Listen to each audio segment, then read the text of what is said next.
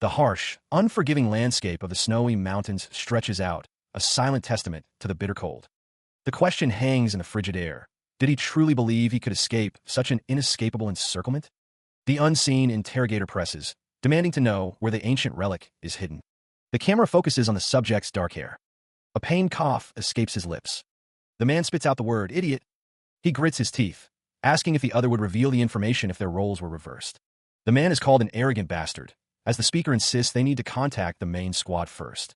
They report that they have the Northern Phantom, requesting confirmation of their coordinates. The coordinates are confirmed, and they'll be there soon.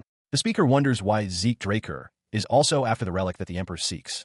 Two figures stand on a snowy precipice, one musing on what reason he could possibly have for being so annoying. Another man's face is shown in close-up, his captors having suffered for so many days because of him. They intend to have some fun before the main squad arrives, paying him back for the hardships they've endured. Bound and bloodied, the Northern Phantom is warned to brace himself. His captors declare they won't stop until he's desperately begging them to kill him, deciding to determine who starts first. Time is running short. A surge of power begins to stir. One of the captors prepares to attack. He declares he's going first if it's heads. A surge of defiance. The captive's eyes glow with power. He reflects that this will end with him not being able to do anything about it. The Draker household's first failed awakener. But he is Zeke Draker. Because he was born into the great Dragonslayer household with a body that couldn't use aura, the path of the night was closed to him. He was treated as trash and chased out of his household, which is why he did everything he could to become stronger to survive. Someone once said this. The sword hummed with power. If all you pursue is strength, then you'll have nothing in the end. Tears fell like rain. His hand clenched. Such bullshit. Sweet, it's heads. He stood alone in the downpour. Is only said. He stood defiant, the words echoing in his mind, by those who were strong. A glint of steel reflected in his eyes, a silent promise of the battles to come. Those who were weak. A flash of light, a fleeting glimpse of power. He knew the harsh truth will be trampled on by the strong, and what belongs to them will be stolen. Even in defeat, the memory burned. That is the truth of this world. A grimace, a silent curse. Zeke's resolve hardened, even as he thought, guess I won't be able to escape. Elsewhere, a flicker of surprise crossed his face. WH. From the shadows, a voice dripped with disdain. An irregular? How gross. Another figure spoke, their tone cold and calculating. Whatever the case, he'll probably die if we cut his head off. Zeke's eyes narrowed, sensing the danger closing in. Meanwhile, surrounded by the fallen, he could only mutter a curse. Swords jutted from the ground, a grim testament to the battle fought and won, but at what cost? His vision blurred as he stared at his bloodied hand. It looked like the end was near. Even without revenge, he thought he had achieved something. He raised the relic, its glow reflecting in his fading eyes. A single word escaped his lips. Sorry. With his last breath, he whispered a name, Alicia. A surge of raw energy crackles through the air, the very atmosphere vibrating with unseen power. The energy intensifies, coalescing into a blinding golden light that threatens to consume everything.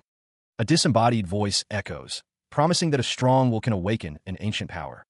The words shift, now declaring that the soul of an elder dragon is engraved upon the will of the one who persists. Kneeling amidst this swirling energy, he is bathed in the golden light, bracing himself for what is to come. The voice returns, stating that an urgent measure has been activated and directly addresses Zeke Draker, asking if he agrees.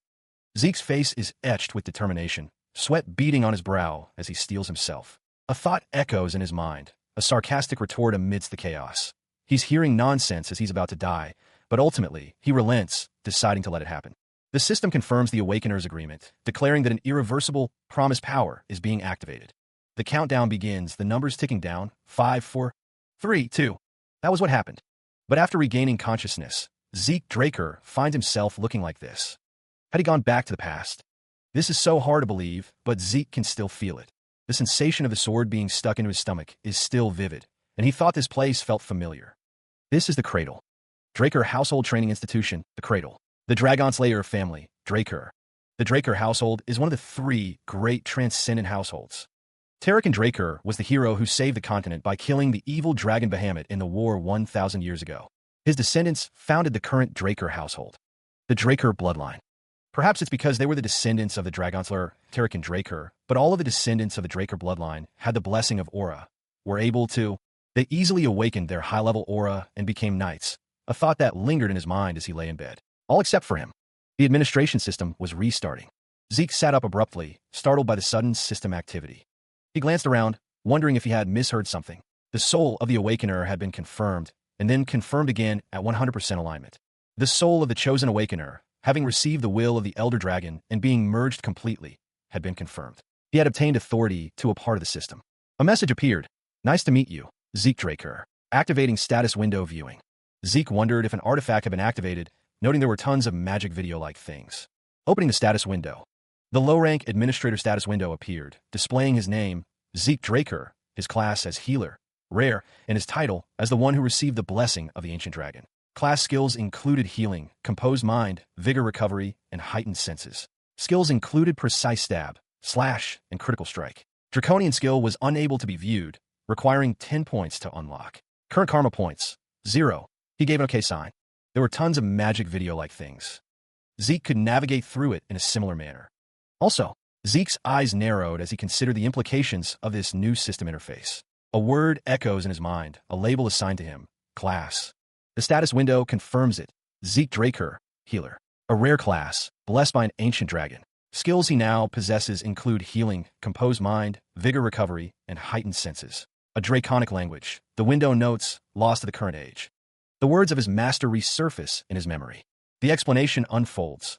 People of the ancient world categorize themselves into classes based on their strengths, each class training in specialized techniques known as skills.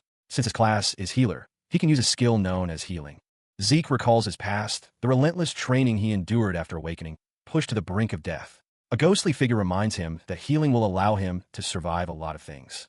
In any case, according to the status window, it means he's already a healer. He decides to put it to the test. Zeke focuses, determined to see if what the status window says is true. The moment he became a healer in his past life resurfaces in his mind. It was when he was in his 20s, right after the Ether Hall was unlocked. That means energy gathers around him, a visible manifestation of his newfound power. He closes his eyes, embracing the surge of energy. A surge of power. His eyes glow with an intense, otherworldly light. Zeke extends his hands, the purple energy swirling around him. He knew it. His Ether Hall is already unlocked. With this newfound power, Zeke now understands. Even though his trained body no longer exists, the potential remains. Zeke has returned to the past with his skills and memories intact. As compared to who he was before his regression, Zeke is in a much more advantageous position. And in order for him to make use of this, he needs to find out what he has at his disposal first. A knock at the door. Master Zeke, may I come in? It's useless to act like he's not there. Ugh, Zeke still hasn't read it all. How does he turn this off? The door creaks open. I'm coming in. Wait. The man with silver hair expresses his disbelief, questioning what the other is thinking. The text box identifies him as Decker, Zeke's exclusive servant. Decker's expression is stern. Zeke appears surprised by the question, wondering what he should be prepared for. He seems relieved that the windows are not visible. A shadowy figure asks if someone is seriously asking him that, addressing them as Master. Zeke's name hangs in the air, a question. A silhouette reflects on being scared of Decker when he was young. Zeke feels the fear engraved into his body, activating the class skill Composed Mind. His nervousness disappears. Decker notes that Composed Mind is a skill that activates automatically. Decker emphasizes the importance of the event, questioning if Zeke is even listening. Zeke confirms that he is listening, of course. Blood stains the floor. The words hung in the air, a stark reminder of the challenge ahead. The evaluation test, Pancration. Despite the blood trickling down his face, Zeke's eyes burned with a fierce determination. All Drakers are subjected to a rigorous training system known as the Cradle, beginning at the tender age of 7. For 5 long years, they endure strict basic training. The instructors evaluate the incoming students each year through competitions of swordsmanship, as well as combat of Pancration without rules. The instructors choose the opponents, but there are occasions when the students choose whom they fight, given that they both consent. As there are no rules, there are people who come out of the fights with injuries, or even those who do not make it out alive. Competition is what chooses the class the students are placed into within the academy. The children had no choice but to fight with all they had. As everyone knows, today is the day of Pancration. The arena awaits. The instructor assumes they are all aware that this is the last part of the evaluation. The students respond with a resounding "Yes, sir." The instructor surveyed the assembled students, his voice carrying across the training grounds. They seemed eager, perhaps too eager, for what was to come. Head instructor Panmark stood tall, his gaze sharp and assessing. A chorus of voices responded to the instructor's words, a unified affirmation of their readiness. Whispers rippled through the ranks, the name Zeke surfacing amidst hushed tones and speculation. The other students spoke of Zeke Draker, some pitying him, others questioning his lineage, all aware of his past failures. Elsewhere, instructor Panmar called out, summoning two students, Aaron and Gata. From a dizzying height, a lone figure plunged downward, initiating the final evaluation. The wind roared past him as he plummeted, bracing himself for the trial ahead. With a clenched fist, an unseen figure signaled the start. The Pancration evaluation had begun. He accelerated towards the ground, the air blurring around him as gravity took hold. Muscles tensed, he prepared for the inevitable impact, focusing all his energy.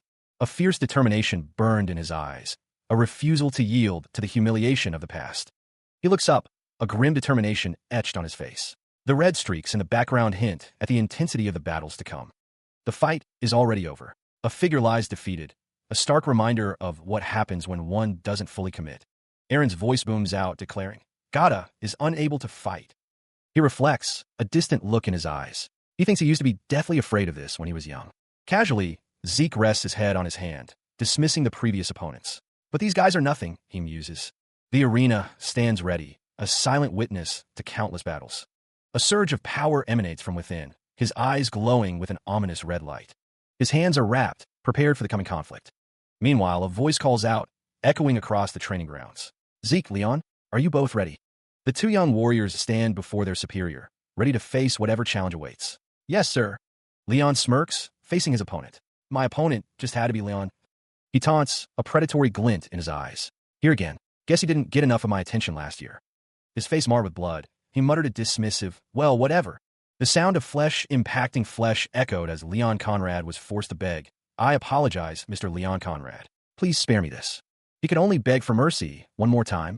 Leon knew that his opponent was pulling strings behind the scenes. He'd been his opponent every year anyway. He thought to himself, why did that piece of shit have to be my cousin? Leon remembered that in his past life, the four siblings of the direct bloodline never had the chance to meet. The faces of those siblings flashed in his mind. However, there were more than a dozen cousins. Those cousins were more than willing to bully him. He thought, it's really brave of him to come back out here after getting beat up like last time. Or perhaps, Leon sneered, did you just not learn your lesson because you're so inferior? Activating class skill, composed mind. It had been a while since Zeke Draker had to listen to such stupid insults. Zeke warned, hey, I'm not going to be nice if you call me that again. Zeke grabbed Leon by the head, a silent question hanging in the air. What you going to do? The blow landed with brutal force as Zeke called Leon an inferior piece of shit. His arm moved with blinding speed. Activating skill, critical strike. Leon cried out, clutching his face in agony. His face throbbed with pain. Zeke's hand crackled with unintended energy. He thought to himself, he only meant to knock him out, but the skill got activated when he just punched like usual. He really couldn't control his abilities too well. The accusation rings out, cutting through the tense atmosphere. Leon gestures wildly, his voice laced with indignation. You attack before I announce the start. The unspoken rule of combat. The one to strike first gains the advantage. Zeke's eyes glow with an eerie light, a sinister smile spreading across his face. Leon's face contorts in a mixture of pain and disbelief. He struggles to rise, a chilling realization dawning on him. Was that bloodlust he felt just now? Leon's brow furrows, sweat beading on his forehead. Clenching his bandaged fist, Leon vows, I am going to... The rage boils within him, a primal scream threatening to erupt. Zeke's eyes burn into Leon's soul, his voice dripping with disdain. I think you're the one that's too stupid to learn his lesson. A silent warning hangs in the air. The air crackles with energy as Leon prepares to unleash his power. The signal is given. A foot lunges forward, initiating the attack. Zeke moves to intercept. The Northern Phantom is surprised by the force of the blow. He thinks, what? I was scared because of that punch, just now. Zeke realizes, but his fists don't hurt at all. The Northern Phantom narrows his eyes, thinking, if I just put my guard up, he's not a threat at all. What I have to be careful of is... Zeke realizes, it's too obvious. The fight intensifies. Leon and Zeke clash. Leon screams, die, you inferior piece of shit. The air cracked with the sound of an approaching strike, the world blurring as it rushed toward Leon. What just happened? He found himself sprawled on the ground, the impact stealing his breath. Dazed, Leon looked up to see Zeke standing over him, a silent question hanging in the air. I guess that wasn't enough, he thought. Leon's eyes widened in disbelief. You're kidding? You're telling me that this is the combat sense of a 12-year-old? The moment Leon dodged Zeke's counter and tried to take him down, Leon thought that he was going to win. However, Zeke punched Leon's chin and got out of his grasp. It is on Leon that he let his guard down, thinking that he had him there. But Zeke was so composed despite the fact that his counter failed. The concentration and precision needed to inflict such exact and effective damage. Is this really the Zeke Draker that Leon knew? Damn it, I can't do. I need to create distance between us first. Shit, how is he this strong when he's so small? The figure loomed, his voice dripping with disdain. You inferior little. But before Leon could finish his taunt, Zeke Draker seized him, a surge of power evident in his grip. All right, I was able to control my strength this time, he thought, a grim determination hardening his gaze. A surge of energy coursed through Zeke as he activated his class skill, Heightened Senses. The ether around Zeke intensified, coalescing into a visible aura around his hands. A familiar sensation washed over him. Now accustomed to manipulating ether, Zeke prepared to unleash its full potential. Clutching Leon tightly, Zeke declared, I'll put an end to this fight. Etheric energy crackled around them, a visible manifestation of Zeke's resolve. The scene shifted, revealing a distant cityscape, a silent testament to the conflict that raged within its walls. He reaches out, a flicker of surprise crossing his features. Activating the skill, Precise Stab. He plummets downwards, a dark shadow descending. Precise Stab. Stab the weak points of the enemy for critical damage. Even an idiot like you. Zeke plunges his hand into Leon, who can only stammer a desperate plea. The Precise Stab finds its mark. To learn their lesson. With this, right? Standing over the fallen Leon, Zeke delivers a final, chilling pronouncement. Fuck around and find out. He wipes the sweat from his brow, the exertion clearing his head. A group of figures stands at attention, their dark uniforms blending into the shadows. An order is given. Stop looking around. A voice booms, daring anyone to step forward and speak their mind. Zeke Draker's gaze hardens, his eyes burning with a cold intensity. His bandaged hand tightens around the hilt of his sword, blood seeping through the wrappings. The figure wipes sweat from his brow, finally able to think clearly. He recognizes the faces around him now. An order is given. Stop looking. The figure demands that anyone with something to say come down to him. His eyes gleam with a fierce determination. His bandaged hand is stained with blood. The attention shifts to Zeke Draker. Jaken Vardek declares that he chooses Zeke as his Pancratian opponent. Jaken states that he has something to say, just like Zeke said. Zeke responds that it's fine, but Jaken alone is not enough. The name echoes, Liam Stone. The taller man orders Liam Stone, the servant, to join someone. Jaken Vardek's face is revealed. Zeke Draker believes this makes for a fair fight. A bright, almost manic, grin spreads across Zeke's face. The response is a blunt, of course, dumbass. Eyes glowing with intensity, Zeke vows to beat Zeke Draker to death. A voice cautions Zeke not to act before receiving the signal. Bodies litter the ground. The order is given. Ready? The speaker finds it interesting to see him again. Liam is revealed to be the mercenary king. Even in a past life, Liam Stone served Jaken, joining the Cradle and the Academy. He was a distant relative, and because of this, Liam Stone was left behind in education. Liam begged to join the higher education of the Academy, Valhalla, but eventually ended up joining the Knight Order of a small nation called Barnon. Once Barnon fell, he ended up becoming a mercenary. But in chaotic times, people flocked to the strong. He started his own stone mercenaries. He united the three largest mercenary groups and was soon called the Mercenary King. As the Empire hired the stone mercenaries, Liam Stone entered the Continental Wars. Along with the Northerners, Liam faced them as a foe. Though, it could be different this time. He unleashes a burst of power. He said, an ominous challenge hangs in the air, daring someone to approach together. A surge of power emanates from Jaken Vardek, his eyes glowing with an eerie intensity as he prepares for the coming confrontation. Liam Stone strikes first, launching an attack with surprising speed. Jaken counters with a swift kick, sneering at Liam's perceived weakness. With your cheap tricks? The force of the blow sends Liam reeling, a sharp pain shooting through him. He stumbles backward, struggling to regain his footing. Jaken prepares another attack, a cruel smile playing on his lips. You should have looked properly before kicking. He winds up for a devastating kick, energy crackling around his leg. The kick connects, sending Liam flying through the air. You're looking away. Liam is sent crashing, the impact leaving him stunned. Jaken focuses his power, preparing for the next phase of the battle. His hands glow with purple energy, ready to unleash another attack. His gaze intensified, a crimson light burning in his eyes. Jaken Vardek taunted, questioning if Liam was growing afraid, if he couldn't even predict the feint. Jaken continued, stating this was the reason he wanted them to come together. A surge of energy erupted from Jaken, slamming into Liam. The force of the blast sent Liam Stone hurtling through the air. His eyes still glowing, Jaken prepared another attack, a sinister smile playing on his lips. Liam crashed to the ground, the impact jarring him. A voice screamed, demanding that Jaken be killed. Liam continued to fall, his body limp. A close-up revealed a face contorted in pain and determination. A bandaged hand clenched tightly, a sign of hidden resolve. The voice questioned if he was also 12, like them. A figure stood silhouetted against a dark background, his expression unreadable, but his presence undeniable. He takes a decisive step forward, the sound echoing in the tense atmosphere.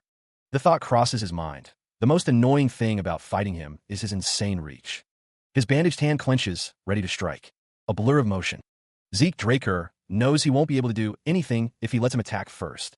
He prepares to take the lead, eyes narrowed in fierce determination. A surge of power envelopes him, a violet aura crackling around his form. Skill / activated. The Northern Phantom launches a barrage of attacks. / E-rank launches a barrage of attacks at the enemy, interfering with their sight. Elsewhere, the onlookers gasp, one muttering in disbelief, insane. Yeah, you must be curious. Jake and Vardek recalls a northern fist-fighting technique, one that dares to challenge the dominance of swords in the Midlands. He wonders how Z. Draker could possibly know it. The antagonist reflects on his past, admitting that his body was trash when he was younger. Jake and Vardek find himself getting winded just from this. But that aside, Jake and Vardek acknowledges that Zeke Draker's monstrous physique is the real problem. His eyes glow with an ominous light, a sign of the power he is about to unleash. No counterataques, no dalles. Jake and Vardek is simply taking it all in with his guard up. He was more aggressive in his time as the mercenary king. Anyways, Jake and Vardek admits that his body is reaching its limit. Jake and Vardek now sees just how strong Zeke Draker's body is. Purple energy crackles around Zeke Draker's fist as he prepares his next move. The Northern Phantom is poised to strike, his eyes burning with determination. Zeke Draker declares that he'll take Jake and Vardek down through his guard. The moment of truth arrives as Zeke Draker prepares to unleash his full power. Channeling power into his hand, Jake and Vardek prepares to unleash a devastating attack. The energy surges, crackling with destructive potential as it is unleashed. The attack expands, rings of pure force radiating outward. The energy explodes, a cataclysmic display of power. He barely avoids the brunt of the blast, questioning if he truly dodged it. Gathering his own energy, Zeke Draker prepares a counterattack, power coalescing in his fist. He lunges forward, a blur of motion aimed directly at Jaken. The punch connects, a devastating blow landing squarely on Jaken's face. The force of the impact sends him flying backward, blood spraying from his mouth. Zeke stands victorious as Jaken crashes to the ground. He clenched his bandaged hand, preparing for the next exchange. A class skill activated, heightened senses. The world shifted, multiple perspectives layering over one another as his awareness expanded. His feet blurred, moving with a speed he hadn't known he possessed. Jake and Vardek, still reeling from the blow, could only manage a pained grunt. His thoughts drifted, a desperate reminder. No matter how strong your body is, you can't do much without oxygen in your brain. A crimson streak cut through the air. His eyes burned red, a furious power igniting within him. Still grounded, he cursed Zeke Draker under his breath. This crazy bastard. Yeah, let's see who comes out on top. The battle raged on, each impact a testament to their brutal exchange. His eyes glowed with a malevolent red, the dark energy around Jake and Vardek intensifying. The dark energy swirled around him, a vortex of power. His bandaged hand clenched into a fist, the dark energy coalescing around it. The dark energy continued to surge, a tangible manifestation of his growing power. He looked down at Zeke Draker, who lay defeated on the ground. The dark energy crackled around his feet as Jaken stood over his fallen opponent. A smirk played on Jaken's lips. He had expected at least this much from Zeke. He declared that it would be worth taking Zeke down. The smirk widened, a promise of pain etched on Jaken's face. From outside, a voice calls out, inquiring about the young master's well-being after the Pancration incident. Inside, the young master assures the knight that he is fine. The knight, however, asks if he could check his pulse. The young master thinks to himself that the knight wants to check if he's awakened his aura. The knight asks the young master to wait a bit. The knight gently takes the young master's hand, thanking him. A blue energy begins to emanate from the young master's body. The young master wonders if the knight is a blue knight. The knight continues to examine the young master, blue energy swirling around their hands. A voice explains that when checking whether someone has awakened, one usually just takes a look at their dantian. The voice continues, noting that the knight is being really thorough with it, as the blue energy highlights the young master's skeletal structure. The knight observes the young master, noting that imbuing someone else with aura is difficult enough on its own. He wonders if the young master is able to control it. Precisely like this, he thinks the young master has got to be a blue knight. Most children before the blessing, right, are white swordsmen. Yellow Swordsman is your level if you have awakened your aura and opened your Dantian. Blue Knight is the level for when you can manifest an aura blade. The realm of those who have transcended their limits is the realm that the mercenary king Liam occupies. Zeke recalled a power he had achieved before his regression, a time when he was even stronger. The Red Knight. There was also the Black Knight, but there were only a very few of those monsters in the entire continent. Liam wondered how someone skilled enough to be a commander ended up acting. No matter, Zeke thought there was no way he could detect his ether. Something only 2 people in the entire world could use. The young master wondered if Liam was hiding something from him. Liam said he was just joking. The young master asked why Liam had changed so suddenly. A disembodied voice echoes, questioning why things have changed so recently. The young master glances back, his eyes glowing with an inner light. Liam Stone observes silently through his monocle. Liam states that things are falling into place, and all the young master needs to do is follow him. The young master agrees. Liam clasps his hands, acknowledging the young master's agreement. A door slides open, revealing the path forward. Liam informs the young master that he has already prepared the training room he asked for, adding that he can rest. The young master thinks to himself that if he is being watched, he better keep whoever is close. The young master walks down the hallway, pondering who ordered someone to keep an eye on him.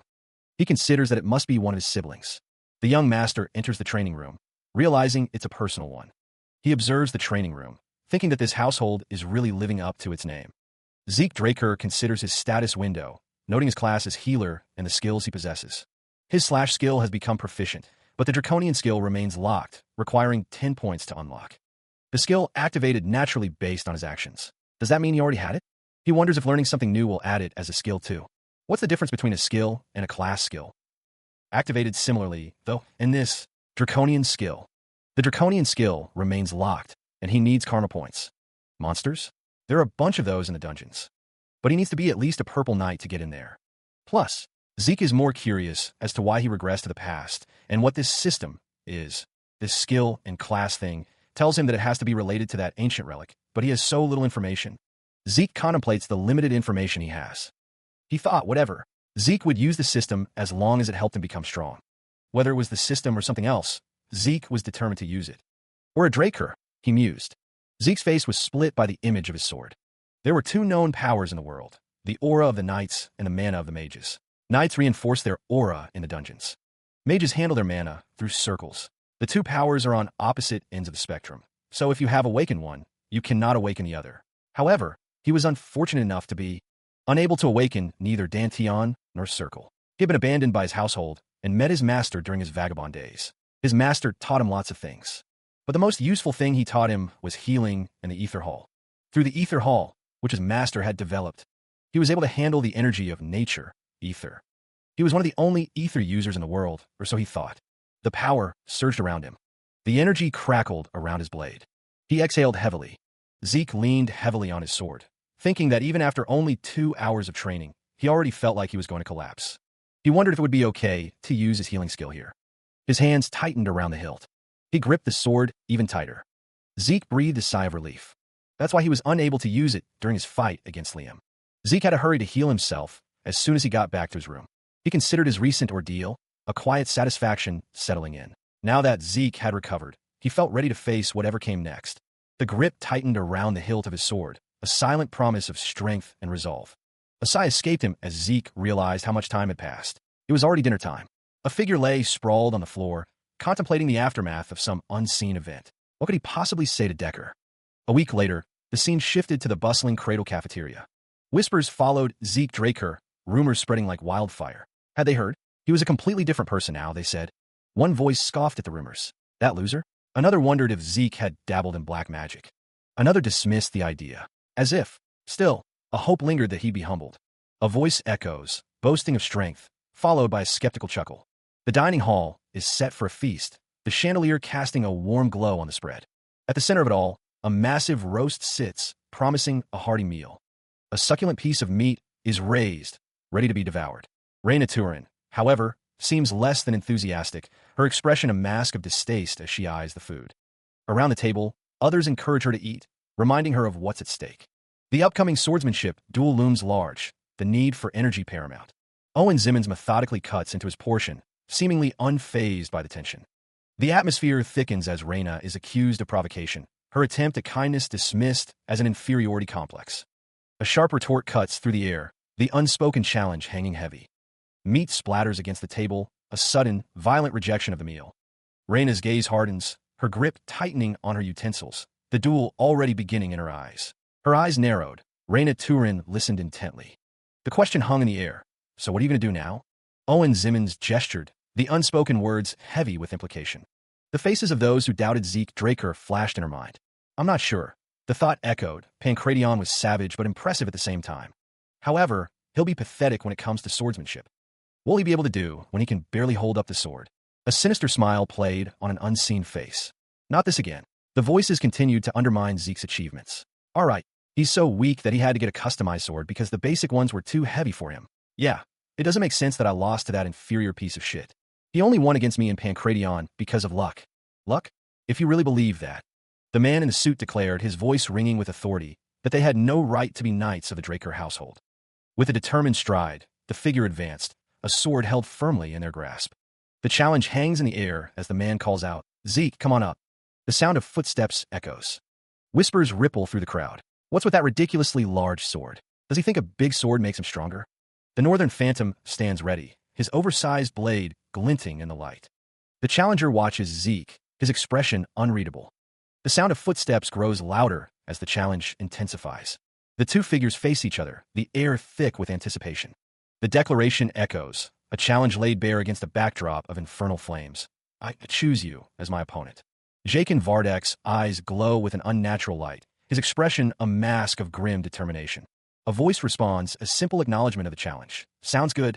Zeke Draker looks up, a confident smile playing on his lips as he accepts the challenge. The claymore feels light in his hands. He's lifting it so easily. Jakin raises his sword, a flicker of understanding in his eyes. Now that he's facing him, he can tell. A purple aura emanates from Zeke, enveloping him and his blade. Properly. Is it because his aura grew larger? What am I saying? He steals his resolve. He can't get intimidated by him before the duel begins. He accepted with confidence. Jakin stands ready, his sword held firm, awaiting the start of the duel. Zeke's eyes narrow, a familiar determination settling over him. Like how he's always done. He felt a bead of sweat trickle down his temple. A duel against the Lightning Knight was nerve-wracking. Reina Turin, also known as the Lightning Knight, was one of the knights who made a name for herself during the Continental Wars. She was one who awakened her aura even before she went through the blessing rite. She must have awakened her aura. Zeke knew a duel against Reina was quite something, even though it was a few years ago at this time. But she hasn't used it in the cradle. She had been saying she wanted to improve her fundamentals. Fundamentals. The signal was given. Begin. Reina drew her sword with a sharp hiss. The steel glinted in the light as it cleared the scabbard. The two duelists faced each other, ready to begin. Reina took her stance, preparing to strike. She lunges forward, blade extended, initiating the duel with a swift, decisive strike. Steel screams against steel as the Northern Phantom meets her attack head-on, their blades locked in a shower of sparks. The force of the impact sends waves of energy rippling outward. A deafening clang echoes as their weapons grind against each other. Zeke braces himself, the wind whipping around him as he struggles to maintain his ground against Reina's initial onslaught. The air crackles with the raw power of their collision. Reina's eyes glow with an eerie light. I expected, but a flicker of something unreadable crosses her face. But, from the sidelines, a voice shouts, don't toy with him. Kill him in one strike, Reina. The clash continues, neither warrior yielding an inch. One of the onlookers scoffs, an idiot. Another wonders aloud, does it look like Reina's toying with him? She clashed against Zeke, their swords meeting with a resounding clang. While his movements were narrow, they were precise. Gaps. She could sense gaps in his defense. However, no matter how quickly she tried to take advantage of them, his sword always came to meet hers. And right after, it was as if he was applauding her attempts. Another gap opened up. Yeah, this was almost like a training duel. The realization dawned on Reina, meant for teaching her. The sound of their swords echoed.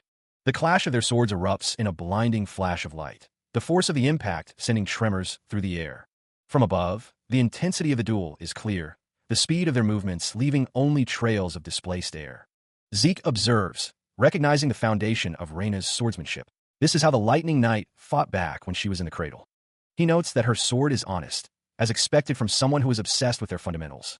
But something is holding her back, he realizes. Can he help Reina break out of her shell? Zeke assumes an extremely low stance, preparing to close the distance. He intends to close the gap in one go, confident that his speed is nothing to scoff at either. Zeke calls out, inviting her to come. He moves with blinding speed, a blur of motion. He's fast.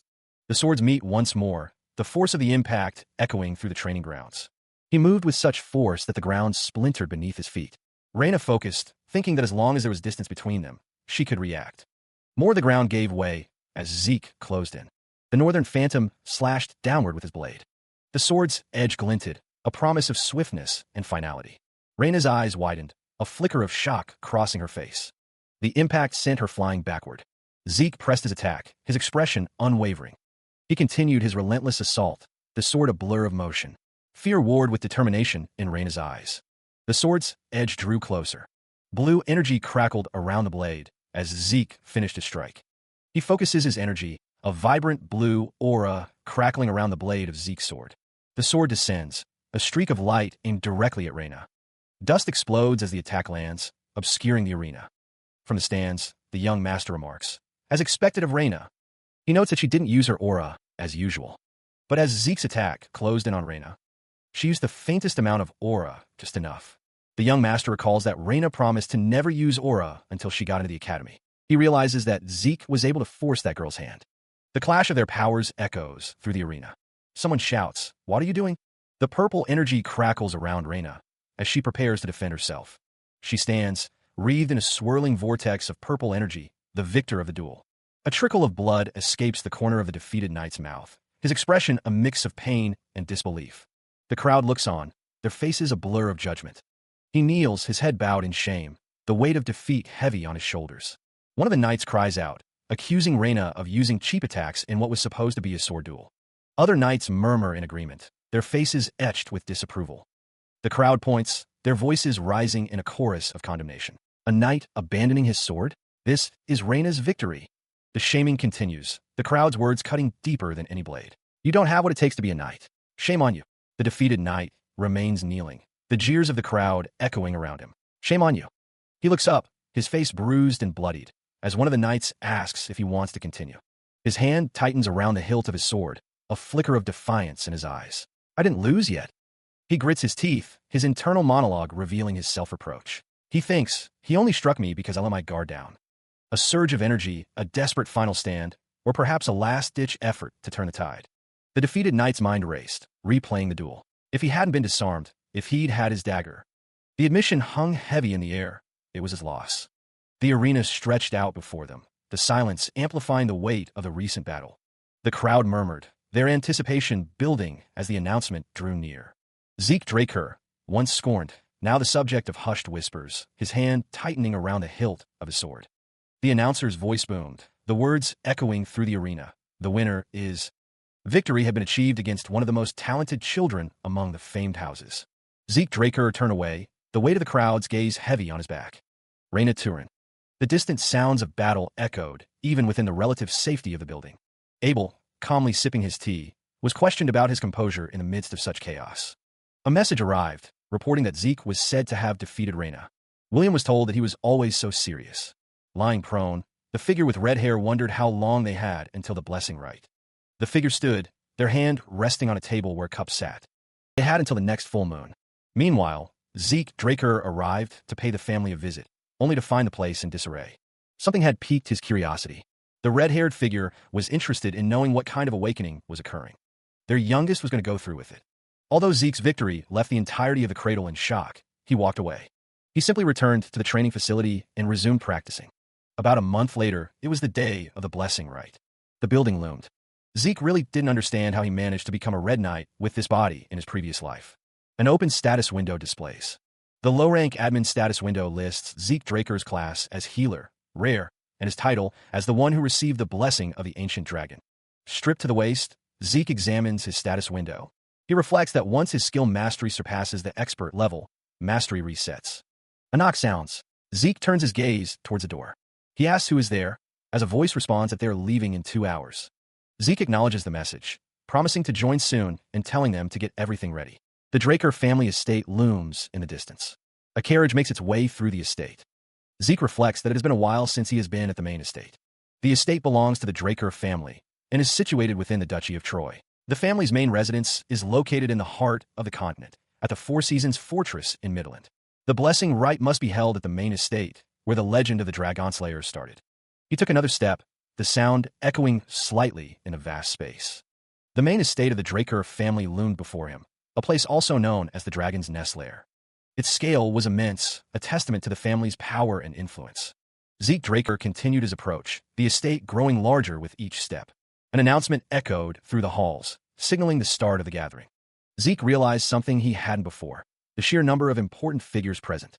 These weren't just nobles, they were the celebrities of their world. He knew some had likely come to hear news from the Continental newsletter, while others were informants sent by his own family to watch him. Zeke's eyes narrowed, a grim realization settling in. Once they saw him failing his awakening, he was sure they would simply ignore him. A flicker of determination crossed his face, a silent vow to prove them wrong. But then, a new thought struck him. Why was that bastard here? He stood, a figure cloaked in shadows and expectation, the weight of the Draker name heavy on his shoulders. A voice echoed, laced with amusement. It's been a while, hasn't it? A handshake sealed a silent greeting, a connection forged in shared history and unspoken intentions. The voice continued, probing, seeking answers beyond the surface. What brings you here to the blessing rite? Has anyone in this class caught your eye, perhaps? A smile played on Abel's lips, a hint of mischief in his eyes. Not all, but I have other reasons. His hand rested casually on the hilt of his sword, a silent promise of power and intent. It just so happens that. Abel's smile widened, a predatory glint in his eyes. My adorable youngest brother is here. Abel Draker, the second son of the Draker family, the Lionblade. Abel's gaze locked on his Zeke. Oh, there he is. Zeke's eyes narrowed, a storm brewing within him. The butchering knight, Abel. A grim resolve settled over him, a quiet acceptance of the inevitable. There's nothing I can do right now anyway. Zeke watched Abel from afar, his mind racing with memories and regrets. In my past life, Abel would have never come to see me during the blessing rite. The question hung in the air. Could his actions truly alter the course of fate? If so, this was his chance to seize control. His hand clenched into a fist, resolve hardening with each passing moment. The armored figure affirmed, all right then. Meanwhile, the assembled ranks stood ready as the announcement echoed. We will now begin the blessing rite. A voice called out, Aaron, come on out. A muffled reply came, why yes. Footsteps echoed as the figure approached. Elsewhere, the man in the military uniform stood before the ritual, his expression resolute. A hand plunged into the water, ripples of magic spreading outwards. A hand reached down, seeking connection with another, bloodied and desperate. The water shimmered with arcane energy, bathing the armored figure in its ethereal glow. Raw power crackled in the air. The man was now infused with the blessing rite's magic, his eyes widening with newfound strength. Mystical energy swirls, its origins unknown. The ethereal currents gather momentum. A concentrated point of power begins to form. The energy pulses with an unseen force. The swirling mass intensifies. The currents converge, creating a vortex of power. The energy continues to build, its purpose yet unknown. Through the blessing rite, every member of the Draker bloodline awakens their sealed aura when it's time for them to graduate from the cradle at the age of 12. The young man prepares for the next stage. Compared to ordinary knights, who awaken after the age of 20, it was incredibly fast. Aaron stands ready as he is called forward. Among them, there are a few rare cases where, along with their aura, they'll awaken a trait of the Dragonslayer known as mana inhibition. What's wrong with the mana lamps? A sudden alarm. The hallway fills with steam and ominous red lights. A disembodied voice echoes in disbelief. Tish, there's no way. Elsewhere, a group of onlookers watches with concern. The woman with red hair seems particularly troubled by the unfolding events. Legend spoke of those who would become as strong as Yellow Knights, some even rivaling the Red and Black. Now, the prophecy seems to be unfolding. Raw power surges, the air crackling with crimson energy. Ancient armor glows with newfound life. Aaron is bathed in the red light, undergoing a pure blood awakening. The transformation is visibly intense. Meanwhile, a stern voice barks an order. Bring me the gloves. The text explains that because of mana inhibition, everyone will require the usage of special gloves made by their family, or else they wouldn't be able to live an ordinary life. The man receives the gloves, his expression a mixture of concern and anticipation. The text explains that when one is able to prove that they're of pure blood descent, they're conferred the Draker name. Along with that, you will be provided with the unimaginable support of the family and countless benefits. A voice calls out, all right, next. The crowd murmurs with anticipation. The assembled crowd seems to think they have the main dish. Someone wonders what kind of awakening he'll go through. A figure steps forward, thinking, I never thought I'd stand in front of this damned statue again. He stood before the chalice, its purple glow reflecting in his dark eyes. The memory of the last time resurfaced, a wave of horror washing over him. Although the blessing, right, was the only thing that pushed him to get through the cradle, he remembered the chalice, the floating eyes, the ritual that had defined him. A shameful title. However, not only could he heal, but he could manipulate ether. And on top of that, he didn't give up and surrender, but stood up for himself with his own will. That's why. Please take care of me, you damn bronze stat. The ether crackled with raw power. The energy surged, a torrent of blue. A figure emerged, clad in shimmering armor, a testament to his will. He peers out from behind a veil of shimmering blue, a faint smile playing on his lips. The blue intensifies, swirling with an ethereal energy. Elsewhere, a knight stands in shadow, his helmet obscuring his face. He grips the hilt of his sword, anticipation hanging heavy in the air. Meanwhile, a ripple of shock passes through the assembled crowd. One woman, her face etched with disbelief, voices the unspoken question. Had it stopped? Reina Turin watches, her brow furrowed with concern. This, she realizes, has never happened before. Elsewhere, a figure in a formal uniform leans against a railing, his expression unreadable. A sharp intake of breath, a grimace of pain. Back in the shadows, a voice whispers, laced with a bitter resignation. He knew it. A hand lingers in the water, the speaker lamenting that he shouldn't have expected things to change. Up above, the figure in the uniform clenches his fist, muttering that he had become too confident, all thanks to that bastard. A hand clutches a cloth, the owner uttering a confused, W. The crowd murmured, a wave of disbelief washing over them. The question hung heavy in the air. He failed to awaken? Was that even possible? But how? The silence screamed. A hushed voice cut through the confusion. How'd he beat Reina then? Another voice hissed, accusing him of using a trick, a sentiment echoed by others. It didn't matter, he thought, his gaze hardening. There were plenty of ways to get stronger other than awakenings. A system message flashed. I'm sorry, Zeke Draker. Due to an error during processing, a message got delayed. It was found that necessary information had been missing from the identification terminal during class identification. Class information had been input using the system's authority. Information had been found missing. The terminal had identified the user's talent as healer. It had been confirmed that the class had unlocked. The obtained class had been identified as a rare class. Zeke Draker's eyes widened. No way. Red lights flashed, bathing the scene in an ominous glow. The armored figure stood silhouetted against the crimson light. It's red, a pure-blood awakening. The crowd murmured in awe and fear. He's starting to glow red, a strange energy emanating from within. The terminal has made a connection. The ancient dragon's blessing, sealed within the user's soul, has been activated. A surge of power courses through him, the sword on his back humming with newfound energy. Energy crackles around his feet, the ground itself seeming to vibrate with the force of his awakening. A figure with crimson hair appears, their gaze intense and knowing. Your awakened talents have been combined. With a combination of rare talents, a new class has been created. Zeke's eyes widen, confusion etched on his face. What the hell? Unique class. Immortal has been awakened. A golden light fills the hall, prompting questions about its origin and nature. A gloved hand examines a document, noting traces of red and speculating on their significance. Holding a document, the man in the military uniform acknowledges the doubts of others, but remains confident in his plan. But the moment hangs, pregnant with unspoken words. The men discuss the situation, their expressions serious and contemplative. One of the men questions the state of the sword statue, suggesting that the awakening may not be pure-blooded. Clapping echoes in the background. The man with red hair asks why everyone is acting so serious. From a balcony, the red-haired man questions if this isn't something to celebrate. The man with a high collar agrees, confirming 2 pure-blood awakenings. A voice echoes, filled with what sounds like forced enthusiasm. In the grand hall, a subordinate responds dutifully to an unseen command. The officer adjusts his gloves, remarking on the weight of the situation. On the stage, the next candidate is called forward, met with another obedient response. He smiles, a hint of something unreadable in his eyes. But Zeke's thoughts betray a deep-seated frustration. His expression hardens, a storm brewing beneath the surface. The announcement of the celebration rings hollow, a stark contrast to the unease felt by some. Amidst the crowd, another attendee voices his true desire, a training room, not a party. A mocking laugh echoes, perhaps at the absurdity of it all. Zeke's eyes widen, a name escaping his lips in surprise. He hadn't anticipated this particular arrival. The red-haired figure stops Zeke in his tracks. Where are you wandering off so early in a party? Zeke looks down, a response forming in his mind. To make contact with me so soon.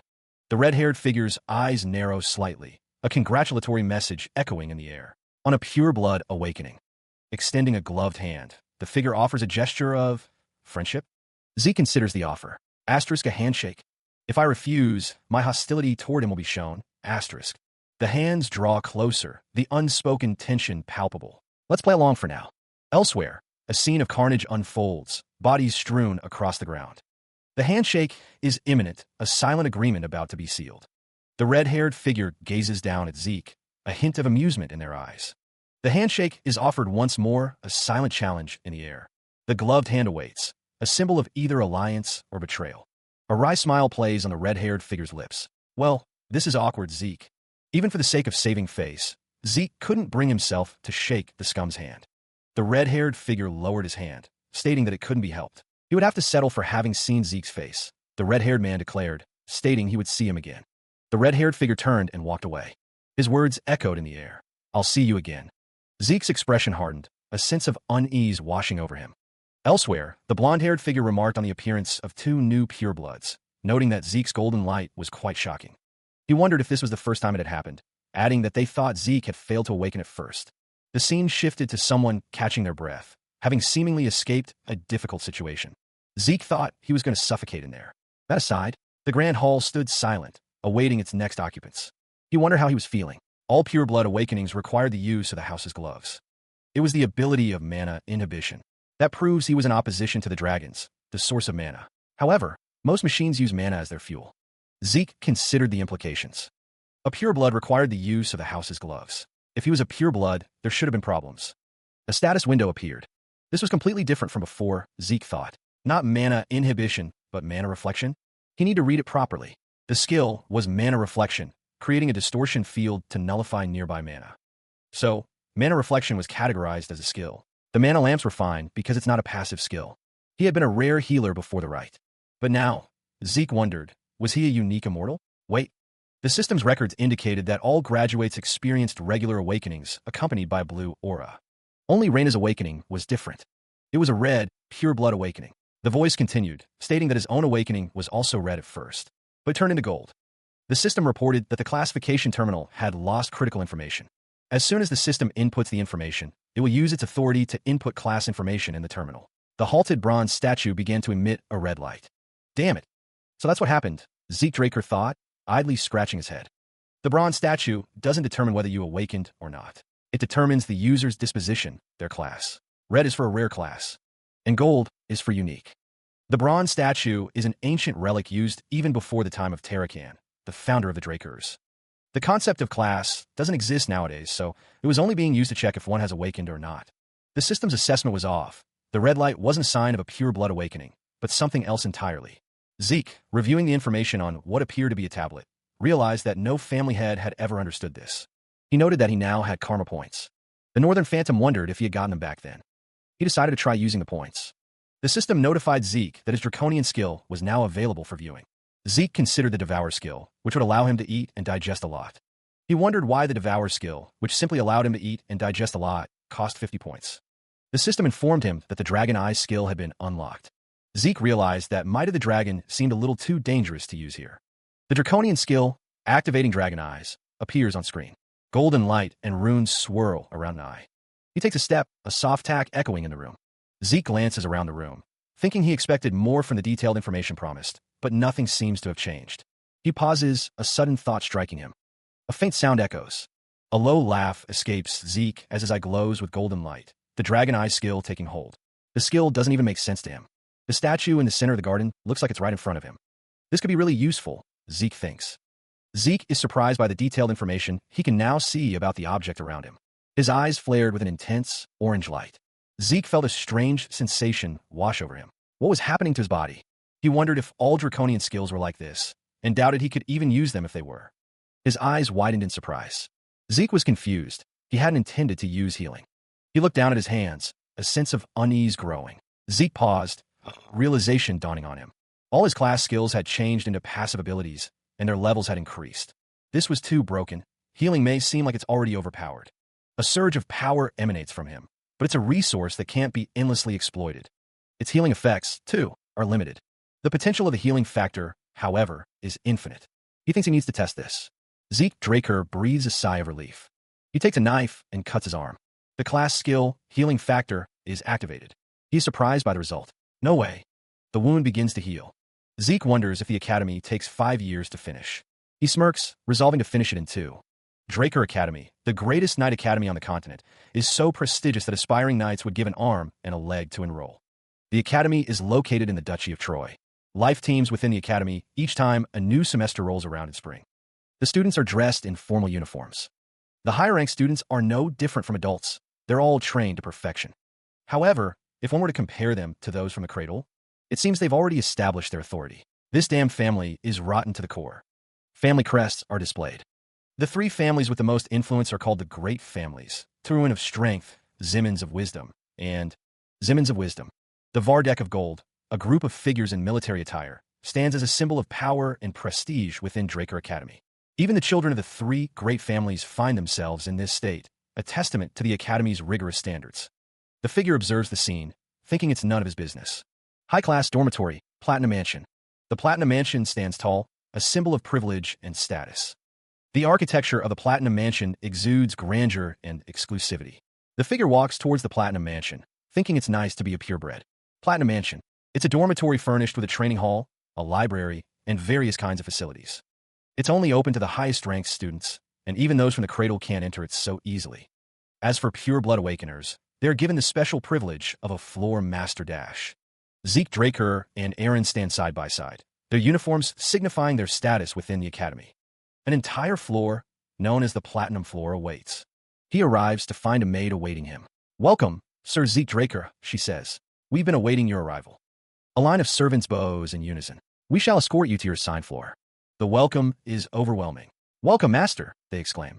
Zeke Draker thinks to himself, "Isn't this a bit much, even if I'm a pure blood?" He chuckles softly.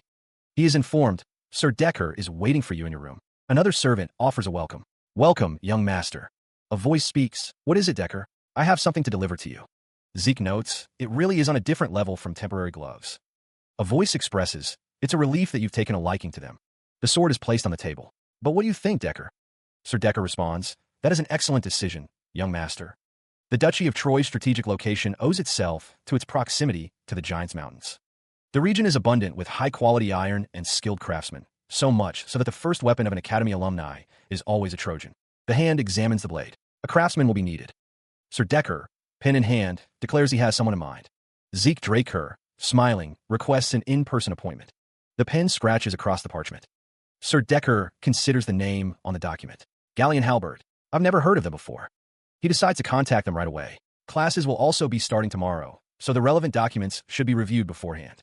The documents sit atop a table, always with the nagging. "I get it." Zeke sits alone at a table. Zeke reflects on his current situation. Platinum Floor is completely isolated. He realizes he'll have a lot more freedom to develop his draconian skills. A voice cuts through the air. A maid relays the message. Floor Master Reyna has sent a dinner invitation. Zeke Draker's expression hardens slightly. Reyna has? He wonders what could the reason be. Zeke stands tall, his uniform immaculate. He finds the situation somewhat amusing. Zeke Draker is welcomed. Floor Master Reyna Turin sits regally. Reyna apologizes, stating that her family's people are rather peculiar, and thanks him for his concern. She suggests they discuss business after their meal. The Lightning Knight.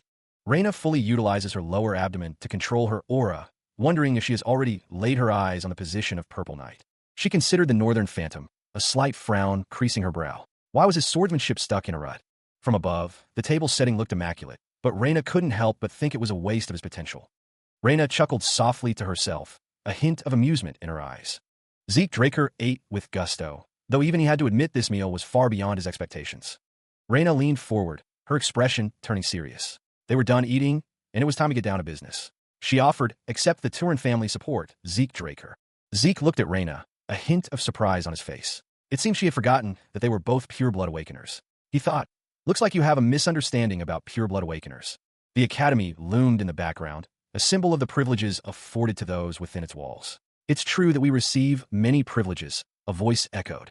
The voice continued, just this Platinum Floor alone is proof of that. Zeke sat across from Reyna, listening intently. He countered, we don't receive any benefits in terms of our growth. The centuries of academic and practical know-how accumulated in the academy swirled around them, unseen but palpable. Reyna explained, a personal instructor to effectively raise your abilities. She concluded, if you don't have these, no matter how well off you may be, you will fall behind.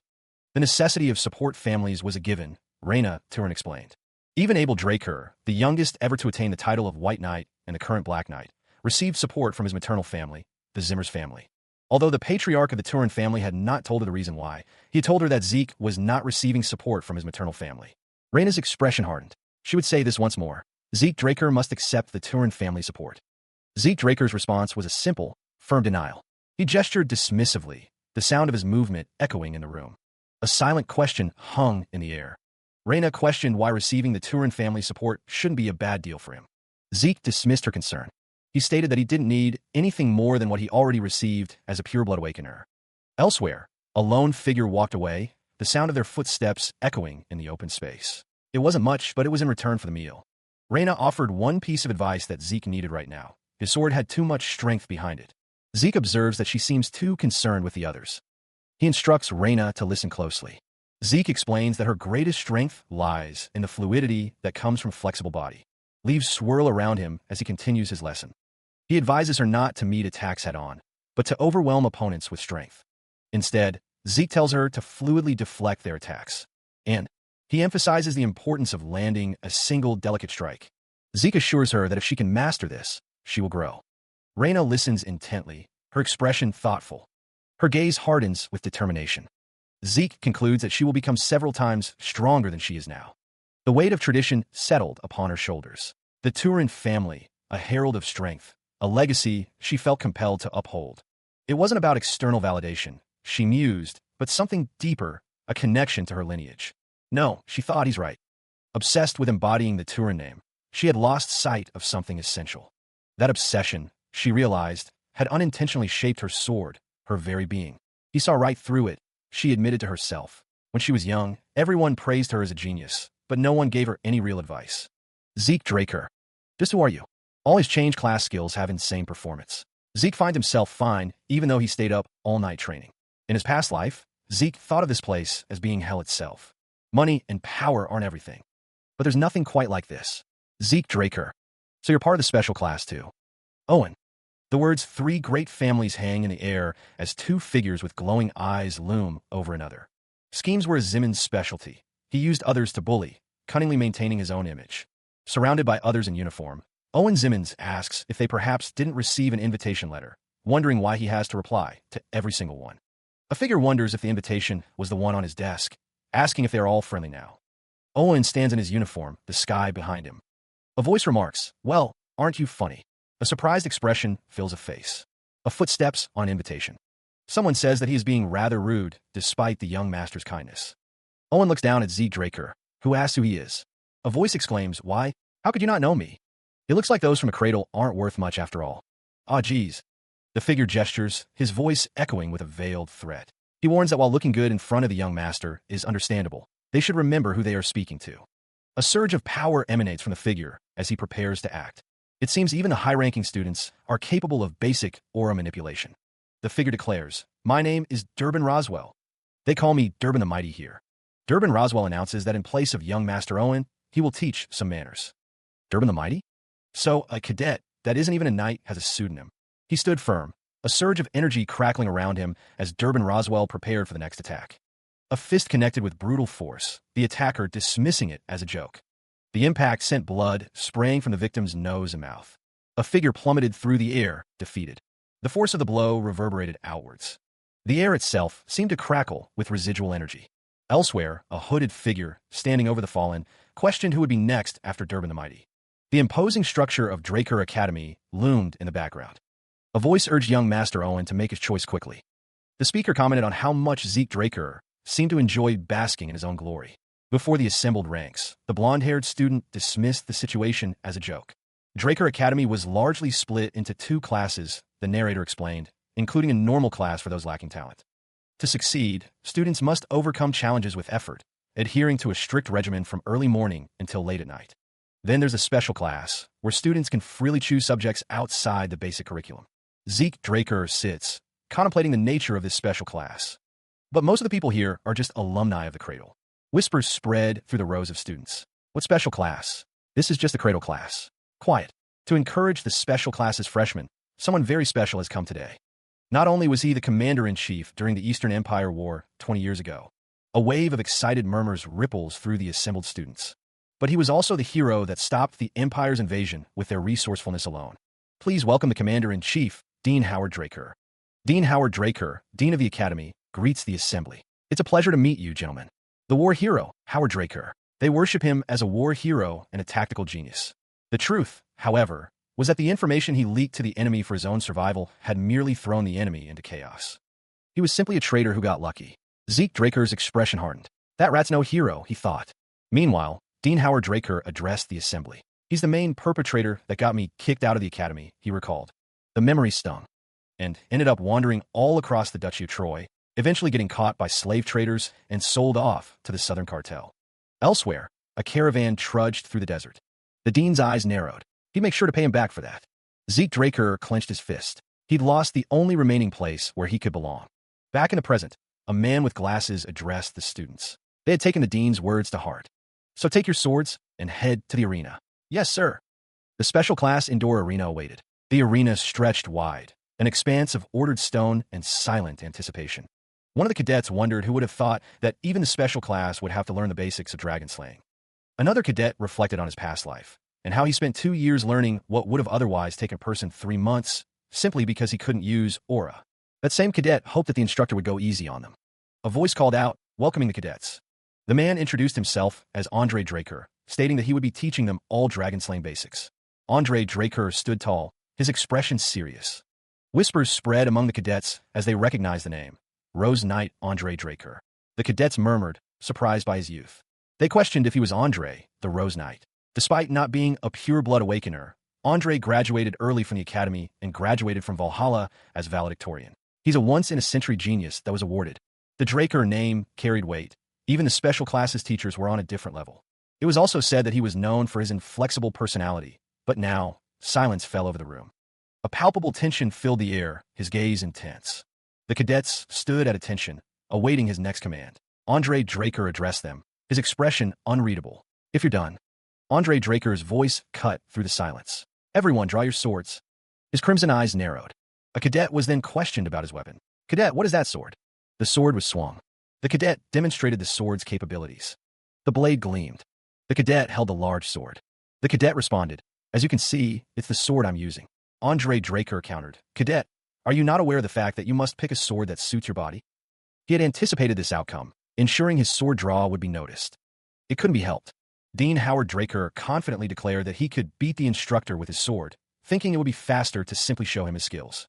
A flicker of red ignited in Andre Draker's eye, activating his class skill, Indomitable Mental Defense. Andre Draker acknowledged that he understood the cadet. If Dean wished to learn with his body, then if his blade so much as touched Andre's body, it would be the punishment for his rudeness. A crimson arc flashed. The crimson arc continued.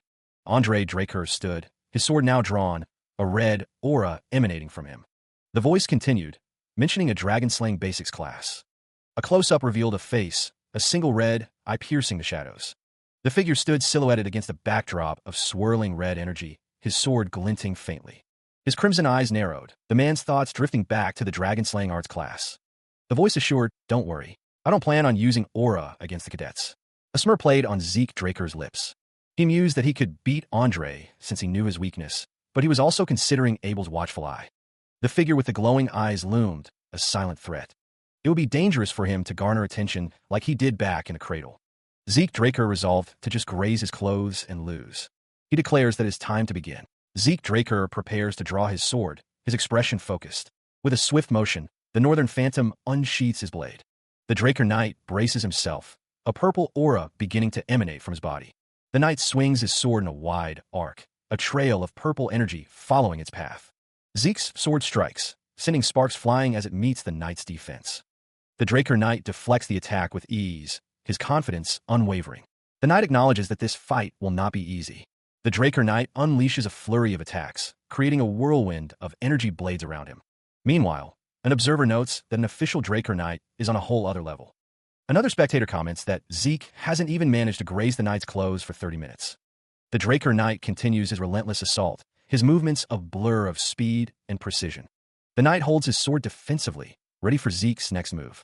The Draker Knight couldn't help but wonder what was up with Zeke Draker's ridiculous stamina. Even if he was suppressing his aura, it shouldn't be this difficult. To think that he was losing to a cadet. Truly, the existence of purebloods. The knight lowered his gaze, frustration evident. This was unfair. His poor stamina was the same as ever, the knight thought, watching Zeke. The Draker's aura. Zeke continued his training, a cultivation method known for its peculiarity. You must activate your aura during training, during your daily tasks, and even when you're eating and sleeping. You practically maintain it as if you're breathing. In other words, for Andre, he's basically holding his breath. Unconventional swordsmanship depletes your stamina even further as their swords clashed. He continues his relentless assault, blade singing through the air. But something doesn't feel right to Andre. Losing like this, it's too easy. He drops to one knee, feigning exhaustion. There's no helping it, Andre thinks, if he continues to hold back. Zeke presses his advantage, urging him to use his aura. Andre parries the blow, his mind racing. Creating situations that could be easily handled is useless, he realizes. Zeke continues to push him, his attacks growing fiercer. Andre knows he needs something that will make Zeke unconsciously use aura. Zeke's sword comes down again, relentless. In other words, Andre thinks an extreme situation is required. A surge of power begins to emanate from him. He moved with impossible speed, a blur of motion against the stark white floor. The ground itself seemed to crack and distort under the force of his advance. The blade sang as it cut through the air, trailing a violet light. Zeke Draker could only watch, stunned. The skill, swift steps, manifested with a burst of raw power. The air crackled with violet energy, the ground splintering under the force. Zeke could only utter, "No way." How could a cadet know swift steps? Zeke wondered, his eyes wide with disbelief. The world seemed to slow as the knight's next attack began to form. His eyes glowed crimson, a terrifying intensity burning within. Then, with a final devastating strike, Zeke was sent flying. Power coils around the blade as he prepares to unleash a devastating technique. Sky Slice. Zeke's face is set with determination as he swings the blade. A blinding flash of blue, and then the impact. He is sent hurtling backwards, the ground shattering beneath him. Meanwhile, a group of uniformed figures watch with concern. Zeke grits his teeth, a curse escaping his lips. The pain is intense, but a familiar surge of power courses through him as the class skill, healing factor, activates. Now he thinks he can collapse. He flies through the air, his sword still clutched in his hand. With a heavy thud, Zeke crashes to the ground. The force of the impact cracks the training ground surface. The blonde-haired cadet stands over him, his sword at the ready. The blonde cadet declares that Zeke Draker no longer needs to attend class. The dark-haired knight asks if there are any other cadets who wish to be exempt. A wave of nervous glances sweeps through the assembled cadets. The knight's eyes glow red as he states he will assume that there are none. The command rings out. Lift your swords. From now on, the cadets will see a true Draker. Meanwhile, the medical facility stands ready. Lying in a hospital bed, Zeke thinks to himself that he gave a pretty good performance. He had gotten Andre to use the aura he said he wouldn't, and acknowledged his abilities. In conclusion, Andre got disciplined, and Zeke obtained free time. It was a win-win. Andre's last attack was the most basic move of the dragon-slaying arts. Chapter 1, the first verse, Sky Slice. However, because it came from a blue knight, its force was nothing short of incredible. Regardless, Zeke could still beat Andre, considering his limitless stamina and healing. But this isn't enough to live freely. In order not to be restricted, he needed unrestrainable power. The power that won't let him submit to anyone. So, leaning over him, a bottle of something potent in hand, the knight reveals his knowledge. He states that Zeke is Arthur's youngest son. The question hangs in the air, a silent explosion of disbelief and confusion. Confined to the sterile white of a hospital bed, Zeke's eyes widen, processing the unexpected revelation. The knight's smile is sharp, predatory. He observes that Zeke's eyes are the same as that arrogant bastard Arthur's, and he couldn't sense him despite the strong stench of booze. The knight presses, demanding to know who Zeke is and how he managed to do what he did earlier. He tips the bottle back, the liquid gurgling down his throat as if he hasn't a care in the world. Weakly, Zeke asks what the knight means by that. Images flash through Zeke's mind. He had been inflicted with an internal wound earlier. The knight's gaze intensifies, his question sharp. How did it heal instantaneously? Zeke realizes the knight has caught onto his healing factor. He steels himself, resolving not to fall for it. There's no one who would know of healing at the academy. Turning his head away, Zeke feigns ignorance. He claims he doesn't know what the knight is talking about. The knight loomed over Zeke, who was lying down. He questioned, his tone laced with suspicion, if Zeke intended to continue the charade. The knight's expression shifted, a flicker of surprise crossing his face. With a burst of speed, Zeke launched an attack, his sword aimed at the knight. The knight was sent reeling backward, his sword clattering to the ground. Zeke unleashed a torrent of energy, striking the knight with immense force. A grunt escaped the knight's lips as the energy slammed into him.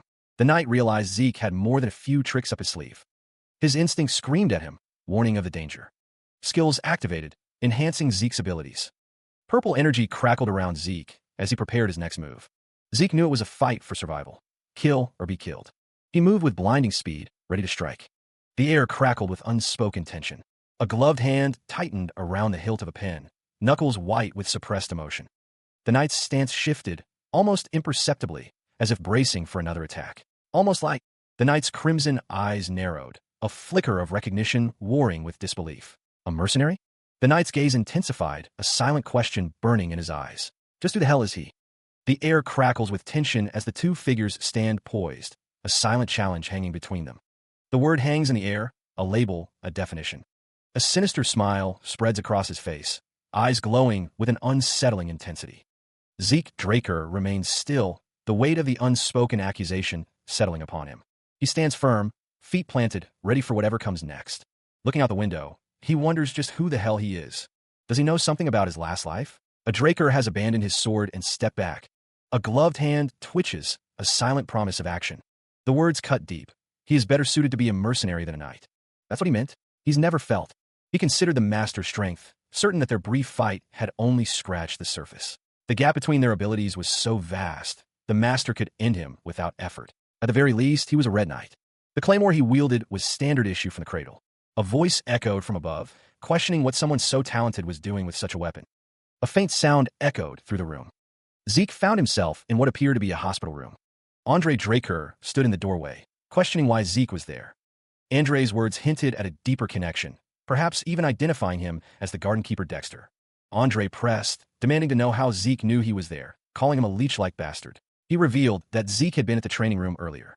Andre remarked on Zeke's quick wit, suggesting that if he was done being treated, he could return to his duties as a cadet. A voice responded, "Yes, sir. Understood." Zeke reached for the door handle. Andre offered, if Zeke had time, to come to the Academy's western greenhouse, promising to teach him something useful.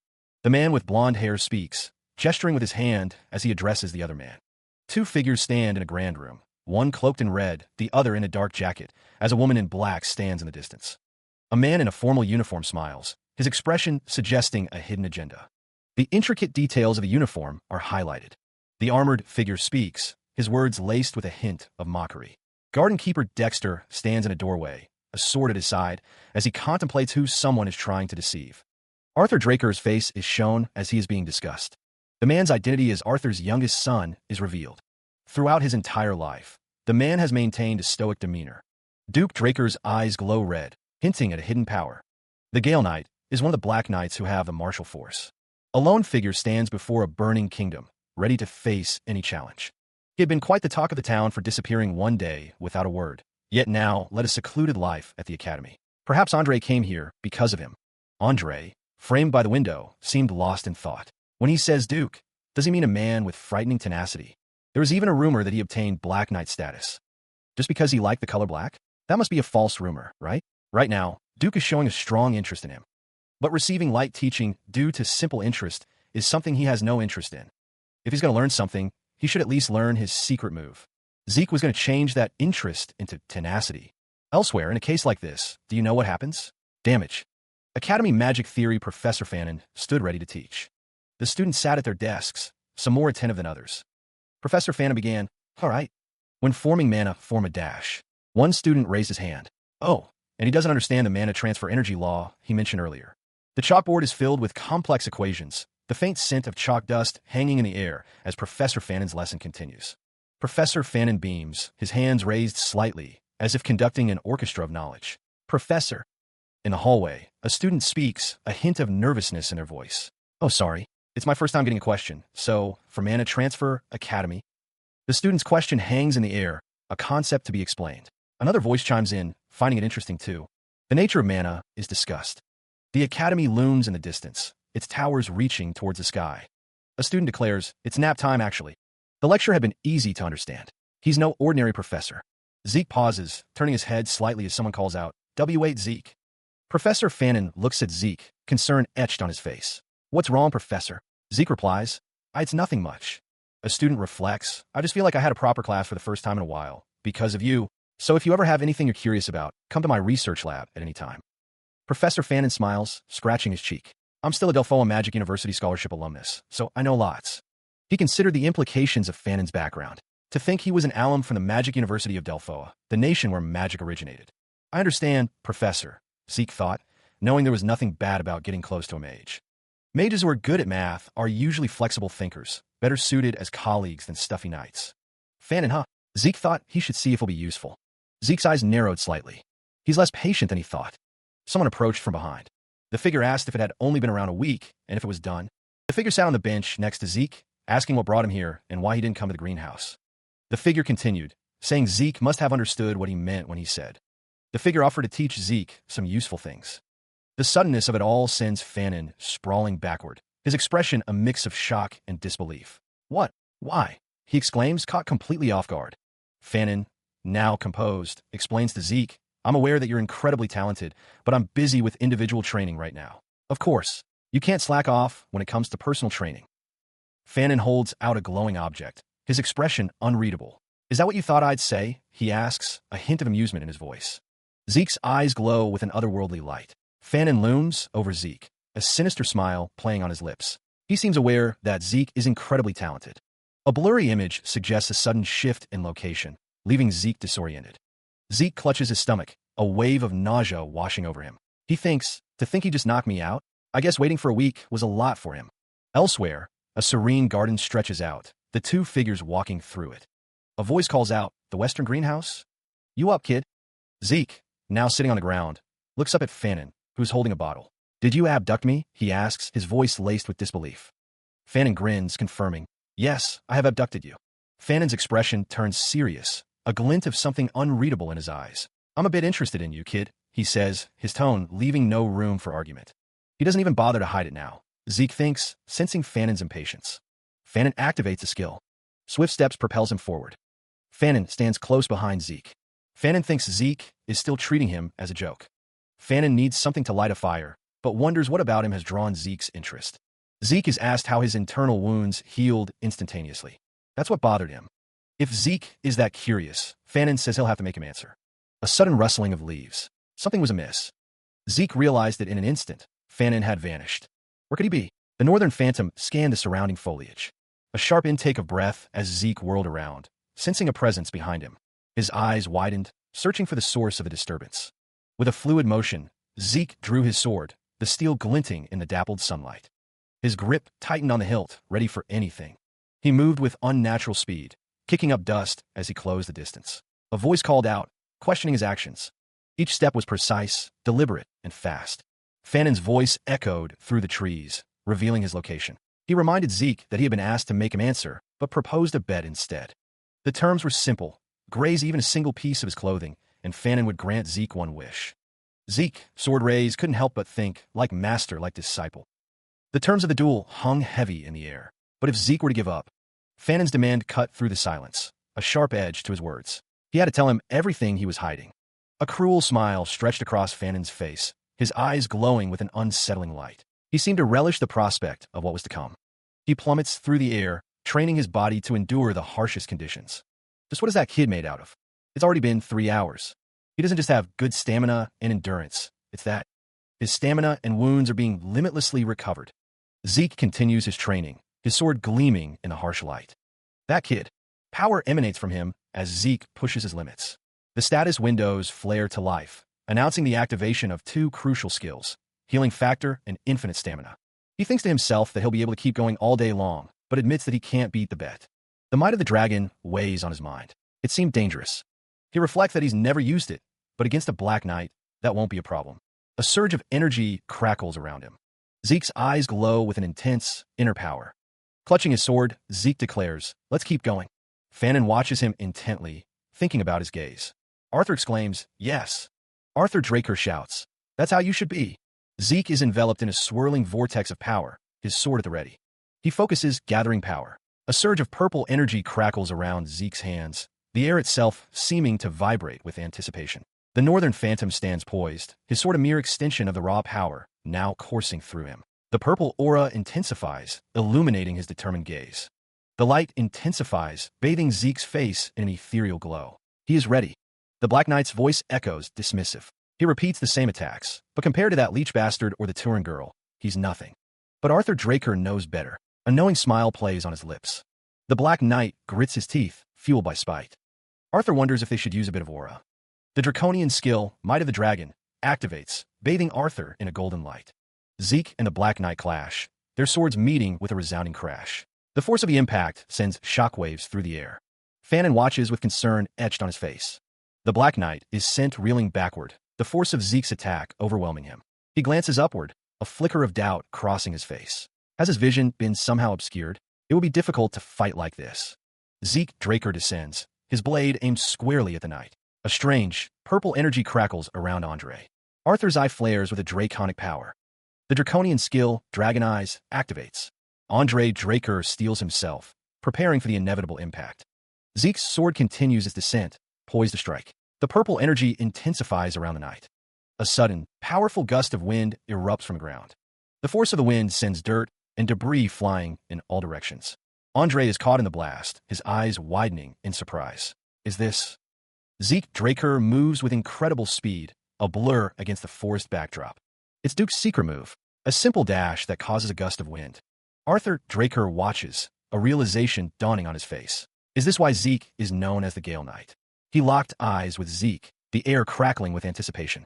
A masked figure emerged from the shadows, an ominous presence materializing from thin air. Zeke's eyes widened in disbelief. What?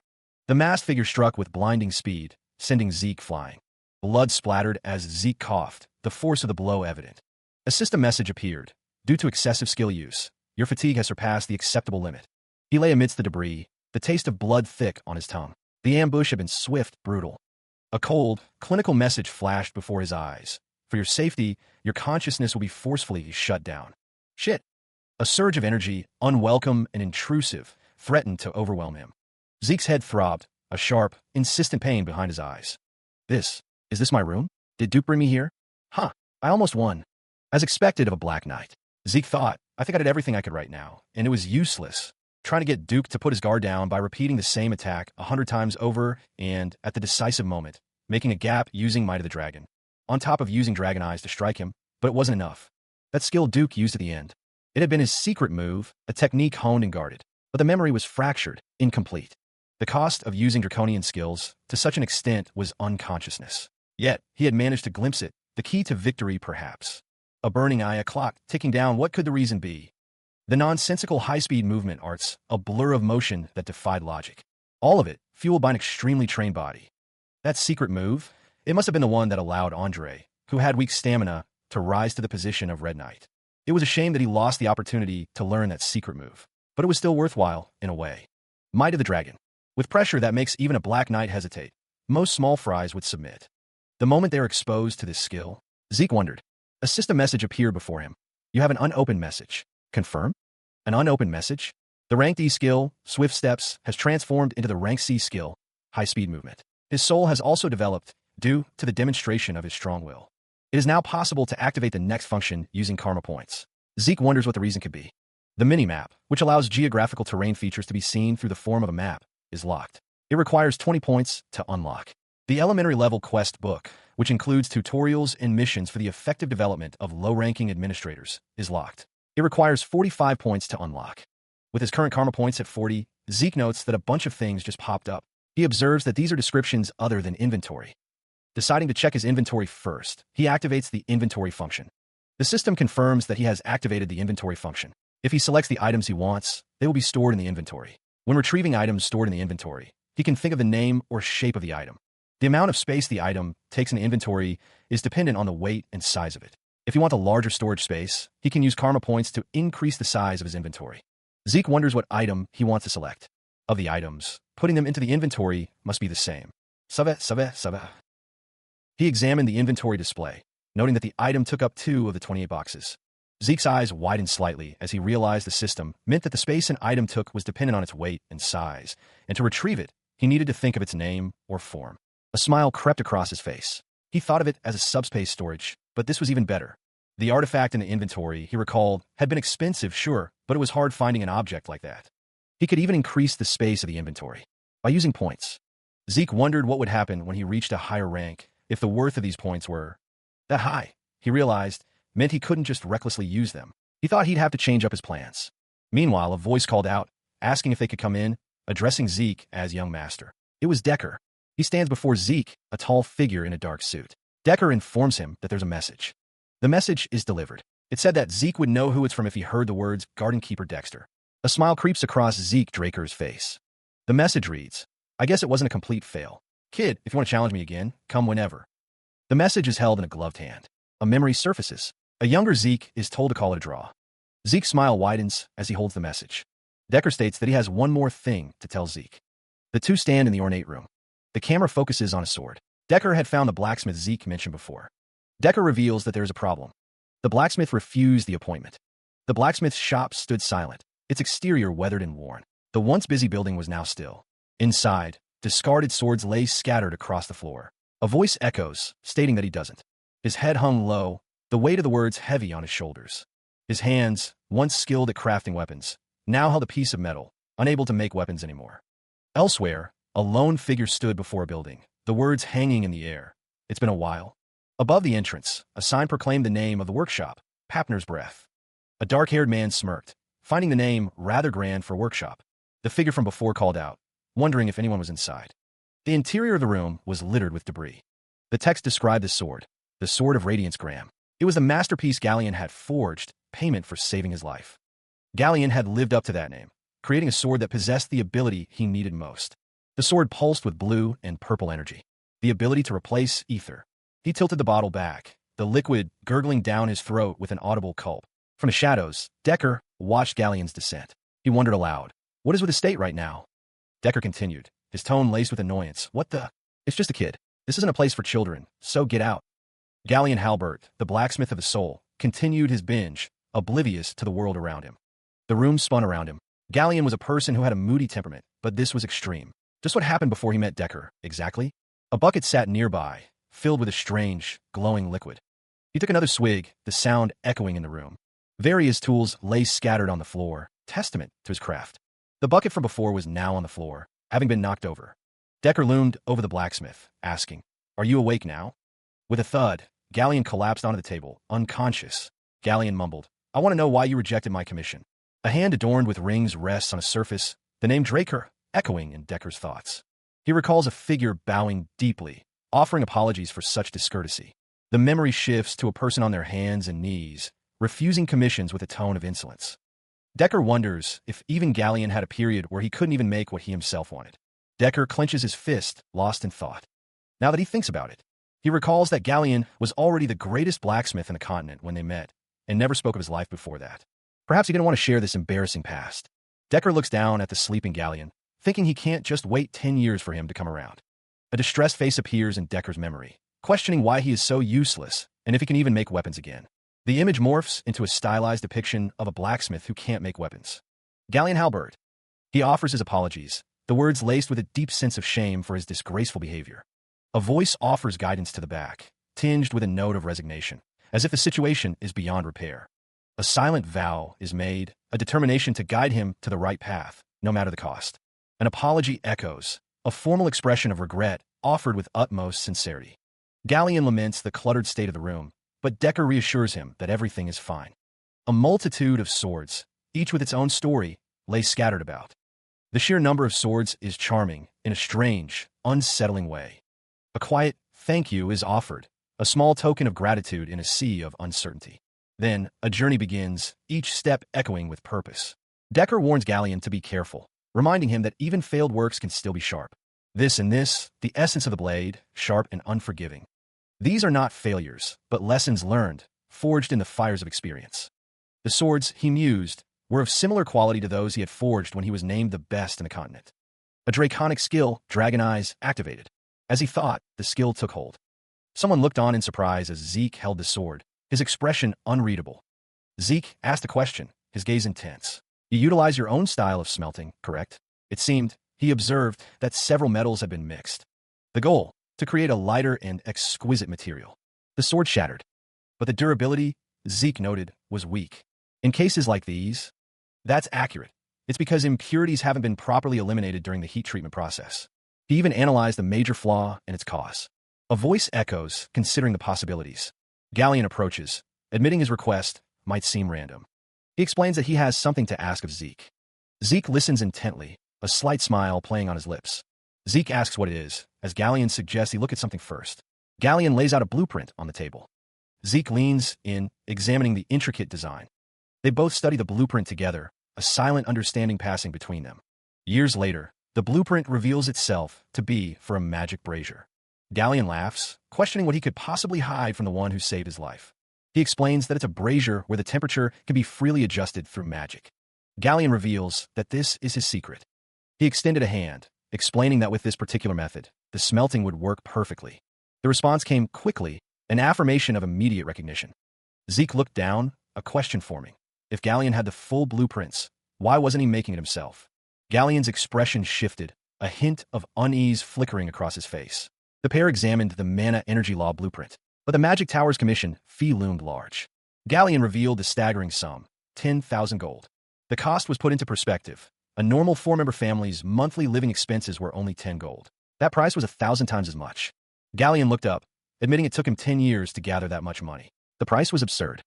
That's why Galleon wanted to ask Zeke something. He knew Zeke was a Draker, and a pure-blooded awakener at that. Galleon proposed that if Zeke were to make him the brazier, he would create any commission of Zeke's for free and without conditions. Zeke's gaze hardened, a resolve forming in his eyes.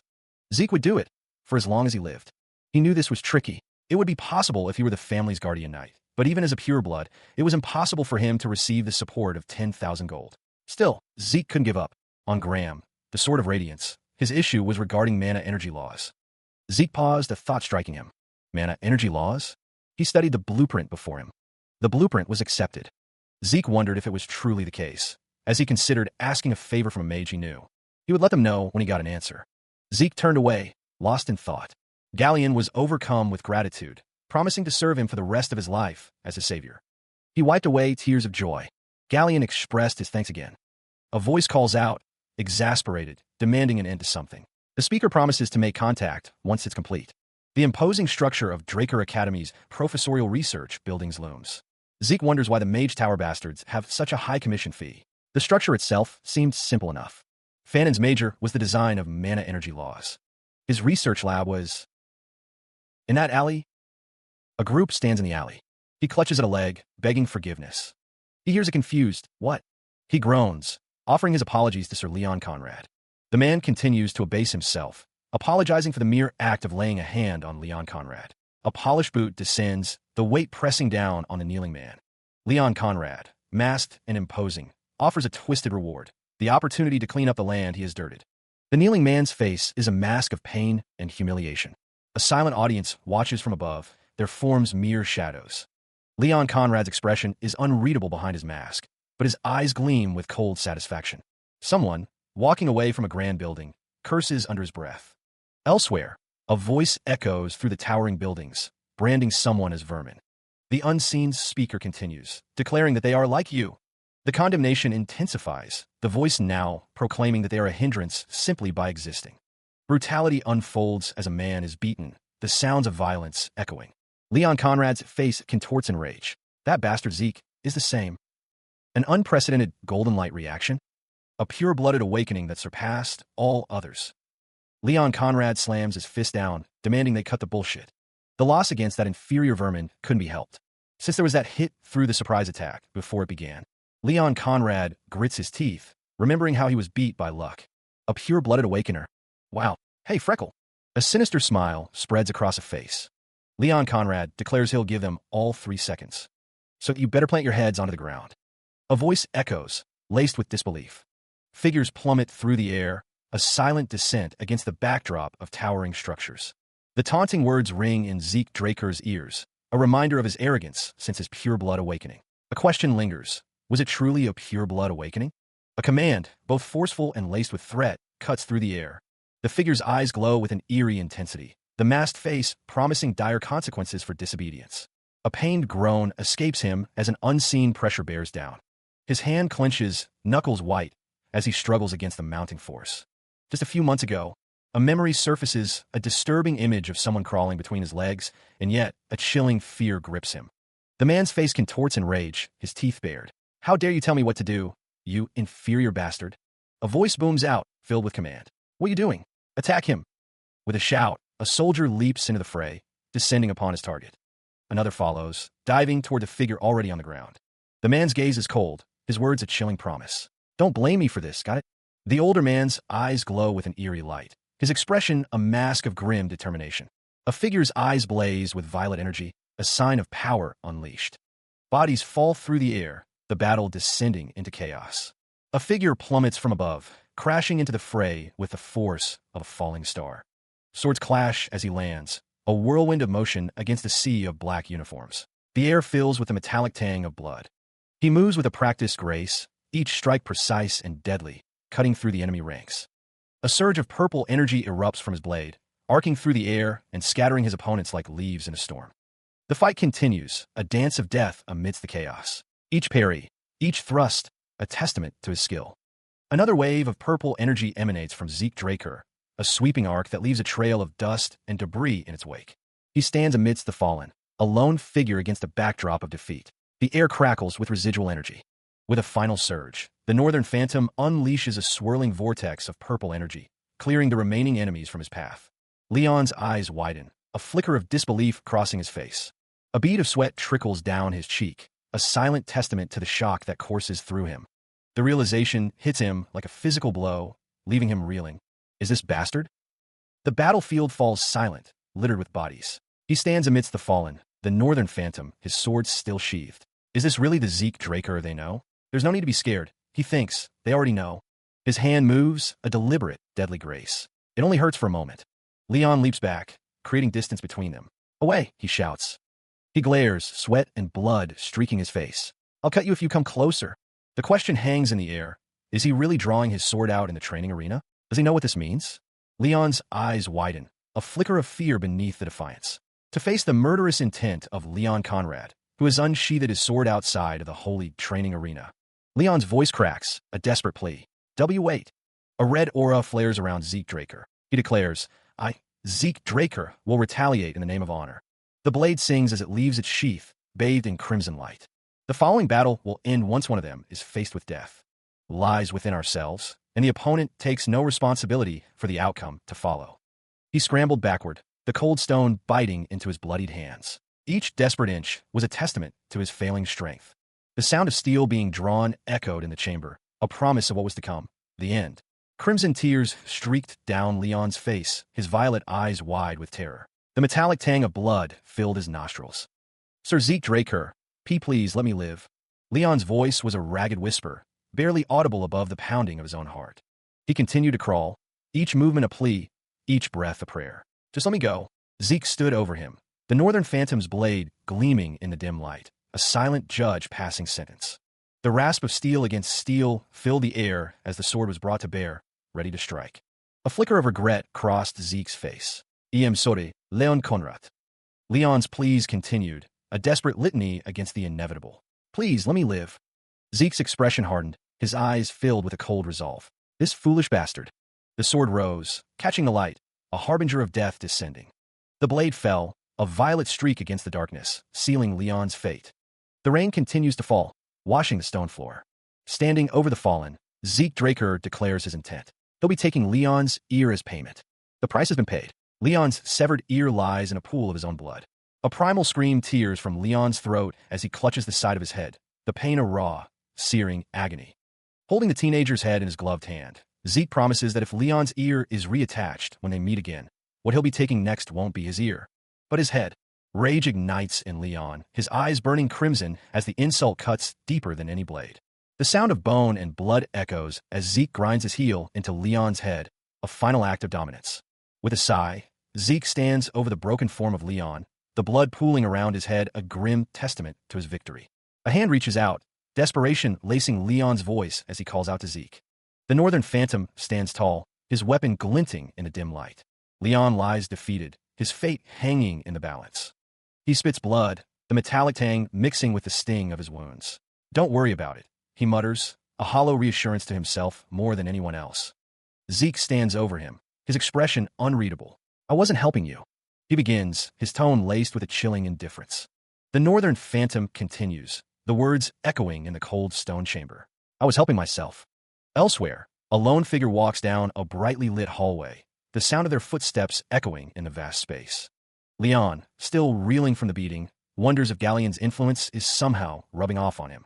Zeke pauses, adjusting his uniform, the gesture almost casual despite the preceding violence. The figure from before thinks to himself, I almost said something embarrassing out loud. The Academy Galleon Research Lab looms in the distance, a beacon of knowledge and perhaps secrets. Will this be possible, Professor? He wonders. Meanwhile, in a dimly lit room filled with arcane diagrams, one of the men speaks. Let me get to the point. It should be possible. The other man replies, Really? Then I'd like to leave this with you. The man with glasses responds, Wait, I think it would be better if you listen to my explanation first. The man with glasses continues, Just like you said, the overall composition is simple. However, the problem is the core in charge of power output. The man with glasses concludes, gesturing towards a complex diagram. The diagram detailed the machine's core, considered its heart, but the circuit had tricky restrictions. It may be small, but it required enough power and a way to adjust the output without delay. Leon Conrad observed the schematics. This was unprecedented, but was it feasible? Another voice chimed in, confirming that there were two options. Given the condition of the core, Leon could personally adjust the design. However, it would take at least a decade to redo the design for the core. No, it'll take around 15 years. 15 years? It would take an incredible amount of time. As for the second method, they could avoid designing the core and use an alternative material. But even though doing this would save a lot of time, it was a high-compression mana stone, already rare. What? Leon was shocked. Wasn't that an ancient artifact that couldn't be made with modern technology? Correct. Ancient relics are. However, finding artifacts in ruins is even harder. The cost was proving to be a significant obstacle. Over 3,000 gold? The thought alone made Leon's eyes widen in disbelief. He slumped back against the plush cushions, a knot forming in his stomach. He couldn't risk exposure. Being discovered as someone who couldn't use aura would be disastrous. But 15 years was an eternity. He pressed the heel of his hand against his forehead, a frustrated sigh escaping his lips. 3,000 gold was an exorbitant sum. Yet, he couldn't simply abandon his pursuit of Graham, the Sword of Radiance. Bathed in an ethereal light, Leon recalled the common misconception. Most people believed he was an aura user, a perception born from the events of the Blessing Rite. But that was merely a reaction, a fleeting effect created with ether and healing. The underlying truth remained unchanged. He was still unable to wield aura. Ether, a power considered difficult for humans to control, swirled around him. Excluding the skill spirit of the soul, taught to him by his master, Leon was unable to use any sword skill that utilized aura. Even with that skill, he could only reinforce and swing his body around. Compared to ether, aura was easier to use and more versatile. That's why he needed Graham, the Sword of Radiance. Damn it, he thought, clenching his fist. How was he supposed to get a high-compression mana stone? A voice piped up, remarking that the creator of these blueprints was amazing. Examining the blueprints spread before him, Leon recognized the challenge. This would be difficult to create, even among the relics of the Golden Age. Yeah, why didn't he think about that before? He remained crouched, his expression a mask of contemplation as he considered the task ahead. Leon leaned over the table, his gaze fixed on the intricate blueprint. The man with glasses, standing beside him, seemed taken aback by something. The man with glasses questioned, What do you mean? You want me to take 15 years to complete the design? A sly smile crept across Leon's face. I'll bring one. The fabric of his uniform rustled as he adjusted his stance. Leon chuckled, Haha, of course not. A high-compression mana stone, I mean. The text speaks of the Golden Age. The age ended with the defeat of the evil dragon, Bahamut, by Tarakan Draker. The Liberation War was fought to escape the rule of dragons, granting humanity a century of peace.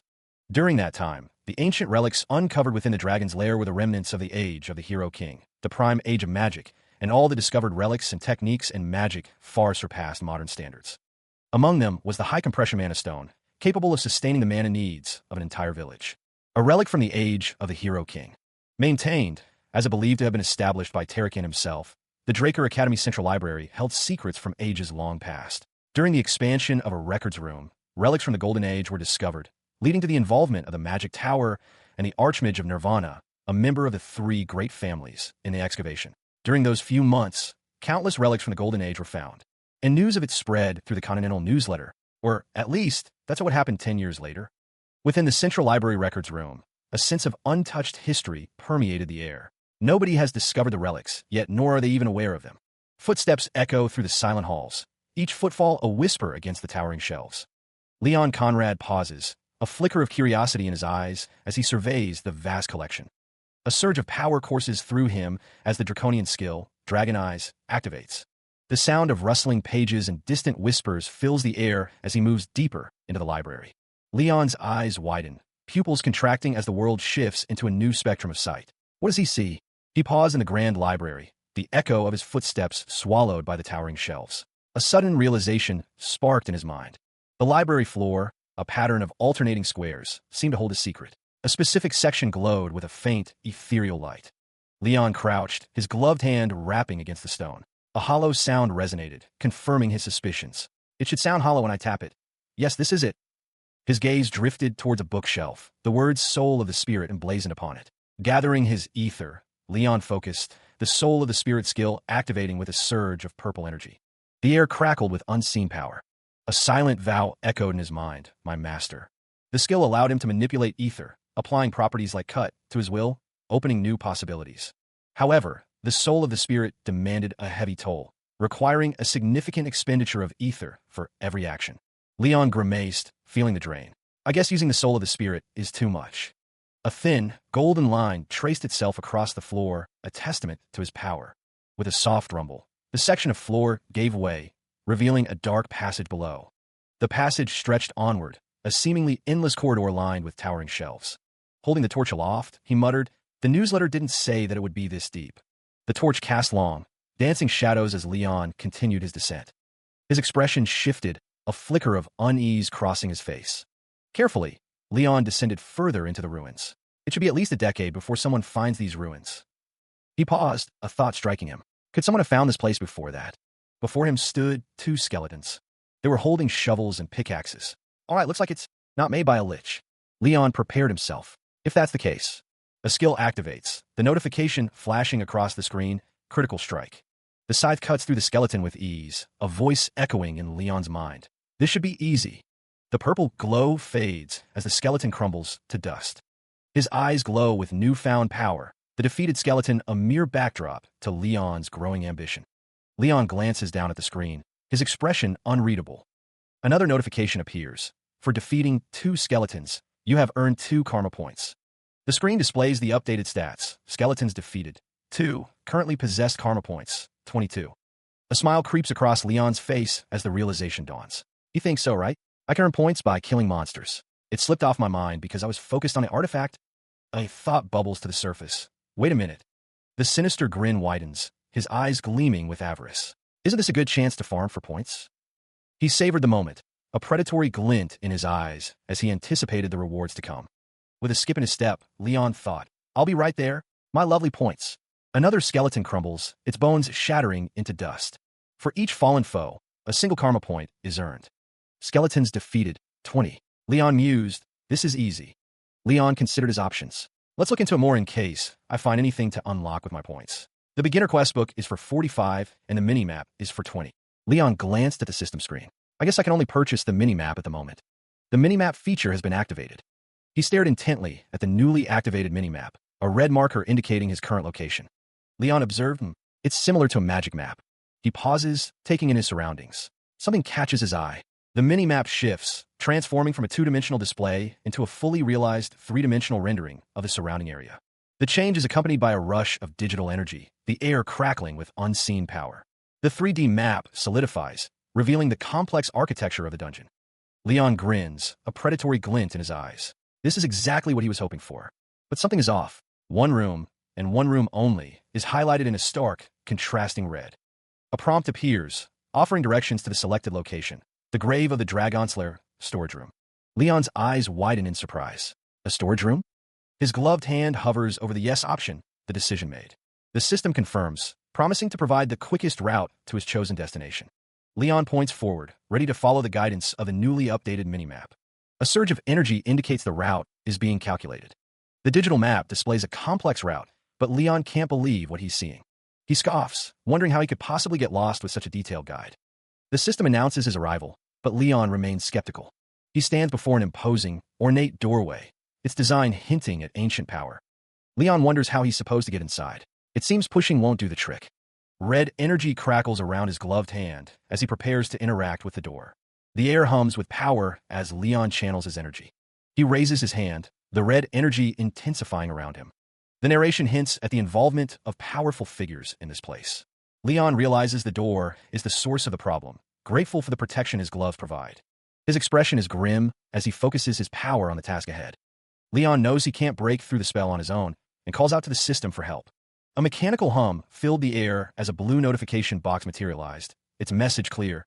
The administrator's request had been received, and connection to the security device was imminent. But then, another message. Leon's eyes widened in surprise as the system announced the deactivation of the security spell and the activation of the manual device, the automatic one having failed. His reflection stared back at him from the notification box, a single bead of sweat trickling down his temple. Was the system responding to his thoughts? The system confirmed his suspicions, addressing him directly. Did he have any more requests for Administrator Zeke Draker? Leon's mind raced. Could he actually communicate with the system itself? The gold trim on his uniform glinted in the dim light as he considered his next question. A surge of frustration welled up within him. Why had he been forced to regress? But the system remained impassive, its response cold and unyielding. It could not answer the following question. He stared at the notification, a new question forming in his mind. What exactly was this administrator system? Again, the system refused to answer. The words echoed in his mind, a frustrating barrier to the truth. Instead, the system repeated its earlier query, a digital echo in the silent chamber. Did he have any more requests for Administrator Zeke Draker? Leon slammed a fist against his temple, frustration boiling over. He wasn't getting any answers to his important questions. He stood before the imposing door, its intricate carvings hinting at the treasures within. A voice echoed in his mind, a directive from the system. Just open it. The administrator's request had been confirmed. The system chimed, announcing the opening of the grave of the Dragon Slayer's storage room. A surge of energy pulsed from the doors seams as it slowly began to yield. The ancient mechanisms groaned, revealing glimpses of the chamber beyond, illuminated by an ethereal glow. Magic crackled in the air, a tangible force accompanying the door's grand opening. The sound of grinding stone and ancient gears filled the chamber as the door swung wide. Leon stepped across the threshold, his eyes widening as he took in the sight before him. He could only utter a single word, a breathy expression of disbelief. Whoa. His gaze swept across the room, landing on rows upon rows of chests. Treasure chests? The system's explanation echoed in his mind. Treasure chests, filled with valuable relics and treasures. A gloved hand reached into one of the chests, the narrator musing that finding even a single relic would be a near miracle. Footsteps echoed on the stone floor, someone else entering the chamber of untold riches. A voice echoes with disbelief. The sheer number of treasures seems almost too good to be true. The chest overflows with riches. Gold coins glint, jewels sparkle, and a golden crown rests atop the pile, radiating opulence. A hand reaches into the chest, ready to claim a prize. The decision is made. He'll take this one. Leon smirks, cradling a glowing object in his hand. He considers giving it to Fanon. Finally, he found it. A high-compression mana stone. Another chest opens, revealing 4 glowing green orbs. There's 4 of them? Even better. A hand reaches for one of the orbs. He'll use 1 point to expand his inventory by 4 slots. The storage room stretches out, filled with chests. Leon realizes he still doesn't have enough space for everything. He guesses he'll have to come back here regularly until he graduates. Leon sits atop a treasure chest, a holographic screen illuminating his face. He seems to be managing his inventory.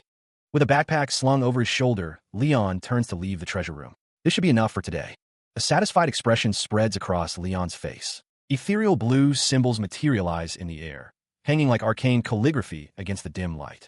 The symbols drift closer, an otherworldly presence invading the space around Leon. The air crackles with unseen energy as the symbols glow brighter, a palpable sense of unease settling in. Leon pauses, a flicker of concern crossing his face as he senses the shift in the atmosphere. A crimson energy begins to coalesce, forming intricate patterns that pulse with raw power. The red energy intensifies, swirling around him like a malevolent aura. Leon's brow furrows, a growing sense of dread washing over him. What is this ominous feeling? The crimson energy fully envelopes him, a vortex of arcane force threatening to consume everything in its path. What is this? The red energy lashes out, distorting the very fabric of reality. The crimson tendrils spread further, leaving trails of warped space in their wake. Objects levitate, caught in the chaotic currents of the magical surge. A crimson beam pierces the darkness, a silent beacon in the unknown. He finds himself kneeling within a complex, glowing circle, the air crackling with unseen energy. A wave of disorientation washes over him. Where has the system brought him now? Zeke's eyes dart around, taking in the unfamiliar surroundings. A sign comes into view, declaring, "The current location of the administrator is home of the Dragon's Lair." He recalls the newsletter, a room filled with coffins. He had never heard of such a place. A mini-map flickers to life, displaying the surrounding area. Zeke realizes he's not far from where he was previously, but there isn't any path connected with the home of the Dragon's Lair either.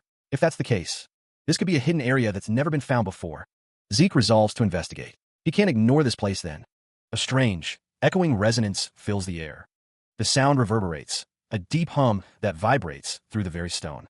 A suit of armor stands sentinel in the doorway, its metallic surface gleaming faintly in the dim light. Etched into the stone below, a message declares the discovery of Dragon's Lair exclusive equipment. The inscription repeats, emphasizing the significance of the find. Zeke, studying the armor, remarks, "Well, I guess it is different from the armor from a golden age." A closer inspection reveals a circular indentation on the armor's surface. There's like a hole, or something someone observes. Zeke's eyes widen, a realization dawning on his face. "Don't tell me." He reaches out, his gloved hand hovering over the armor. "I can't just let this opportunity pass." A system message appears. "You have installed a mana battery in the Dragon's Lair exclusive equipment." The mana battery glows intensely, crackling with energy. The equipment has been activated, a beam of light erupting from the armor's helmet. He stared ahead, a surge of power coursing through him as the Dragon's Lair armor began to activate. The air crackled with energy, a tangible force pressing against his skin. The armor fully materialized, encasing Zeke in a shell of ancient metal. A vibrant green light emanated from every joint and seam, bathing the chamber in an eerie glow. But something was clearly amiss. The green energy flared erratically, and Zeke's expression shifted to one of concern. What was happening? The swirling green energy intensified, becoming almost blinding in its intensity. The air grew thick with the smell of ozone and the hum of raw power. A disembodied voice echoed in his mind, explaining that an overload caused by equipment failure had caused the activation to fail. The voice continued, warning that an explosion was imminent and advising him to take cover. Zeke, however, was already reeling from the news. "It already exploded, man." Another message flashed before his eyes. "We apologize." Zeke, trying to understand the situation, asked if a high-compression mana stone was the energy source for these ancient armors. He decided to shelve the question for now. He'd ask Fanon about it later, when things were less chaotic. With a sigh, Zeke resolved to continue his search. He needed to find out what was going on in this place. A sense of unease settled over him as he realized the other rooms were all empty. Meanwhile, he reached the end of the hallway, stepping into a vast chamber. It looked like this was the last one. The room is vast and bathed in an eerie blue light. A glass cube dominates the space, seemingly the only object within its confines. Leon Conrad studies a tablet, its blue screen reflecting in his dark eyes. He seems to be analyzing data, his expression unreadable. His eyes widen in sudden shock, beads of sweat forming on his brow. Something on the tablet has clearly caught him off guard. Leon mutters a name, a mix of disbelief and grudging respect in his tone. Tarek and Draker, this guy, he was crazy. A swirling mist fills the air, an ethereal presence that seems to whisper secrets of the past. A monstrous form begins to coalesce from the shadows, a dragon-like figure wreathed in dark energy. The dragon's eyes burn with an infernal light. The inscription below reveals a startling truth. The legacy of Tarek and Draker, heart of the cursed light dragon, Bahamut, has been found. A heart, pulsating with a strange energy, rests on a golden stand. The inscription speaks of a dying gift. To think he left the heart of the dragon he defeated as a dying gift. Zeke Draker stands in a dimly lit room, his hand resting on his backpack. "So, this explains the ominous feeling I got when I entered the storage room," he muses. But compared to that, Leon's hand clenches, a barely perceptible tremor running through his arm. The air crackles with unseen energy, a silent promise of things to come. The heart of the cursed light dragon, Bahamut, begins to react to the administrator. A surge of energy pulses through the chamber. He hears a voice, clear as a bell despite the chaos around him. Leon acknowledges the voice, admitting he had no choice. His eyes widen, a dark resolve hardening his gaze. He will kill them all. The class skill, Indomitable Mental Defense, activates, a surge of power reinforcing his will. A searing pain lances through his mind, but he resists, his determination unwavering. He coughs, the command echoing in his mind. Kill them all? Why would he? A flicker of doubt crosses his face. Dark energy emanates from his hand, a visible manifestation of the conflict raging within. What the hell is this? Before him, a strange, glowing cube pulses with an unknown energy. The air crackles with unseen power, the cube's presence altering the very atmosphere.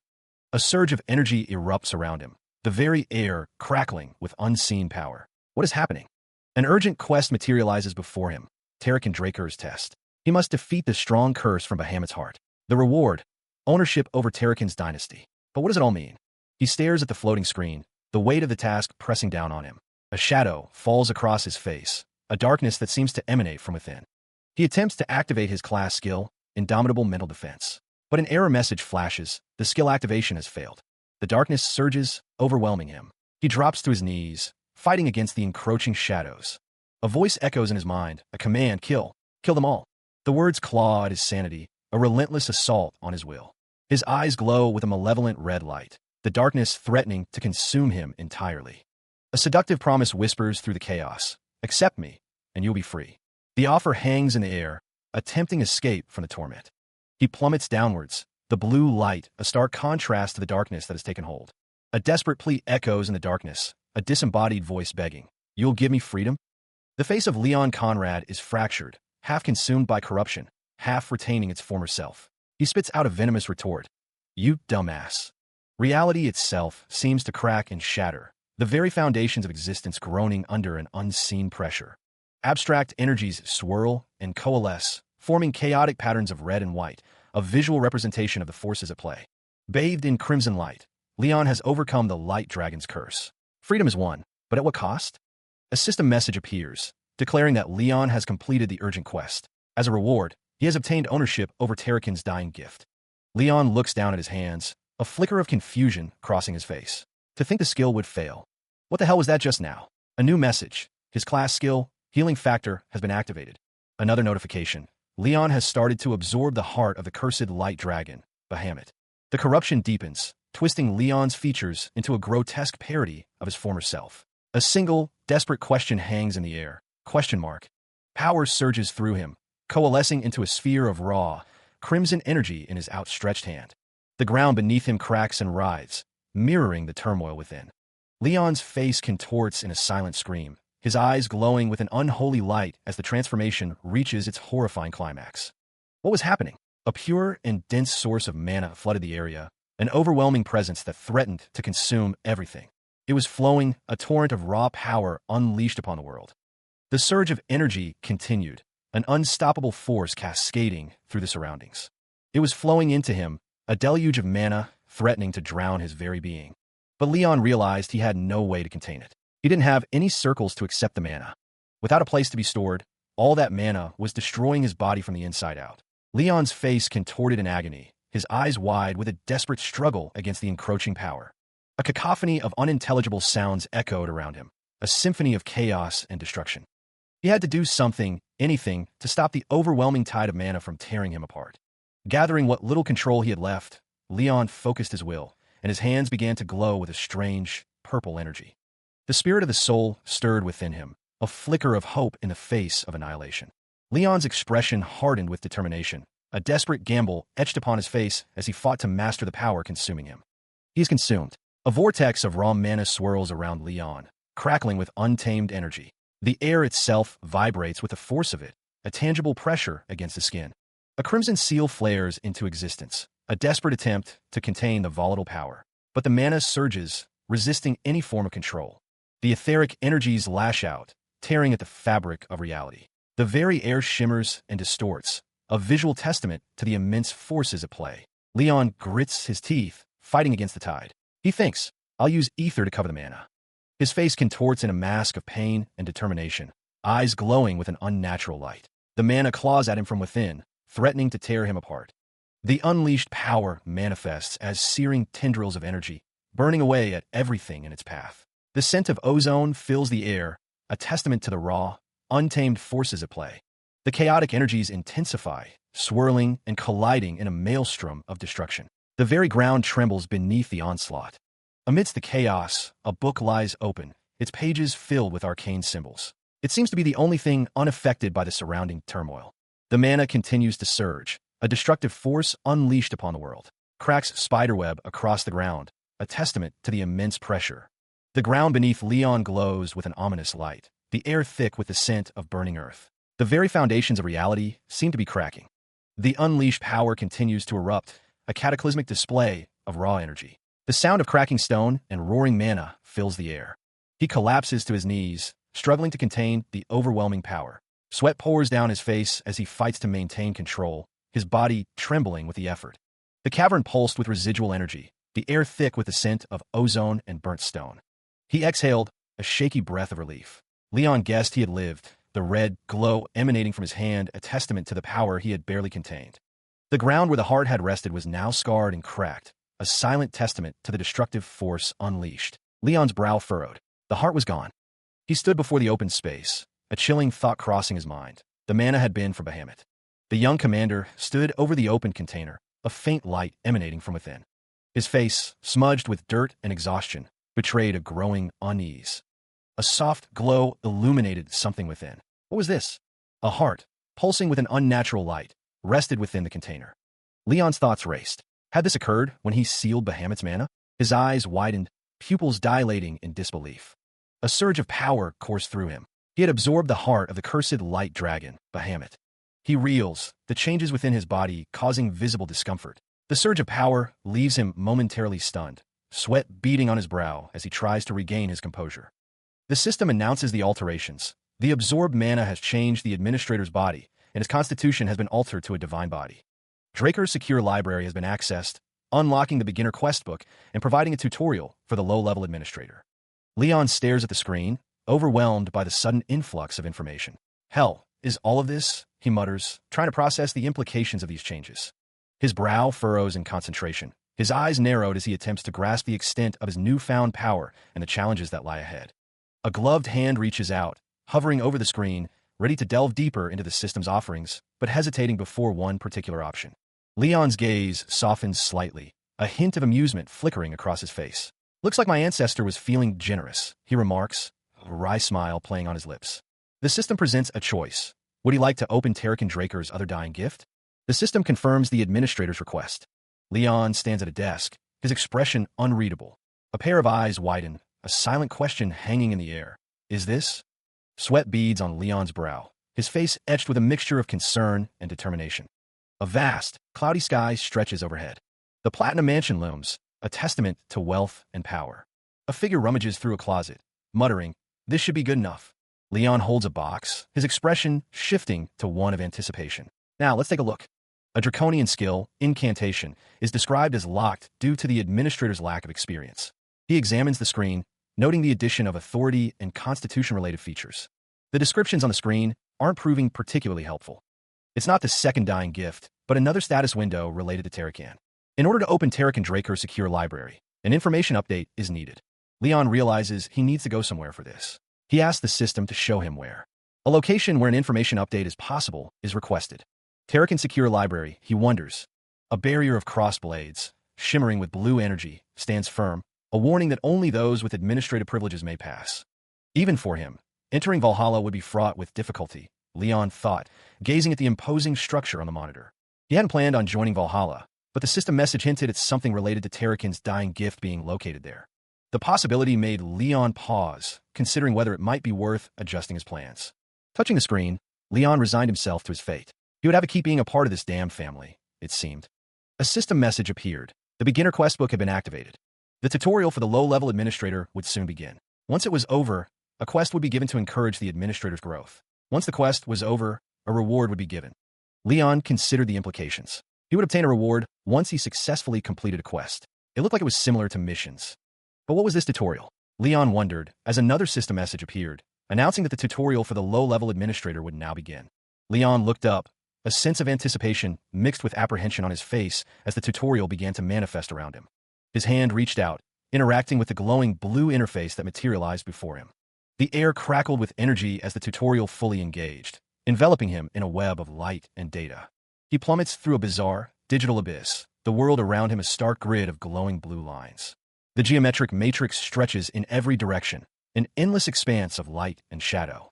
His feet finally find purchase on a solid plane, the same blue grid now beneath him. Leon glances around, a question forming on his lips. Where is he? A nagging feeling tugs at the back of his mind. Has he been teleported like this before? A subtle shift in the air, a change in the very fabric of the space, sends a shiver down his spine. It feels like the entire area has changed. The digital grid begins to fade, replaced by something far more real. Meanwhile, a guttural roar echoes through the newly formed landscape, and a hulking figure emerges from the shadows. The weapon it wields is crude, but deadly, a spiked club dripping with menace. The club rises, poised to strike, promising pain and destruction. A monstrous orc, muscles bulging and eyes burning with savage intent, stands ready to attack. The realization dawns on Leon, a single word escaping his lips: orcs? He flinched, a digital chime echoing in his ears, the sound sharp against the backdrop of the strange new world. A screen materialized before him, stark blue against the alien landscape, outlining the terms of a tutorial quest. Leon considered the implications. The sudden appearance of orcs, coupled with a quest tailored to the situation, felt orchestrated. His hand crackled with blue energy. Was the tutorial trying to force him into situations where he could exploit the system? Drawing his sword, Leon faced the hulking orc. The air hung thick with the stench of sweat and something feral. A monstrous wolf, eyes burning crimson, stalked forward. Leon thought, it would have been nice if he had this skill before. Arcs of blue energy slashed through the air, the scent of ozone filling his nostrils. The world exploded in a blinding flash of blue, the force of the blast sending tremors through the ground. A notification chimed. Continuous slash has been activated. The orcs lay defeated, their bodies smoking. Now, streaks of pink energy tore through the space between Leon and the wolf-like beast. He stood bathed in white light, the air crackling with power, the taste of victory metallic on his tongue. The wolf-like monster snarled, its crimson eyes burning with hatred, the air thick with its rage. A hulking, shadowy figure looms, its crimson eyes burning with malevolent energy. Jagged teeth glint in the darkness, promising violence. The claymore, once a formidable weapon, now lies shattered. Yet, even in pieces, a strange energy pulses, as if weightless. The claymore feels light as a feather. A window materializes, displaying the words Constitution, Divine Body. The text explains the body can perform at the highest level, increasing learning and ether transfer rates. Is this the effect of having a divine body? The claymore drips with fresh blood. With his power, he thinks he should be able to easily defeat a purple knight. A notification flashes. You have completed the tutorial quest. Elsewhere, the world snaps back into focus. Leon finds himself in a vast, empty chamber. Oh, I'm back. He stares at his hand, now faintly glowing with ethereal energy. Was that all an illusion? It felt incredibly real. His eyes widen in surprise as a new interface appears. He can buy items through the system. The screen displays a variety of items: giant's flesh, breath of a flame giant, and more. What is this? This is amazing. He scans the list, noting that only rare relics cost a fortune to buy. Could he make a fortune just reselling the items here? The screen displays a training claymore that cannot be sold and an elven dagger priced at 4 points. He considers his options. It seems he can only sell ancient relics. He muses that he could sell this for 100 gold in the auction. Leon decides he won't use it unless he really needs the points. He sighs, thinking about how long the day was. Stretching, he attempts to relieve the tension in his muscles. A street lamp casts a dim glow. He thinks he'll get a good night's sleep tonight. The Draker Academy looms in the distance, its towers reaching towards the sky. The sign reads Draker Academy Professor Research Center. A man asks Leon how he managed to find a high-compression mana stone within a day. Leon thinks it's too complicated for him to explain and asks how long everything will take. The professor with glasses says it's incredible that it's already done and that it's more impressive that Leon managed to bring this. The tea steams gently, but Leon's thoughts are far from peaceful. He sips, a flicker of unease crossing his face. Someone suspects him. The professor's voice cuts through the silence, a lecture beginning. Every high-compression mana stone found within the continent is registered. He explains, using a variety of ancient texts. These registrations, the professor continues, are used to manage the ownership of some of the more expensive mana stones. By checking the registration number, one can confirm where and when the mana stone was found, as well as the current owner. The professor stands behind a desk, a book titled Central Continent High Compression Mana Stone, resting open before him. Leon takes another sip of tea, a private thought surfacing. He's the first one to find it. The professor's tone shifts, a hint of admiration creeping in. He knew all along. Leon is too talented to rot in a place like this. Leon, his expression unreadable, declares his intention. He'll try activating it then. Meanwhile, the sign for Papinter's breath hangs above the building, a silent sentinel to the events unfolding within. His fingers glow with a faint green light as Leon focuses his energy, attempting to awaken the mana stone. Arcane symbols flare to life, swirling with emerald and azure energy as the stone responds to Leon's touch. The room fills with a blinding blue light, intricate runes materializing in the air as the mana stone's power surges. He focused his energy, the air around him crackling with arcane power as he manipulated the glowing blue strands. Leon Conrad smiled, the magical energy swirling around him like a vortex. Meanwhile, the professor stood with his subordinate, his expression unreadable as he clasped his hands together. The professor excused himself, stating he had a lecture to attend, thanking someone before departing. The professor's subordinate watched him leave, thinking aloud how he never thought he'd see a completed magic brazier in his life, thanking the professor. The professor responded that it was all part of the deal. A voice reminded Leon Conrad that he surely hadn't forgotten the condition that he offered. A pair of gloved hands held something wrapped in brown cloth, the voice responding that of course it was always the word. The object was placed into a box, the voice instructing to make it into a sword. Elsewhere, Leon Conrad looked surprised, his eyes wide with shock. Resting on a red cushion was a large, white fawn, identified as Cursed Light Dragon Bahamut's sharpest fawn. Leon Conrad stared into the box, exclaiming that he'd never seen one in this condition or size, questioning where it came from. The item was revealed to be Terrakin Draker's second dying gift. A gloved hand carefully reveals the prize within the ornate chest, a massive, gleaming white fawn resting on a bed of crimson. From the heart to the fangs, he had always loved collecting such things. Leon Conrad offers a wry smile. It was, he admits, a bit complicated. Nearby, a craftsman toils, his brow furrowed in concentration. Leon explains that the fawn was made in a magic brazier, and even gave him a chance to craft with a dragon's fawn. The craftsman, Gallion Halbert, declares that he will exceed every expectation. A surge of power erupts around Gallion, lifting him off his feet. Gallion Halbert proclaims his name with conviction. He vows to create the blade, even if it costs him his life. A voice reminds him that he should, since it's a request from the person who saved his life. Gallion Halbert repeats his name, his expression resolute. The craftsman's hands work tirelessly, determined to create the blade, even if it costs him his life. The professor's gloved hand gently rests on Gallion Halbert's chest, the touch causing the craftsman to pout. Please don't do that, Leon Conrad says, his voice soft.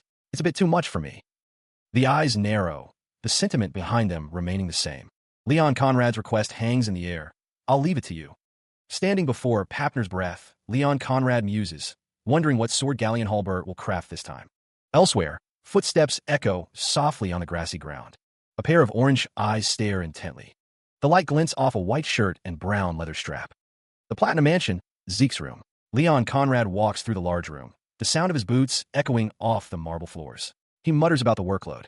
Leon carries a large bag, his expression one of annoyance. He thinks about the effort required to make the sword.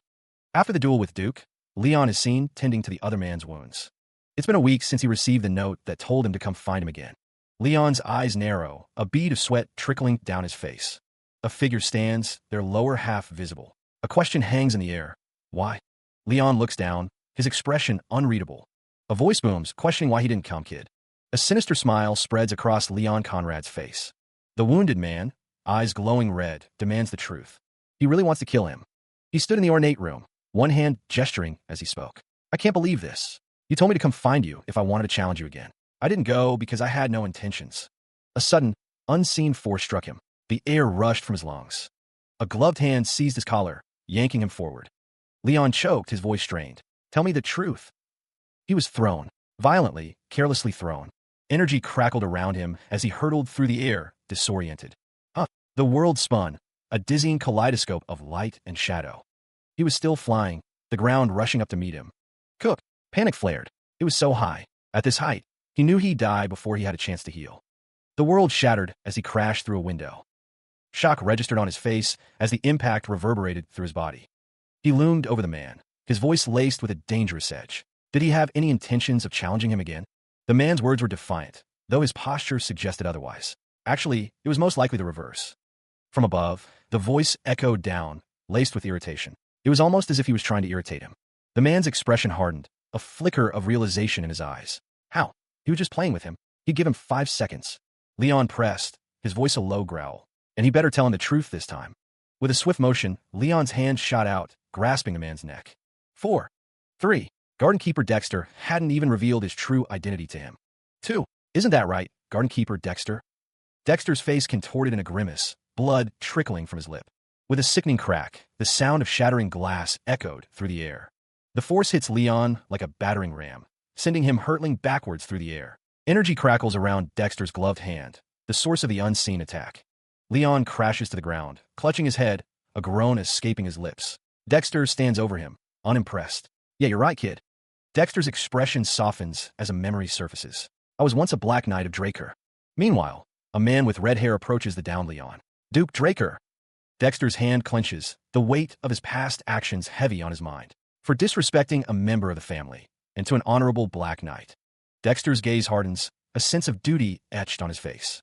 Allow me to apologize from the bottom of my heart. Dexter's expression is unreadable, his eyes narrowed. Duke Draker's eyes narrow, suspicion coloring his tone. The hell, were you planning this? Draker's face contorts in disbelief. I wasn't though. Dexter and Duke Draker stand in the grand hall, the tension palpable. Dexter speaks, his voice low. However, Lord Duke, you said you were once a Black Knight? It's not important. He revealed that he was once a Black Knight, but no longer held that title. Leon's surprise was evident. The young Conrad acknowledged the ability to rise in ranks, but admitted he was unaware that one could also fall from them. Duke Draker, his expression unreadable, cut off the conversation. You want to stop talking about that? Leon's gaze drifted to the side, his thoughts hidden behind a mask of composure. A hand clenched tightly, knuckles white, betraying a surge of suppressed emotion.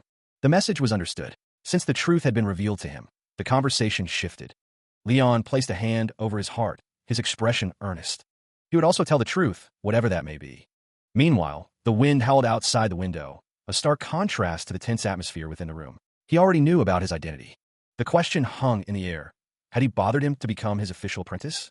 Leon knelt before Duke Draker, his posture submissive. Yes, that was correct. Duke Draker smirked, a hint of amusement in his eyes. He couldn't believe his boldness. With a decisive gesture, the deal was sealed. Duke Draker, a smirk playing on his lips, declared, I'll accept you as my apprentice. Leon, still kneeling, looked up, a flicker of disbelief in his eyes. It was that easy. He thought to himself, I'd better accept before he changes his mind. Leon, kneeling before Duke Draker, recited the apprentice's vow, declaring his intention to become his apprentice and bring honor to his master's name. Duke Draker remarked that Leon was aware of the apprentice's vow, noting that not many people use it anymore. The Duke's expression hardened, stating that culture is a necessary virtue of a knight. Duke Draker, with a hint of amusement, called Leon a sly snake, to which Leon replied that he would take that as a compliment. Leon, still kneeling, looked up at his new master. However, master, may I ask one thing? Duke Draker admitted it was a bit embarrassing to be called master, but gave his permission. Fine, go ahead. What made you accept me as your apprentice? Elsewhere, a field of flowers swayed gently in the breeze, oblivious to the events unfolding within the castle walls. It was well known that Duke Draker was famous for not accepting apprentices. Only Andre, the genius of the century, became his apprentice after years of asking. He looked up, a question forming in his mind. Why would Duke Draker accept him so readily? Though Leon did have a general idea why. During the duel with Duke Draker, Leon thought he must have seen potential that surpasses Andre. The young man knew he had a good eye. Duke Draker smiled, his expression almost challenging. Why do you think I did? He asked, guess my apprentice. Leon knelt, his brow furrowed. Isn't it because I'm a genius of the family? Duke Draker chuckled, stating that Leon's confidence is something else. Duke Draker stood, a sword gleaming faintly behind him. If that was the case, he declared, I would have chosen the girl from the Turin family. I like your tenacity. That's true. He towers over Leon, his expression unreadable in the dim light. Duke Draker declares that they can stop the chit-chat for now. The Duke gestures towards a grand building, announcing that it's time for Leon's first lesson. Leon responds with a dutiful, yes, sir. Meanwhile, inside the Western Greenhouse Gymnasium, Leon is surprised to find a training facility beneath the greenhouse. Leon strides forward, his boots echoing in a vast space. Duke Draker follows behind, his thoughts swirling. He wonders what Leon is planning. 3 hours have already passed, and Duke Draker's concern grows. The Duke ascends the stairs, his brow furrowed. He pauses, turning back to ask Leon one thing. Leon stands calmly, awaiting the question. Duke Draker approaches, the dust motes dancing in the air around him. He asks what Leon wants to know, master. The sound of his footsteps echoes as he closes the distance. A clash of power echoes through the training room as the two figures engage. Duke Draker's foot connects with Leon's torso, sending him flying. Leon crashes into a wall, the impact reverberating through the structure. He slides down, leaving a trail of dust and debris in his wake. Leon struggles to regain his footing, the force of the blow evident. His hand presses against the glass, a silent testament to the impact. Duke Draker approaches, his expression unreadable. You have a problem with me checking your pulse? He asks. Leon's gaze hardens, a flicker of defiance in his eyes. Duke Draker continues, his voice low. I knew something was off with you from the start, when we fought in the healing room, when we dueled in the greenhouse, and even after. Duke Draker recalls, running around the gym for 500 laps, you even stopped me for checking your pulse. I didn't sense a single drop of aura from you. He presses, his gaze intense. Kid, tell me, are you unable to use aura? His eyes widened, a flicker of something unreadable passing across his face. Leon's mouth parted slightly, as if searching for an answer that wouldn't come. The courtyard stretches before Leon Conrad, the bronze statue he was sure he'd seen now absent. Duke Draker mentions the uproar over the never-before-seen golden light. If so, the boots echo against the stone floor. Duke Draker asks why he isn't being allowed to examine his pulse. Leon Conrad's gaze falls. Duke Draker muses that it's not suspicion, just simple curiosity, despite the serious situation in which a Draker can't use aura. Leon Conrad thinks he's lucky he's facing Duke, and that if he can just get by, people won't have reason to suspect his aura. So he'll just have to be cautious until then. Leon Conrad thinks there's no need for him to go on spouting lies, unlike his last life, where he was the first failed awakener in his family. Mana reflection is activated. Duke Draker realizes that for whatever reason, he can't use aura. This truth will cover up his lies. He reflects, the weight of his earlier actions pressing down on him. The chilling possibility of being exposed as a Draker, unable to wield aura, sends shivers down his spine. Leon Conrad forces himself to maintain a facade, a performance designed to conceal his inner turmoil. Duke Draker wonders how Leon is doing, concern etched on his face. The boy's carefully constructed act cannot hide the malice within, yet he remains, at his core, a child. Duke Draker questions the success of Leon's awakening. After examining his pulse, Leon reflects on how absolute the blessing right is for a Draker. Duke Draker believes there's a reason why Leon cannot awaken to aura. He'll find a reason. Leon must deny it himself.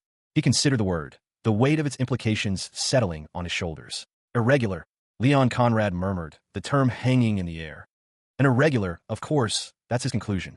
If you aren't aware of the concept of classes, then it's natural to think that way. A collection of blades lay displayed, each one unique. What is that, master? Just as it sounds like, it's a term used to refer to people with anomalous abilities. For example, the ability to use aura and mana together. Or an irrational ability like peering into the future. As such, irregulars are not treated very well, so don't tell anyone about this. Then the reason why you believe I'm an irregular, master, is because Duke Draker strode forward, his voice echoing slightly in the chamber. Have insane stamina and recovery. However light the damage, treating internal wounds takes time. I'm sure it took an unspeakable amount of energy. What do you think that energy is? Aura? Leon listened intently, his expression thoughtful. Because it's being constantly consumed in exchange for stamina and regeneration, there's barely any left to sense, is my hypothesis. Huh, that's quite plausible. If so, then will I never be able to use aura? I guess I won't be able to meet your expectations, master. Duke Draker chuckled, his eyes gleaming. Ha ha ha, don't you worry about that. However light the damage, treating internal wounds takes time. Duke Draker smiled, a hint of something unreadable in his eyes. Is a special art that doesn't use aura. The nature of special art is explained, a technique personally developed by a knight who has reached great heights. Normally, it would be an application or specialization of dragon slaying, so it would be proper to use aura. But this Gale art uses only a trained body. Duke Draker, standing tall, announces that he will show a demonstration, urging Leon to watch closely. With a sudden impact, a crack spiderwebs across the floor. Leon's eyes widen, a flicker of surprise crossing his face. A swift motion blurs the air as the demonstration continues. The movement intensifies, a flurry of unseen action. Another crack splinters the ground, a testament to the force unleashed. Duke Draker stands over Leon, dust motes dancing in the air around them. The Duke asks if Leon saw the display. Duke Draker inquires if it will be fine if he doesn't show him again. Leon confirms that it is enough. The Duke remarks on Leon's confidence, stating it is that of a black rank, at least. The marks on the floor told a story, each scuff and scrape a testament to recent activity. A single footprint, pressed deep into the tile, spoke of power and precision. His gaze followed the path, tracing the movements of someone who had clearly been pushing their limits. A figure lay prone nearby, a silent testament to the intensity of the training. Each gesture, each shift in weight, was a lesson in itself. Leon realized, mimicking the movements directly, he could perceive nuances previously unseen. The steps were clearly taken as if sparring against someone, a mental blueprint of attack, dodge, and closing the distance. Each and every step had a purpose behind it, and to increase it. The figure moved with a newfound confidence, a speed that defied his previous limitations. Leon couldn't believe it. It wasn't like he wasn't gifted a week ago, but he wasn't this good. Just what had happened during that 1 week. There was a big difference between their strides now, a gap that had widened in an impossibly short time. He watched, a cruel smile twisting his lips. The difference between then and now was like heaven and earth. He's perfect. The young man in the uniform wondered if this was enough to give him the confidence of a black rank. If only he could stop acting so arrogant. Leon Conrad mocked the other, reminding him that he was just crying his eyes out not long ago. Someone else wondered what kind of black knight had such a loose tongue. Meanwhile, the academy dining hall stood tall. A feast was laid out. The young man in the uniform noted that it had already been a month since Duke started training him, and his appetite just kept on increasing. He continued to eat. Zeke Draker was approached by Andre, who asked if he could spare some time. The young man in the uniform replied that he was a bit busy, but if it was all right, sure. Andre wondered how Zeke Draker had convinced Sir Dexter. He's getting right to it, huh? He mused over the fact that someone hadn't yet become Duke's disciple, a thought that brought a flicker of satisfaction, knowing he himself was now Sir Dexter's. Stuffing his mouth, Leon considered his own selection. He hadn't really done anything special. Sir Dexter had simply chosen him. He paused, fork in hand, a new thought occurring to him. Was it simply because he was a pureblood? Leon paused, a soft escaping his lips as he considered the implications. The remnants of his meal sat on the plate before him, seemingly forgotten. He scoffed internally, deciding that someone else must have quite the inferiority complex to think that way. He wasn't even halfway through proving himself, he thought, his expression hardening. Of course, even if his bloodline was the initial reason Sir Dexter took an interest, did he really believe Sir Dexter would pick a disciple for such a simplistic reason? The fact that he was able to use that initial intrigue as a foundation to become his disciple was a testament to his own abilities. Instead of wasting time padding his ego with that inferiority complex of someone else's, he would prove himself worthy to be chosen. The words hang in the air, a challenge issued from the shadows. Leon Conrad's eyes glow with an unnerving intensity. How about putting in some effort? A subordinate stands at attention, holding what appears to be a report or set of instructions. Elsewhere, the western greenhouse arena stretches out, an empty stage for a grueling test. Footfalls echo in the vast space as a lone figure pushes their body to the limit. One of the observers turns to his companion, questioning the situation. "What is this, master?" The other responds, equally puzzled. "That's what I want to ask. I don't know what got into him." Each stride is a visible struggle, the runner's face contorted with effort. The master explains, "But he came begging me, saying he's fine with being a servant if he can stay at my side. I said I'd take him in if he could run 300 laps without aura, which is how he ended up like that." The observer marvels at the runner's determination. 300 laps? All without aura? Huh, he sure is a tenacious one. The uniformed figure reflects, "I thought he was just a self-righteous nerd."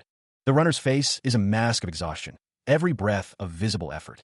The discarded remnants of the runner's pride lie in a trash bin. But he has quite the backbone, huh? The academy grounds stretch out, manicured and pristine, awaiting the arrival. A summons has been sent out to all the students, the reason for which is known to few. It's the day of a day some seem to have forgotten. The patriarch's visit is imminent. The carriage, emblazoned with a dragon and sword, approaches. The patriarch is entering, his arrival heralded by the assembled ranks. A voice rings out, commanding everyone to get ready. A man with a meticulously groomed mustache snaps to attention. "Yes, sir," he replies. Meanwhile, the carriage makes its way towards the academy.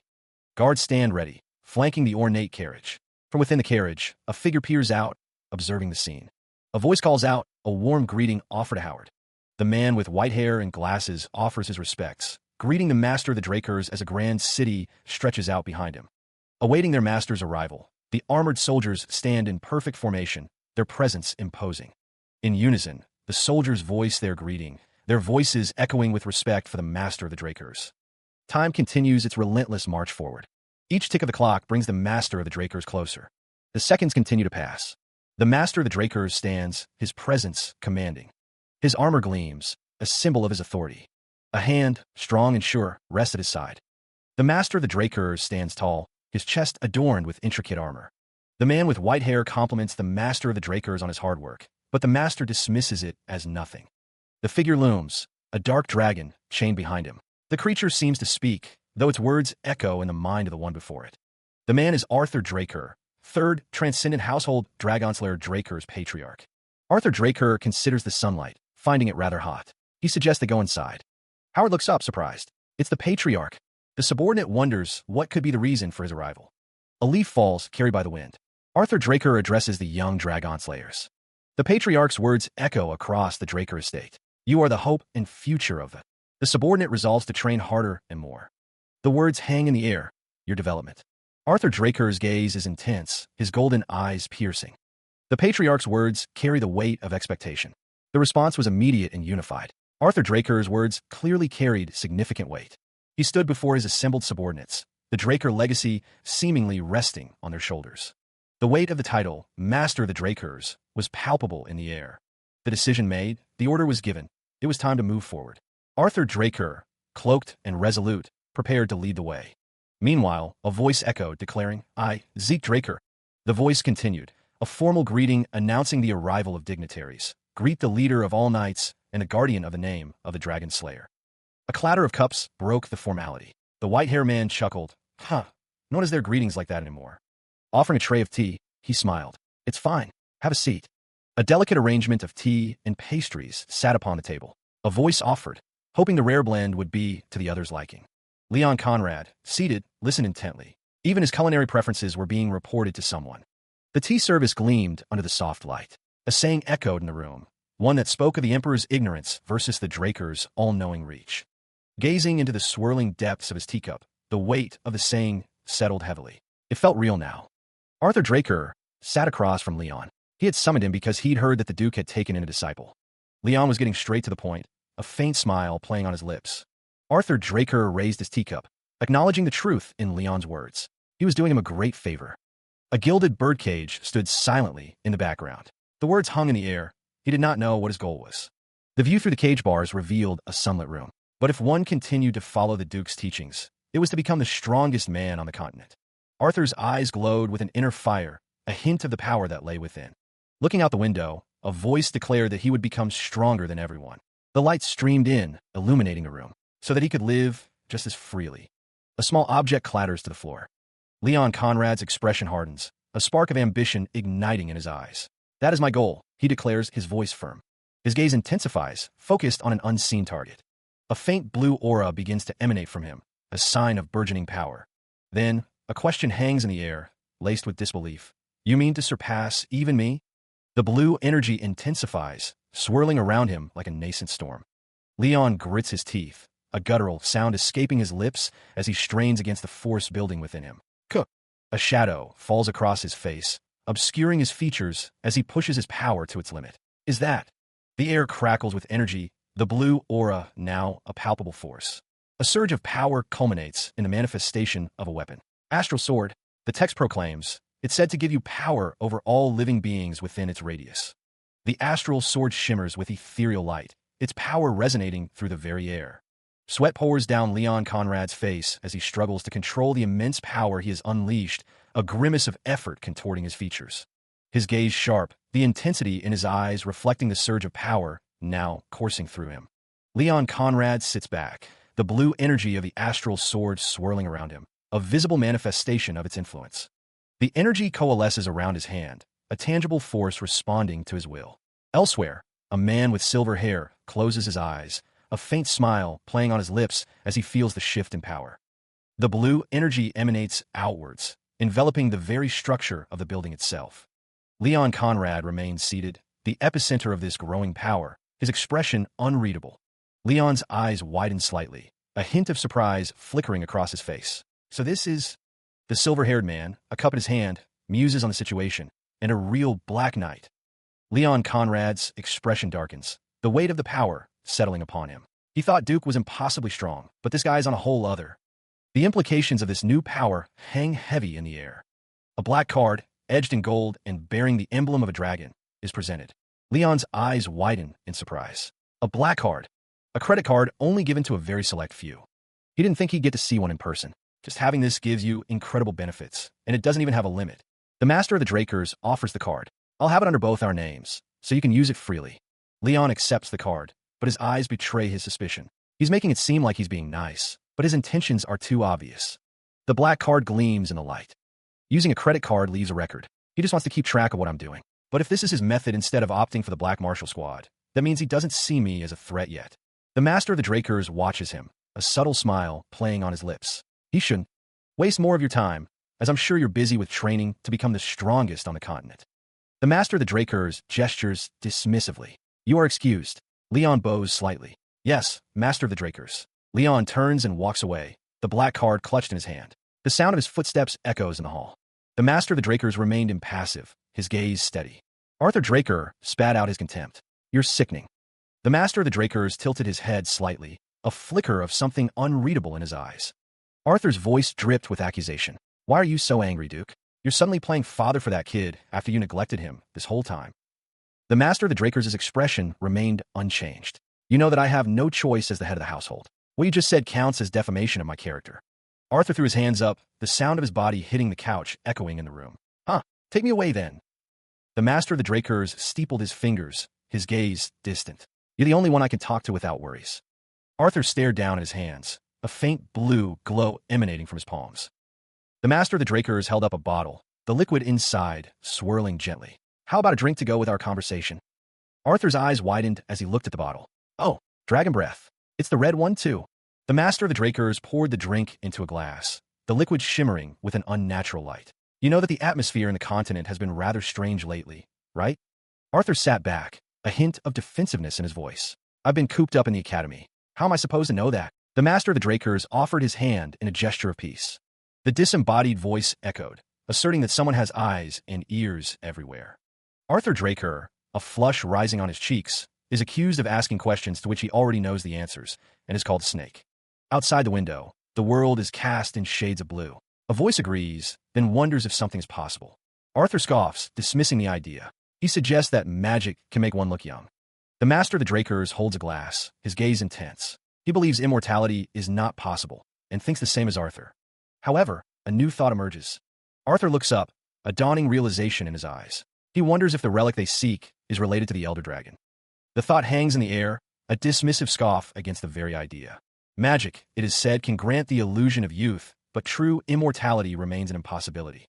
A figure stands in the distance, the sound of their footsteps echoing through the halls, a silent question hanging in the air. A soul manifestation, a hearing, a connection to something beyond the veil. Power coalesces, swirling around a figure shrouded in mystery. The relic they seek, it's believed, is tied to the Elder Dragon, a possibility whispered among those in the know. Possibly, they muse. The Order of Black Knights has reported that it's most likely within the northern continent. Meanwhile, Arthur Draker contemplates the northern continent, a distant look in his eyes. Is this information that the Empire's people haven't acquired yet? Yes, however, it is only a matter of time before they do. This reminds him of the past, that crazy Emperor bastard. The moment he ascended to the throne, he started a war to unite the continent. Only after taking over half the central continent did the war finally stop. He watched the flames dance in the hearth, a glass of amber liquid held loosely in his hand. Arthur Draker mused, wondering aloud if the other man would ever abandon such a decrepit, absurd dream. The thought hung in the air. One of those artifacts could grant immortality. Then, the Master of the Drakers swirled the liquid in his glass, his gaze distant. He spoke with a quiet certainty, stating that the world would once again be engulfed in a sea of flames. Given the importance of this matter, the Master of the Drakers declared that he had agreed to go to the north himself. The Master of the Drakers' words echoed in Arthur's mind, his seat empty, knowing that bastard of an emperor would run amok as a result. That's why he'd asked to meet. The Master of the Drakers held his glass, a slight smile playing on his lips. Arthur sighed, exhaling a plume of smoke. He muttered that the Master of the Drakers was as sly as a fox. With a sharp crack, the Master of the Drakers slammed his glass down on the table.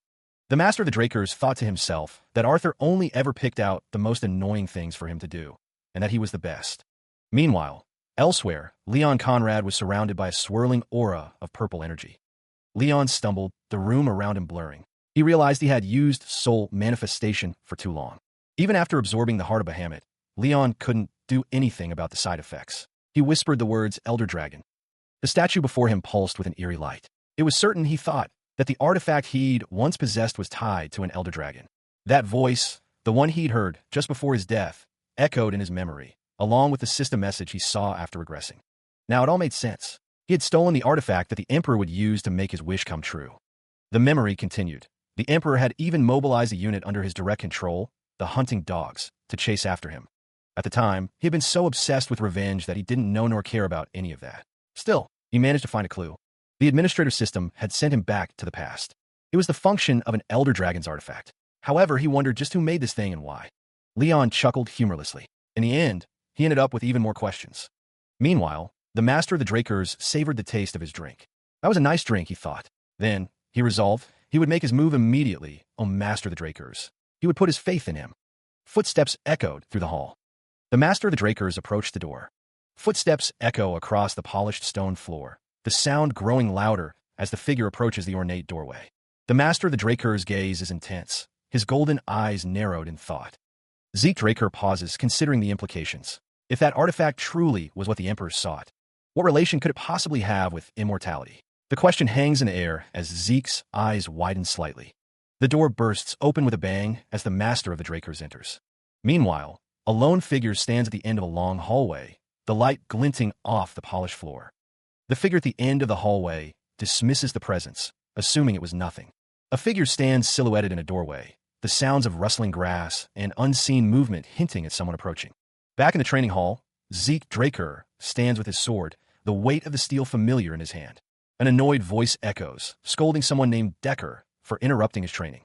Zeke's brow furrows in confusion. A student? He doesn't recall having any friends at the academy. Could it be Reina? A gloved hand rests on the hilt of his sword, the command given to allow the visitors to enter. Footsteps echoed in the hallway as a man wondered aloud who was approaching. The perspective shifted to a man on the ground, his face partially obscured by bandages. Was it Liam Stone? A voice, cold and distant, questioned the very notion of friendship. A desperate plea echoed, a silent scream for acceptance. The man's eyes remained closed, a memory surfacing of a past decision he regretted. The man in red stood over Liam Stone, who pledged his allegiance. The memory of abandonment fueled a desperate desire to reach Valhalla. Kneeling, the man's face was etched with a mixture of desperation and resolve. The man looked down, reflecting on how Liam Stone had been his past life, and questioned his obsession with Valhalla. The man begged, his voice cracking with desperation, but the response was harsh. The finality of the rejection hung in the air. He was not a support family. His hand, bound by thick restraints, glistened with a sheen of nervous sweat. The cold metal bit into his skin, a stark reminder of his precarious situation. A voice, laced with a chilling finality, echoed in the room. As such, I won't be of any help to you entering Valhalla. The words hung in the air, heavy with doubt. How was he supposed to overcome this? How was he supposed to believe in himself when no one else did? His eyes, wide with a desperate plea, stared upwards. The weight of their disbelief pressed down on him, suffocating his hope. His trembling fingers tightened around the hilt of the blade. A desperate solution began to form in his mind. The cold steel offered a grim comfort, a promise of finality. He raised the blade higher, the metal glinting in the dim light. A fierce determination hardened his features, eclipsing the fear that had plagued him moments before. He would prove himself, no matter the cost. Crimson droplets stained the floor, a testament to his resolve. The air hung thick with a metallic tang of blood. His voice, raspy with emotion, broke the silence. It's only natural that you doubt me. His grip tightened on the blade. He would prove himself to them, whatever it takes. A chilling declaration echoed in the room. If you wish for me to become mute, then I will cut out my tongue. He spoke with a chilling resolve, the metallic tang of blood already thick in the air. If crippling him was the price, Liam Stone would pay it himself. The cold steel glinted, poised above his foot. A bead of sweat trickled down his brow as he steeled himself for the agonizing sacrifice. Another voice, filled with desperate devotion, echoed in the darkness. He would place his very life in his lord's hands, a complete surrender. A shadowed visage loomed, promising to take everything in exchange for a worthless existence. The air crackled with unspoken power.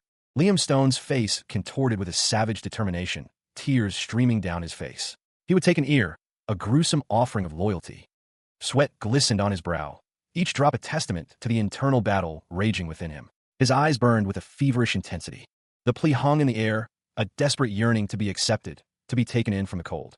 He wished only to become stronger. A lone figure stood silhouetted against the night, a weapon held aloft. He craved power more than anyone else. Liam Stone's voice was a mere whisper, barely audible above the pounding of his heart. He begged, his pride shattered. The words were a desperate offering, a plea to be molded, to be taught the secrets of power. Teach me, master. He knelt, humbled and broken, before an unseen power. The air thrummed with anticipation, the scent of ozone sharp in his nostrils. A final, desperate plea echoed, a broken cadence of utter surrender. He begged for acceptance, for a chance to prove himself. He plummets through the air, the ground rushing up to meet him. The wind screams past him, a deafening roar in his ears. His grip tightens on the sword, the only thing he can control in this freefall. The impact sent a shockwave through his body. Liam Stone, kneeling, declares, if you manage to withstand even one strike from me. His eyes narrow, a storm brewing within them. Bloodied but defiant, Liam manages, teach thank you very much. Meanwhile, from a distance, a voice asks, received adequate treatment? Another voice replies, why yes. Liam, surrounded by a blue aura, thinks, honestly, I thought that one strike would be easy. given that I, too, am an undeniable user of Draker. Oha, is he? The sword gleams, ready for the next strike. A colossal eye, radiating an eerie yellow glow, pierces the darkness, its gaze seemingly fixed on some unseen prey. A voice echoes from the abyss, laced with a chilling curiosity. Really, my peer? Elsewhere, a man with a bandage wrapped tightly around his head grits his teeth, his expression a mask of pain and determination. Purple energy emanates from him. He struggles to draw breath, his lungs burning with each shallow gasp. The weight of his sword feels heavier than ever, a cold reminder of the battle ahead. I can barely even breathe. Suddenly, a surge of purple energy erupts around him, tendrils of power lashing out like whips. The air crackles with unseen force, a silent scream of impending doom. The force slams into Liam Stone, sending him hurtling backward through the air. A wave of red energy washes over him, a searing pain that threatens to consume him whole.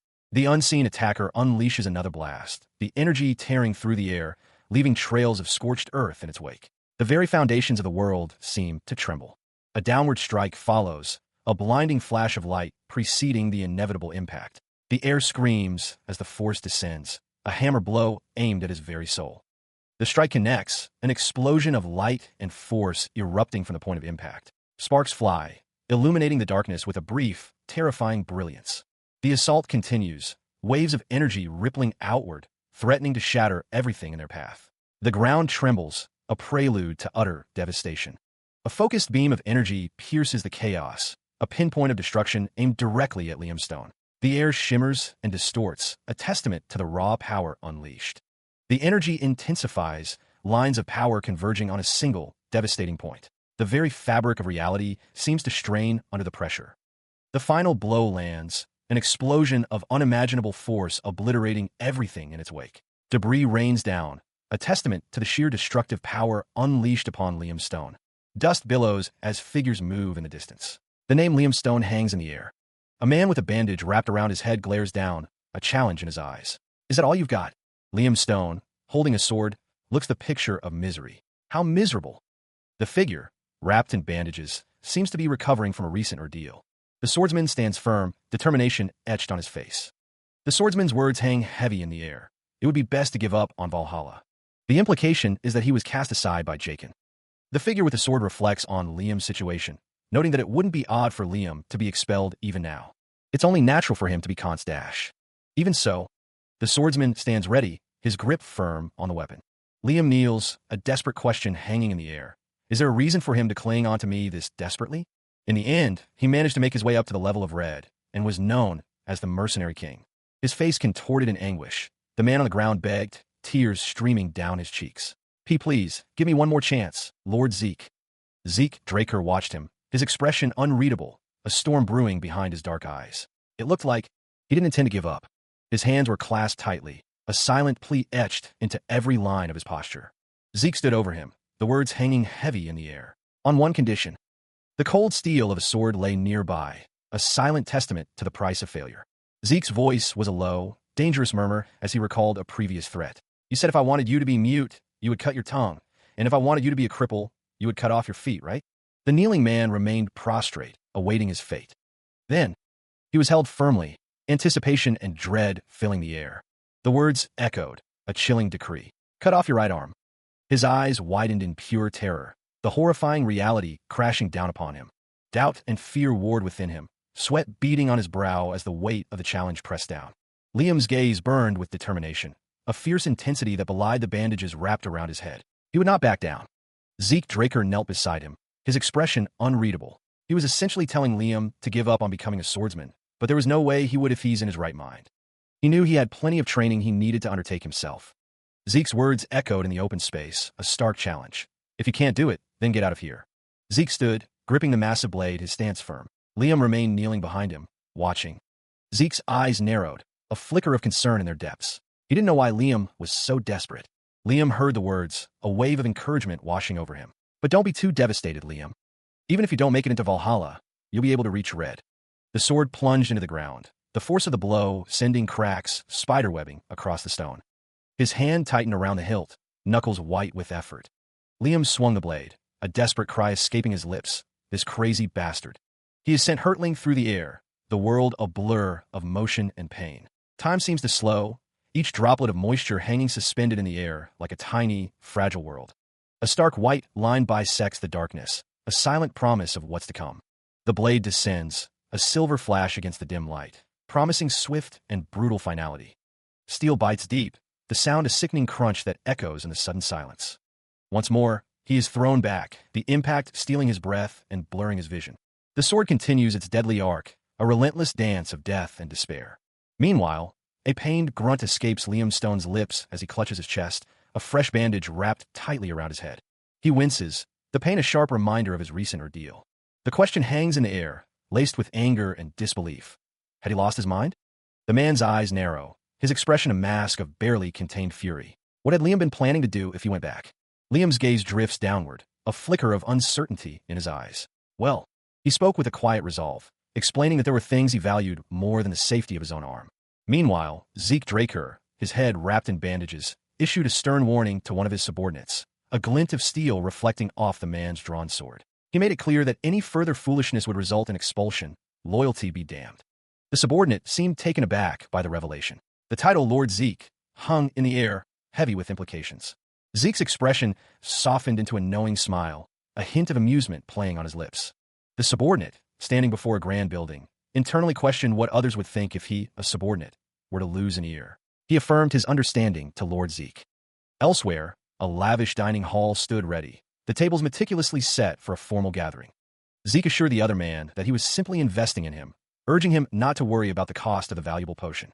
A hand reached out, the fingers delicately grasping a cup filled with a dark, viscous liquid. The man sat at the table, his gaze fixed on the cup before him, a question hanging in the air. What was it? He was asked what he valued more than his right arm, more than his very life. His voice barely a whisper, he confessed that it was his mother. A few days after he was abandoned by Jakin, Zeke Draker heard that his mother had collapsed from a high fever. Fortunately, the fever soon broke, but her entire body was covered in rose-like red spots, and she was growing weaker by the day. The village healers didn't know what the disease was called. So why Valhalla? Right? Valhalla students and their family are offered the greatest medical treatments available on the continent. Someone was documenting the progression of the disease. Rose-like red spots, periodic high fevers, and rose-like red spots all over the body. 5 years later, the entire central continent will be plagued by the rose disease. Highly contagious and with a high fatality rate, countless people will lose their lives. But a radical treatment will be invented and it will come to an end. The document detailed the method. It was the method for producing the medicine to heal his mother's illness. It wasn't very difficult to make, so the village's healers should be able to make it as well, Zeke thought. Teach, thank you very much, the voice said. But the healers didn't even know the disease's name. So how did he know this?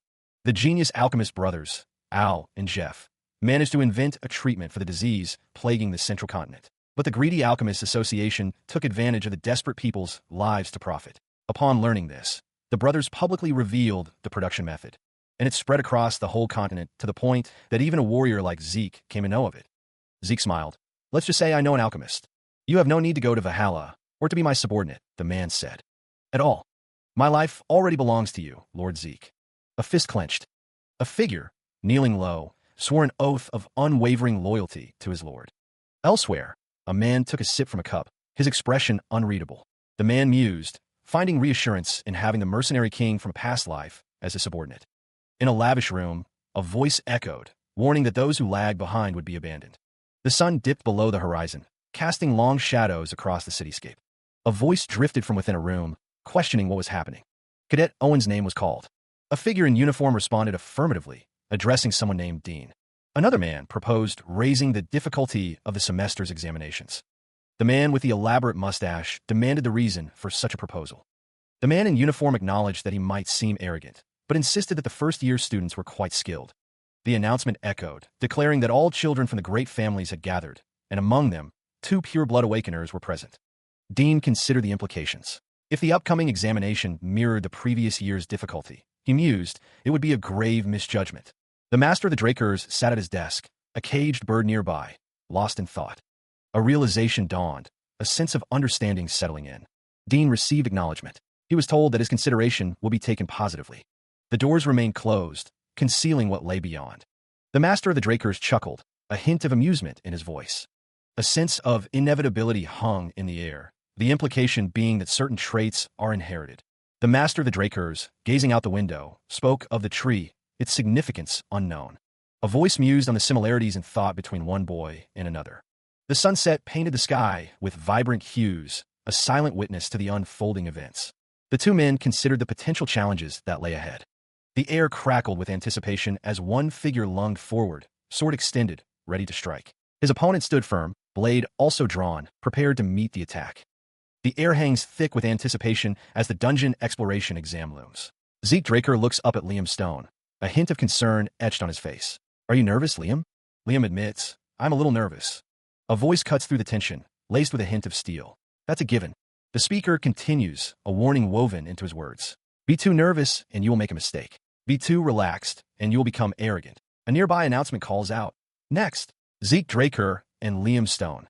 Zeke turns to Liam, determination hardening his gaze. "Let's go." A younger cadet responds, "Yes, my lord." The cadet's gloved hand gestures forward, a silent command.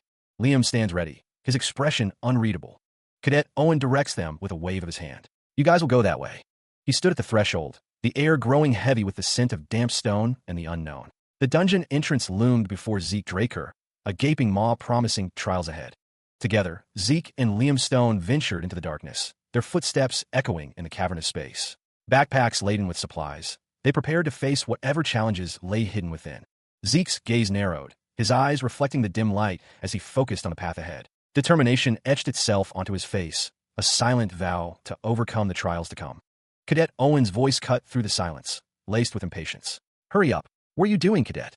A flicker of a smirk played on Zeke's lips, a hint of confidence beneath the surface. He knew what was at stake, and he was ready.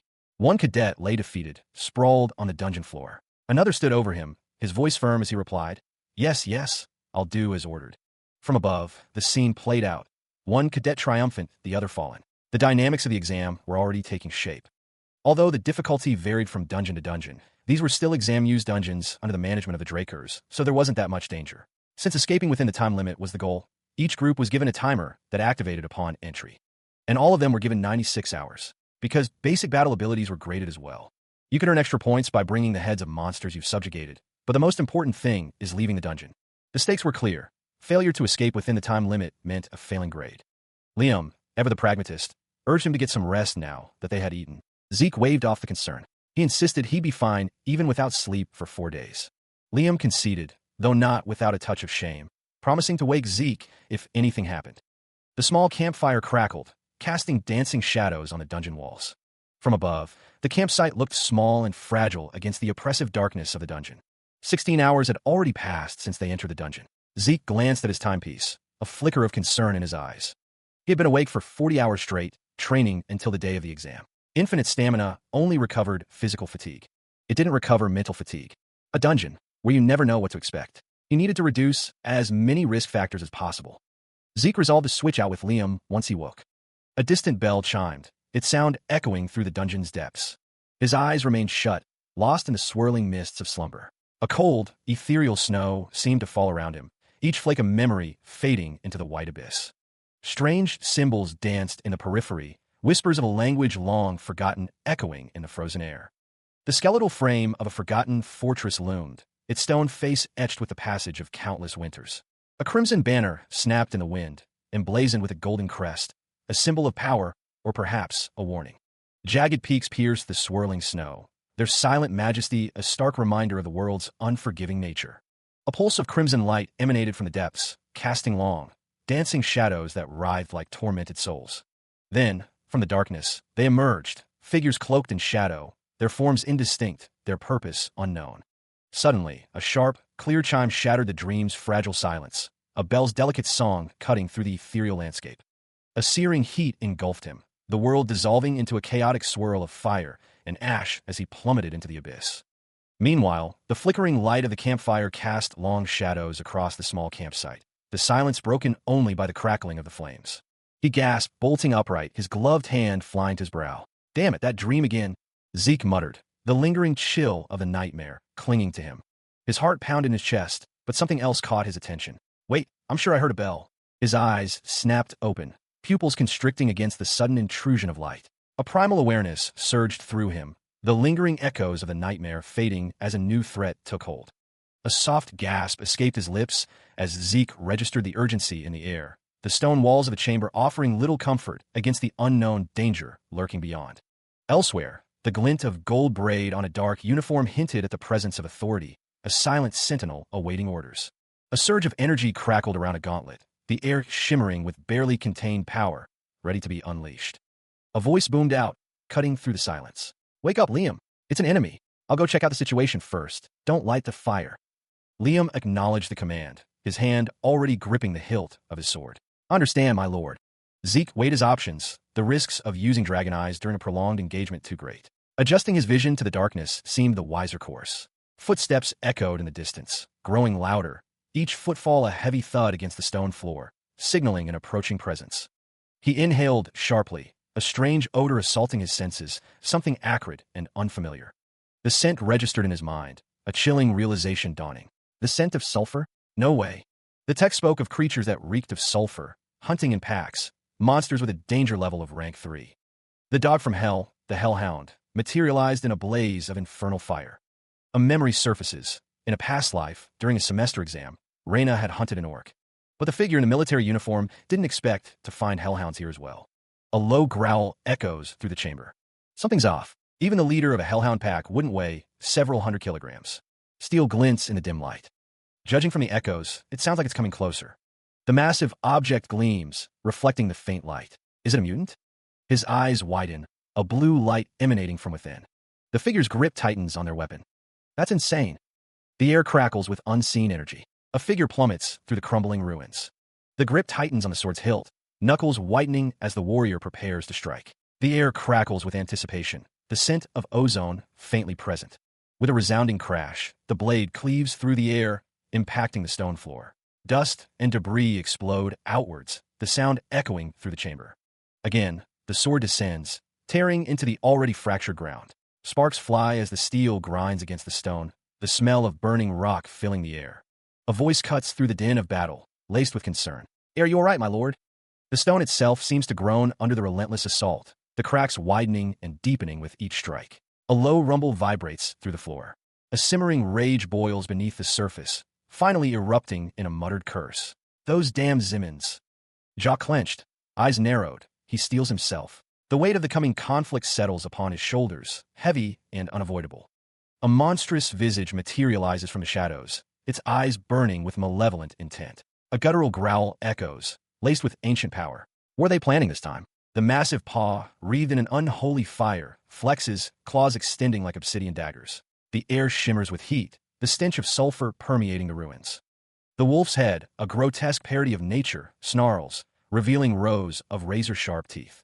Its breath comes in ragged gasps, each exhale a promise of violence. It lunges, a blur of fur and fury, its target unseen but surely doomed. The ground trembles beneath its weight, the air vibrating with its power. The attack continues, a relentless onslaught of claws and teeth, leaving a trail of destruction in its wake. The scent of blood hangs heavy in the air. Deep within the cavern, glowing runes pulsed with an eerie light, illuminating a lone figure standing ready, sword in hand. The figure, burdened with a backpack, drew his sword, a grim realization washing over him. They were hunting him, intent on ending his life. Two figures stood their ground, clad in military-style uniforms. The one in the foreground gripped a baton-like weapon, his expression resolute. The threat was identified: trolls. Rank 1 monsters, powerful enough to casually devour hellhounds and orcs. The blood of these monstrous trolls held a dark secret. It was a raw material for healing medicine, imbued with incredible regenerative powers. One of the figures in uniform paused, a question forming in his mind, etched on his face. One of the uniformed figures declared his intention. "I will be a decoy." The figure with the sword urged someone to seize the opportunity. "Please take that opportunity to flee." The dark-haired figure's expression hardened as Liam Stone looked down, a wave of despair washing over him. "Don't say something so depressing," he was told. A question echoed in the air. What kind of lord would abandon their subordinate? The two figures stood back to back, swords drawn, ready to face whatever came next. Liam Stone was met with a firm gaze and words of encouragement. "Believe not in me, but in your own efforts, Liam. You're not weak." The man in the military uniform smirks, declaring, "I'll support you, so do as you like." Zeke Draker, a smirk playing on his lips, responds, "Thank you, my lord." With a burst of speed, the swordsman raises his blade, preparing to strike the monstrous troll. The force of the blow sends the troll reeling backward. Arcs of glowing energy emanate from the swordsman as he continues his assault. The energy intensifies, focusing on the troll's exposed flesh. A disembodied voice observes, "He's quite good." The troll lies wounded, a voice noting, "It's already impressive that he's managed to wound the troll despite its tough skin, but he's aiming precisely at its joints." Another voice adds, "It seems like he's been studying monsters in his spare time as well." However, the air crackles with unseen energy as the battle intensifies. Streaks of light and shadow blur together, a testament to the speed of the combatants. The troll looms, a mountain of muscle and rage, as Zeke Draker prepares to meet his attack head-on, sword at the ready. But the troll is faster, unleashing a blast of raw power that rips through the air. The air shimmers with displaced energy. Steel screams against monstrous flesh as Zeke Draker barely manages to deflect the blow, sparks flying from the impact. The battle spills into the air, a whirlwind of blades and claws as the Northern Phantom and the troll exchange blows in a deadly dance. The troll's attack finds its mark, a brutal impact that sends tremors through the very stone beneath them. The monstrous fist continues its relentless assault. Meanwhile, Zeke Draker kneels before the unknown lord, his head bowed in apology. "I apologize, my lord." The unknown lord waves off the apology. "It's fine. This much isn't bad for your first reel." The troll's voice booms, reminding his opponent that he overlooked a crucial detail, its regenerative ability. The troll elaborates, explaining that even small cuts will heal almost instantly. He taunts that his opponent cannot keep up with his regeneration. With a roar, the troll lunges forward, a massive, gray blur of muscle and teeth. Meanwhile, Zeke Draker stands alongside Liam Stone on the cracked battlefield, the air thick with tension. Liam observes that the situation seems too much for Zeke. From the shadows, the unknown lord declares that he will finish things up. The unknown lord's gaze is sharp, his expression resolute as he prepares to act. His gloved hands, adorned with intricate designs, tighten around the hilt of his sword. The system notified them of 30 karma points earned. Liam Stone was told to pick it up, as they should earn plenty of extra points with it. The unknown lord acknowledged the order with a simple, "Yes, my lord." The unknown lord paused, a question forming in his mind. A sudden quest appeared. 2 birds, 1 stone. Hunt 100 monsters of 10 different species in the dungeon, within a time limit of 72 hours. The quest reward, double the karma points earned during the quest, plus 2 random boxes. The quest status showed 2 species and 14 monsters, with non-hostile monsters excluded. The remaining time was 71 hours, 59 minutes, and 52 seconds. There were 79 hours until the exam ends. The unknown lord considered the task. Having to hunt 100 monsters wasn't a problem, but having to hunt 10 different species was troubling. The dungeon was large, but given that this was an exam-used dungeon, there would normally only be 4 different species. However, since this was a trap prepared by those Zimmons bastards, there should be 10 if he looked thoroughly. Doing the quest on top of escaping, the unknown lord had a lot to do. He stands, the head collection use bag provided to them slung over his shoulder. The unknown lord declares that he is done. The bag, while a subspace pocket, is far inferior when compared to a Kiride's pocket. Still, it's enough to carry drops. Liam is urged to keep moving and not fall behind. Meanwhile, a hulking figure, seemingly in response to an unheard command, affirms, "Yes, sir." Elsewhere, a battle rages, timers counting down amidst the chaos of clashing steel and monstrous roars. Meanwhile, the unknown lord stands amidst the aftermath, the timer ticking down beside piles of bags and corpses. A swirling vortex shimmers, the timer ever present. A cascade of timers marks the passage of time. Back with the unknown lord, he inquires, "How is it, Liam?" They've hunted plenty of monsters by now. Liam admits he's not sure yet if he's gotten used to real combat. The unknown lord smiles, reassuring him that it's normal to take a while to get used to it. His gaze sharp and unwavering, the unknown lord surveys their surroundings, a hint of impatience etched onto his features. The digital display flickers, a stark reminder of the dwindling time, 50 minutes and 54 seconds. The quest status remains stubbornly at 9 species out of 99 monsters. The unknown lord's frustration mounts. Even after eliminating a leech the size of a finger, they've only identified 9 species. He mutters, his voice laced with annoyance, that he has looked everywhere. A sigh escapes him as the unknown lord glances at the maze-like device in his hand. He scoffs, deeming those Zimmons truly useless. The unknown lord's expression hardens, his thoughts turning to the lack of preparation. They should have prepared just 1 more species, he thinks, his voice echoing in his mind. His eyes narrow, a storm brewing within him as the pressure mounts. Meanwhile, Liam Stone braces himself, the air crackling with unseen energy as he stands on a rocky outcrop. A grotesque, bulbous creature descends from the shadows, its presence heralded by a guttural growl. The creature lunges, its claws extended as it aims for Liam, the sound of scraping stone filling the air. Liam's eyes widen as he sees the creature bearing down on him. A desperate cry escapes his lips as he calls out his own name. The unknown lord's voice cuts through the chaos, his command ringing with authority. Drop the bag. Feathers drift through the air, illuminated by an unseen light, as the command hangs heavy in the air. The air cracked with unseen force. Debris exploded outward, propelled by the unseen impact. He lashed out, his boot connecting with something unseen. A crimson spray painted the ground. Liam Stone's eyes widened, a flicker of shock crossing his face. Again, he struck out with a powerful kick. His expression shifted to concern. You all, don't worry, it's... Liam's gaze dropped, his brow furrowed. He stood his ground, drawing his sword, blood staining his arm. From afar, the unknown lord's voice echoed. Just watch this time, Liam. The air vibrated once more. A monstrous maw filled the space, teeth like jagged razors. He stood before the gaping maw, a chasm of teeth and shadow. Liam Stone's voice cut through the silence, a challenge thrown into the abyss. It'll be hard for me to pay attention to you.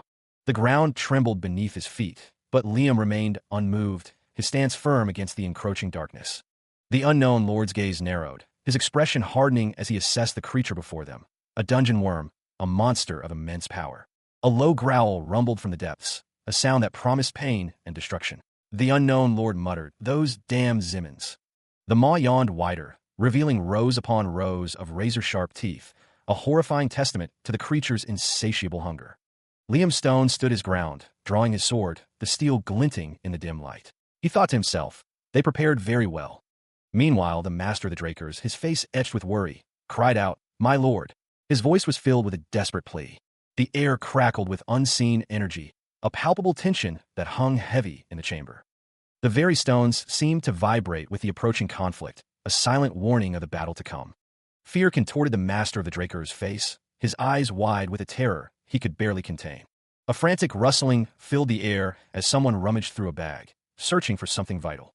The unknown lord stood ready, his stance firm, his eyes fixed on the monstrous dungeon worm. He prepared for battle. The very foundations of the cavern groaned, the stone itself protesting against the unseen force. A blinding flash erupts, bathing the already dim space in an unnatural light, the air crackling with raw energy. Stone yields to an unseen pressure, splintering and shattering as something immense forces its way through. The impact reverberates through the chamber, a shockwave of force that sends tremors through the very ground. Dust and debris rain down, a testament to the sheer destructive power unleashed within the confined space. Even a Blue Knight would want to avoid encountering a dungeon worm in a place like this, the unknown lord realizes, sweat beading on his brow. Because of how it consumes the earth to move, the very ground becoming a weapon in its insatiable hunger. If he takes too long to subjugate it, the consequences would be catastrophic, the land itself devoured from beneath. The earth continues to fracture, the cracks widening into chasms that threaten to swallow everything whole. A grim determination hardens the unknown lord's features, his eyes narrowing with resolve.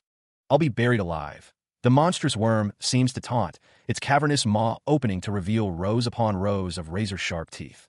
He will not allow that to happen. The unknown lord prepares to meet the beast head-on, energy coalescing around him. The dungeon worm's massive form crashes down, the force of its descent shaking the very ground. Its bulk continues to plummet, a dark shadow falling over the unknown lord as the worm threatens to crush him beneath its weight. Extending its claws, the dungeon worm prepares to tear through anything in its path. Dust explodes outwards, obscuring the battlefield in a haze of pulverized earth and shattered stone. He leaps into the air, drawing his blade in a flash of steel, ready to meet the monstrous assault head-on. The dungeon worm's claws descend, a deadly rain of sharpened bone and chitin aimed directly at the unknown lord. Steel meets flesh and bone, erupting in a blinding flash of violet energy. The energy intensifies, a roaring torrent of power unleashed between the combatants.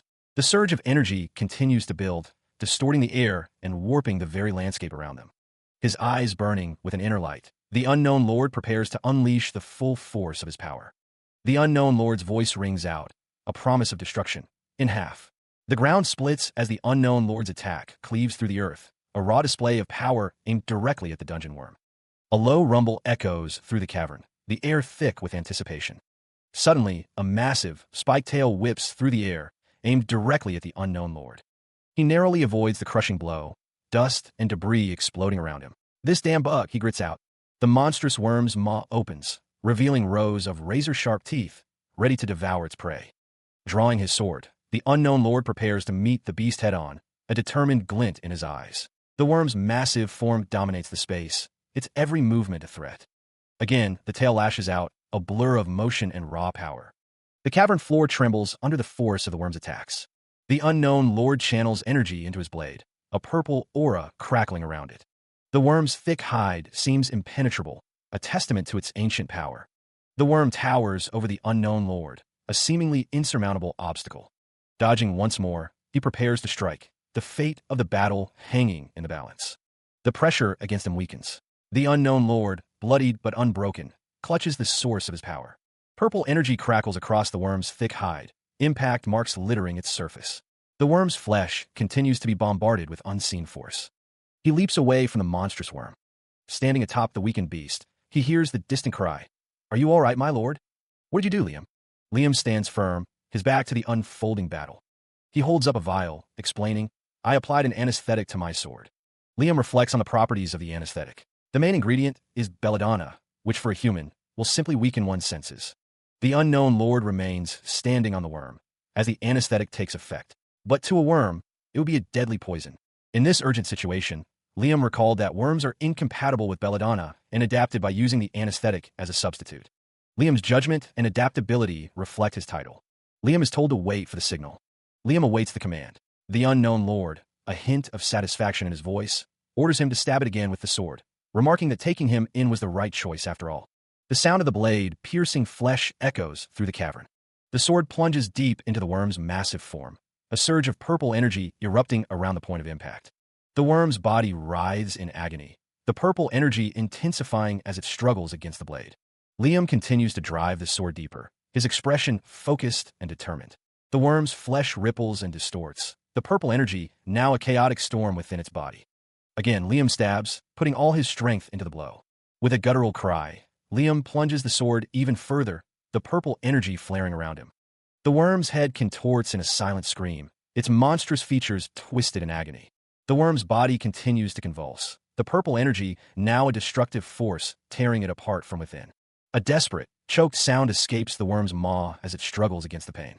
Liam, bathed in purple light, continues his assault, the sword a conduit for the destructive energy. A dark, spiky structure rises, pulsing with an unseen energy. A figure descends, blade drawn, ready to lacerate. The dark structure is engulfed in a surge of power. The figure plummets, surrounded by swirling energy. The blade gleams, ready to strike. The sudden quest has been completed, doubling the karma points earned and providing 2 random boxes as a quest reward. The current karma points stand at 780. The proctors call out to the cadets who have emerged from the dungeon, directing them to gather for their grades. The cadets assemble, awaiting their evaluations. Those who have completed their grading are dismissed. The grading is about to begin, the proctor announces, as the cadets respond with a resounding "Yes, sir." The base grade for escaping is 30 points. The tally of monsters slain is revealed: 20 goblin heads, 2 hobgoblins, and 1 orc. The total score amounts to 180 points.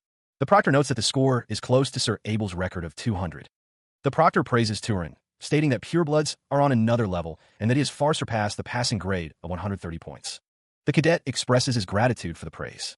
The proctor states that they will begin grading. The unknown lord is informed that his score of 120 points has surpassed the passing grade. He receives a simple thank in response. A name echoes in the air: Reyna. The unknown lord sits, a subtle threat escaping his lips. He declares that someone won't be able to act so cocky forever. He considers his options, thinking, well, if need be. The unknown lord reflects, his thoughts turning to Reyna and Zeke. He muses that he can just take care of her like he did with Zeke. His eyes narrow, a hint of desperation in their depths. How long has it been since they've seen the sun? Meanwhile, a hand reaches out, the owner of it exclaiming about a familiar voice. A dungeon worm erupts from the ground, attacking 2 cadets. The air fills with the sounds of tearing flesh and panic cries. One of the cadets can only utter in disbelief, "How did he dash?" The dungeon worm looms, a grotesque parody of nature. Is that a dungeon worm? Weren't orcs the highest scoring monster? Why is that? The worm continues its assault, the ground trembling with each strike. The dungeon worm's maw opens wide, revealing rows of razor-sharp teeth. The cadets are caught in its deadly embrace. Cadet Owen's exclamation hung in the air between them, the tension palpable as he stood beside Zeke Draker. Zeke's eyes narrowed, a smirk playing on his lips as he asked if Owen was truly happy to see him. The unspoken words simmered beneath the surface. This arrogant bastard. Zeke turned away, prompting Owen to inquire about what had happened to his poker face. The Northern Phantom remarked that the new look suited him anyway. A gloved hand clenched, the tension building. Zeke, flanked by two others, continued his departure. The sound of footsteps echoed as he moved. The words, "those damn purebloods," a silent curse.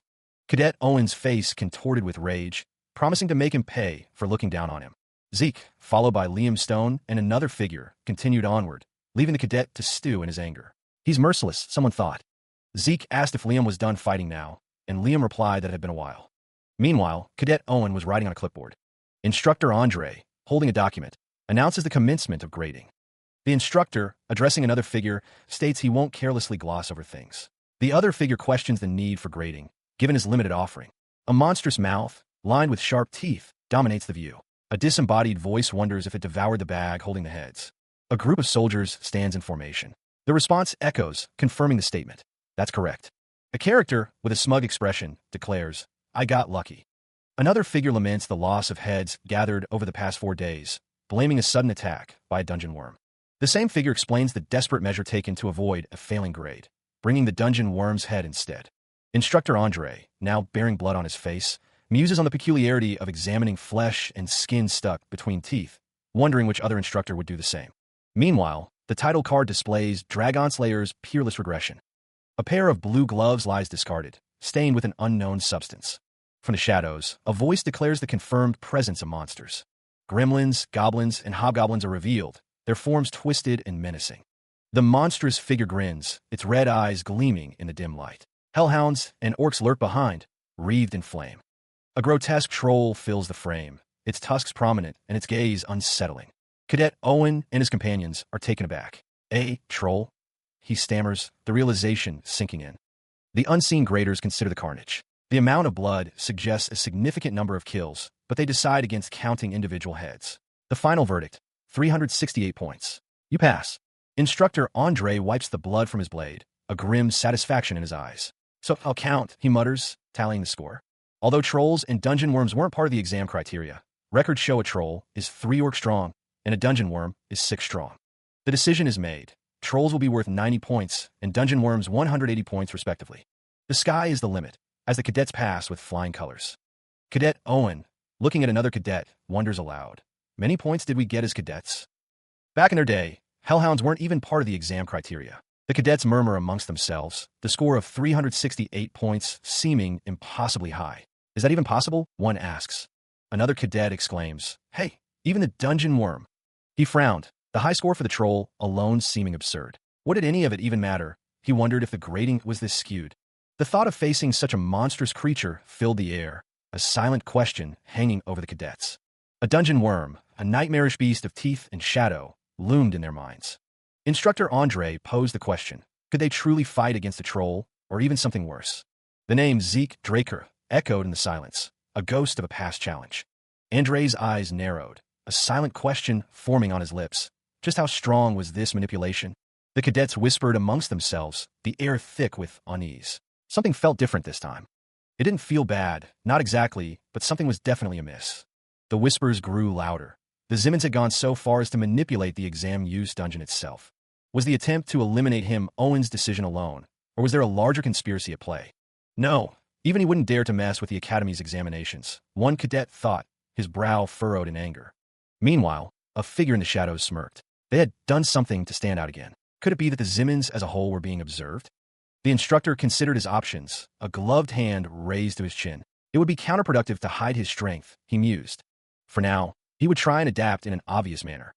Meanwhile, a figure stood silhouetted against the horizon, the vast landscape stretching before him. The figure was Zeke Draker. Elsewhere, the instructor's gaze remained fixed, his expression unreadable. He strode forward, his footsteps echoing in the training grounds. Elsewhere, a voice called out, questioning if Reyna was nearby. The woman with braided hair spoke, conceding, "You win this time." Back with Zeke, he paused, his thoughts unreadable as he surveyed the approaching figures. A disembodied head appeared, questioning what he had won. Meanwhile, within a grand hall, a figure contemplated their next move. Now, I guess I'll have to start with this. He sat cross-legged, the familiar interface glowing before him. Zeke had long dismissed the draconian skill, gluttony, as a waste of points. But now, with 50 points to spare, the system prompted him. Activate draconian skill, gluttony? The question hung in the air, shimmering blue light reflecting in his dark hair. Zeke's eyes widened slightly. Had the skill description changed? The screen detailed the skill. Draconian skill level 1, gluttony. In a state of gluttony, he would be able to eat and digest anything, converting it into energy. Upon consuming monsters with bloodline abilities, he would absorb that monster's ability. A grin spread across Zeke's face. He should have activated this before the exam. To absorb a monster's abilities, he would have to try using energy conversion to know what it was like. A faint purple glow emanated from his hand. The system confirmed. Draconian skill, gluttony, has been activated. Zeke's eyes widened in surprise as a viscous, black liquid began to seep from his palm. His gaze narrowed, a bead of sweat trickling down his temple. He stood amidst a growing puddle of the strange substance. What was this? Within the inky blackness, something began to coalesce, a pulsating, fleshy mass. The jerky vanished into the shadows surrounding him, as though being swallowed by a bog. Energy surged through him, a recovery stemming from the absorbed power. His migraine vanished as if he'd taken a nap. It was only a little, but it felt like his mental fatigue had been reduced as well. Not all of it, but it felt like his whole body had been rejuvenated, both mental and physical fatigue fading. And even ether, draconian skill, gluttony, had been activated. This was definitely worth 50 points. With this one skill, he'd be able to reduce the risk. Of all of his other skills, he could recover mental fatigue with gluttony. And thanks to infinite stamina, Zeke couldn't feel physical fatigue. Anyway, he'd be able to train for 24 hours straight without the need for food or sleep. He was ready to begin immediately. The news was quite startling. Meanwhile, the unknown lord, training in the hall, expressed his displeasure at being disturbed. An apology was offered, along with the announcement of important news. Zeke Draker grinned, hearing that his sword was complete. Finally, the moment had arrived. Elsewhere, Galleon learned that his sword was complete. Galleon asked for a moment. He recalled a past gift from Galleon, something made of mithril and pure iron, the Sword of Radiance, Graham. It was a famous sword, one whose excellence was immediately apparent. Galleon reflected on the dragon fang used as material this time, expecting something similar in appearance to Graham. Just what could be inside? The lid of the wooden chest creaks open, a sliver of light escaping to reveal a source of potent energy within. The chest yawns wider, and nestled within the crimson lining rests a gleaming sword, its metal catching the light. Is this? The sword sits silently, awaiting its wielder. A gloved hand, adorned with intricate gold detailing, grips the hilt of a newly crafted sword. The blade sings as it's tested, a low hum vibrating through the air. The unknown lord examines the weapon. He notes that, judging by its appearance alone, it's not a very pretty sword. The blacksmith, standing nearby, is asked if he didn't sharpen it on purpose. The blacksmith's response is cut off, but a woman's voice finishes the thought. It's supposed to be that way. The blacksmith looks on, bewildered at the unknown lord's words. The unknown lord's gaze is intense, his expression unreadable. The unknown lord is told that the sword is believed to suit him best. The blacksmith stammers, confirming that is correct, adding that most people would have been. The blacksmith continues, noting that the unknown lord seems to understand what he was getting at. The unknown lord's eyes narrow, a thought forming in his mind. If it's him. The dark wood of the coffin-like box gleamed faintly in the dim light, its red velvet interior cradling the sword. Sir, the truth is this sword doesn't have a name yet. The blade itself, a dark, almost obsidian color, rested silently, waiting for purpose. The voice continued, explaining the difficulty in finding a suitable title. I tried to give it one, but no matter how hard I tried, I just couldn't think of one. The unknown lord tilted his head, a flicker of surprise in his eyes. Huh, you want me to do it? A memory surfaced, a whisper from the past. Graham, the Sword of Radiance, was a name that Galleon came up with himself.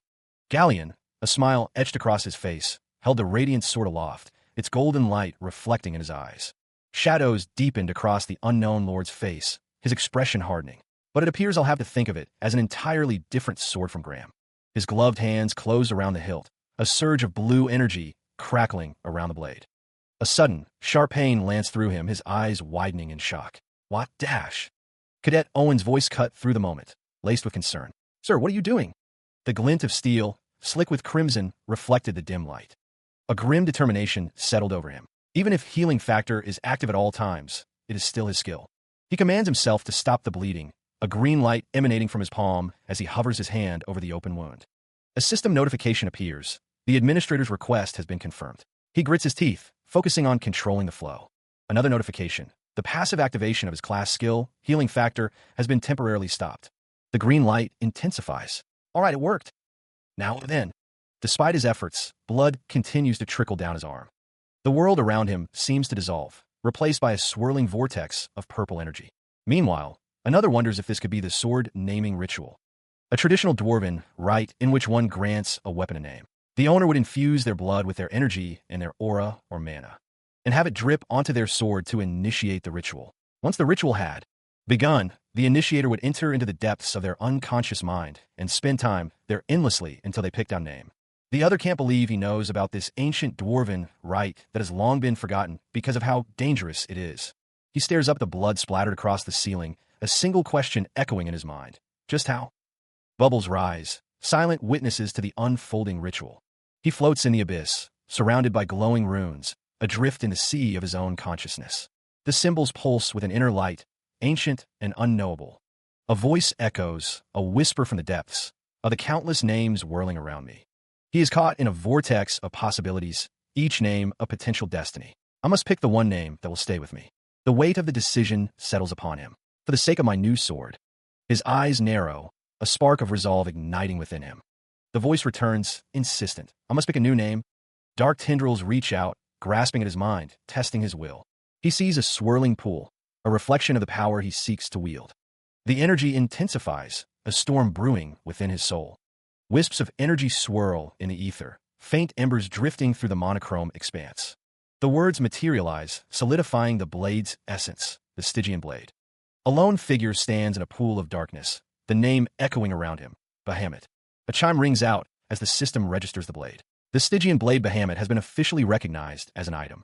His eyes glow with an ominous red light, a hint of the power now at his command. A forest of spectral swords rises around him, each blade radiating a malevolent energy. The Stygian blade Bahamut stands tall, its dark metal shimmering amidst the ethereal glow. He stands before the blade, a silent guardian of its immense power. The unknown lord clutches his gloved hands, a flicker of doubt crossing his face. He wonders, is his subconscious all right after choosing the name of an evil dragon? An unseen voice echoes, filled with admiration. He is truly incredible. Elsewhere, a ritual is mentioned, one so obscure that even dwarves, masters of ancient lore, barely know of it. He glanced at the bandages wrapped around his hand, a silent question forming in his mind. How long had it been since he needed them? The Stygian blade Bahamut stood tall beside him. The floorboards creaked softly underfoot, the discarded, bloodied bandages a stark reminder of recent battles. Galleon Hallbert approached, offering a moment's respite. He had something to give. The unknown lord thanked Galleon, taking his time amidst the armory's collection of weapons and armor. A moment of silence stretched between them as he considered his next move. The administrator's request had been confirmed, a silent notification appearing before him. More importantly, the passive activation of his class skill, Healing Factor, had been temporarily suppressed. The fact that he could suppress a passive skill was huge. It meant he'd be able to avoid having his abilities found out, like that time with Duke. There was no need to show all his cards. He felt bad for Galleon, but he'd take these bandages off when he got back. But more importantly, his gaze narrowed, his eyes fixed on a distant point. He'd have to check this guy out, the Stygian blade Bahamut, a silent promise of what was to come. Stygian blade Bahamut, a blade forged in the mana of the blue flame by an outstanding craftsman with soul vision, using the strongest fong of the cursed light dragon, Bahamut. Its properties: indestructible, aura conversion. Special notes, sealed, will be released depending on the user's growth. He examines the blue tablet, the weapon's description displayed upon it. It'll be unsealed depending on the user's growth. He's never heard of a weapon like that before. On top of that, it's indestructible. It may be made with a dragon's fong, but that's unbelievable. Well, regardless, the most important thing is Stygian blade Bahamut. Properties: indestructible, aura conversion. Special notes, sealed, will be released depending on the user's growth. Aura conversion. The reason he overexerted himself to create magic circuits for Galleon when commissioning this sword was partly because of his incredible abilities, but also because of Graham's core ability, aura conversion. Mana, ether, or any other kind of energy, this property will convert them all into aura. The unknown lord is surrounded by a purple aura. The purple aura crackles with energy. The Stygian blade Bahamut hums with power, its form crackling with blue energy as it absorbs the ambient aura. The unknown lord stands bathed in the blade's light, reflecting on its unique ability. As someone born without the ability to use aura, this blade is his key to power. The text echoes his thoughts. This was what allowed him to reach the level of the Black Knights. Galleon Hallbert appears, scratching the back of his head sheepishly. He apologizes for the wait, explaining that he finally found it. Galleon's expression shifts to anticipation, eager to show what he's been working on. The unknown lord turns, a slight smile gracing his lips. He asks if Galleon is here. Galleon's eyes widen as he observes the sword, noting that it is wrapped in a clear aura. The unknown lord acknowledges the sword's power, stating that he has already overcome what a purple knight would struggle with. He adds that Galleon has made a truly absurd sword. Galleon beams, pleased with the compliment. He downplays his achievement, saying it's nothing compared to the furnace, but more importantly, the unknown lord looks on expectantly as Galleon presents his creation, asking if he would please take a look at it. A gloved hand rests on a sleek, dark object. It's a sheath? The sheath gleams, its dark surface accented with gold trim. The text reveals that this is a sheath personally crafted by Galleon's master. He pondered, never having heard of Galleon's master, not even in his past life. The unknown lord's eyes widened. Gallen Jobert, the one they called the pinnacle of blacksmithing? Gallen Jobert, the greatest blacksmith currently on this continent, unrivaled even among dwarves. Gallen's creations were all created near perfectly and bear special abilities. Collectors would pay hundreds of gold to get their hands on them. Galleon smiled. So the unknown lord was Gallen's disciple and could read the dwarven language as well. The unknown lord thought that if it's the Gallen he knew, then there's no way that's just a simple sheath. Galleon grinned. Of course, using the dial located by the opening of the sheath. Reyna watched from the doorway. Galleon demonstrated that it can transform into a shield like this. It's made with mithril and wyvern bones, so it can take a good deal of abuse. If you turn the dial on the shields, the sheath, once it has a handle, will revert to its original form. Galleon Halbert insists, explaining that this is nothing compared to the grace the unknown lord has shown him, urging him to accept it. The unknown lord gazes down at the sheath offered to him. Galleon states that it is his gift to the unknown lord, who thinks to himself that he could have sold it to make a furnace. The unknown lord internally debates, knowing he can't sell his master's works to just anyone, but also realizing it would be worth several hundred gold coins. He wonders if that's the case. Reyna watches the exchange silently. The unknown lord considers that the sheath is small compared to the sword. The unknown lord holds the sword in sheath. However, the unknown lord begins to draw the sword from the sheath. The unknown lord relents, deciding he'll accept it gratefully anyway, recognizing that it's Gallen Jobert's work. As the sword is drawn, it begins to glow with a golden light. The unknown lord knew it. The unknown lord exclaims that it far exceeds expectations, having received it.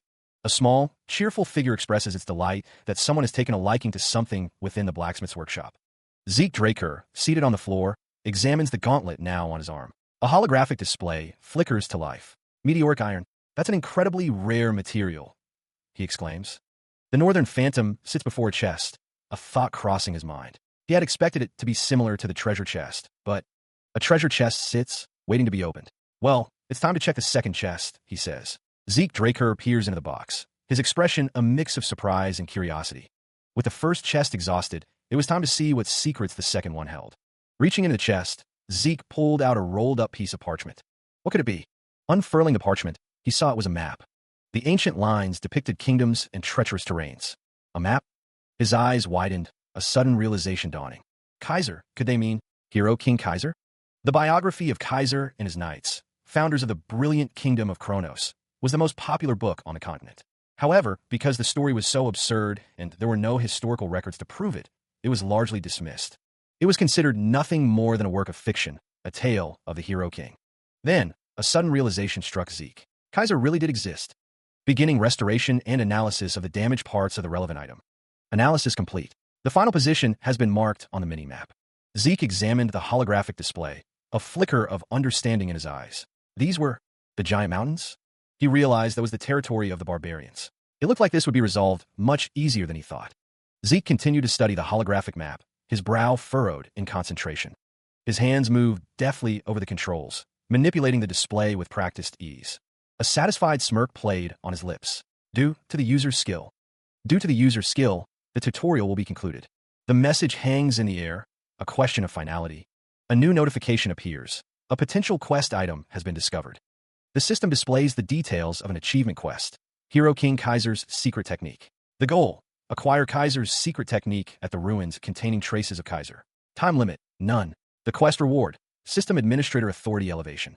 Zeke realizes the tutorial was a system designed to raise him to a certain level of skill. The system announces that the development of the administrator will begin. He pieces it all together. The system declares, the real game is starting. The reward is on another level compared to the tutorial, too. Okay, he sees how it is. Zeke seems to grasp it all. First, he'll use up the points he's been saving. The system notified that 50 points have been spent to unlock level 2 draconian skills.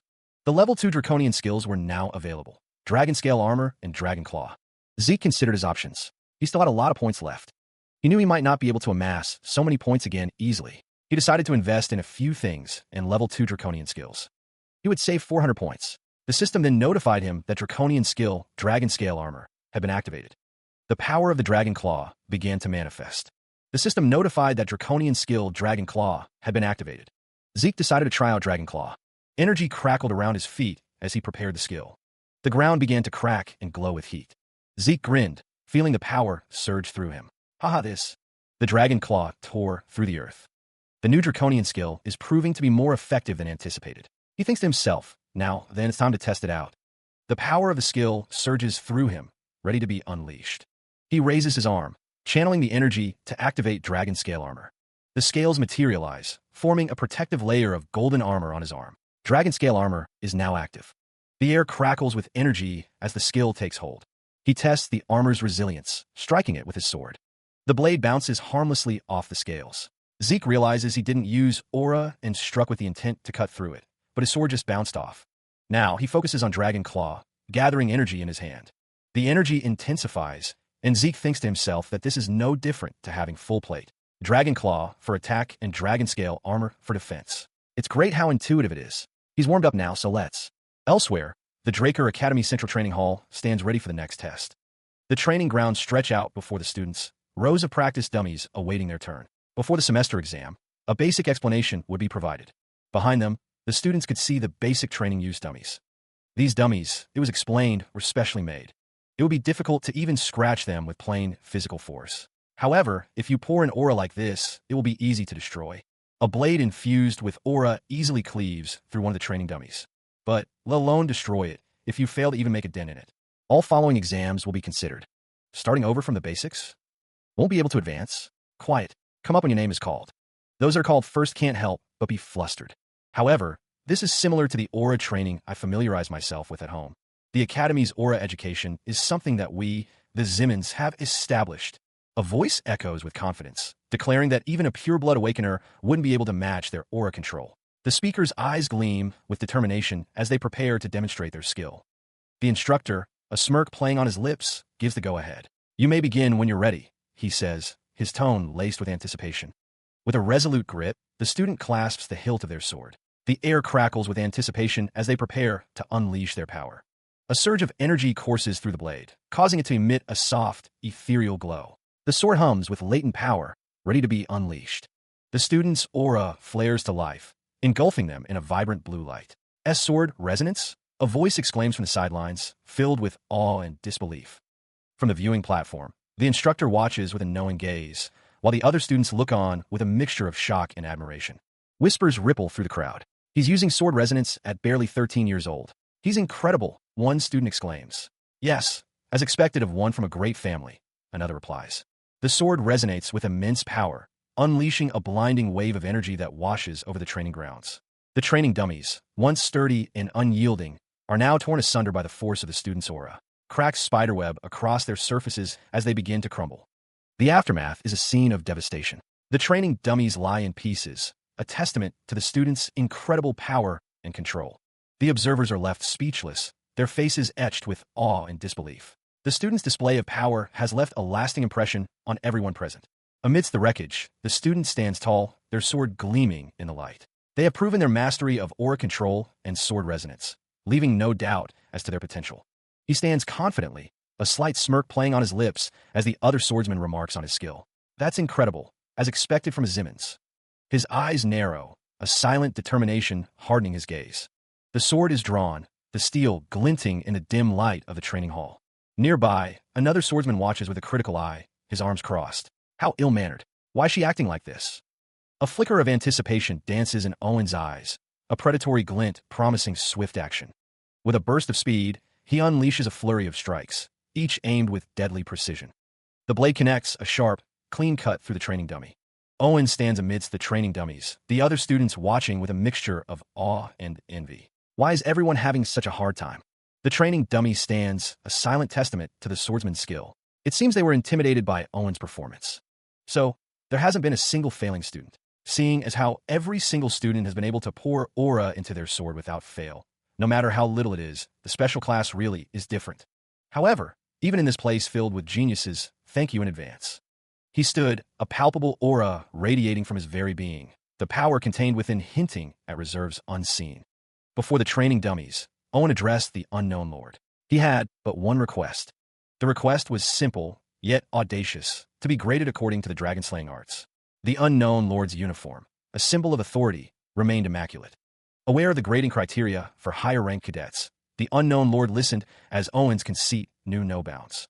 Pouring aura into one sword and wielding dragon-slaying arts were two entirely different disciplines.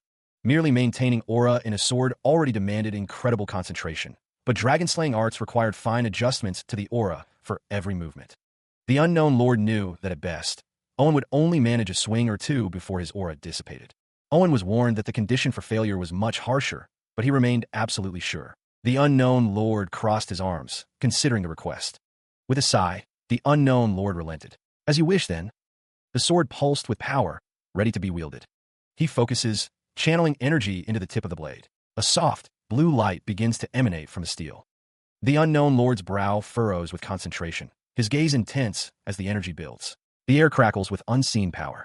The energy intensifies, coalescing into a concentrated beam that runs the length of the sword. The blue light grows blinding. He raises the sword high above his head, the weapon now a conduit for raw, untamed power. The air vibrates with anticipation. The energy radiates outwards, a shockwave of pure force that distorts the very air around him. A low hum fills the room, growing louder by the second. The unleashed power slices through the room, leaving trails of shimmering blue energy in its wake. Stone shatters, wood splinters, and metal screams. The destructive force continues its relentless spread, tearing through the room with terrifying ease. Debris flies in all directions, a chaotic ballet of destruction. The room is being torn apart, the very structure groaning under the strain. The air is thick with dust and the smell of ozone. The energy continues to carve its path, leaving a trail of devastation in its wake. The once pristine room is now a scene of utter ruin.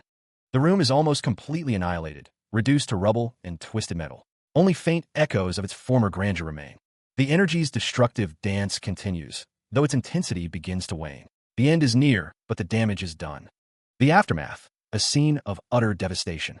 Dust settles, revealing the full extent of the unknown lord's power. He gathers the energy, a swirling vortex of blue power crackling with barely contained force. Streaks of light dance within the mass, hinting at the destruction to come.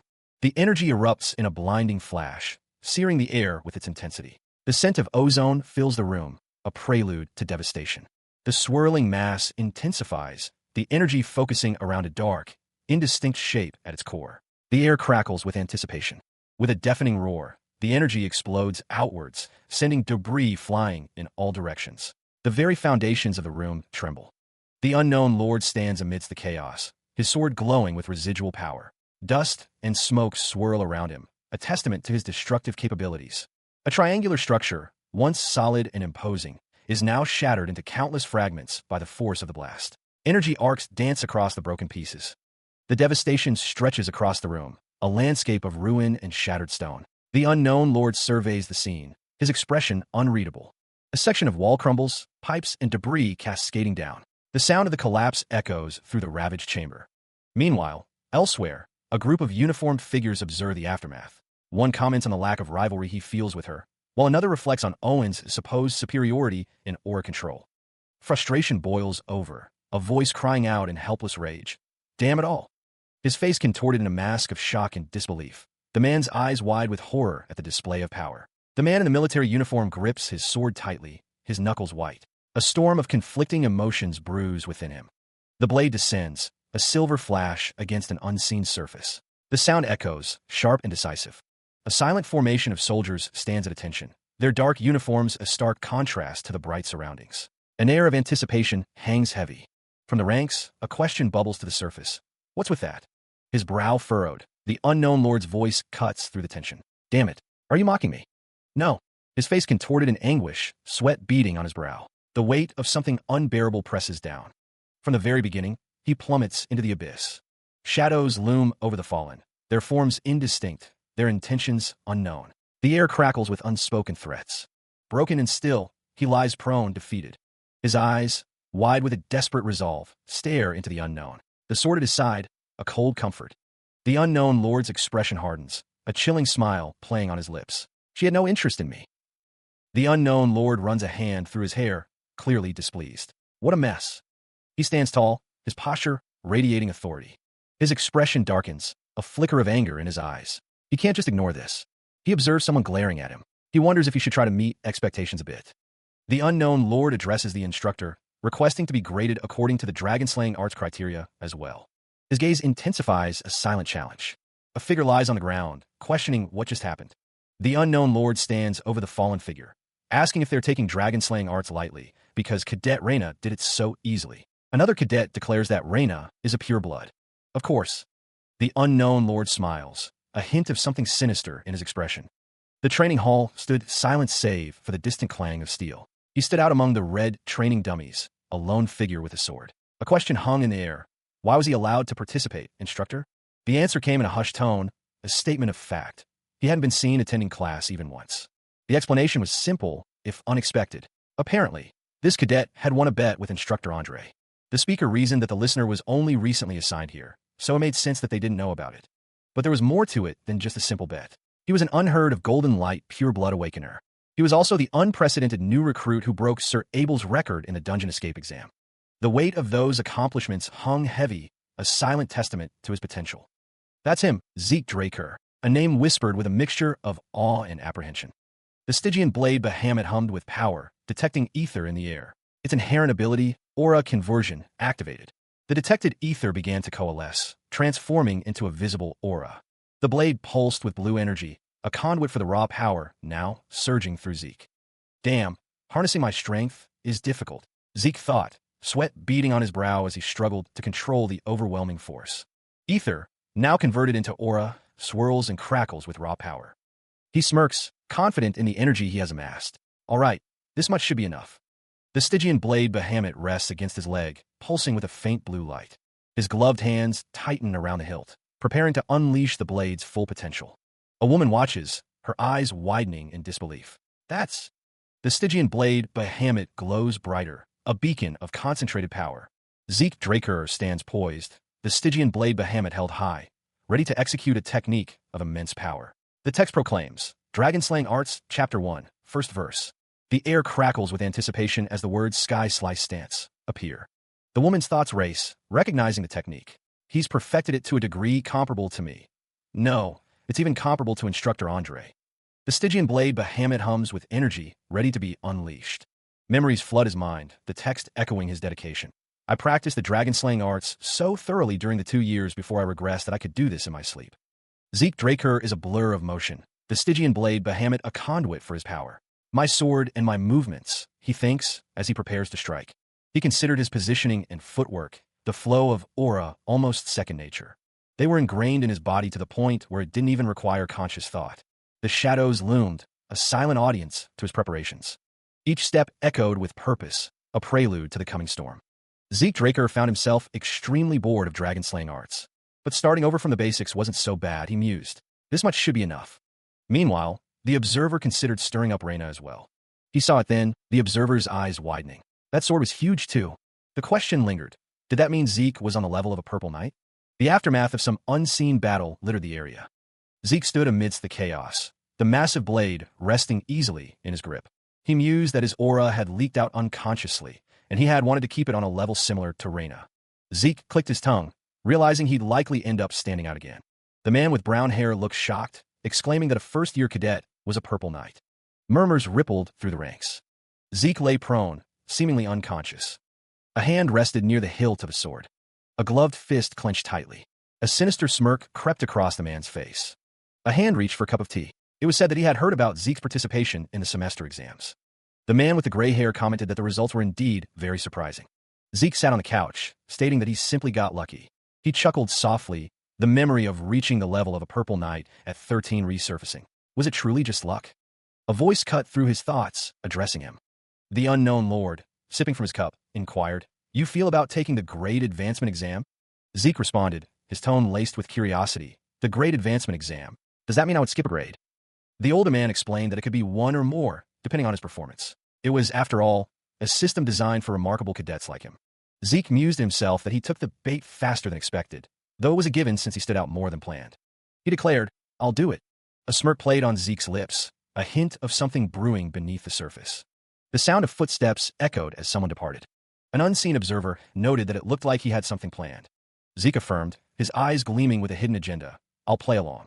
With a determined stride, he walked away, the sound of his boots echoing in the hallway. Within the dimly lit chamber, the unknown lord sat in contemplation, the weight of decisions settling upon his shoulders. He adjusted his uniform, the subtle rustle of fabric breaking the silence as he prepared for what was to come. Standing by the window, the unknown lord received word. Both pureblood awakeners had decided to take the exam. "Yes, I understand," he replied, his voice a low murmur.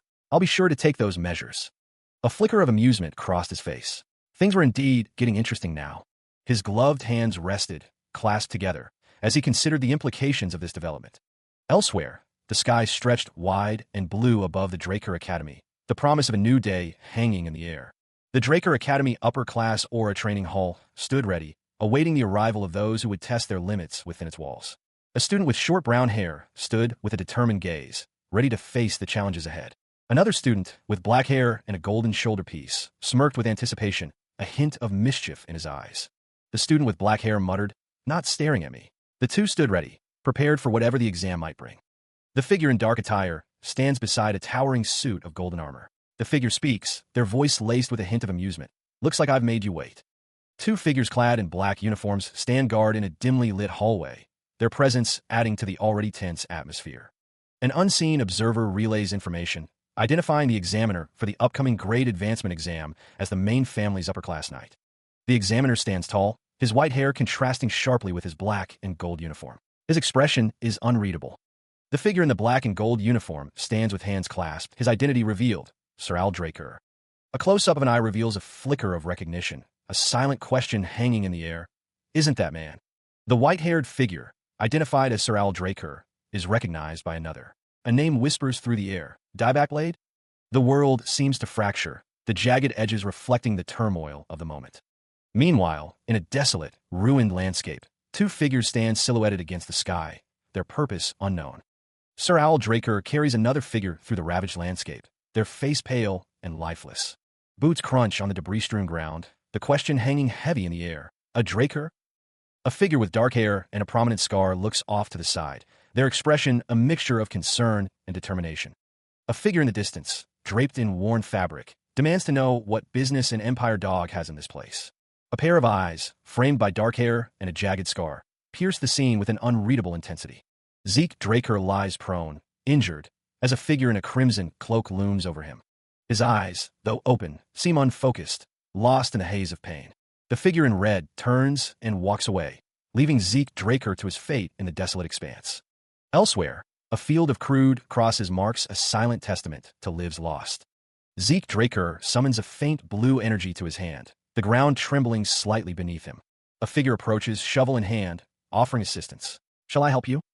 The man with the shovel continues, stating that even if Zeke Draker refuses, he will help anyway. The shovel bites into the earth, the sound echoing in the desolate landscape. The man with the scar identifies himself as Zeke Murray, a member of the Northern Allied Forces. He asks, "You're a Draker, right?" Zeke Draker, his face etched with pain and defiance, refuses the offer.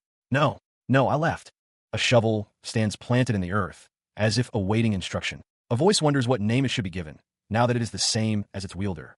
A pale hand reaches down, fingers sifting through the soil. The voice declares that they should be called Dieback Blade.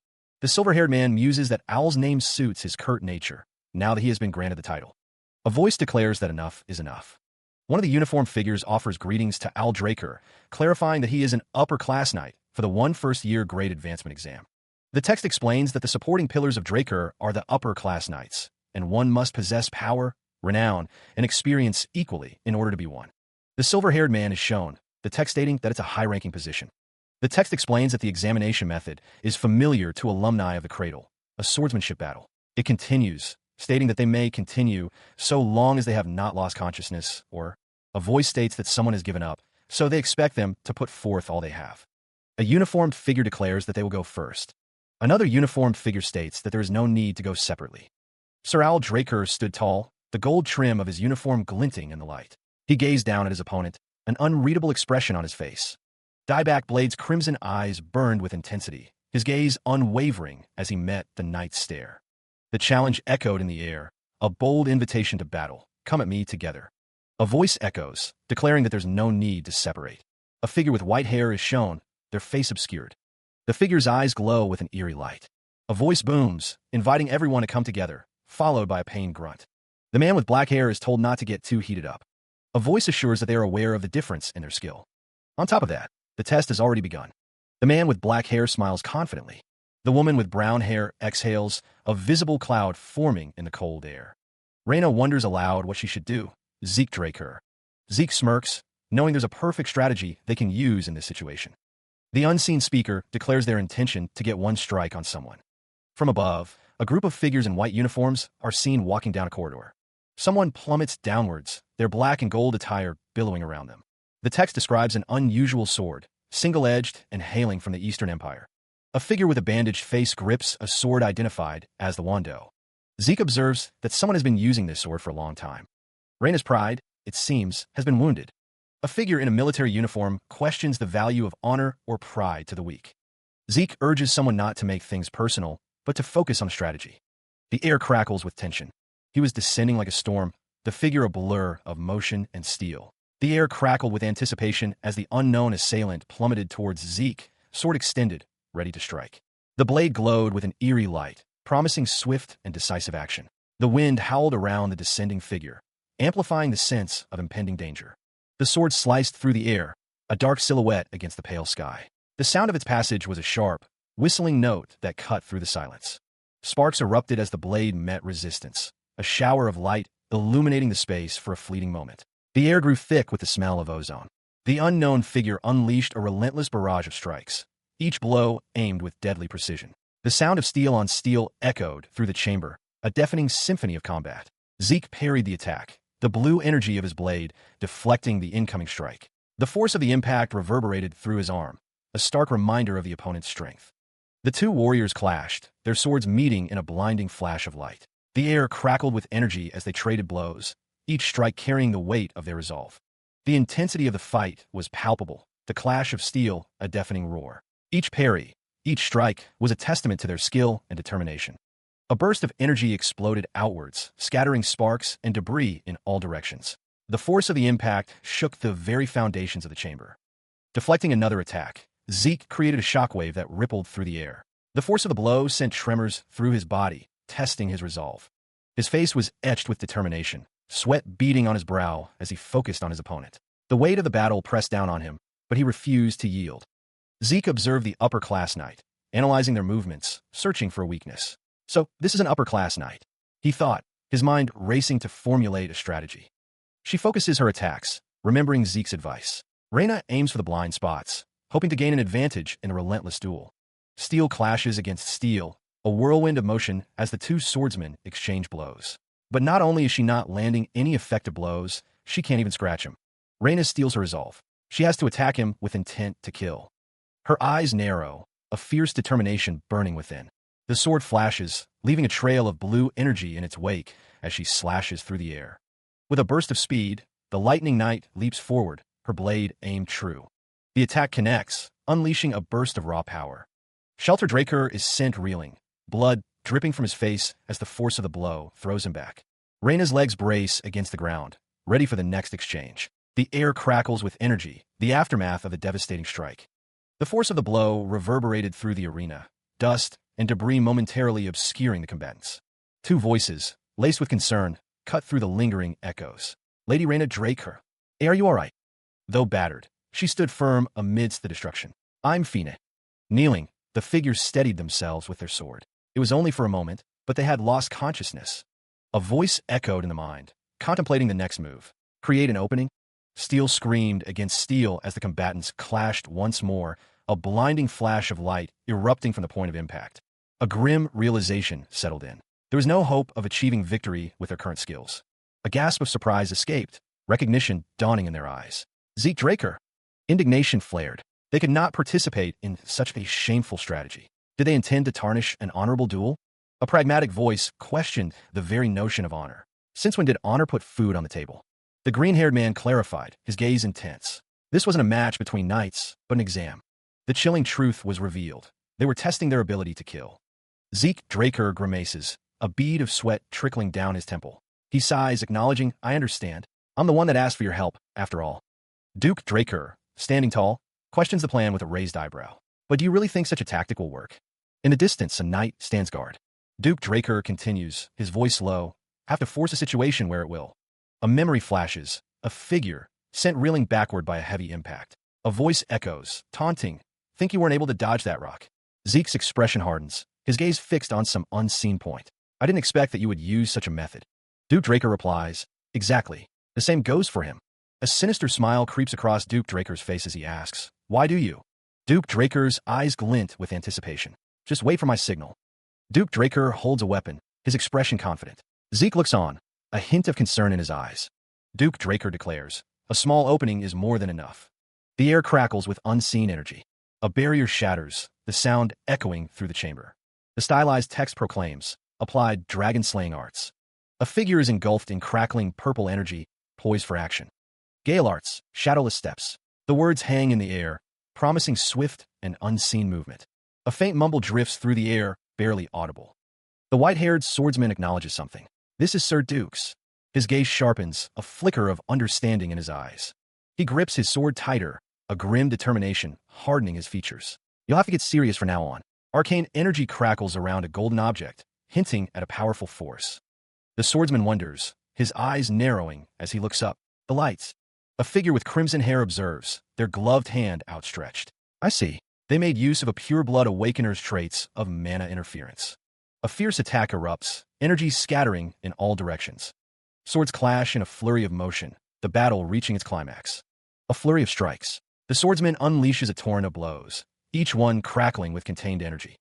Duke Draker scoffs at the display. What a childish ploy, he thinks, unimpressed by the initial assault. The swordsman presses his attack, the energy around his blade intensifying with each swing. Would this provide an opportunity against an upper-class knight? Duke Draker wonders, analyzing the swordsman's movements.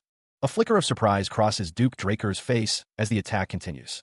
How can he, within this pitch darkness where even I can barely make out any figures, Duke Draker thinks, struggling to see through the gloom. The swordsman's blade glints in the darkness, a beacon of light in the oppressive gloom. Duke Draker observes, noting how the swordsman moves as though his vision is unperturbed by the darkness. But what is this bad feeling? The swordsman wonders, a sense of unease creeping into his mind.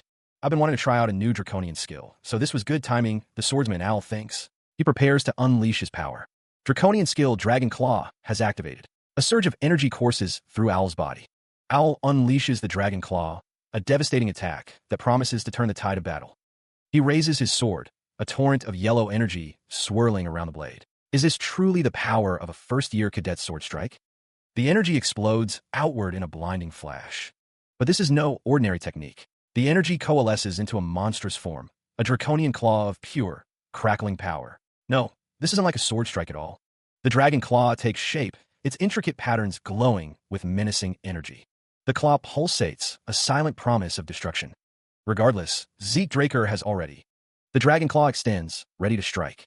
It seems that Reyna Draker cannot move in the dark like Zeke Draker can. Did he disregard unnecessary forces to restrict me? The dragon claw slams into its target. That's something that would only work against an opponent of a similar level. Duke Draker is consumed by the power of the dragon claw, a testament to his skill. Long surpassed the level of a cadet. The full might of the draconian skill is unleashed. He had unleashed the dragon claw, and the darkness was momentarily shattered by a blinding flash of light. The energy surged outward, a chaotic burst of raw power illuminating the arena. As the light began to fade, a figure emerged from the dissipating energy, shrouded in shadow. Duke Draker watched intently, his expression thoughtful. The movements are starting to resemble what they were before the lights went out. He already adjusted to the dark? A shadowy figure unleashed a swift, silent slash, the blade cutting through the darkness. The figure stood poised, the sword gleaming faintly in the dim light, ready to strike again. Duke Draker's eyes narrowed behind his glasses. He disappeared. The man could only make out a hazy figure. It's like fighting a shadow. Another burst of energy erupted, bathing the area in a fleeting purple glow. The shadowy figure moved with impossible speed, the sword a blur of motion. The blade crackled with energy, revealing mana lights? Crimson energy crackles, the air thick with the smell of ozone as unseen forces surge through the chamber. Below, the machinery hums with power, blue electrical arcs dancing between the metal components. High above, the figure stands poised above a glowing platform, bathed in an eerie blue light. Debris and glowing orbs cascade down, the chamber shaking with unseen energy. The falling objects streak past, illuminated by the strange, ethereal glow. Duke Draker stands firm amidst the chaos. These extraneous noises are covering up any traces of Zeke Draker. More impacts shake the chamber, the air growing hotter with each passing moment. He looks up, a flicker of concern crossing his face as the blue energy intensifies. A sudden surge of power elicits a gasp of surprise. The figure moves with blinding speed, a golden aura flaring around him. The golden energy intensifies, crackling with raw power. He shouts, his voice echoing through the chamber. "Now, Reina!" Duke Draker's gaze shot upward, a flicker of surprise crossing his features. A faint, almost imperceptible hum vibrated in the air. He returned his attention to the document in his hands, his brow furrowing in concentration. "I see," he mused. "The structure and ingredients are simple." His eyes narrowed, a dawning realization spreading across his face. What kind of spell did they intend to store within it? The gears turned in his mind, the implications becoming clear. "No way," he breathed, a hint of disbelief coloring his tone. Just a flash, and the sound of an explosion was more than enough to fill the air. The air crackled with raw energy, the scent of ozone sharp in the nostrils. The world dissolved into a blinding white, the force of the blast rippling outward. A voice cut through the chaos, sharp and clear. "Perfect timing, Reina." The explosion intensified, a cataclysm of light and sound. The shockwave expanded, pushing everything before it. Amidst the blinding light and torrential downpour, a figure stood silhouetted against the inferno, their features obscured by the chaos. The world was consumed by the explosion, a canvas of pure, unadulterated energy. He recoils, a sharp intake of breath betraying the sudden, unseen blow. The pain is immediate, a searing reminder of his miscalculation. They got me." The words echo in his mind, a bitter truth surfacing. Disregarding her as unnecessary was an error in my judgment. A moment of reflection. A figure leaps into the air, the glint of steel flashing as a sword is drawn. A memory, or perhaps a vision, unfolds. The swordsman descends, the blade poised to strike a figure lying prone below. The camera focuses on the weapon, the intricate gold filigree of the hilt, a stark contrast to the deadly edge. The swordsman lands, the force of the impact cracking the very ground beneath their feet. With a determined snarl, the strike is completed, energy radiating outward from the point of impact. The vision shifts, now showing two figures locked in aerial combat, a dance of blades against the backdrop of swirling sky. A surge of frigid energy explodes outward, the air crackling with unseen power. Jagged shards of ice materialize from the ether, propelled by an unknown force. The chaotic spray of ice coalesces, forming a single, deadly point. The temperature plummets, a biting wind whipping through the scene. The concentrated energy shatters once more, sending a fresh wave of ice shards hurtling outwards. The sound of cracking ice echoes through the air. A younger Duke Draker, his silver hair neatly styled and glasses perched on his nose, raises a sword. The blade gleams with a cold, ethereal light. The young Duke Draker's expression is grim, his eyes narrowed behind his glasses. A determination hardens his features as he prepares to strike. In the distance, figures are carried away on stretchers. The wounded are being tended to, their moans echoing in the air. The Wando wielder receives a simple acknowledgement. "Good work." The Wando wielder's companion expresses his disbelief. "Owl, you sure did a number on someone else's disciple." Another man offers his greetings to the Knight of the Gale. The man with red hair retorts, "You're as stiff as ever." He then asks about his disciple. Zeke Draker's strike replays in someone's mind. That instant in which his strike landed, he intentionally abandoned his sword to raise his guard. Why? He could have launched a counterattack, so why? Was it because his goal was not victory, but advancing? Did he only reveal his abilities to... The extent of what he felt necessary was being questioned. The words Zeke Draker is hung in the air, heavy with unspoken implications. Far beyond anyone's capacity to evaluate, the weight of responsibility settled on his bandaged hands. His hand reached upward, as if grasping for something just out of reach. A stylized image flashed before his eyes, a symbol of what was to come. Then, in a formal setting, the man with white hair declared that they were all in agreement regarding these decisions. Academy grade. The words were emblazoned on the documents scattered across the table. At the advancement meeting, the dean's approval was met with a simple, "I have no objections." He sat at his desk, the weight of his accomplishments settling upon him. Reina and he were advanced to the 3 3rd and 5 4th grades respectively, a testament to their abilities. After this, he lived as quietly as possible, seeking solace in the mundane. After learning all the Gale arts from Duke, His place was passed on to Andre. He continued to maintain a good relationship with Professor Fanon, but he was chosen by a royal magic laboratory in Delphoa, so they ended up parting ways when he left the academy. He found himself increasingly detached, no longer engaging with the heirs of the great families. But what was interesting?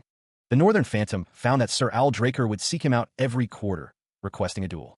Then, as though he'd awakened to a sudden realization, he handed in a leave of absence and isolated himself inside a closed training hall. In this way, 2 years passed by, and he had graduated from the academy. Congratulations, young master. He was the youngest to have been admitted into Valhalla. I'm sure the Patriarch is proud of you as well. Zeke Draker, 15 years old, expected the dean to personally write him a letter of recommendation. Yeah, he was grateful for that. The title of youngest to be admitted renders his 2 years of quiet living null and void. Alice First Decker, excuse. The man in the tan vest is addressed. A subordinate stands at attention in the background, awaiting further instruction. A firm directive echoes. Solitude is paramount. His gaze sharp, he seeks confirmation. Sir Al Draker affirms the young master's wishes. The mountains where Kaiser's remains lie loom large in a mind. Atlas studies a map, charting a course through the treacherous terrain. He rationalizes his upcoming journey as a mere vacation, a chance to explore the Adventurers Guild within the Argos Kingdom. He intends to keep his true destination a secret, not wanting to arouse suspicion. A knock echoes through the hall. From afar, greetings are sent to Zeke Draker. The man kneels, posture suggesting deference. Atlas admonishes someone named Liam to relax a bit. Sir Al Draker prepares to depart, bidding farewell to his young master. A disembodied voice reminds Atlas to handle the Valhalla matter using the black card. Atlas stands at attention, awaiting instruction. He asks the reason for being summoned to the Platinum Mansion. The unseen figure explains that they heard of Atlas's transfer to the special class. As his liege, they couldn't simply stand by and do nothing. The voice continues, stating that everything Atlas will need during his time at the academy has been organized. Atlas is handed a document. He is told that if he goes to Fafnir's Breath and shows them this, they'll give him the required items. The unseen figure adds that Atlas will need his own personal sword in his 4th year, but he can commission Fafnir's Breath for that as well. The voice assures Atlas that everything has been paid for, so he shouldn't worry about the price. The unseen figure expresses faith that Atlas will follow after him, addressing him as Liam. Atlas listens intently, a slight smile playing on his lips. Atlas's expression hardens, a determined glint in his eyes. Liam kneels, vowing to absolutely live up to his liege's expectations. He sat, contemplating the journey ahead. It had only been a minute since he was told to ease up, but Liam resolved to rectify his behavior. The Argos Kingdom lies at the northernmost edge of the central continent. It is one of the 4 central kingdoms alongside Delphoa, Thebia, and Elencia, all across the continent. Dungeons, both big and small, litter the giant mountains that divide the land of monsters and the continent, drawing in adventurers aiming to get rich quick. The first king of Argos realized this and chose to make his kingdom's central business one that ties together adventurers and dungeons, and managed by the Argos Adventurers Guild, which has now spread. Next, 546. 546. 546. Not here. Next, 547. The line of adventurers stretched into the distance. Congratulations on becoming an adventurer, Zeke Murray. Please submit your documents to the issue desk to receive your registration certificate. Liam offers simple, thank you, to operate without drawing unwanted attention. He mused, securing identification as an adventurer would be the wisest course of action. Liam held up a magic lens, perhaps to examine the details of a badge or identification. The young man considered that going around as a Draker would only make him stand out even more. Then, a bustling town came into view, teeming with people going about their daily lives. Liam decided it was time to embark on a treasure. From above, caravans stretched out across the landscape, ready to transport goods and travelers. The town bustled with activity, its inhabitants moving with purpose. The rhythmic clatter of caravan wheels echoed through the air.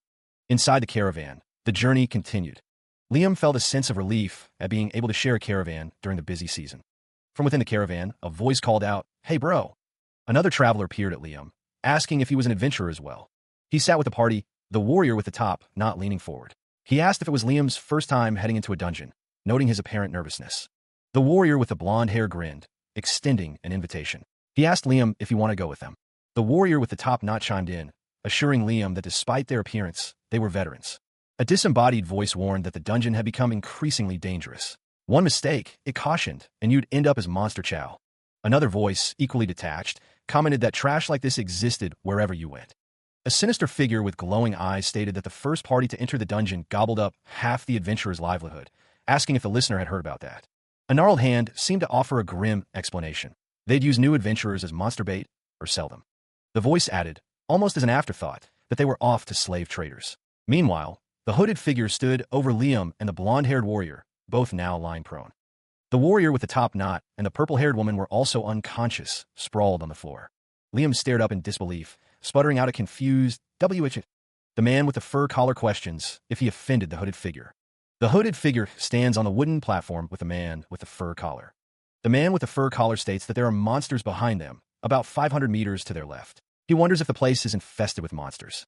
A voice exclaims in surprise, insisting that this route is safe. The hooded figure lies on the ground as someone laughs at how nervous the little rookie is.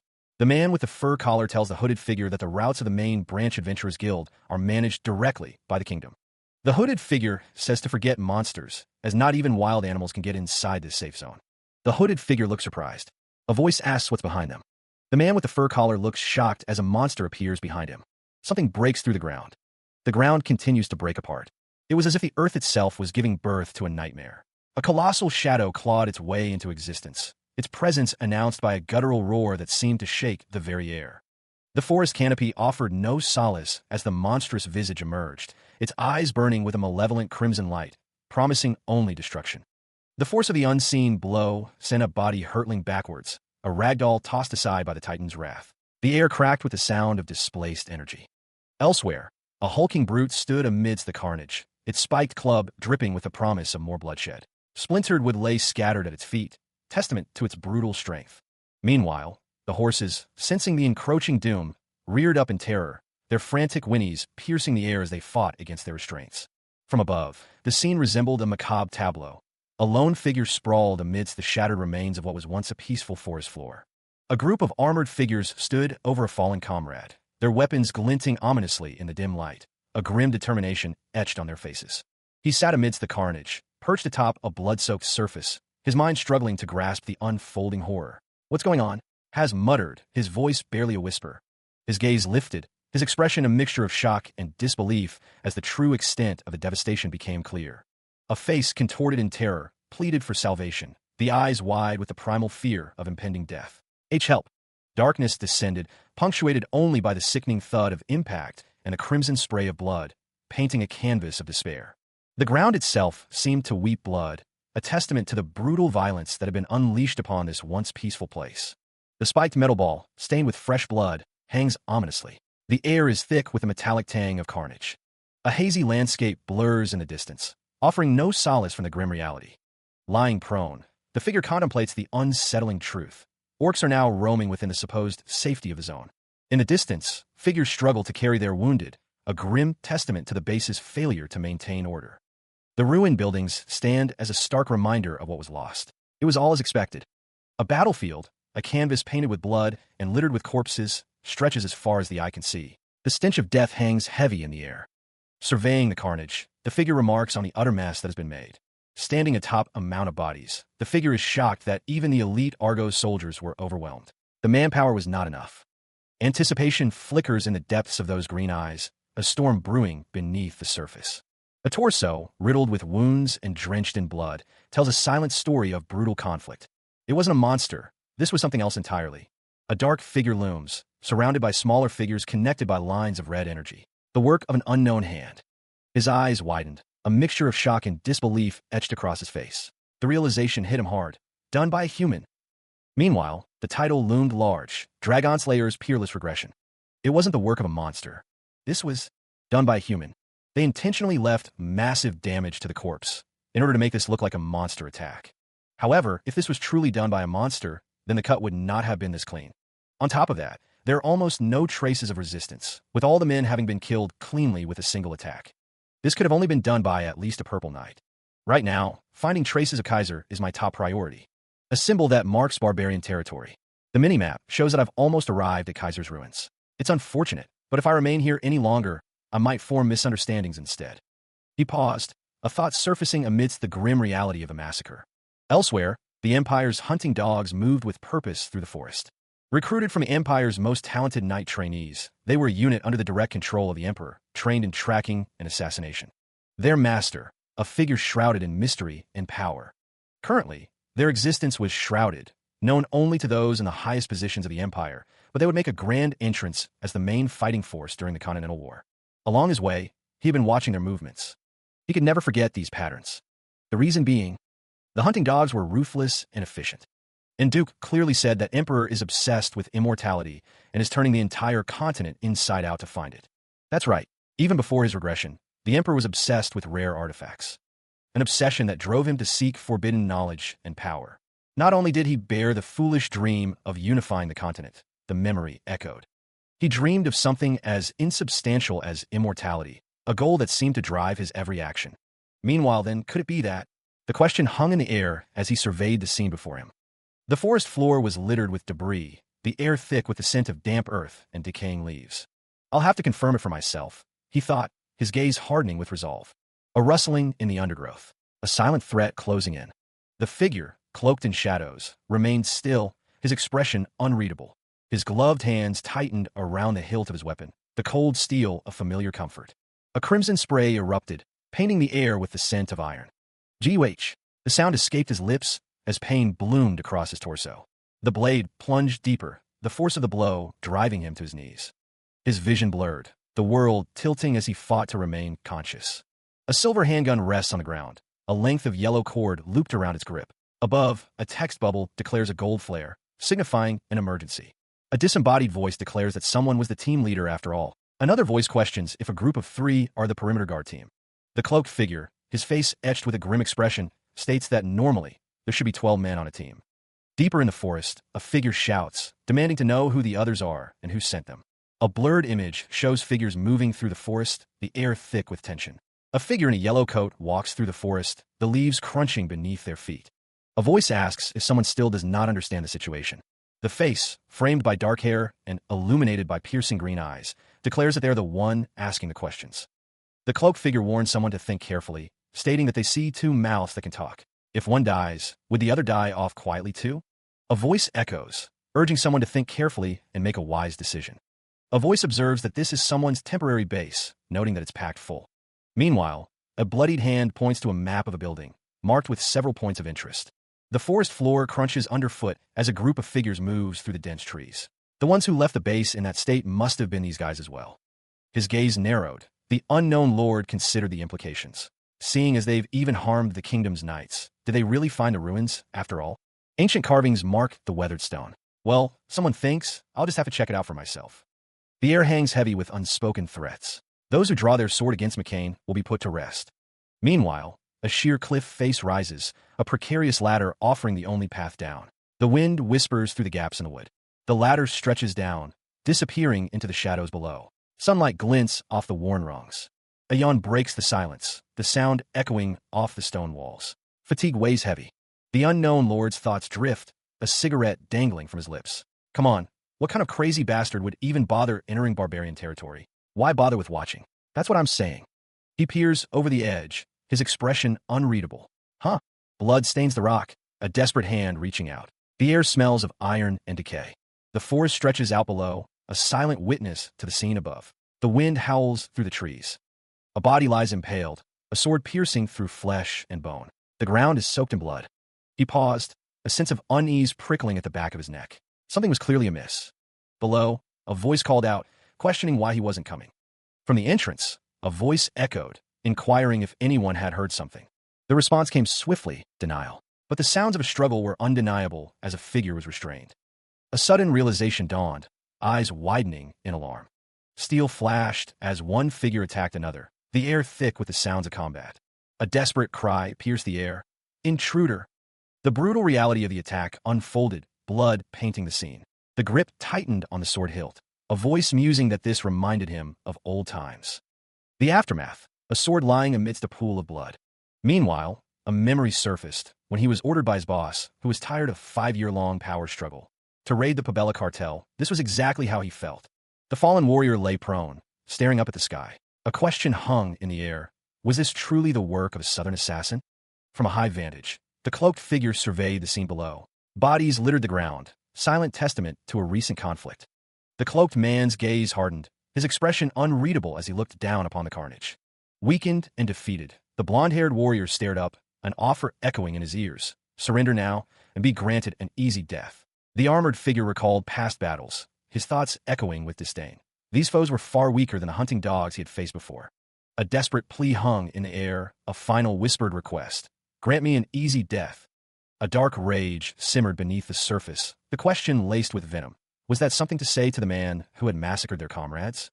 Within the shadowed cave, the question echoed, laced with bitterness. Did these people care so little for their comrades? A chilling question cut through the tension. Of my kin? The man's eyes narrowed, a grim determination settling over his face. A final decree, cold and absolute. As you wish then. The cloaked figure raised his sword, the steel glinting in the dim light, poised to deliver a final, decisive blow. The unseen speaker vows to tear their target apart while they still breathe, the threat underscored by sharp, crimson energy. A figure, shrouded in dark clothing, descends with ominous intent, the air crackling with unseen power.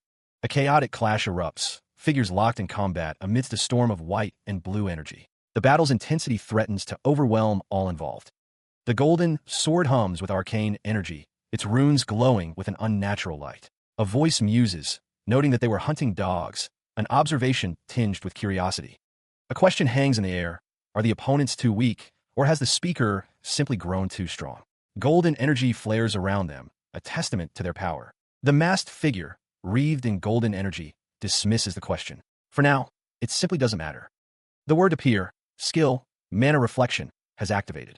A stern gaze pierces the shadows, the man's expression unreadable.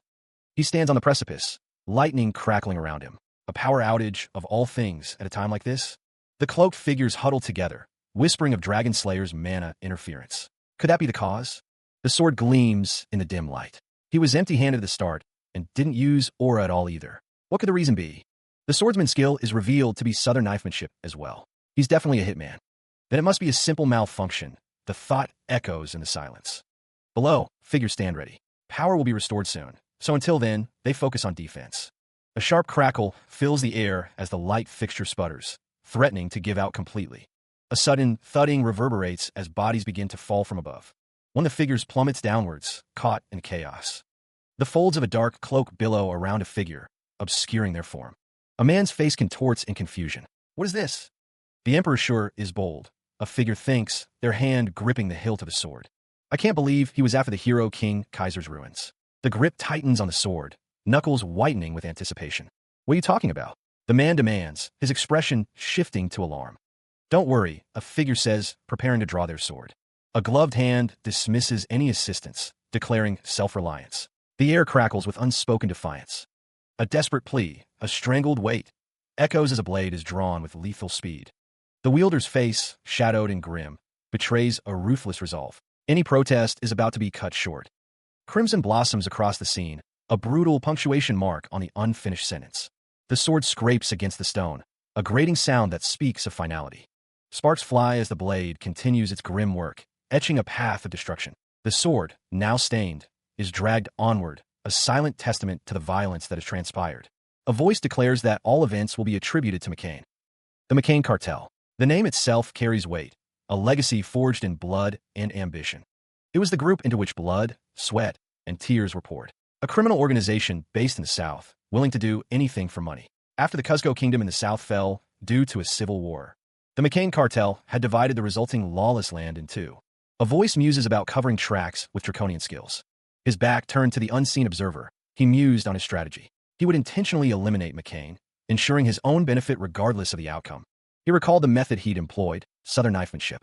Leaving a clear mark behind, he reasoned, was actually better for him. The Empire, he knew, would definitely attribute it to the Southern Cartel's doing. And even if the Empire made its move due to the events that transpired, it would only serve his purpose. The letter he found inside echoed in his mind. The Emperor was much further gone than he could have ever expected. His only command, he remembered, was to find ancient ruins. This would mean that the hunting dogs were already at the scale they were at before he'd regressed. But it seemed they hadn't yet found Kaiser's ruins. So, he concluded, it would be best for him to hurry. The unknown lord's gaze hardened, a resolve settling in his eyes as he looked towards the horizon. He looked up, his brow furrowing. A red flare? A voice, laced with disbelief, cut through the air. It couldn't be. The sky pulsed with an ominous red light. The flare intensified, bathing the landscape in crimson. The message was clear. This was a signal for a disaster. A vast landscape stretches out, mountains piercing the horizon as birds take flight. Sunlight dapples through the dense canopy of a forest. A figure sprints through the trees, desperate to escape. Emerald eyes peer out from behind a mask, a silent determination etched on their face. They plummet through the forest, knowing their pursuers are closing in. They've already caught up to me. The 5-part red flare means absolute snare. The flare acts as the center, drawing hunters to secure their target, then ensnaring them. Until the target is found, all hunting dogs in the relevant area will continue their search. Kill the hazard no matter what. This is their archetypal assassination method, synonymous with a death sentence. Even when they stole the artifact the Northern Continent Emperor was after, they died to the absolute snare. However, now they have the system. The ground trembles, a low rumble preceding a deadly surprise. Jagged spikes erupt from the earth, tearing through the soil with violent force. More and more of the sharpened stakes burst forth, encircling Zeke Draker with lethal intent. The trap tightens, the spikes closing in, leaving little room to maneuver. Elsewhere, the unknown lord watches with a calculating gaze, his expression unreadable. Zeke braces himself, his eyes narrowing as he assesses the imminent danger. A surge of determination hardens his features. "I can take them," he declares, his voice ringing with resolve. A blinding light erupts from Zeke, a beacon of defiance against the encroaching threat. The radiant energy expands, pushing back against the spikes with overwhelming force. A protective barrier of light envelopes him, a shield against the deadly assault. Energy crackles around his hand, a focal point of power ready to unleash. The spikes shatter and splinter, the remnants of the failed trap scattered across the ravaged landscape.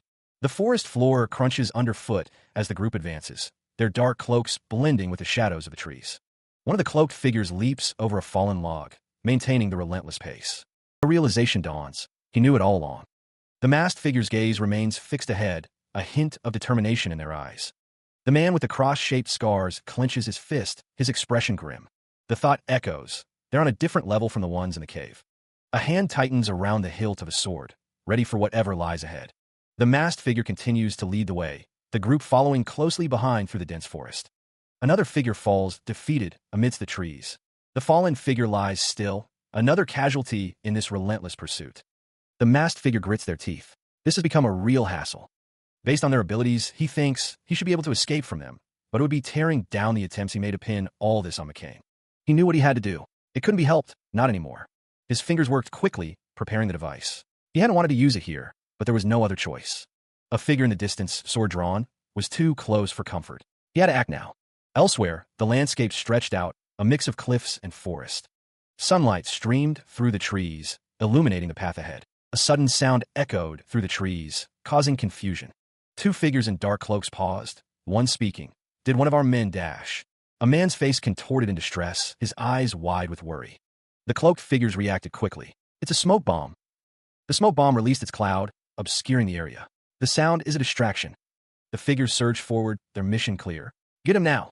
Through the swirling smoke, Zeke could barely be seen. The forest floor crunched under unseen feet, the search party moving with purpose.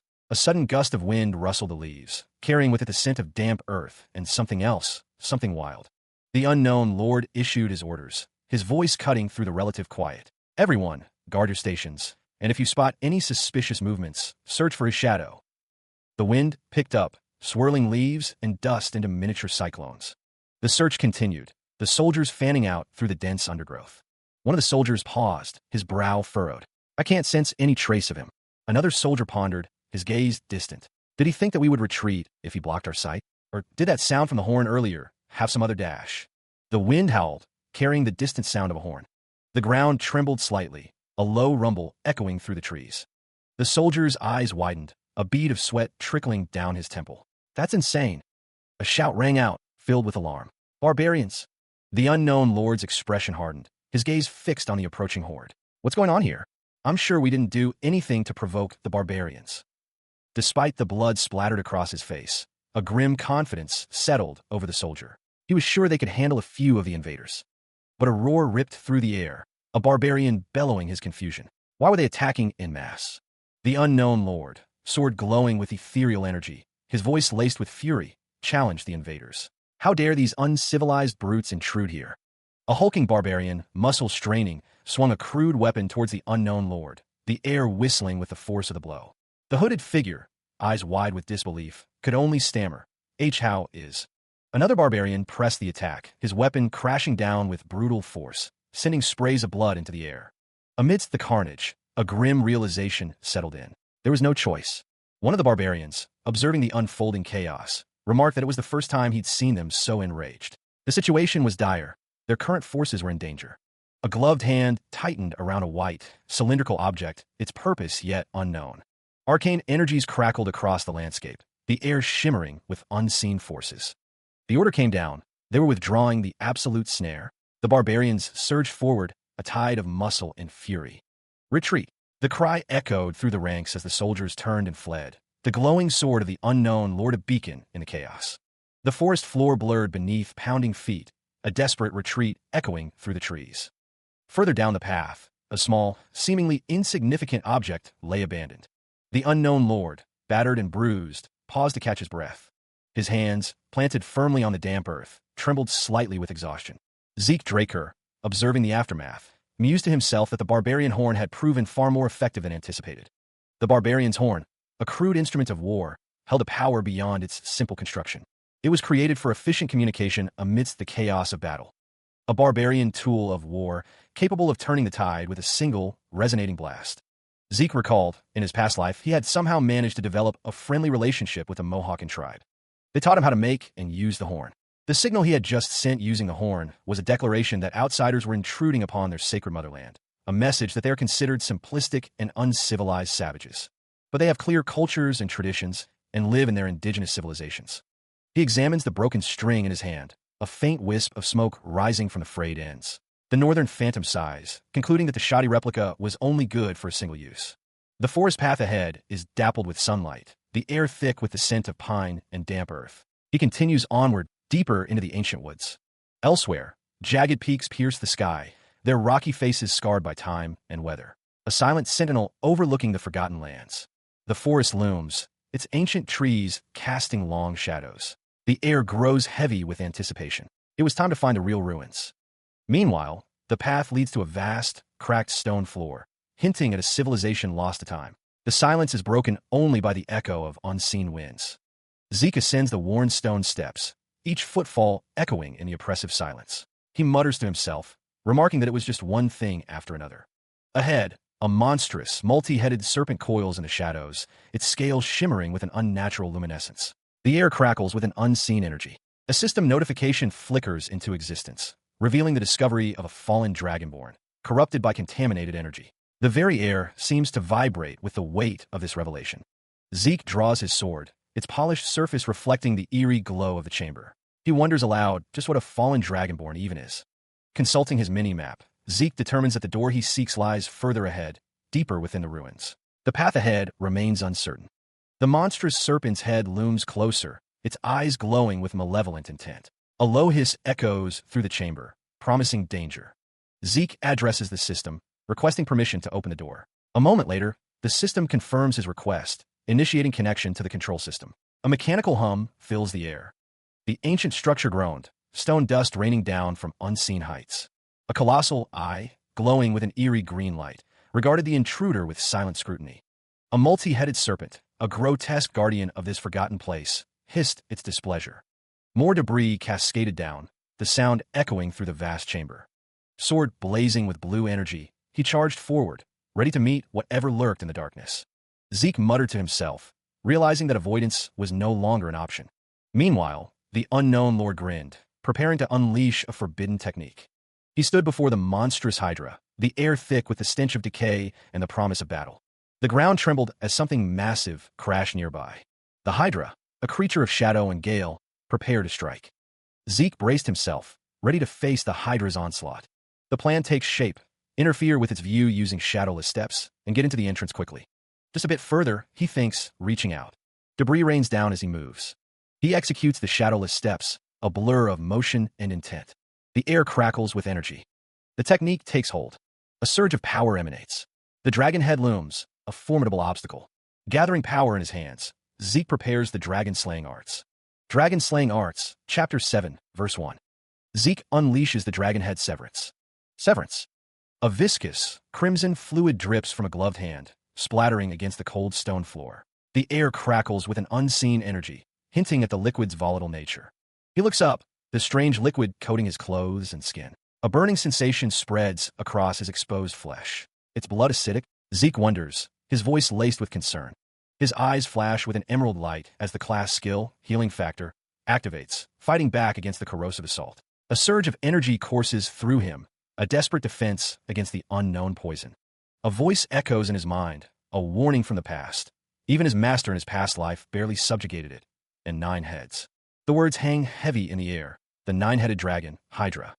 A monstrous form coalesces from the shadows, its multiple heads writhing with serpentine grace. Lightning crackles around it, illuminating its scales and the acidic ichor dripping from its fangs.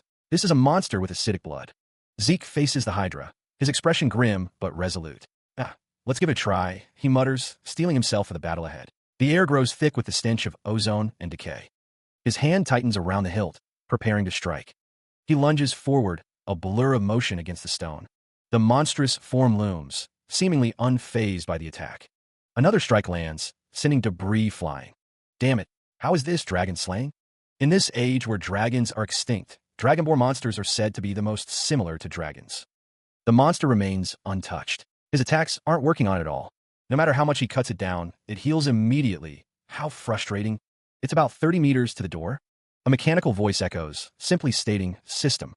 Zeke clenches his fist, a surge of blue energy crackling around his hand as he prepares to unleash a skill. His expression hardens, the command clear in his eyes, "Close the door." The air crackles with energy as Zeke activates, applied dragon-slaying arts, a vortex of blue and green power swirling around him. The skill manifests as a blade of pure energy, the words "Wind Splitter" appearing beside it. He cleaves through the monstrous serpent, a flash of blue energy momentarily illuminating the cavern as the applied dragon-slaying art skill, Wind Splitter, finds its mark. Blood splatters as the blade continues its descent. Nice! I'll take this chance. With a desperate resolve, Zeke plunges downwards. I'll give up on it and get through the door.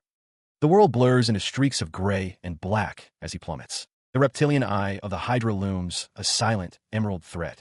The tunnel rushes by in a blur of green. The green streaks continue, a dizzying descent. Zeke falls further, the Hydra's many heads twisting around him, a cage of fangs and scales. Elsewhere, the unknown lord prepares to strike, a golden light gathering in his palm. He bursts forward, relief warring with concern. I made it. What about the Hydra? The Hydra's eye watches, unblinking. Zeke continues to fall, the blue energy a fading hope against the looming threat. He plummets through the air, crimson droplets flying from unseen wounds. The cold stone rushes up to meet him. A dizzying blur of motion. The world spins, offering no purchase, no escape. Another blow lands. Pain explodes behind his eyes, and a metallic tang of blood fills his mouth. The Hydra's voice echoes in his mind, a venomous hiss. This damned snake. He finds himself surrounded by the monstrous heads, their eyes burning with predatory hunger. How could have followed him here? The air crackles with unseen energy, a prelude to further violence. Clutching his ravaged arm, Zeke offers a grim bargain. If it wants his arm that badly, then take it. He raises the glowing blade, defiance burning in his eyes. The Hydra's heads surge with purple energy, preparing to unleash their power. A surge of emerald light courses through Zeke's injured arm, mending the wounds and empowering his resolve. The air vibrates with the clash of opposing energies, a storm of purple and green.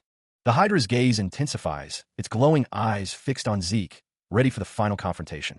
He coughs, recognizing the telltale signs. Poison folk. It seems the Hydra has more than one trick up its sleeve. A surge of energy courses through him, a raw, untamed power beginning to awaken. Sous manifestation. The air crackles with violet energy, coalescing around him like a shroud of pure force. From the swirling chaos, a draconic visage begins to emerge, its eyes burning with an ancient light. The power intensifies, a word echoing in the air, lacerate. Claws of pure energy materialize, ripping through the air with terrifying force. The manifestation takes full form, a spectral dragon warrior poised for battle. Its scales shimmer with ethereal light, a testament to the raw power now coursing through Zeke. The dragon's gaze pierces the veil, a promise of retribution etched into its very essence. The energy begins to subside, the spectral form slowly fading. He stands once more, the power of the dragon, now his own, etched into his very being. The last vestiges of the manifestation vanish, leaving Zeke standing ready to face his foe. He plummeted through the air, the monstrous maw looming ever closer. The stench of decay and ozone filled his nostrils as the beast prepared to strike. The air crackled with anticipation, the monster's victory seemingly assured. But a defiant spark ignited within him. A surge of power coursed through his veins as the notification appeared. Draconian skill, Dragon's Dignity, had activated, a beacon of hope in the face of overwhelming odds. The monstrous head drew closer, its eyes gleaming with predatory hunger, unaware of the power about to be unleashed. His eyes flared with draconic energy, the purple light intensifying as he spat out a defiant curse. The power surged, a promise and a threat rolled into one. If it didn't want to be crushed, it would back down. The monster's eye, a cold, reptilian orb, reflected the growing power of the dragon's dignity. A flicker of doubt crossed its face, a primal fear beginning to take hold. Zeke stood his ground, the monstrous head looming before him, the air thick with anticipation. The scent of ozone and blood hung heavy in the air. Then, with a swift, decisive strike, the monstrous head was severed, crashing to the ground with a sickening thud. The dust settled, revealing the aftermath of the battle. The once grand building lay in ruins, a testament to the ferocity of the clash. Kneeling amidst the rubble, Zeke cradled his arm, his breath ragged. He cursed himself for not using Dragon's Dignity sooner, realizing it could have been the key to victory all along. Why was he so tired, even with the power of infinity at his disposal? A blue screen flickered before him. Could it be the poison that was sapping his strength? The system declared that he had struck fear into the fallen Dragonborn, corrupted by contaminated energy. It then inquired whether he would activate the Dragonic Control Authority and subjugate the target. Had he truly struck fear into it? Was it because of using Dragon's Dignity earlier? Whatever the reason, did this mean he was going to be able to subjugate this absolute monster? Zeke, his face still bearing the marks of battle, steeled himself. Yeah, let's try it. Huh?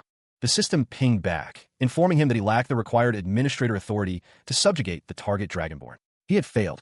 He lacked administrator authority? Kneeling on the ground, Zeke looked down at the screen. Geez, he was looking forward to it too. He grimaced, the effects of the poison already taking hold. Not having any restrictions on such a cheat skill was even weirder, he thought. A warning flashed. The nine-headed dragon hydra's poison had surpassed dangerous levels. Collapsing to his knees, Zeke struggled against the burning sensation. Damn it, he gasped. The healing wasn't working on the poison. Another warning reiterated the danger of the hydra's venom. There had to be a way. A way. Given that it has such a potent poison, it must have a bloodline ability that involves resistance against poison. Oh, that's right. Gluttony can consume bloodline abilities. The notification blared. Draconian skill, Gluttony, has activated. A dark, viscous energy began to emanate from Zeke, swirling around him like a shroud. The dark energy coalesced, forming the spectral image of a dragon, its eyes burning with an inner light. The system chimed, announcing that he had consumed the severed head of the fallen Dragonborn corrupted by contaminated energy. His gluttony skill had increased in rank, from beginner to expert. He had also recovered the energy he lacked by absorbing energy. The system registers the consumption of the Hydra's bloodline ability. Though only a portion was consumed, incomplete constitution, or poison resistance, has been acquired. A surge of power courses through him, his hand clenching into a fist as he feels the change within. The system detects the nine-headed dragon hydra's poison, but due to the effects of the poison resistance constitution, the detected poison has been neutralized. Zeke smirks. Bingo. A low-rank administrator status window appears, displaying Zeke Draker's name, class, title, authority, and constitution. His class skills are listed: healing factor, indomitable mental defense, infinite stamina, and battle sense. His skills include Gale Arts, Mana Reflection, Mass Buff, Dragon Eyes, Might of the Dragon, Incantation, and Gluttony. The system indicates that with Constitution poison resistance, most poisons will be neutralized, and his immunity will be strengthened. Zeke wonders if having this one skill means he doesn't have to worry about poison. The system then indicates that Gluttony has leveled up from beginner to expert. He notes that Gluttony, which hasn't risen at all until now, has finally gone up. He wonders if this is because he absorbed an elimination target lifeform. The system explains that after subduing a monster designated by the system to be subdued, he will gain additional rewards. Zeke thinks he got some pretty useful information. He decides he'll have to start moving now, since the Hydra has been holding him back. Footsteps echo as he walks away. He was born a legend, a half-human, half-fairy child destined for greatness, born to a wise sage and a fairy monarch. Like any other hero, Kaiser's life was difficult from his very birth, separated from his parents due to an evil mage's schemes, abandoned in a forest. A sacred wolf took in the young, crying Kaiser, abandoned deep in the woods, and raised him as its own. Thanks to that, Kaiser was able to grow up safely. Kaiser saved the oppressed humans and created a kingdom in the central continent solely for humans, Kronos. Every single person from the central continent knows of how Kaiser's legend began. Currently, there are hardly any documents left of it, leaving it solely as a legend. However, the proof that the Hero King Kaiser and the Chronos Kingdom actually existed is right here in front of me. The long hallway stretched before him, the columns casting long shadows in the dim light. It's far smaller in scale than what he saw in the books, but Zeke didn't think the ruins of the architecture of this new chamber is unlike anything seen before, the very structure reminiscent of the Chronos Kingdom itself. He notes the similarities to the home of the Dragonsla, a place that felt strangely familiar. A notification appears. The home of the Hero King Kaiser has opened. A distant figure stands silhouetted in the doorway, the entrance to this new area. A beam of light illuminates a crystal at the center of the room. The crystal pulses with an inner light, its facets catching the light like 1,000 tiny stars. Zeke's eyes widen as he takes in sight. This is... He reaches out, his hand hovering just inches from the glowing surface. Another notification appears. Achievement Quest. A quest linked to the Hero King Kaiser's secret technique. Quest has begun. Zeke's expression shifts to one of surprise. All of a sudden, a voice booms out, cutting through the silence. Hey you, who do you think you are? Zeke turns, startled, his eyes widening as he faces the unseen speaker. A new notification materializes, a linked quest concerning Hero King Kaiser's wisdom. The objective, to acquire this wisdom from the remnants of his presence within the ruins. The notification specifies no time limit, but the quest reward is something unexpected. Fairy Monarch Tears. The Northern Phantom considers the implications of Kaiser's wisdom.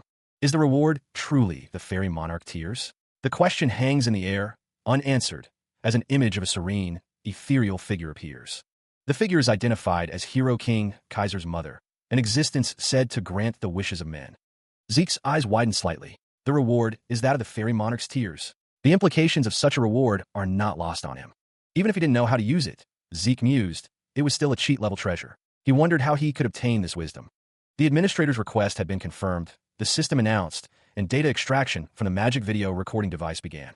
Entry 546 of Hero King Kaiser's magic video records was discovered.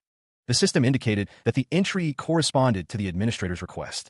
The first video of the 12 magic video entries began to replay, the system detecting the language, Ancient Chronosian, within the video. The video showed Hero King Kaiser asking, "And what is a lesser sword?" Zeke watched the video. Hero King Kaiser declared that a sword is a sword all the same, dismissing the opinions of those senile old men who didn't even know how to swing one. A voice declares the matter at hand a trifling thing, even as another voice demands Sheltern get it together, for the screen is... The recording identifies Sheltern as the man known as Kaiser's most loyal knight, adding that it goes without saying now, but he really did exist after all. The image of Hero King Kaiser asks what one must do to wield the sword well. The recording answers that it's nothing much. The Hero King's image continues, stating that all one must do is swing their sword often and with vigor, though the question of how much may come to mind. The recording declares that it will present a goal. A beam of light shoots out from the recording. Zeke's eyes widen in shock as the light washes over him. The overwhelming spirit of the Hero King's recording begins to affect him. His knees buckle, and he collapses to the ground. The overwhelming spirit was able to affect Zeke, even though it's just a recording. The recording concludes, stating that this is the wisdom of the Hero King. A soft blue glow emanates from the crystalline structure. A grin spreads across Zeke Draker's face. He likes what he sees. Kneeling before the holographic display, Zeke commands the system to replay the video from the beginning. The administrator's request is confirmed. It has been about 4 days since he locked himself in here to train. Zeke stands, arms crossed, ready to continue his training. Across the entrance, there are 3 doors. The first room is a food storage, containing enough food to last for months on end. The second is a rest area, meant to allow one to manage their body's condition. And the final room contains a variety of books and weapons of war. This room was a training room meant for Kaiser's successor. The Northern Phantom looks off to the side, sweat glistening on his brow. He focused, each breath deepening his concentration. Thanks to that focus, Zeke was able to purely train and swing his sword. He became able to mimic the form he'd seen then, but it didn't feel quite right. Something was missing. A surge of energy coursed through him. Zeke acquired Hero King Kaiser's wisdom. Elemental sword, basic form. The training message appeared before him. He had surpassed the basic level into the applied level. With newfound power, Zeke prepared to take the next step, focusing his energy. A surge of blue energy erupted around him as he began summoning Hero King Kaiser's soul. The energy coalesced, forming a spectral figure. The figure solidified, revealing the king of the ancient Chronos Kingdom, Hero King Kaiser. Zeke stared in disbelief. I can't believe it. Hero King Kaiser is right in front of my eyes. He gripped his sword tightly, his eyes wide with a mix of awe and determination. Zeke swung his sword, practicing the new elemental form with renewed vigor. The spectral form of Hero King Kaiser descends, his blade poised to strike. An overwhelming pressure fills the air, a testament to the warrior's might. He manages to raise the elemental sword, a desperate parry against the incoming assault. Sparks fly as the two blades meet, a brief defiance against the inevitable. The Hero King plummets earthward, his sword a silver streak aimed directly at Zeke. The force of the blow explodes outward, sending tremors through the very ground. Dust and debris erupt in a blinding cloud. Staggering to his feet, Zeke clutches his sword, disbelief etched on his face. Had he truly been blown away by a mere guard? Kaiser towers over him, an almost pitying look in his eyes. He speaks, his voice resonating with ancient power. He had only felt this once before, when facing his master in his past life. The Hero King's gaze pierces through Zeke, his words laced with disdain. He questions if Zeke intends to learn swordsmanship with such pathetic skills. The air crackles with overwhelming strength. Confusion clouds Zeke's features. Why is he attacking him? What could the reason be? Without warning, Kaiser unleashes another devastating strike, his movements a blur of white and steel. The blade descends, a harbinger of destruction. The air screams as it cleaves through space. The impact sends Zeke flying, the force of the blow threatening to shatter every bone in his body. Pain lances through him, and Zeke's eyes widen in realization. Is Kaiser actually trying to kill him? The ground trembles, a low rumble building beneath Zeke's feet as power gathers. His eyes narrow, a bead of sweat tracing a path down his temple. He steels himself for what's to come. A figure with long white hair grins, a manic energy radiating from them. What an unreasonable monster. He looks up, catching his breath. No, there's no need to think too much about it. The sword lies ready. He thinks, asterisk, I just have to do as I always do and give him my everything. Here I come, asterisk. With a surge of power, he prepares to strike, blue energy crackling around the blade. Hero King Kaiser's eyes narrow, a grim determination etched on his face. Hero King. Meanwhile, the white-haired figure asks, oh, were you Sheltern's disciple? You just barely succeeded. What was that power called again? The sword glows with an intense blue light. Suddenly, he is sent flying backwards, the force of the blow staggering him. The Hero King Kaiser's voice echoed, laced with a hint of curiosity. Aurora? He questioned, the word hanging in the air. He raised his sword high, the blade gleaming with an ominous light, ready to strike. Looking down at Zeke Draker, who was restrained, Kaiser seemed to ponder something, his expression unreadable. Zeke struggled against his restraints, the actions he was taking showing his desperation. A cruel smile spread across Kaiser's face. Not that it matters, he mused, his eyes glinting with amusement. A blinding energy blast erupted from Kaiser's hand, hurtling towards Zeke. The Hero King's voice boomed, filled with manic glee. All that matters is how fun it is. The battle was joined, Kaiser's sword clashing against Zeke's desperate defenses, sparks flying in the confined space. Another explosion of raw energy ripped through the air, shaking the very foundations of the arena.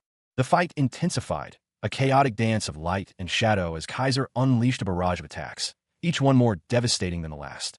Have some fun, he exclaimed. Energy blasts crisscrossed the battlefield, illuminating the combatants in flashes of blinding light as they traded blows. A final, overwhelming surge of power erupted, engulfing Zeke in a sea of golden light. The ground crunches underfoot, a testament to the force that just passed through. He had expected a difference to a degree, but he didn't think. His eyes widen, a flicker of disbelief crossing his face. There would be this much of a difference. Is he trying to establish why he's the Hero King? However, I'm confident in my perseverance. Skill Critical Strike has been activated. High-speed movement has been activated. Skill Continuous Slash has been activated. Draconian Skill Dragon Claw has been activated. The Hero King Kaiser is sent hurtling backwards, a maelstrom of red energy and shattered stone erupting around him. He plummets through the air, the wind screaming past his ears as he struggles to regain control. With a surge of power, he activates a skill, a blinding flash momentarily illuminating the chaos. The Hero King Kaiser, amidst the swirling dust and debris, can only manage a single, bewildered, huh. Despite not being a dragonoid, the unseen speaker declared, Hero King Kaiser wielded draconian powers. Debris floated around him, a testament to the forces at play. The glint of steel, a dark outfit barely visible amidst the chaos, hinted at a hidden presence. Purple energy crackled around the figure, a dark silhouette against the swirling chaos. The air itself seemed to distort, shattered by the raw power unleashed. A gasp escaped the young man, his eyes widening in disbelief. Even elemental force, he wondered. The figure's eye blazed with violet light, a prelude to the devastating technique about to be unleashed. soul manifestation lacerate. The violet energy intensified, engulfing the figure as they prepare to strike, another combatant caught in a blast radius below. Hero King Kaiser, surrounded by swirling blue and white energy, prepared to meet the oncoming assault. The young man's eyes burned with the same violet energy, a mirror of the power about to be unleashed. A faint smile played on Hero King Kaiser's lips, a silent acknowledgement of the power he faced. The air cracked with a deafening roar. He lay sprawled amongst the shattered stone, the cold seeping into his bones. Above him, Hero King Kaiser regarded Zeke Draker with a knowing gaze. Weakling, you've finally awoken. Zeke's hand, calloused and worn, reached out as if grasping for something solid in this broken world. The Hero King stood impassively, his expression unreadable. He mused, still, you've got quite the talent. His eyes, pools of ancient wisdom, narrowed slightly as he continued to observe the fallen Zeke. The Hero King's words hung heavy in the air. You part your soul is stuck in the spirit realm. Zeke's brow furrowed, confusion clouding his features. What? Spirit realm? A vision flickered in the air, a glimpse into the spirit realm. It seems that despite his human body, Zeke has managed to overcome the wall of death. The Hero King's thoughts echoed, considering Zeke's potential. Utilize elemental force also makes sense. The Hero King continued, his voice laced with a hint of amusement. Could I ask that you please explain in a way that I could force, and all sorts of nonsensical topics? A subtle smile played on the Hero King's lips, his eyes gleaming with an unknown purpose. Zeke's hand remained outstretched, his mind struggling to grasp the implications of the Hero King's words. Forget such trivial matters. Don't you have a more important goal? What do you? So the young boy pretends not to know. He gestures with a pointed finger. The Hero King Kaiser explains, what you are attempting to learn. The king's hand glows with elemental energy as he continues, my wisdom. The Hero King Kaiser clarifies, I'm talking about elemental sword. Both his explanation and his raw power.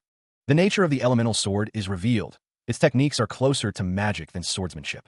The Hero King Kaiser stands ready, declaring it's his opponent's turn. The Hero King Kaiser muses that he can't feel any ether from Kaiser. He wonders if there's some kind of secret involved in the conversion of it into elemental force. Zeke Draker wonders what the method is for converting ether into elemental force. Hero King Kaiser seems confused. The Hero King Kaiser seems to have realized something. A sword is engulfed in flames. The Hero King Kaiser says that he can just kind of do it, so how is he supposed to explain it? Zeke Draker wonders why all the people who become his masters are like this. Zeke Draker seems to be in disbelief. Zeke Draker says that it's not that he didn't feel anything, it's that he couldn't. The Hero King Kaiser's ether usage is so perfectly controlled that he needs to completely focus all of his senses in order to just barely feel anything. The Hero King Kaiser watches as Zeke Draker prepares to test his abilities. The king's tone carries a hint of disapproval.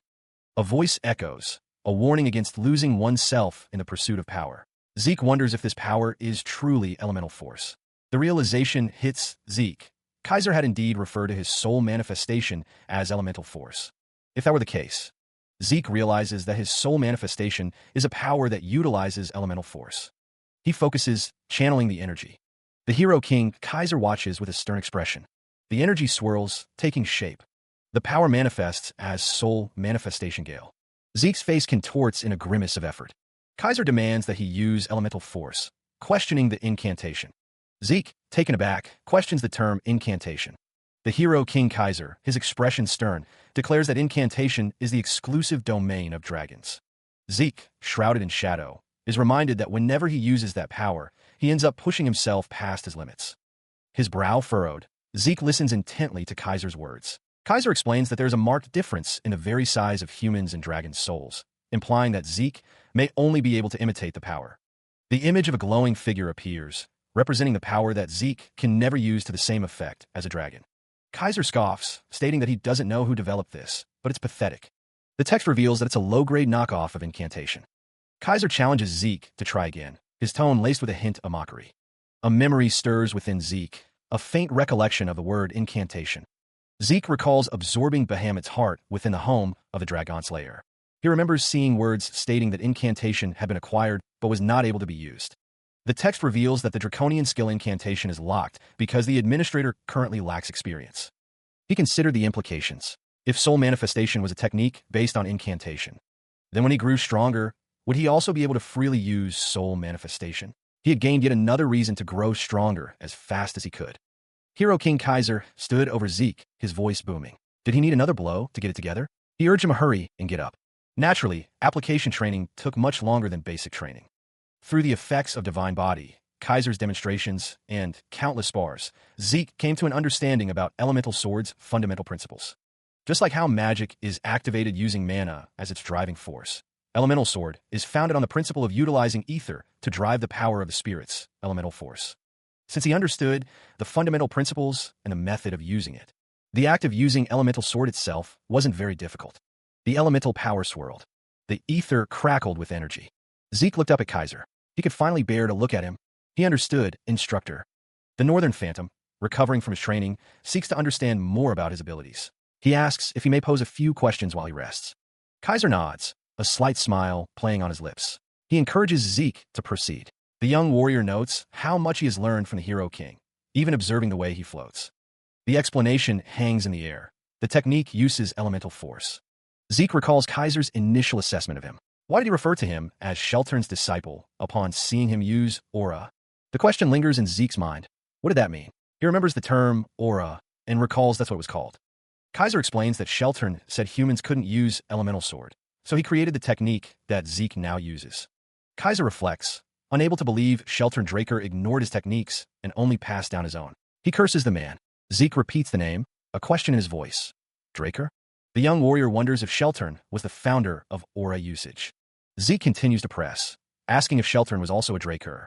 The truth remains obscured. The Drakers were not Terracan, but the ancient character of Sheltern was. Why is this truth not known? Zeke then asks what the spirit realm, in which spirits live, is like, now that he has acquired some understanding. He reached out, hand outstretched, feeling the power of the spirits. Yet, the concept remained elusive, just beyond his grasp. Elsewhere, a figure stood before a colossal barrier of shimmering, ice-like energy, its sheer scale dwarfing everything around it.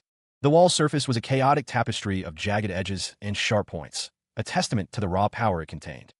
Zeke found himself pressed against an unseen barrier, his expression a mixture of frustration and bewilderment. This, too, was part of the puzzle. Hero King Kaiser stood before a cascade of light, explaining that this realm was essentially the afterlife. The disembodied voice continued, stating that once one left their body in the current realm and entered the spirit realm, there was no return. The explanation continued, describing the barrier as an impassable wall. But then, a question, hadn't the instructor said part of his soul was already in the spirit realm? Zeke, still trapped, voiced his confusion. It wasn't quite right to say he was merely a soul before Kaiser, given the circumstances. A snap of fingers echoed in the void. The voice noted that Zeke's case was unique, unlike anything he'd seen before, as a swirling vortex of energy formed nearby. The instructor revealed that in his own case, a dragon had aided him in crossing between realms, as Zeke was shown running through a swirling vortex. The words hung in the air, a hesitant observation. A dragon. That declaration was met with disbelief. A dragon? The question was posed with a hint of suspicion. Was there a problem with this revelation? The inquiry was met with a demand for clarification. What was being said? The statement was delivered with conviction. Dragons are beings that cherish humans. The pronouncement was met with confusion. What the hell was he on about? The question hung in the air, tinged with doubt. Draguns seres humanos. A counterpoint was raised, a dark reminder of past conflicts. What about the monsters that were led by the evil dragon Bahamut to destroy the world? The conflicting information led to further confusion. Did this mean the relationship between humans and dragons was different in ancient times? He didn't understand what was what anymore. The words were spoken with a sense of inevitability. Even if he didn't explain it himself, he himself was a living testament to this. A hand reached out, a gesture of comfort or reassurance. He held the glowing orb, its energy swirling around his hands. The heart and the fong, used to create his sword, but were they not given to him? Hero King Kaiser smiled, his expression warm despite the gravity of the topic. However questionable his character may be, it seemed like Kaiser and the evil dragon Bahamut were on friendly terms, a surprising revelation. Zeke considered the implications. Keeping the fact of his subjugation a secret for now would probably be best. He scratched his head, a flicker of confusion in his eyes. It seemed he had misunderstood something. Kaiser reached out, a gentle smile gracing his lips. He also has a cute side to him that cannot.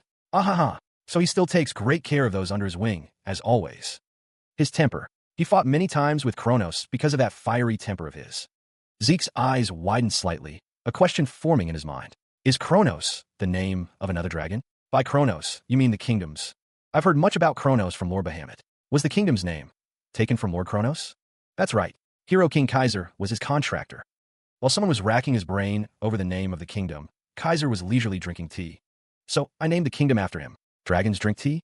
He considered the information he'd just received. Was that the polymorph he'd heard about? Kronos hadn't reacted much, as though he'd expected it. The truth was, Kronos wanted his name to be known, even to future generations. Thousands of years ago, during the era he lived in, dragons and humans lived in harmony. However, in the case that an incredibly powerful dragon helped a human without a contract, the balance of the world would collapse, endangering this realm itself. So, they would suppress their own strength and polymorph into human form to help humanity through their contracts. Just as it was with Kaiser, dragons called their contracted humans contractors. So the reason these ancient figures were so powerful was because they were receiving help from dragons. The question hung in the air: why did a rift form between dragons and humans? The hero King Kaiser, seated in a pool of water, remarked that he thought his ears would fall off waiting for this. He added that he'd have to hear Zeke Draker's entire chronicle when he could. The hero king rose, muttering about the arrogant disciple he'd picked up.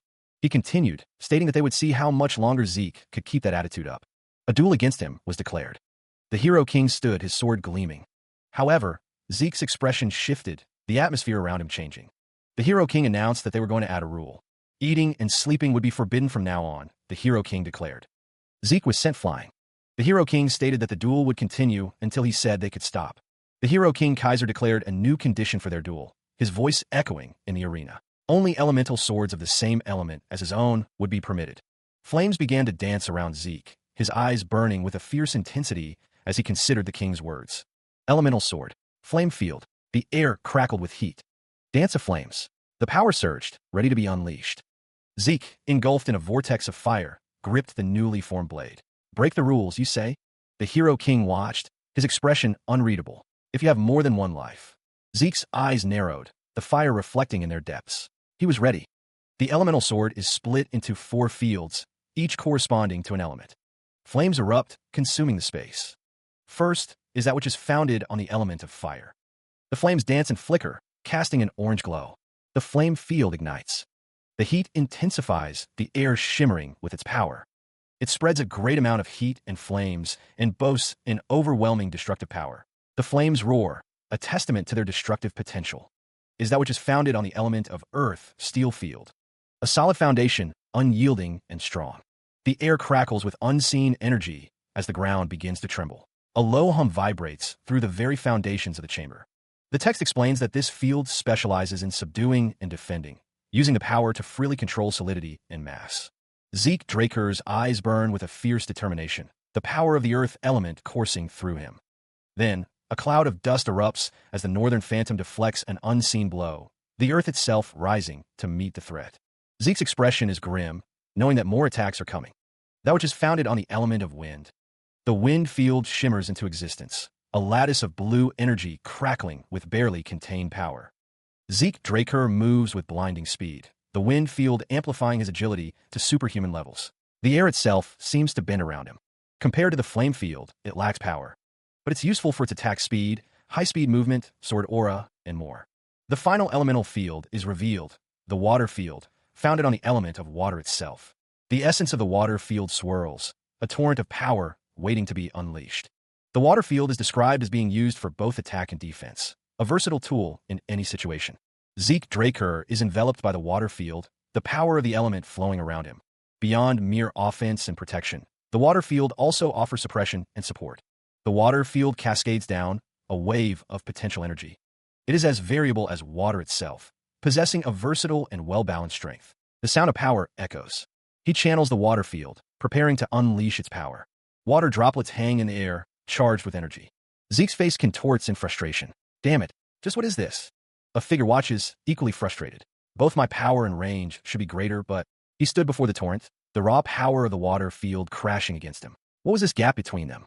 Zeke braced himself, muscles straining against the relentless assault.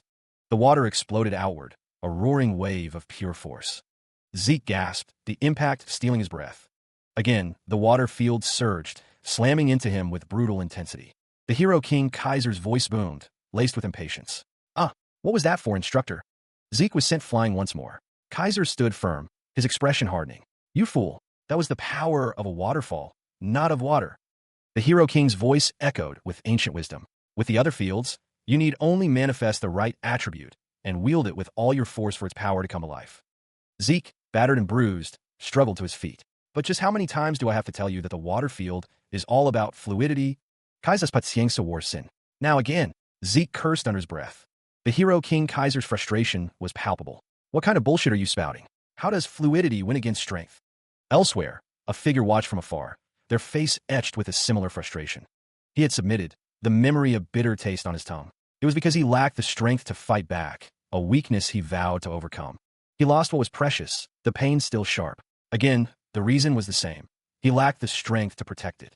In order to survive, in order to adhere to his convictions, in order to protect that which was precious to him, strength was the only answer.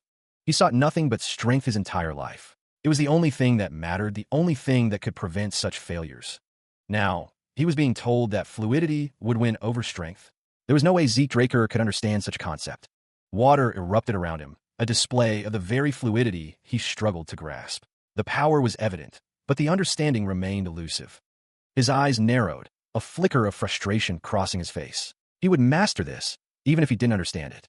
The duel continued, a clash of strength against whatever this fluidity was supposed to be. He felt lost, adrift in a sea of unfamiliar techniques.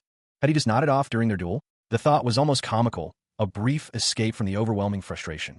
Hero King Kaiser stood opposite him, a serene expression on his face as he effortlessly deflected Zeke's attacks. The difference in their understanding was stark. Well, this was going poorly. The water swirled around him, a constant reminder of his failure to adapt. He did stop bothering, trying to keep track after the 15th day. The endless cycle of failure had become too much to bear. He considered the passage of time. It felt like at least a month had passed since this insane duel began, a testament to its grueling nature. The endless fighting, devoid of sustenance or rest, began to take its toll, the weight of exhaustion pressing down. A realization dawned. Infinite stamina was not, in fact, all-powerful, a crucial lesson learned in the heat of battle. At least, he wasn't facing a monster, a small comfort amidst the relentless struggle. The sheer force of the situation threatened to overwhelm him, the pressure mounting with each passing moment. The water swirled around them, a chaotic dance reflecting the turmoil of the battle. Damn it, he realized, he couldn't muster any strength into his arm, a critical disadvantage in this desperate fight. The floor, slick with moisture, added another layer of peril to the already treacherous arena. Zeke's face contorted in a grimace of pain and frustration, the weight of the battle pressing down on him. The swirling water continued its relentless dance, a constant reminder of the precariousness of their situation. Debris and water filled the air, a testament to the destructive power unleashed in this clash of titans.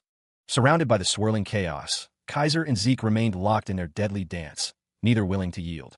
He grits his teeth, sweat beading on his brow. The Northern Phantom managed to deflect the blow, but the effort is visible in every strained muscle. Leaning heavily on his sword, Zeke's breath comes in ragged gasps. Kaiser's words echo in his mind. Fluidity will trump strength. A spark ignites in Zeke's eyes, a flicker of understanding. Now he gets it.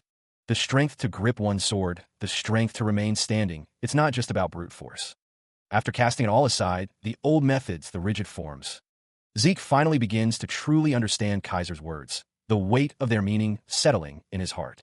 The methods he'd learned, the chains of tradition, meant to control a blade's arc and strikes, do nothing but bind its freedom. The chains are not strength, but constraint. Cut away these unnecessary shackles, the limitations he'd placed upon himself. And just like how water flows, from above, unburdened and free, to below, a new path opens before him. Create your own path. The words resonate within him, a newfound resolve hardening his gaze. A surge of energy courses through him, visualized as a torrent of icy blue water. The sensation intensifies, the water swirling faster, pulling him deeper. A memory surfaces, a clash of steel in a monochrome world, where the line between the sword and himself blurred. Zeke felt as one with the world around him, a profound connection resonating within. The torrent rages, a violent, refined power. He is locked in combat, the clash of blades echoing in a frozen landscape. The water swirls, a vortex of energy surrounding him. At times, the power is overwhelming. Refined, focused, deadly. Again, he faces his masked opponent, the battle a dance of death. A sinister smile spreads across a face, promising something wicked this way comes. He grins, a predatory glint in his eyes, as blue energy crackles around him. The air itself seems to vibrate with barely contained power. Elsewhere, a watery arena becomes the stage for a deadly dance. One figure plummets from above, while another leaps with a blade wreathed in azure light. From the depths, a colossal structure of pure water erupts, taking the form of a blade reaching for the sky. Kneeling in the swirling water, a warrior grips their sword, their gaze fixed on an unseen target. The air hums with anticipation.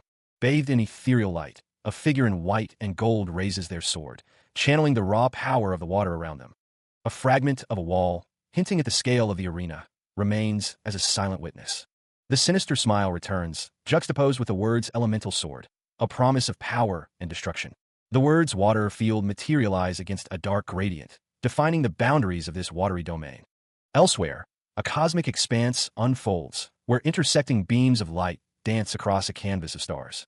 The tidal water's edge hangs in the air, a boundary between worlds, a place of transition and mystery. A long path stretches toward the towering structure bathed in golden light, a destination shrouded in destiny. Cracked surfaces reveal glimpses of a radiant world beyond, a promise of something new and powerful. The vast chamber gleamed with an ethereal light, the hero King Kaiser standing at one end, a considerable distance from Zeke.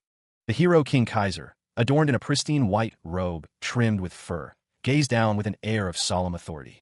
From below, Zeke looked up at the imposing figure of the hero king, his expression unreadable. The hero king's voice echoed through the chamber, declaring, "You are the successor to my teachings." The light seemed to intensify around them as the hero king's words hung in the air, a heavy weight of expectation settling upon Zeke. A blinding light fills the space, a stark contrast to the darkness that preceded it. A groan escapes him as he lies on the cracked stone floor. Had he passed out? This was the second time he'd lost consciousness. The first had been during his duel with Duke. A memory flickers. Zeke Draker stands over a fallen figure with crimson hair. This was the first time since his regression that he had passed out because he reached his body's physical limits. "Kaiser," he calls out, his voice raspy. He pushes himself up, his head throbbing with a dull ache. Kaiser sits near a massive, crystalline structure, its facets reflecting the ambient light. Above, the ceiling is fractured, the sky beyond unseen. Had he returned to the spirit realm? He sits cross-legged, trying to recall the battle. He felt like he managed to use Waterfield decently that last time. Confusion clouds his face. What had happened? Zeke, surrounded by floating blue text, sighs at the sheer volume of information now available to him. Reading through all of this is going to be a lot of work. He decides to start with the seal percentage. The system reports that upon absorbing Bahamut's heart, the seal was at 95%. The administrator's constitution will be modified to divine body. A power the administrator cannot handle has been detected and will be 95% compressed and sealed. Due to his rights as a herder, he does not have the authority to access Terrakin Drakers. At the time, he tried to unlock the seal immediately, but the system blocked it. Due to concerns regarding the administrator facing mental and physical harm from a power exceeding their abilities, this request has been rejected. Of course, he's directly faced a power I cannot handle, so he's well aware of what it entails. This must mean that, given his current abilities, he can only handle 10% of it. Whether it be incantation, which he couldn't unlock through points alone, or Dragonic control, it might be related to the seal percentage. He'll have to keep an eye on this. As a quest reward, he has received an elevation in administrator rights and 500 karma points, as well as 3 random boxes. Boots information. Durable yet light boots created from meteoric iron. Properties, none. Special notes. Upon equipping a full set of meteoric iron, the property will be activated. Lower body armor information. Durable yet light lower body armor created from meteoric iron. Properties, none. Special notes. Upon equipping a full set of meteoric iron, the property will be activated. Earrings information. Earrings delicately made from crystals. Properties, 15% improvement in the user's mana recovery speed. Special notes. It looks nice when paired with a red dress. He examines the item in his hand, a calculating glint in his eyes. I bet I could sell this to a mage for a good price.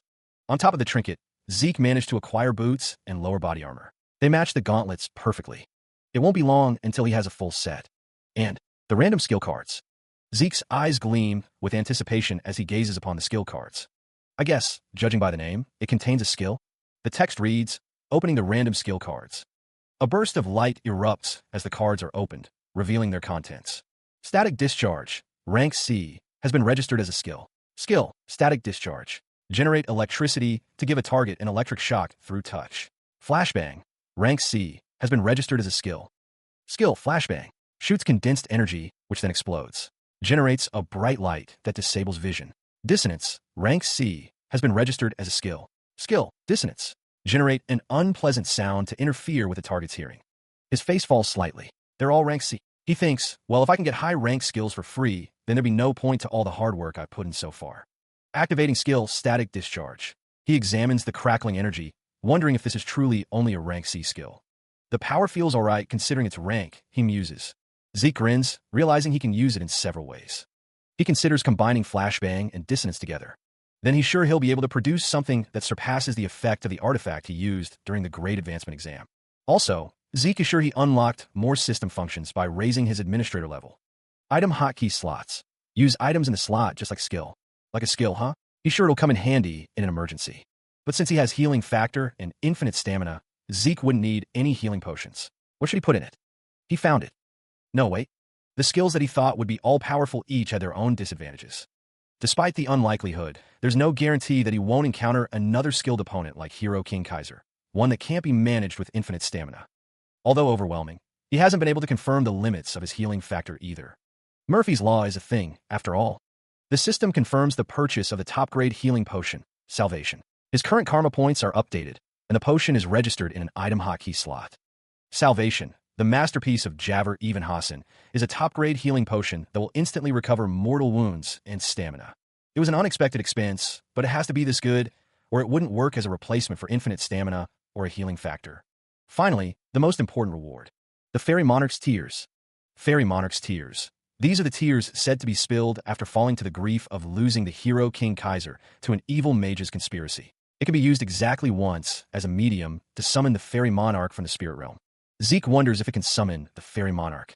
The Fairy Monarch appears in legends as an existence that grants humans wishes. If all the legends of Kaiser were true, he considered the implications, the weight of the Fairy Monarch's tears heavy in his hands. Could summoning the Fairy Monarch truly lead to a wish being granted? The item's description echoed in his mind. These tears were said to be spilled after the Hero King Kaiser's grief and could be used to summon the Fairy Monarch from the spirit realm. He stared intently at the blue vial, its contents swirling with an ethereal light. Ultimately, he decided against it. He would hold off on using the Fairy Monarch's tears for now. He felt confident that as long as he held on to them, the right moment to use them would eventually arrive. The world around him began to shift, the familiar stone floor dissolving into fractured lines. The fractured lines gave way to a vibrant forest path, sunlight dappling through the leaves. A surge of energy pulsed around him, the air crackling with unseen power. The Northern Phantom stood amidst swirling dust and energy, the transportation complete. He took in his surroundings, a sense of wonder washing over him. Before him lay an adventurer's outpost. He had truly been transported. So this was the new system portal transportation function. It seemed that the system had more to offer than he initially thought. He is prompted by the system. Will he use the portal transportation function? His current location is listed as Argo's Kingdom's 4th Adventurer Outpost. The system informs him that as long as he picks a destination from the minimap, he'll be able to move to it immediately. Home of Kaiser requires 150 points. The minimap displays that the Argo's Kingdom's 4th Adventurer Outpost requires 0 points. The system clarifies that other than the required points increasing with distance, there are no restrictions.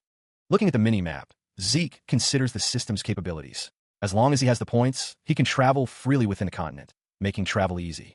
The system also informs him that he can conceal his whereabouts. He thinks to himself that this will be useful in his plans from here on. He pauses, lost in thought. A field of flowers blooms unexpectedly, a splash of color against the muted landscape. He gazes at the unusual sight. A vast landscape stretches out before him, mountains rising in the distance. A grand building stands tall, its architecture imposing against the skyline. The Central Continent's top-night, nurturing facility bustled with activity. A voice echoed through the halls, a dean reflecting on his decade-long tenure. The dean remarked that he had never seen a case like this before. The dean observed that a freshman had arrived a whole month after the entrance ceremony. He didn't think he'd be locked in there. For a whole month, within the entrance guide, he was given alongside a letter of recommendation. There was a clause stating that upon failure to participate in the entrance ceremony, the dean has authority regarding entrance into the school. Entering next year would be too late. He needed to use whatever excuses he could to convince the dean. The truth is, he had lost consciousness for a long period of time. Unity? The dean, Valhalla Dean Flaubert Borges, questioned if that was all he could come up with in order to think up an excuse for missing the entrance ceremony. He needed to get into a knight renowned across the entire continent, hailing from the kingdom of Thebia. He was a member of the Royal Guard, steeped in its long tradition. The story of how the current patriarch, Arthur Draker, went to meet Flaubert Borges 3 times to invite him as dean is so famous that it's still spoken of 10 years after it happened. He is someone who highly values honor and order. Trying the opposite approach would only have the opposite effect. Make an emotional argument. Zeke bows deeply, stating that he has no excuses whatsoever for his absence, and that what he says is the truth, Dean. Flaubert Borges clears his throat, his expression unreadable. Unity is not easily achieved. Flaubert says that if Zeke were any other cadet, but because Zeke received a letter of recommendation from the Academy's dean, Flaubert will arrange a place for him.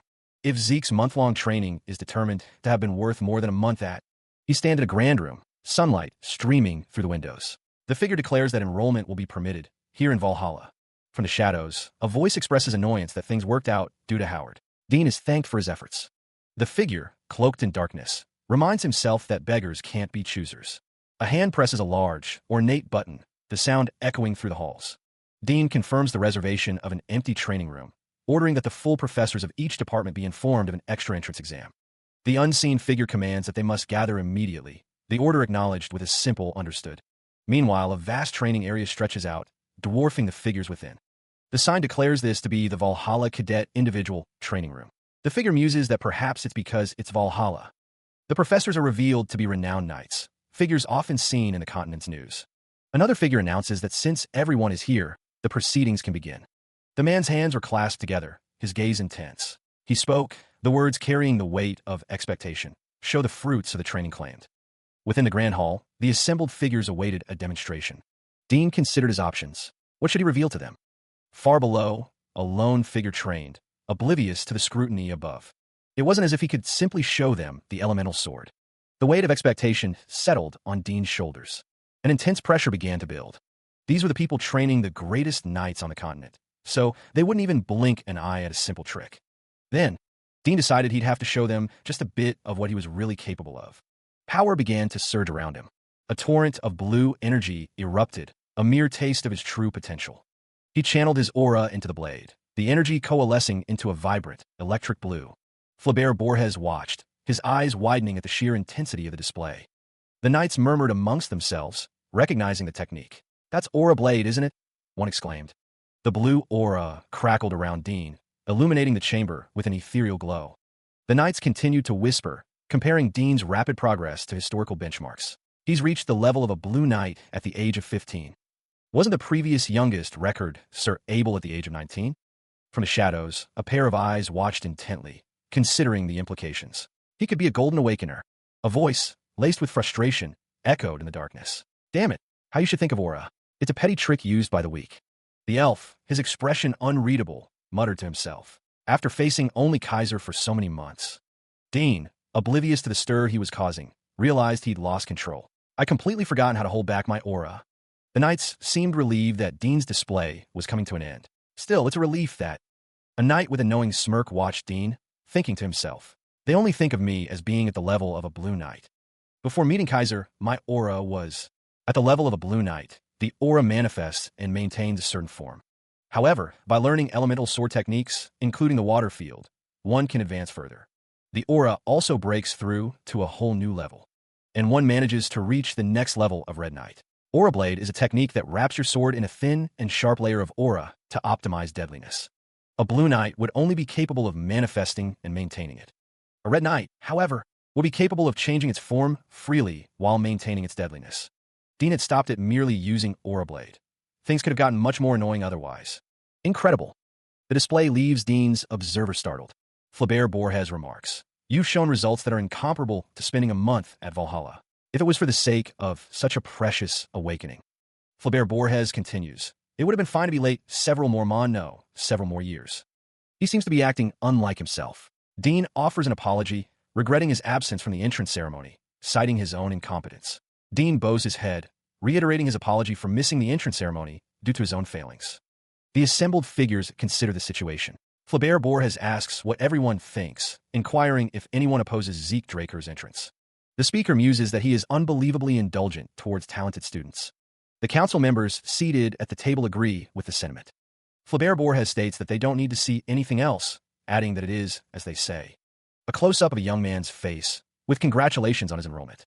The name Zeke Draker is announced. Meanwhile, the panel shows Midland Atlas, a great city the size of a kingdom in the center of Midland. This is where the facility training the greatest knights on the continent, Valhalla, and the Draker's Four Seasons Fortress are located. And since the Four Seasons Fortress is where the patriarch of the Drakers and several key figures reside, it is known as the true main castle of the Drakers. The Atlas, Zeke's personal mansion, sprawled majestically against the skyline, its architecture a testament to wealth and power. The mansion's exterior exuded grandeur, a silent promise of the luxury within. The scale of it all was imposing. The mansion stood tall, a beacon of wealth against the backdrop of the city. This was Atlas, Zeke's personal domain. Even with a black card, the sheer extravagance of it all seemed excessive to Zeke. The doors swung open, revealing a glimpse of the celebration within. Confetti rained down, a joyous welcome despite the master of the house being absent. The message was clear. "Congratulations on your entrance to Valhalla." A voice called out, questioning if Instructor Andre was also present. Instructor Andre, dressed as a clown, celebrated with the others. Andre praised Zeke's incredible achievements, noting it was the first time he'd seen someone miss the Valhalla entrance ceremony. The man in the clown makeup grins widely, raising a gloved hand. He announces, "Well then, since the star of the show's arrived, how about we get started?" A small, chibi-style head appears, floating in the void, a confused expression etched on its face. "Huh, what?" After arriving at the mansion in Atlas, the clown man raises his arms in celebration, confetti raining down around him. Andre, wearing a pointed party hat, claps politely. It turns out that Duke and Andre had prepared a surprise enrollment celebration party. A table laden with cakes, roasted meats, and bottles of celebratory drinks awaits. The clown wonders why people that should have been at the academy were at Atlas. The party continues around them. Duke had been called back to the Four Seasons Fortress by the Patriarch, and it had been a month since he decided on his own to be a housekeeper at the mansion. A voice declares, "I've entered Valhalla." Andre, as an assistant professor, seems to be imposing on someone. He clears his throat, a nervous gesture. The clown man and Andre laugh heartily, the sounds echoing through the mansion. A voice filled with indignation cries out, "Why did you guys leave me, the owner of the mansion, out of this discussion and decided on your own?" Meanwhile, the grand mansion stands tall, a testament to wealth and power. The remnants of the celebration lay scattered across the table, a chaotic tableau of spilled wine and discarded plates. The grand hall, now echoing with silence, bore witness to the revelry's aftermath, the furniture askew and the air thick with the scent of stale cheer. Empty bottles crowded the scene, a testament to the night's successes, their green glass reflecting the dim light of the room. Elsewhere, the moon hung high in the inky sky, its pale light filtering through the towering windows, casting long shadows across the room. A boisterous laugh echoed through the dimly lit bar, the sound bouncing off the polished wood and the murmur of hushed conversations. A single coin slid across the table, glinting under the low light, a silent agreement sealed with a clink of metal on wood. One beer. The transaction complete, the hand withdrew, leaving the coin to rest on the worn surface. And a request, whispered into the shadows, carried a weight of unspoken intent. "I'd like to meet Kay." Meanwhile, the bar buzzed with activity, oblivious to the clandestine dealings unfolding in its corners. A sudden stumble, a loss of balance, sent a figure tumbling towards the unforgiving floor. The fall was swift and brutal, the impact echoing through the room, a stark reminder of the fragility of life. From the shadows, a hooded figure watched, a sinister smile playing on their lips, their gaze fixed on the unfolding chaos. A strange energy crackles in the air. The hooded figure's hand bears a sigil that glows with a soft, golden light. The figure's voice, muffled by the hood, cuts through the silence. "What, you want to go?" A guard, sword drawn, watches the hooded figure pass. Other patrons mill about in the background. The hooded figure stands at the bar, a lone figure amidst the tavern's murmur. The bartender, flustered, offers his apologies. The bartender grips a bottle tightly, his thoughts racing. The bartender offers to guide the hooded figure to the branch manager. Meanwhile, a long corridor stretches ahead, lit by flickering torches. The hooded figure walks down the corridor, noting the security measures. A secret door and a second and third layer of security magic. How very much like K. Before the regression, the hooded figure reflects. There were two groups that could have been called the greatest intelligence organizations on the continent: the Drakers Order of the Black Knights and the Rome Empires. Beyond the well-known intelligence bureau, another organization exists, shrouded in secrecy: the Syndicate. In its earliest days, the Syndicate was nothing more than a simple gathering of smugglers. But after Kay joined the organization, she used their smuggling network as the foundation to build an intelligence network. Before the regression, around this time, he would have been chased out of the academy and ended up with McCain. He did everything he could to survive, clawing his way up as one of their hitmen. When Kay, the branch manager at the time, came looking for him, it was with a commission to clean up an important transportation route. At that time, she had wanted to expand the transportation routes they'd secured. in order to grow Syndicate into an intelligence organization that wouldn't fall behind the Black Order or the Information Bureau. Also, through her tenacity and her talents, she'd managed to turn Syndicate into his own, stolen from him by the Empire. Here, this is information on the artifact the Emperor is after. Be careful, it won't be easy. And after he had everything, Kay actively cooperated with his revenge. She said it was simply her way of paying him back for helping grow Syndicate into what it was. A gleaming artifact rests in a gloved hand, its surface reflecting an unseen light. Without her, it would have been impossible to acquire, and he wouldn't be where he is now. The hooded figure stands framed by a stone archway, the shadows clinging to his form. Information, he muses, is a weapon, just like what Abel always said. Footsteps echo on the stone path. His abilities are excellent, and maintaining a good relationship through this deal will be a boon for him going forward. The courtyard stretches out before him, a silent testament to forgotten ages. The air hangs heavy with the scent of damp stone and the distant echo of unseen activity. A gloved hand strikes a match against the side of a box, the sudden flare momentarily illuminating the darkness. Kay's tastes are the same as ever. The hooded figure holds the lit match, its tiny flame casting dancing shadows on his face. The scent of sulfur fills the air, a brief, acrid counterpoint to the pervasive dampness. A woman with fiery red hair uses the match to light a cigarette, her expression unreadable in the flickering light. So, why does the rising star of the Draker family? A plume of smoke curled from the corner of her lips as she tilted her head, her gaze drifting upwards as if expecting someone. A gloved hand extended, the unseen figure issuing a proposition, a meeting. The cloaked figure's voice cuts through the air, demanding directness. Patience wears thin. High above the city, the meeting unfolds, the stakes unseen but palpable. The figure's gaze hardens, the word syndicate hanging heavy in the air.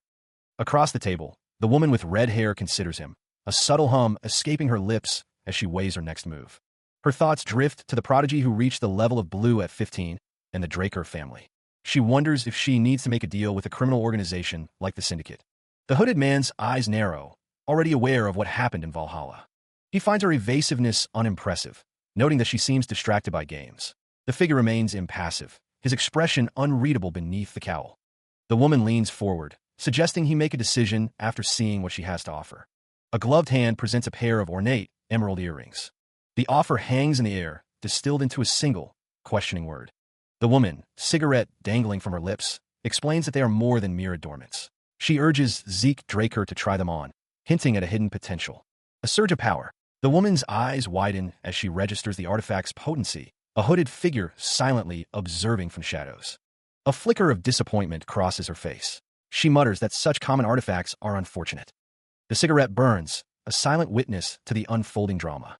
The woman's surprise is palpable. Her recovery rate has improved drastically, far beyond what she expected. The woman's internal monologue reveals the rarity of such potent artifacts. Most offer a mere 1% mana recovery improvement, with even the best only reaching 3%. A cascade of jewelry shimmers in the light. Yet the woman knows she would have heard of such powerful artifacts being sold. Adorned with the earrings, the woman's thoughts turn to Zeke Draker. She wonders if he possesses a secret route to acquire such items, or if he somehow obtained them on his own. The woman's gaze hardens, her thoughts focused on the man who presented her with such a powerful gift. The hooded figure steps forward, his voice a low murmur. He asks if she's ready to talk. Meanwhile, the question echoes in the air. Who is this mysterious figure? Although he had expected the earrings, Zeke remained silent. The unknown woman reviewed the document, muttering that this was the upper limit. The woman, a cigarette between her lips, considered that he must have access to information. The unknown woman wished good luck to both of them, referring to Zeke as young master.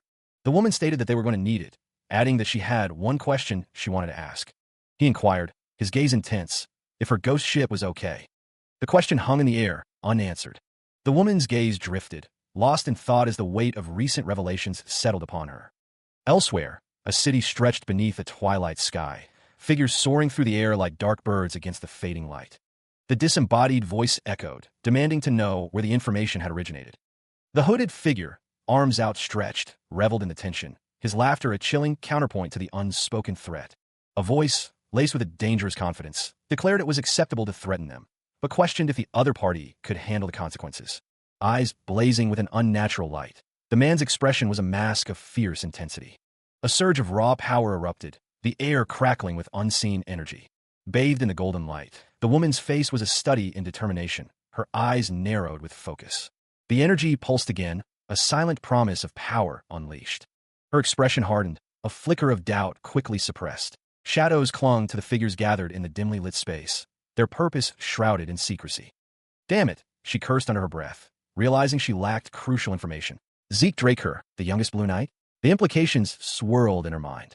The Syndicate's Atlas branch, it was believed, wouldn't stand a chance against him. A suggestion hung in the air. Perhaps a change of scenery was in order. The hooded figure extended a hand, an unspoken offer hanging in the balance. The sentiment echoed. They would stand no chance. This was the Syndicate Atlas branch, office of the branch manager. Within the opulent office, a deal was about to be struck. A contract of oath lay ready, illuminated by the flickering candlelight. The contract was held aloft, a common item for a magician, it was said. A contract of oath, ready to use. The signature was made, not with ink, but with blood. A simple method, yet its effects were undeniable, a way of sealing deals commonly used by magicians to ensure the integrity of the deal. Once the deal was signed, each side of the contract would have a seal appear on their arms. The price of betrayal was steep. If someone were to harm the other party, they would lose their life, the dagger finding its mark with brutal finality. And although the seal would disappear if methods, such as assassinations or betrayals, were to be used. The hooded figure's voice echoed, a warning laced within the offer. An unending restriction would be the result, making things difficult, but he seemed unconcerned. Seated regally, the unknown woman considered the terms. She voiced her concerns, questioning the lack of insurance should something befall her. A glint of steel flashed as he produced a knife, the promise of blood sealing the agreement hanging heavy in the air. The scratching of the pen against the parchment filled the silence, each stroke a testament to the binding oath being forged in crimson. The hooded figure stood before a glowing circle, the magical symbols resonating with the newly signed contract. He offered a simple statement, a challenge to earn her trust with just this. He seemed unfazed by her distrust, stating he was fine with signing as many contracts as she'd like. The hooded figure's voice echoed, the sound of a deal being struck. Now that they were officially partners, the woman remained seated, her expression unreadable as she watched the man. He reclined in his chair, a sinister smile playing on his lips. He suggested they continue their conversation. A question hung in the air, a dark undercurrent to their partnership. Was someone using his ghost ship to distribute Soma from Markin? The woman runs a hand through her crimson hair, a flicker of annoyance crossing her features. Andre reclines on the plush couch, his expression unreadable. The woman's voice carries a hint of warning. I don't know how you're aware of my bow, but... Elsewhere, a figure stands silhouetted against a smoky backdrop, the letter emblazoned on the back of their coat. The woman acknowledges the information. You're right. I'm using it for distributing Soma from Markin. The text explains that Soma, a drug of sorts, is currently banned within the kingdom. With the fall of the kingdom after the Civil War, the southern continent has become a breeding ground for it. Andre remains seated, his gaze fixed on the woman. He thinks it must be because of the message from the transcendent household. The woman lights a cigarette, her expression thoughtful. Yes, even if it's from Markin, I'm sure they would want to avoid conflict with the transcendent household. The text explains that the only land route connects the central and southern regions of the continent. The map shows Ishtar, a lawless zone. Just a few years ago, Ishtar had denied any and all outsiders from entering, and as such, trade with the south has been completely restricted. The text explains that with the land routes closed, and most of the sea routes being under the control of the Pabella, you decided to take advantage of the Syndicate's sea routes. The woman lights a match, her gaze sharp. She's sure they would want to avoid conflict with the transcendent household. The woman states, well, I'm just grateful we have a clientele willing to pay the price. The text at the bottom mentions Markin and Pabella. Two criminal organizations vie for control of the lawless southern region, their territories divided by the central forest. The northern part falls under Markin's dominion, while Pabella reigns over the south. Markin leverages land routes to distribute Soma, the banned drug. A man in a suit presents a covered object, his smile wide. A blonde girl watches with anticipation. With Ishtar closing its doors, Pabella is forced to develop new sea routes, as land routes are no longer an option. Markin, too, seeks new sea routes. By then, Pabella already had full control of the seas. Meanwhile, the woman lights a cigarette, the flame briefly illuminating her face. A man sits in the background, observing. The Syndicate's ghost ship sails under the cover of an invisibility spell, evading unwanted attention. Able to evade both pirates and the Navy, the ghost ship has become a key part of the Syndicate's income. A resource they try to keep secret to this day. A man stands with a sword and a bottle amidst fallen bodies. Since he can't say that he learned about this in the past, the man smirks. Shouldn't she be focused on the Pabella's offer? The woman wonders, a sinister smile playing on her lips. She acknowledges the Pabella's offer, which doubled what they were currently negotiating with Markin, all in return. From above, the two figures remain in the room, the layout of the office visible. The woman states that they are still looking into it, and that they should reject their offer. Instructor Andre listens intently. Cutting ties with Markin means losing an important client for Soma. However, the woman's eyes narrow as she poses a question. What if she told him that the Pabellas were pirates defeated by the Knight of White Silver? There's no way, the text declares. The Pabellas are known for keeping true to principles. They're different from those stupid pirates. The woman gestures emphatically, her expression intense as she speaks to Andre. Andre's expression is serious as he states that it's all just for show, the true purpose of the Pabellas. The text reveals that the Pabellas are trying to find the Syndicate's hidden treasure, their hidden sea route. The woman states that, unlike Markin, who wants to keep the goose that lays golden eggs alive, the text explains that the Southern Pirates and the Pabella are supposed to be two separate entities. The woman holds a small object in her gloved hand. Look, how can you say that, Dash? Kay's voice is heard, questioning whether they shouldn't be paying for information first. Andre's voice cuts through the air, demanding transport to someone known as Don Juan. The man's expression hardens, a subtle smirk playing on his lips as he declares himself the boss of the market. The unknown woman extends an offer, promising to make him the boss of the syndicate if he complies. She remains composed, her gaze steady and unwavering. Elsewhere, under the watchful eye of the full moon, the city slumbers. Footsteps echo through the deserted courtyard as a hooded figure moves with purpose. The figure pauses, their face obscured by the deep shadows of the hood. A voice from the past recalls that the fastest way to access the syndicate's information was to even the playing field. The silhouetted figure looms large, a symbol of the ruthless ambition required to absorb any organizations along the way. A voice, laced with malice, promises, "Just you wait, Don Juan." The speaker reflects on the small flame they ignited today. The unknown woman exhales a plume of smoke, her eyes narrowed in thought. The sun shines brightly on a park, where a man sits on a bench, reading a book. The architecture in the distance hints at a grand facility. The sign above the imposing structure reads, "Night Nurturing Facility Valhalla." The grounds are meticulously maintained. Dressed in a pristine white uniform with gold trim, the man stands, hands clasped behind his back, observing the grounds. According to the dean, if he waits here, a guide will come and get him, but he glances around, a hint of impatience in his posture. A voice calls out, "Any chance you're Zeke, the guy D mentioned?" The camera focuses on the intricate gold embroidery on Zeke Murray's uniform. A man with dark skin and curly hair calls out, "Here."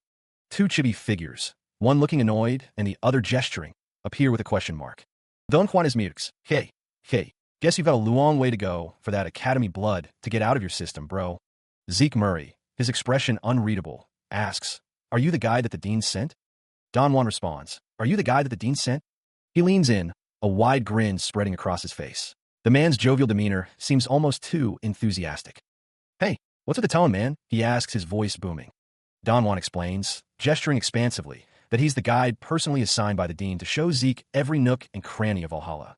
Zeke thinks to himself that he just keeps yapping. As if remembering something, Don Juan exclaims that he forgot to introduce himself.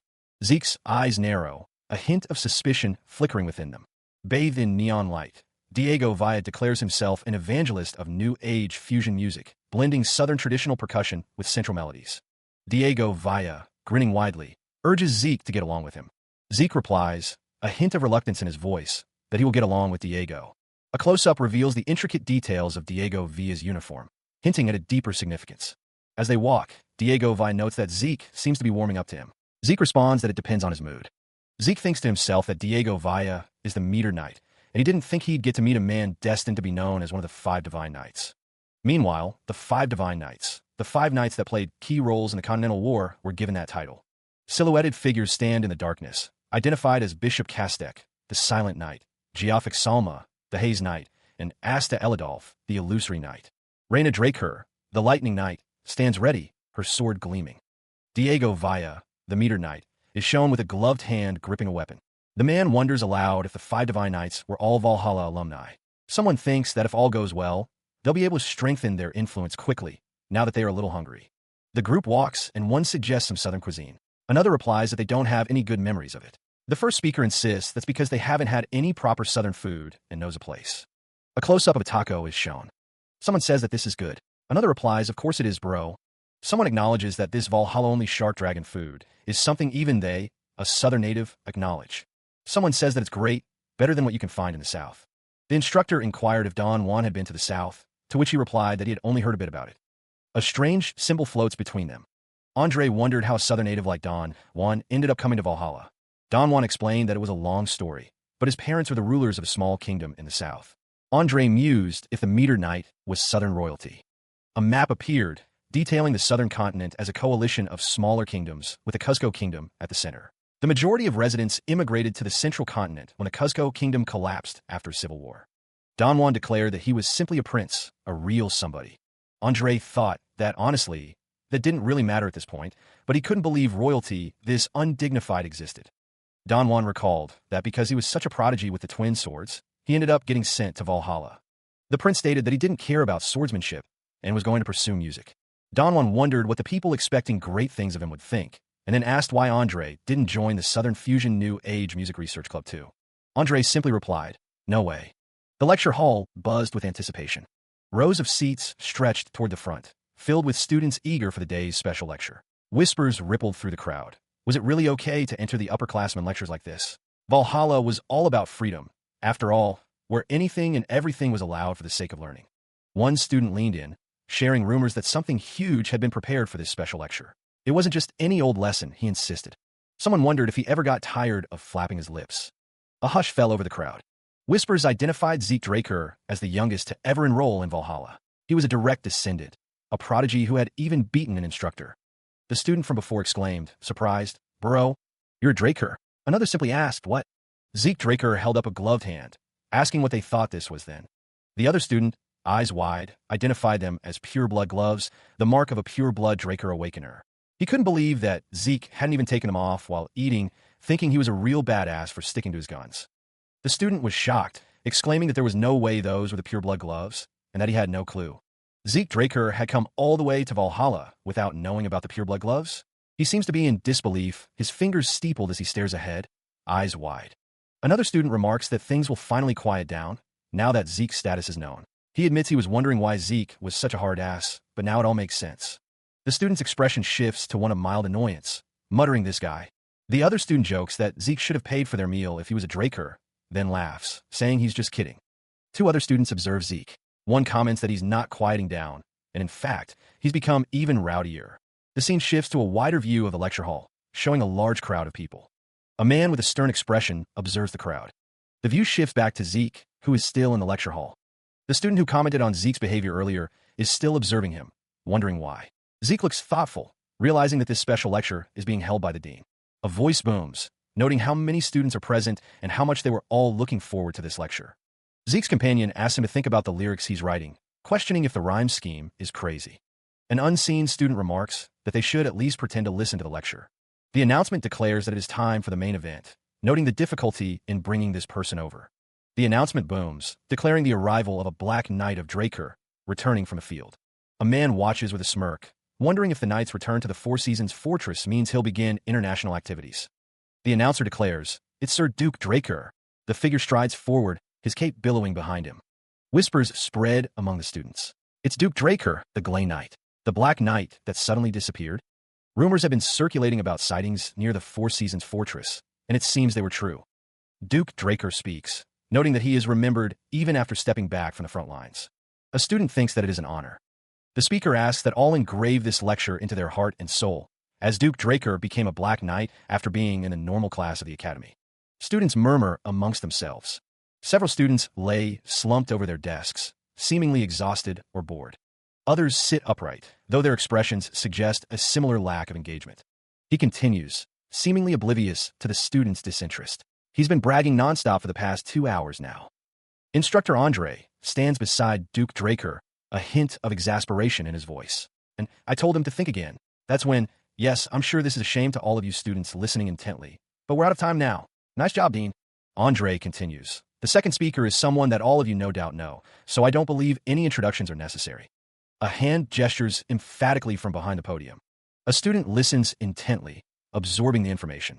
Despite being incredibly busy as a Guardian Knight, she has taken time out of her schedule to come all this way. The student considers the implications. Because of that, there aren't even 10 Guardian Knights. I'm sure the second speaker will be a prominent figure as well. Instructor Andre looks on, his expression unreadable. Someone checks the time, a subtle gesture of impatience. A soft rustling sound echoes through the halls, as if someone approaches with measured steps. Intricate braids of platinum blonde hair cascade down, a stark contrast to the dark surroundings.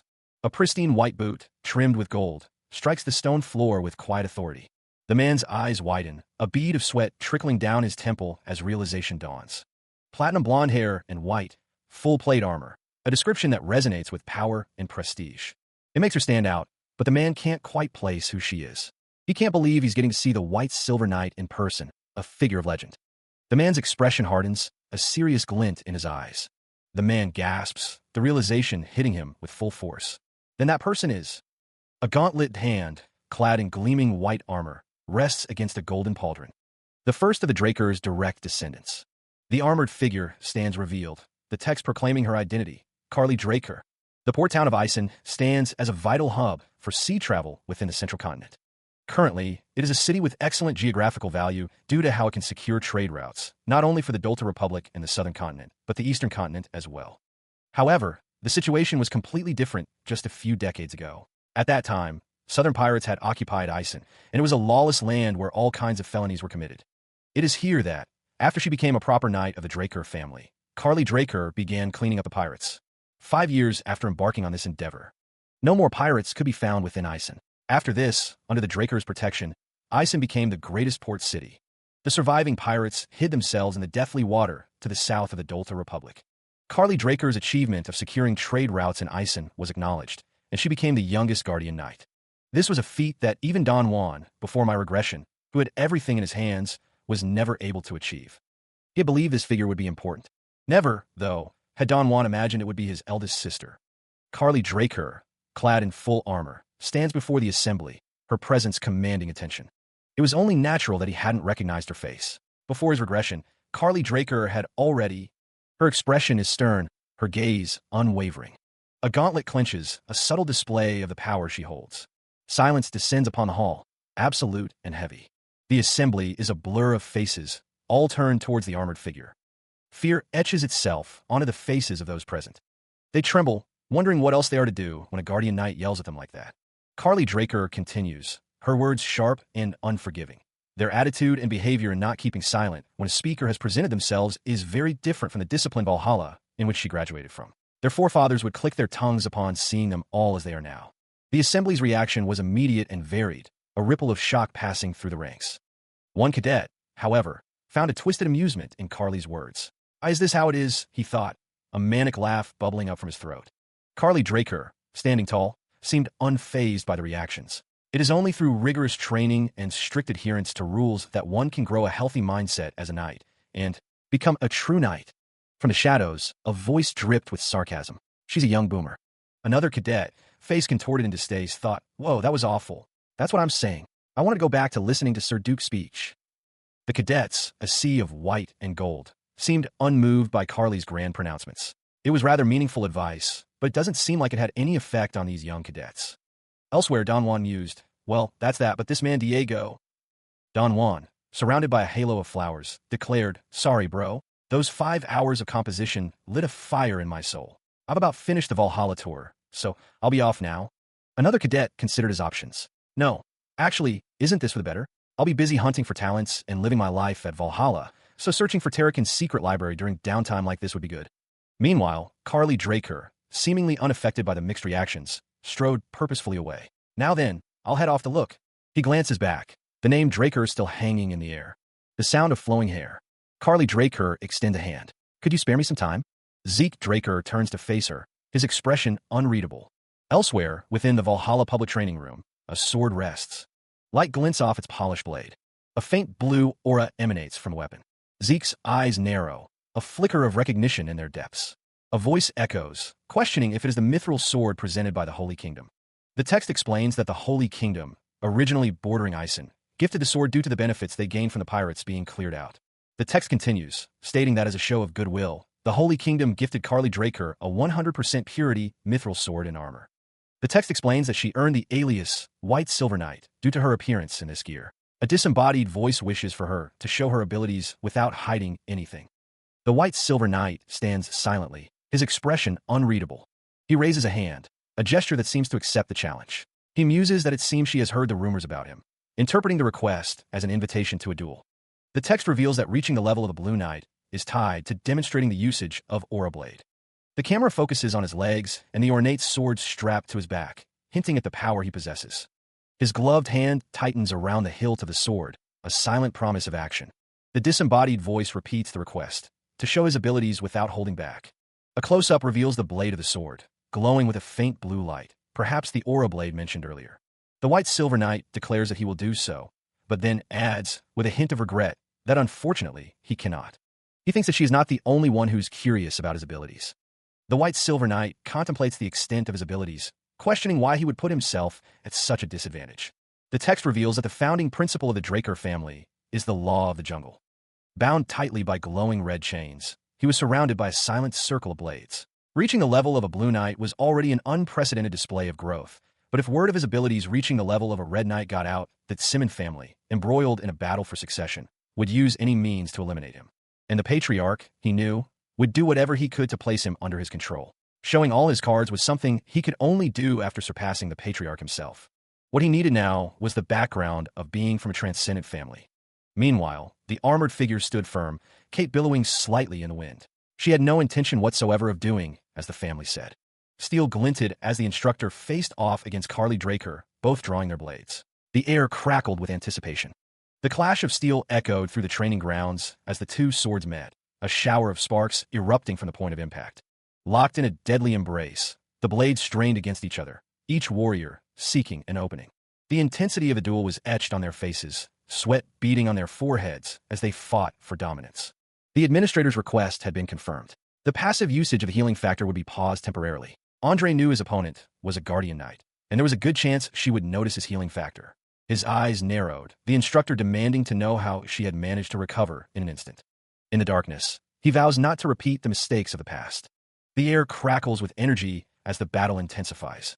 Andre's blade sings as he brings it down upon Carly. The air vibrates with the force of the impending collision. Carly meets the blow head-on, sparks flying from the point of impact. Andre's eyes narrow, his grip tightening on the hilt of his sword as he prepares another strike. Again, Carly's blade intercepts, the sound of steel on steel echoing through the chamber. With a fluid motion, Carly spins her sword, the blue energy intensifying around her. He wonders if he has to go to the red level after all. Andre channels his energy, blue lightning crackling around his blade as he thinks. Limiting himself to the blue level doesn't let him put up a fight at all. He slams his sword into the ground, the force of the blow sending tremors through the room. The force of the impact sends Andre flying backwards, his expression one of shock and disbelief. He lunges forward, the sword a blur of motion, leaving a shimmering blue trail in its wake. Carly meets the attack head-on, her armored form a stark contrast against the sky as she maneuvers to counter. The instructor's blade descends with relentless speed, a whistling sound accompanying its deadly arc. Her sword rises to meet his, deflecting the blow with a shower of sparks. Clang, clang, clang. A furious exchange of blows echoes through the training grounds, each strike carrying immense force. The swords lock, a blinding flash of energy erupting at the point of contact. The rapid succession of strikes continues, a symphony of steel and speed. Andre's sword crashes down once more, the force behind it palpable.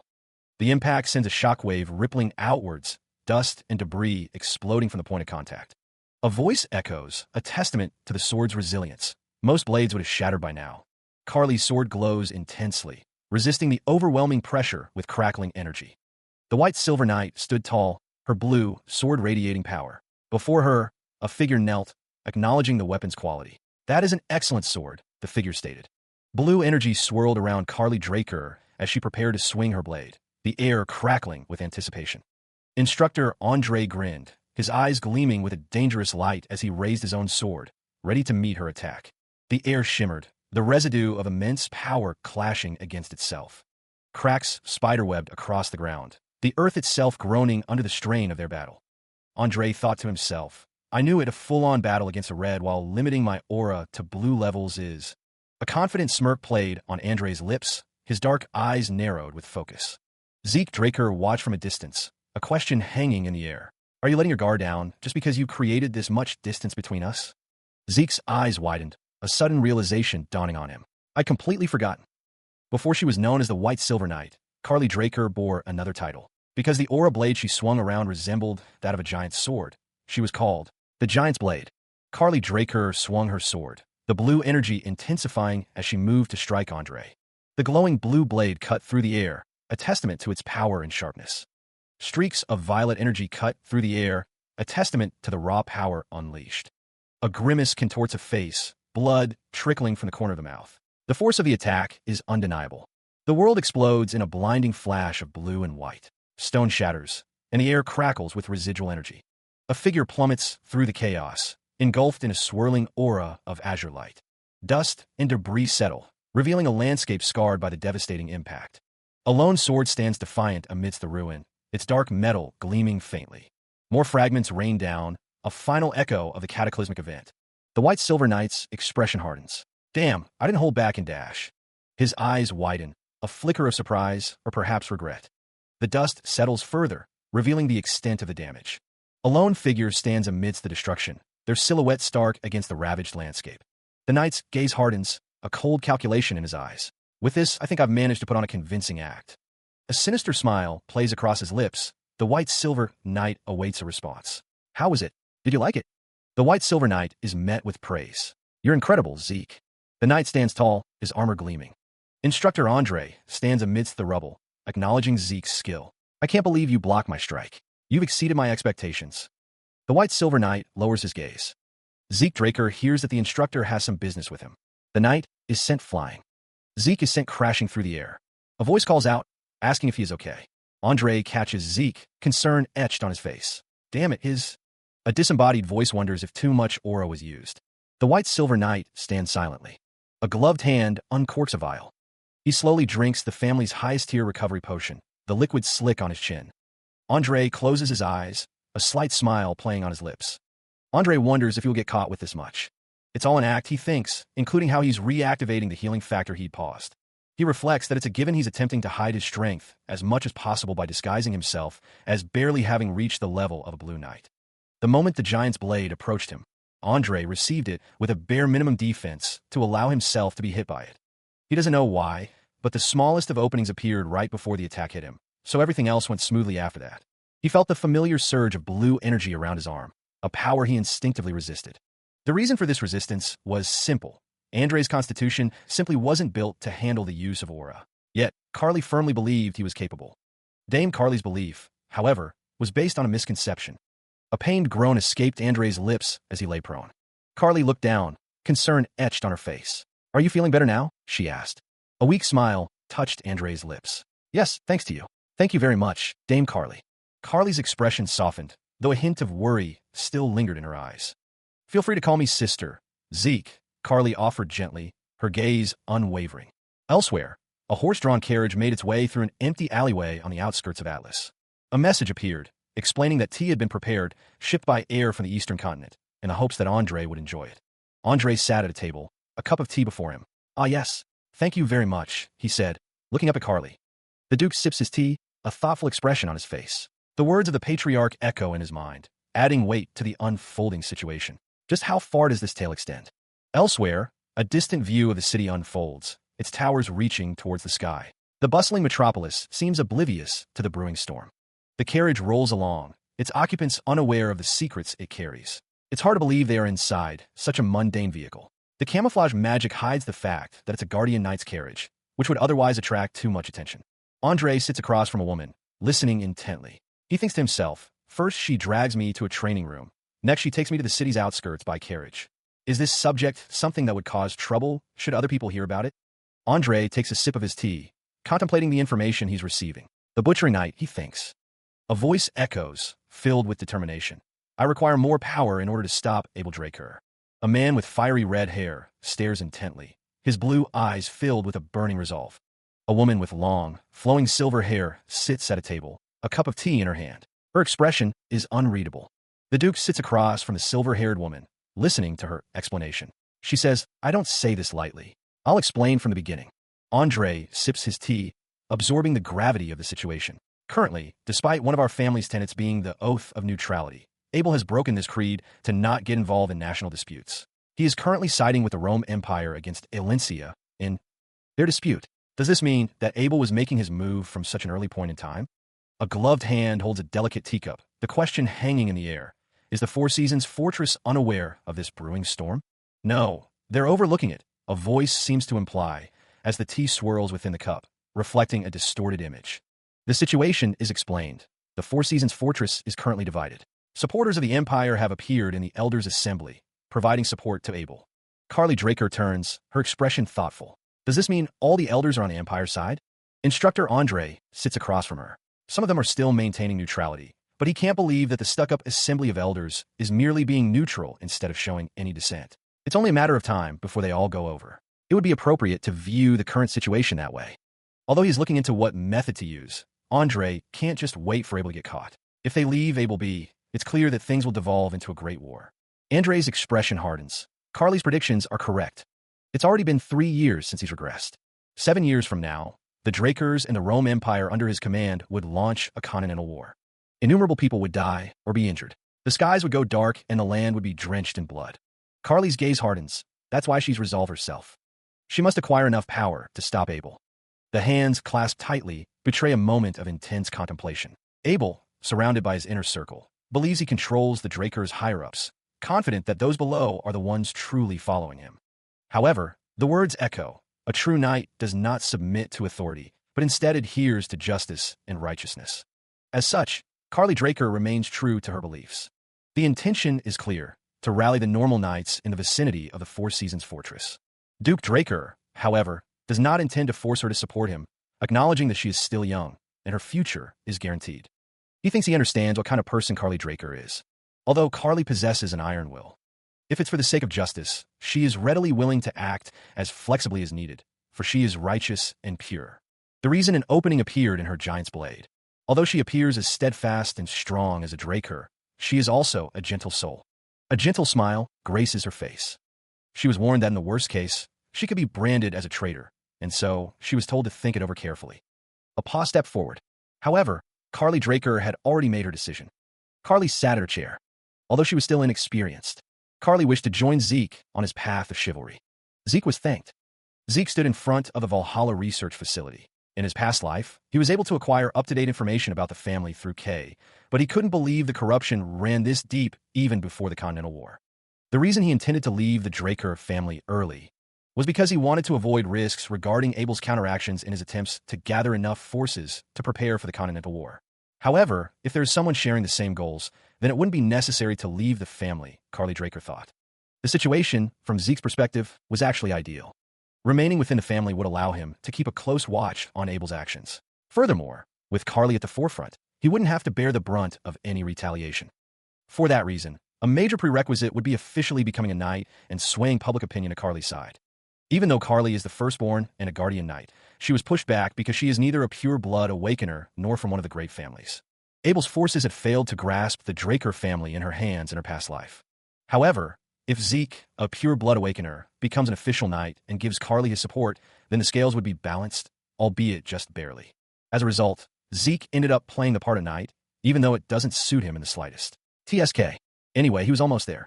Meanwhile, Valhalla Research Facility, Great Central Library. His reason for coming to Valhalla. Tarakan's secret library.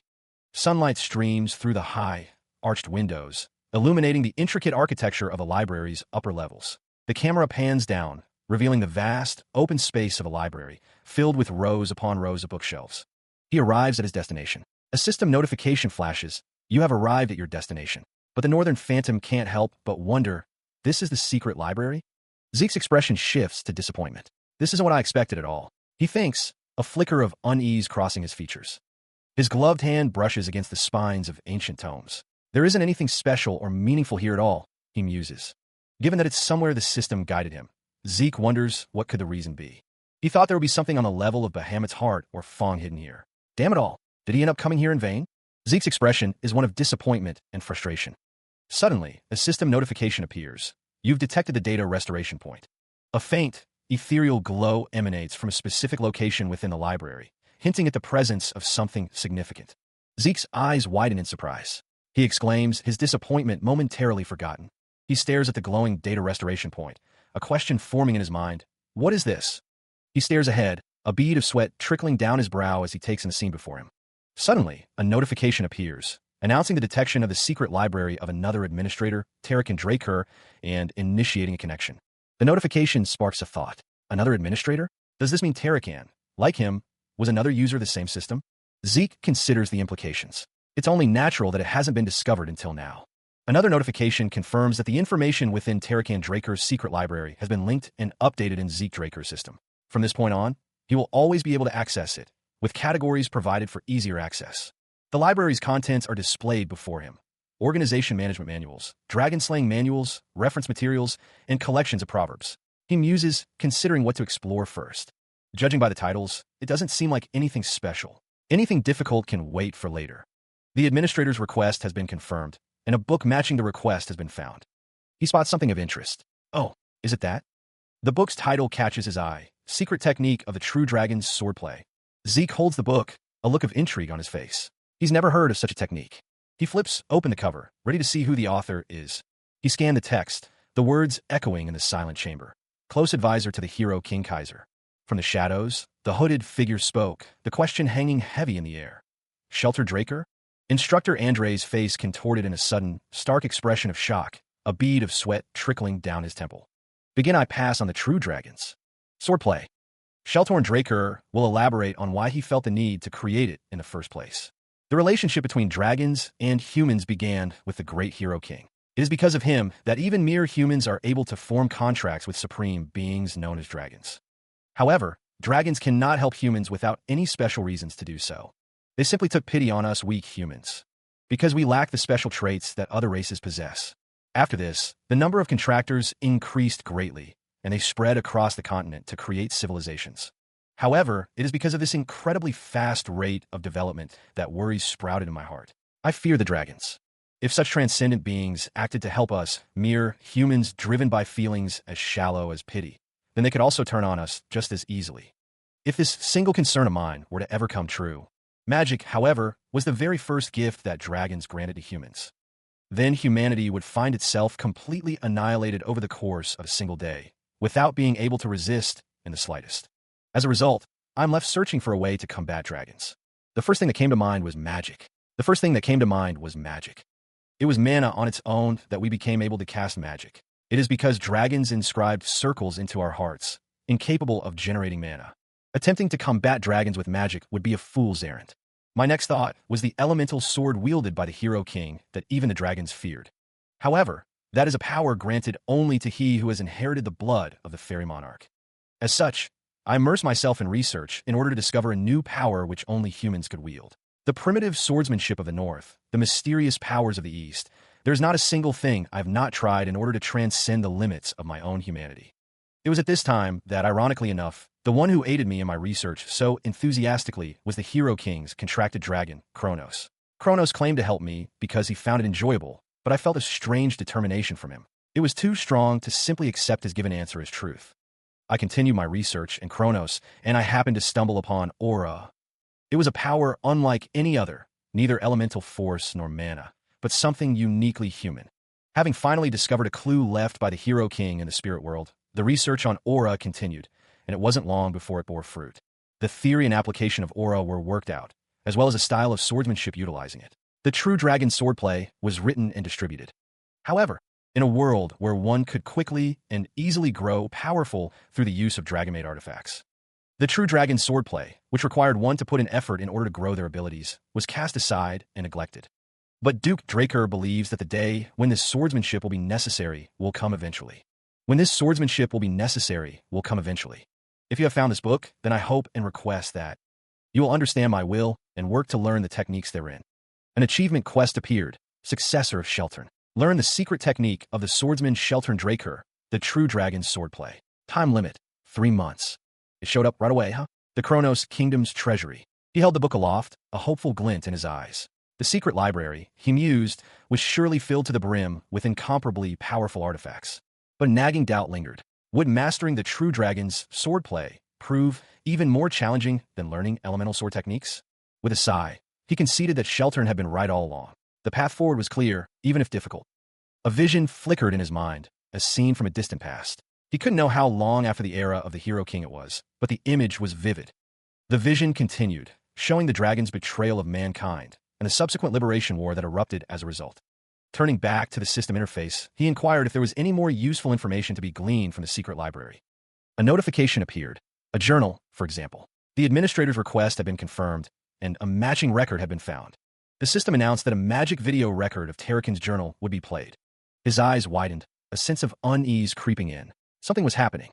He felt it then, the space around him shifting and changing. It was similar to what had happened when the tutorial began. A blinding light engulfed him, a sensation of being pulled through an unknown dimension. The light faded, leaving him standing in a desolate landscape. Where? Where was he? He found himself in a space unlike any he had encountered before, a realm seemingly conjured by the system itself. But something felt amiss, a sense of incompleteness hanging in the air.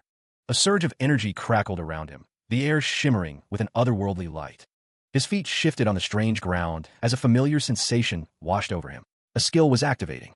The sensation felt far too real, a stark contrast to the artificiality of the space around him. The very fabric of reality seemed to warp and twist, the sky above fracturing into a kaleidoscope of impossible colors. The air grew heavy, charged with an ancient power that resonated deep within his bones. A mental defense, indomitable mental defense, had been activated, a bulwark against the encroaching strangeness. A voice echoed in the distance, revealing the truth of this place. The world continued to shift, the landscape morphing into something both terrifying and awe-inspiring. Before him loomed a being of immense power, a creature once known as the king of all creations. Dragons. Bahamut. He glances sharply to the side, a flicker of surprise crossing his features. The dragon looms, and Duke Draker realizes, I see, this guy is the evil dragon Bahamut. And he stands ankle-deep in water, the surface rippling around his boots.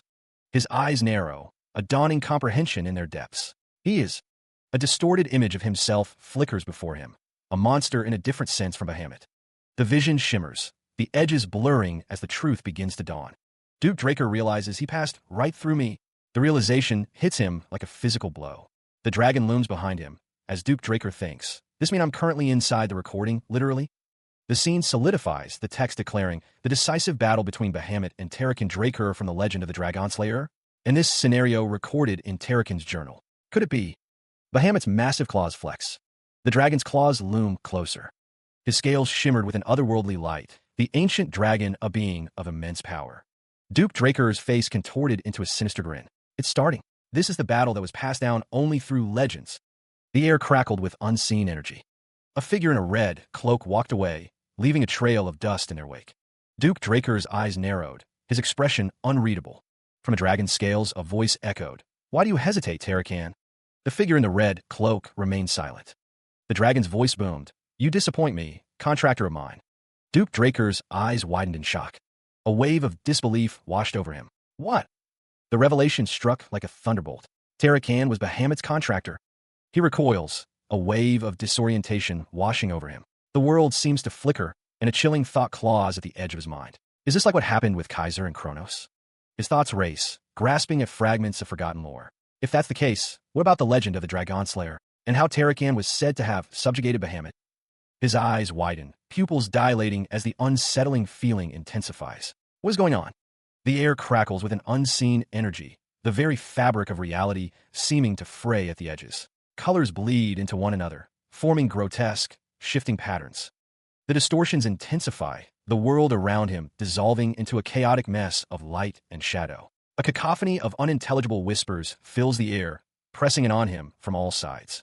Duke Draker's voice rises, laced with a growing desperation. What's going on? The whispers coalesce into a maddening chorus, their meaning lost in the swirling chaos. The world continues to break apart, the familiar replaced by the alien and incomprehensible. Frustration boils over, his hands clenching into fists. Damn it, I can't tell what they're saying at all. Turning his gaze upward, he pleads with the unseen force that governs his existence. System, can't you do anything about this? A bead of sweat trickles down his temple, a testament to the growing unease that grips him. The corners of his mouth pull downward in a grimace of worry. His brow furrows, the lines etched deep with concern. The situation is spiraling out of control, and he feels powerless to stop it. His eyes snap wide, a sudden realization dawning within them. The pieces begin to fall into place, revealing a terrifying truth. He glanced back, a flicker of unease in his eyes as the world around him seemed to warp and twist. Reality itself seemed to fray at the edges, colors bleeding into one another in a chaotic display. Meanwhile, a voice, laced with amusement, echoed, dismissing the very notion of the impossible. Huh, you really do spout all kinds of nonsense. Another voice, calm and measured, countered with a stark possibility. A dragon could betray a human. A question arose from the darkness, a chilling inquiry into the nature of contracts and betrayal. What? Could a contracted dragon kill its contractor? The visual distortions intensified, the fabric of reality tearing further apart. The world dissolved into a kaleidoscope of impossible colors and fractured shapes. A final thought echoed amidst the chaos, suggesting the source of betrayal might lie closer than expected. Rather, what's likely is for the betrayal to come from the contractor. A faint blue light emanates from the remains. The air crackles with unseen energy as the corpse begins to dissolve. A sharp, tearing sound echoes through the chamber as the disintegration accelerates. Zeke Draker watches as Bahamut's corpse is reduced to ashes and disappears. The last vestiges of the dragon's form fade into nothingness. A faint, lingering scent of ozone hangs in the air. Zeke's eyes widen in surprise. That's Dash. That's the heart and fong of Bahamut that I got at the home of the Dragon Slayer. He wondered, after a dragon's death, do they always turn to dust, leaving behind a part of themselves? Elsewhere, a figure stood on a precipice, surveying the devastation.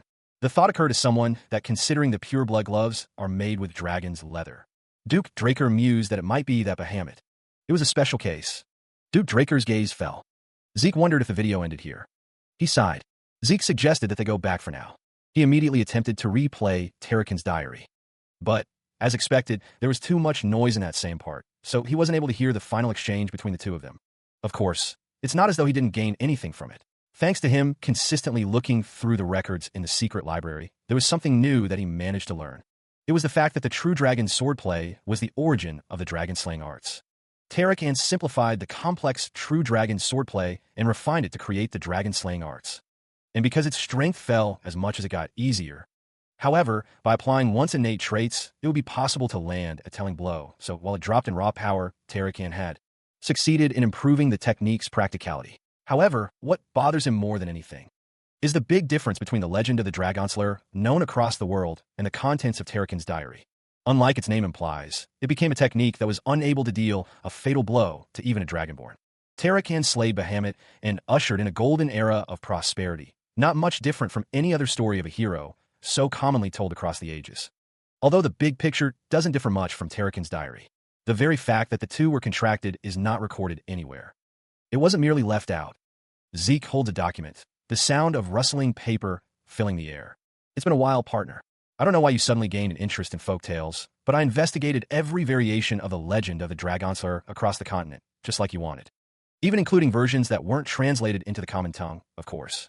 Well, it's a given, but whether it be contracts between humans and dragons, or the dragons that Tarakan or the Kaiser of Legend were contracted with, there is not a single book containing such information. However, after some investigation, oddly enough, I heard the same words over and over again, almost as if there were some kind of conspiracy at play. A gloved hand presents a dark card, emblazoned with a golden dragon. The message accompanying it speaks of a warning, delivered directly from the great Draker family. Zeke Draker's eyes widen slightly, a flicker of surprise crossing his face as he absorbs the implications of the warning. The syndicate, it seemed, had decided to back out of the investigation. They hadn't planned on any friction with the Drakers. A shattering sound echoes, as if a fragile agreement has just been broken. With this new development, Zeke is certain of it. The Drakers are censoring information regarding Tarakan. But why? What could the reason be for such drastic measures? It's clear that the Drakers, currently one of the three transcendent families, made its name on Tarakan, who is praised far and wide for being the first Dragon Slayer. But that very same Draker family, is the family restricting information regarding Tarakan and Bahamut? Regardless of why, that makes it clear that there's more at play here. Something is being hidden. The hallway stretches before him, the open door a silent invitation. He might have missed something. Zeke's expression hardens with resolve. He'll need to investigate further. He narrowed his eyes, a flicker of determination crossing his face as he focused on the task ahead. The camera glided silently through the dimly lit corridors, the only sound the faint hum of the building's systems. Past rows of servers, their blinking lights a silent testament to the data they held. Deeper and deeper, the camera moved, revealing more of the facility's inner workings. The walls were lined with panels and screens, each displaying cryptic information. A figure stood in a grand hall, the words echoing in his mind. All employees, including Decker, should be off today, and Duke and Andre should both be late because they have business to attend to. Then, the camera panned across a vast chamber, the scale of the place dwarfing everything within it. A figure lay prone on the floor, muttering, "Who's that?" Zeke's voice cut through the silence. System, turn on the mini-map. The system chimed, confirming the administrator's request. Looking at the screen, Zeke confirmed, currently, I've only confirmed the presence of two, one outside and one inside. His eyes widened in disbelief as he gazed upon the scene before him. It can't be. Had the hunting dogs from the giant mountains tracked Arthur Draker down? No, forget dragon-slaying arts. He hadn't even used a long sword then. Even if they were hunting dogs, they likely hadn't drawn any connections to him and what happened there. If so, then what's important isn't figuring out who these people are. It's figuring out who ordered them to aim for him. The one most likely to be behind this has to be... The masked figure remained silent, his gaze fixed. Is it Abel? An assassin sent by Abel, who's seen through the alliance that Carly and he have formed. That would roughly explain what's going on here. Arthur Draker stood, his expression unreadable. You don't have to answer if you don't want to. A violent clash of energy rips through the air, the force of the impact sending tremors through the hall. Dual blades meet the incoming assault, deflecting the energy with a shower of sparks. His expression hardens, a storm brewing behind his eyes. A surge of power emanates from his hand as he declares, I have plenty of ways. The attacker's voice echoes with a chilling promise to get the truth out of him. A blast of energy sends the defender hurtling backward, dangerously close to the grand staircase. He tumbles down the steps, a blur of motion against the ornate backdrop. Energy blasts continue to rain down as he falls, each impact threatening to end the fight before it truly begins. He lands on his feet with a thud, dust swirling around him as he regains his balance. Muscles tense, he prepares to unleash his own counterattack. With a burst of speed, he lunges forward, closing the distance between them. He takes a firm stance, ready to meet the attacker head-on.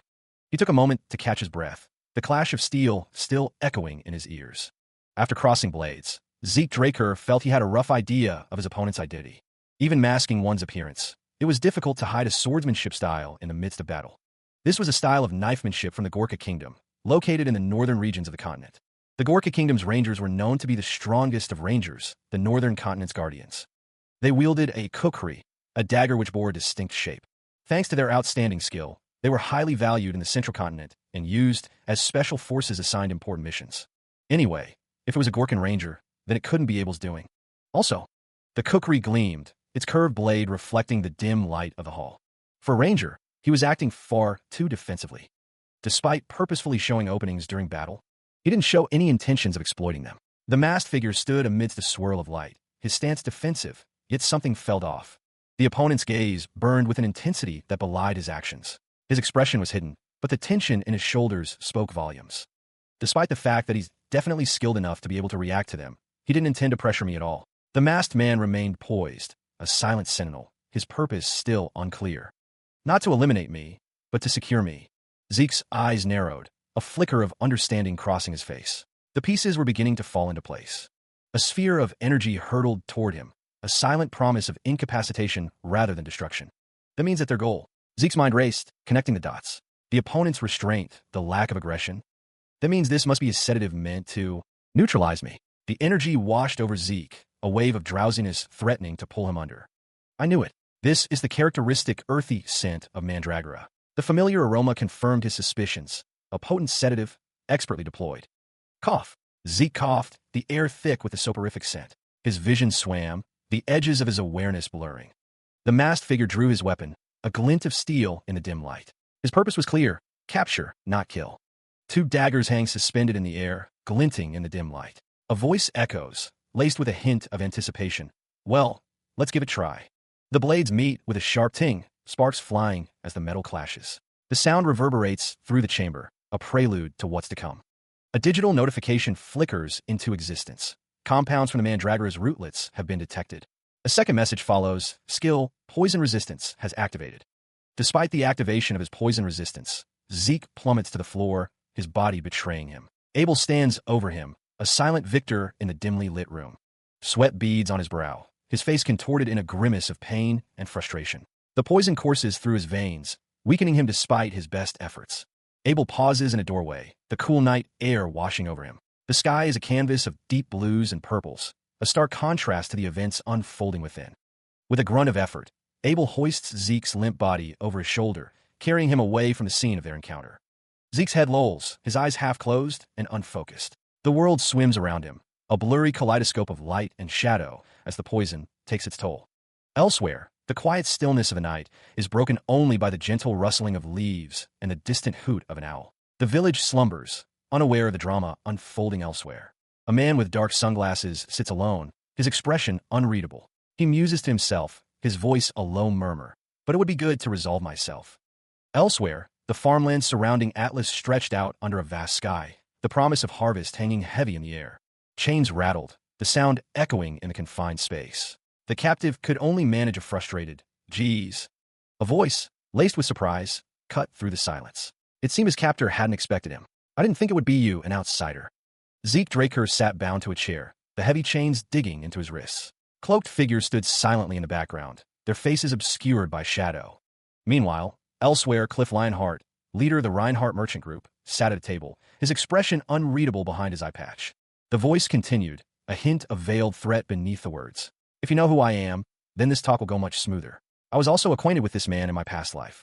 A close-up revealed a glimpse of dark hair and intense eyes, the skull emblem a stark reminder of the stakes. The Reinhardt Merchant Group, one of the 10 great merchant groups, acted with the Alencia Kingdom at its center, its influence stretching far and wide. A figure responded, the word dripping with a subtle sarcasm. "Of course. If things continued on their current trajectory, the Continental War that Abel and the Empire would start would end up razing the Alencia Kingdom to the ground." At the time, both Cliff Reinhardt and he were on the side fiercely opposing the Empire, their alliance forged in shared opposition. A file, clutched in a gloved hand, speaks of a betrayal. After passing information that could have destroyed the Empire, the individual vanished into the chaos of the Alesia Kingdom's collapse, never to be seen again. Zeke's gaze hardens, a memory flashing before his eyes, a shadowy figure, wounded and desperate, doing anything to escape. Cliff Lionheart offers a strained apology. He admits to using methods that are, inevitably, rough. The man's gloved hand rests against the fine fabric of his coat, the colors of royalty hinting at a complex allegiance. Meanwhile, a larger man stands guard over Zeke, who is bound by heavy chains. The merchant group's discourtesy will be addressed, he assures. The air crackles with unseen energy. Time, it seems, is a luxury they intend to savor. The figure in the suit gestures impatiently, his gloved hands a stark contrast to the pristine white of his shirt. He demands they get to the point. Zeke's eyes burn with an unnatural light, the question echoing in the confined space. "What do you want?" The intricate designs on the gloves hint at a hidden power, a connection to something ancient and formidable. The man's expression is unreadable, a hint of resignation in his eyes as he concedes, "I guess." Despite their youth, the man's hands betray a certain respect. A Draker, after all, is a Draker. Even the most seasoned knights, it is said, are not immune to the power that courses through the Draker bloodline. The room was silent save for the shallow breaths of the fallen. It wouldn't be easy to remain calm, guarded, and collected in a situation like this. But the man at the center of it all never faltered in the slightest. Though the stage was set to take the initiative in their discussion, he's managed to take back control. Cliff Lionheart sat with his hands clasped, a picture of composure. The one-eyed merchant leaned forward slightly. "Fine, before I tell you what I want." Zeke Draker's expression was unreadable as he asked, "Could you take a look at these documents?" A gloved hand extended, gesturing towards a sealed packet on the table. The document was a record of those infected by the new pandemic that recently spread across the southern regions of the central continent. Zeke, holding the documents, wondered, "Why would you want me to see Dash?" His eyes narrowed, a flicker of recognition crossing his face. Cliff watched him, his expression unreadable. The name jumped out from the page. Elena Stone. He considered the implications. Liam Stone's mother had been his first subordinate. She had suffered from the rose disease, but because he gave instructions on creating its cure, she was able to get better. Documents lay scattered on the table, each page hinting at a deeper conspiracy. Currently, this disease is known by the name of rose disease. It is a horrific, torturous disease with a fatality rate of 100%. But Elena Stone, she alone did not die. On the contrary, she even recovered. Cliff Lionheart inquired, "Do you happen to know anything about this?" He caught a whiff of the circumstances from the very beginning, and he still insists on picking at me like this. Duke Draker wondered if it was because he's, even after asking a merchant, if so, is his goal a monopoly over the cure to the rose disease? Considering the fatality rate of the rose disease, it's an entirely plausible thought. Its worth is so unimaginable, it's to the point where, however, if he is who I know him to be, then he is a reasonable man who can see past his own self-interests. There's no way he would lose himself to greed and take on the risk of kidnapping a descendant of one of the transcendent households. The gears turned in Zeke's mind. "Then that must mean," Cliff Lionheart responded, his tone laced with a hint of arrogance, "Of course I do." The merchant continued, his voice rising slightly. "I was the one who gave her the cure to begin with." Cliff's expression hardened, a flicker of something dangerous in his one visible eye. With a crash, a chair was sent flying, the sound echoing in the room. Cliff's voice boomed, raw and desperate. Sell it to me. I'll pay you. I'll pay you however much you want. He took a step forward, his leg braced, ready to pounce. His hand shot out, reaching for Zeke. Zeke looked up, a hint of amusement in his eyes. What are you getting so excited about? Cliff's gloved hand stretched out, his voice low and menacing. You're not acting like a merchant. His face contorted with anger, the scars around his eye patch tightening. A sinister smile spread across Zeke's face. Let's do as merchants do and make a deal. He intends to. Zeke proposes, in exchange for providing the production method for the cure, he wants 3 requests fulfilled. Cliff confirms that's right, asking if it sounds simple enough.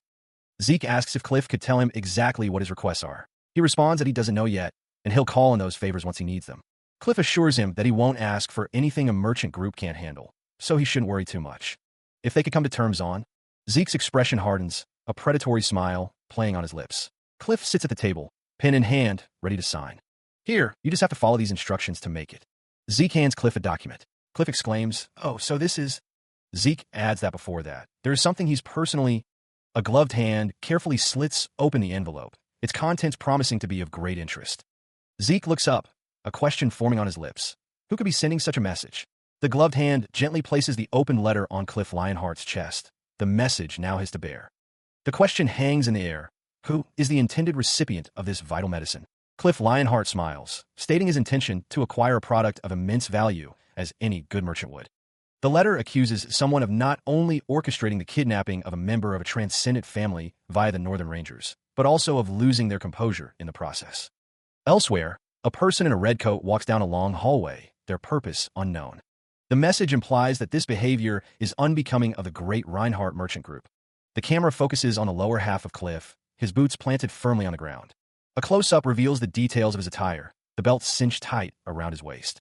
The letter reveals that the kidnapped individual is a member of the royal family of Valencia. Zeke, now fully attentive, wonders aloud who among the royal family has been targeted. He finds himself unable to share everything. The weight of unspoken truths hangs heavy in the air. A reflection shimmers within an eye, hinting at the turmoil within. The question hangs in the air. Was he truly considering returning to the kingdom of Valencia? Cliff Lionheart urges him to reconsider. To go back would be a death sentence, with both the kingdom and the Reinhardt merchant group already doomed. The best option, it seemed, was to seek asylum in the north, a path of supposed safety. But Zeke is weary. He'd rather face his end in Valencia, at least. The weight of the situation is etched on Cliff's face.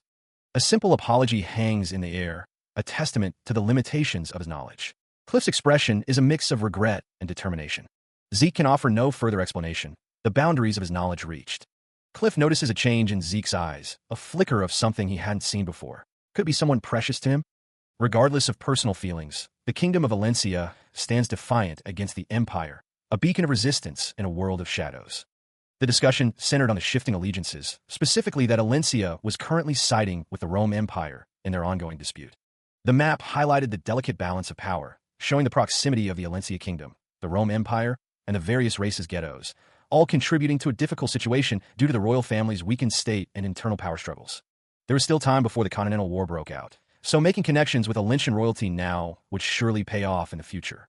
Cliff Lionheart stood, a subtle smile playing on his lips as he placed his gloved hand on the table. A document lay on the table. If he didn't want to tell him, that was fine. The gloved hand rested on the document, the details obscured by the angle. Cliff Lionheart's expression was unreadable, but the contract had been established. The gloved hands tightened around the document, the paper crinkling softly. A flicker of surprise crossed Cliff's face. The document was held firmly, the details still hidden from view. To say this while he was wallowing in his emotions, Cliff Lionheart asked if he could make his first request right now. Zeke Murray stood beside him. Of course not, he said. He could ask for whatever he wanted as long as his merchant group could handle it. The terms of the contract settled. A voice declared, "Great. Then first." A smile played on Zeke Draker's lips, a hint of amusement in his eyes. Cliff Lionheart, his face obscured, stated his desire plainly. "I want your merchant group to hire me." A voice inquired about hiring someone, questioning if it was to start a business. The response was a need for a fake identity for temporary use. One of the men stated that if that was all that was needed, there was no need to ask them for that. The speaker planned to use it in the southern continent, a crime-ridden territory where half-hearted measures were not an option. It was true that the Reinhardt merchant group had built enough trust to occasionally make use of the cartels, though that was not particularly pleasing. Cliff Lionheart understood what was being said. If that was it, they could use his cousin's name. The man requested regular transportation to and from the south, as well as a house. He would be storing cargo in it, so it needed to be on the larger end. That was the end of the first request. Since they had kidnapped and brought him there, he was sure they had prepared a way back for him as well, right? Cliff Lionheart didn't have a conscience. A conscience, does he? Let's do that then. They were to contact him once the preparations were complete. The Rangers would provide a horse for him to return on. The speaker couldn't believe the Reinhardt would respond so meekly to this deal. It seemed like that person is. The words hung heavy in the air, their meaning clearly important to the one-eyed merchant. He listened intently, his gaze unwavering. Below, a group of cloaked figures moved with purpose through the dimly lit streets, their faces hidden in shadow. A voice cut through the silence, addressing Cliff Lionheart directly. One of the figures gestured, urging him to follow. Follow us this way. Cliff followed the pair, his mind racing with possibilities. A sturdy horse stood ready, its dark eyes reflecting the dim light. The buildings of the town rose in the distance, a mix of old and new construction. Oh, that's a pretty good horse, Cliff thought. The one-eyed merchant was led out of town on horseback, the two figures flanking him. Cliff Lionheart adjusted his grip, a determined glint in his eye. I'll make good use of it. The horse's legs moved with power and grace, eating up the ground. Its hooves struck the earth with a rhythmic beat, a steady pulse in the journey. The two figures led the way, their expressions unreadable as they guided Cliff onward. The man with the dark scarf declares that their business is concluded, and they will be leaving. Meanwhile, Cliff Lionheart wonders if he can consider their contract with Reinhardt as over. Zeke and Cliff stand outside, the air still with unspoken questions. Zeke's expression is serious as he prepares to speak. Cliff smiles slyly, remarking that it's just his hobby. Cliff proposes that they talk money, stating he'd like to hire them for something this time. The offer involves rescuing a target imprisoned by McCain. Zeke stands with his arms crossed, considering the offer. The two men stand together, the details of the job hanging in the air. Cliff, seated on horseback, asks if the reward is too small. Zeke clarifies that the reward isn't the problem, but rather they profit more given the same conditions as with the Reinhardt merchant group. Cliff reveals that the problem lies with Zeke's identity, as their king refuses to make deals with the transcendent households. He considered the implications of what was being said. Zeke wondered if that was what they were thinking so hard about. He explained that he had a fake identity that Reinhardt would prepare for him, and the commission request they'd be sending to Gorka could be written under that name as well. Cliff Lionheart conceded that it was fine, as long as he didn't get caught. Cliff added that before that, they still had something to settle, didn't they? Zeke appeared puzzled. The two rode on horseback. Zeke and Cliff looked surprised. The kukri is no simple weapon for the Rangers of the Gorka Kingdom, as it is a weapon granted to one when they are recognized as a full-fledged warrior. It bears equal weight to the Ranger's life itself, being their soulmate. Bearing equal weight to their lives, it was stolen from them while they were completely unaware. Their lives themselves were easily taken from them. He remarks that this is his thanks for being kidnapped. Cliff Lionheart looks off to the side. By someone of overwhelmingly greater skill. A voice calls out, "You monster!" He notes that someone is pretty good at the common language too. His eyes glow with an unnatural light. A disembodied voice suggests they meet again, friends. After meeting with Reinhardt, he began properly searching for comrades. If he can manage to become closer to them now and win them over later, then they will likely become great assets. He received Dean Flaubert's incredibly favorable support. It was determined that, as the rumors stated, all of them were graduates of Valhalla. The problem, however, was the timing. The Silent Knight, Bishop Kastek, had already graduated and joined the Knight Order of the Thebia Kingdom. The Haze Knight, Jeffrick Salma, was in the graduating class and participating in on-site training. Asta Elidopol was on leave, refusing to attend due to his severe insomnia. The man considered the problem of timing. Reyna would likely enroll next year, and, as a blood relative, he'd have plenty of opportunities with her. In the end, Diego was the only one left. The band played on. The singer belted out the lyrics. Just what? He remembered going to Diego's club room in order to win him over. The singer exclaimed, "Yo, bro, perfect timing. We just happen to be in need of a drummer." A voice rises, questioning something that just occurred, while another voice expresses understanding and a desire to jam. A figure sits behind a drum set, a speech bubble congratulating them on joining the Southern Fusion New Age Music Research Club. An abstract background filled with musical elements and sound effect text creates a vibrant atmosphere. A musician passionately plays a guitar, surrounded by an abstract musical background. The word screw is prominently displayed against an abstract background, suggesting frustration or rebellion. A boombox stands out amidst the abstract background, symbolizing music and energy. Several figures are depicted falling or floating, set against an abstract musical backdrop. A close-up reveals a smiling face, eyes closed, radiating contentment. The phrase, "let's just have fun," bursts forth, an enthusiastic call to enjoyment. A close-up captures a face filled with distress, hinting at inner turmoil. Standing before grand building, Diego curses, frustrated at being caught up in someone else's pace. Meanwhile, a figure bows at the end of a hallway, welcoming back a young master. He strides down the hallway, the red carpet a stark contrast to his white cape. Zeke intends to train immediately, and he instructs the servants not to disturb him. The text describes concentrating the flow of aura to pierce through blood vessels, a key element of dragon-slaying arts. The text continues, leading from microcosmic orbit to macrocosmic orbit. Zeke stands before the blade, ready to begin. Zeke sits cross-legged, studying the text. He wonders what it even means, admitting he's never heard of these terminologies before. After seeing it for himself, he can understand why Tarakan reformed this into the dragon-slaying arts. Zeke's eyes are focused on the text before him. The reason being that all of the techniques in a true dragon's swordplay require an incredible amount of compression. Decompression of aura that can't even be compared to dragon-slaying arts. This swordsmanship is not meant for use against men, but solely against dragons. Because of that, its lethality approaches even that of an elemental sword. Zeke stands, ready to begin his training. He gripped the sword tightly, preparing to swing. The weight felt familiar, yet the potential felt limitless. Zeke focused, recalling the exaggerated shape of the sword he knew from dragon slaying. He began to compress his aura, forcing it inward, making it denser than ever before. The goal, to slice through a great dragon with a single, decisive slash. The blue aura intensified, enveloping him completely as he channeled his energy. And with a surge of power, he swung. His feet remained planted, a testament to the force he was unleashing.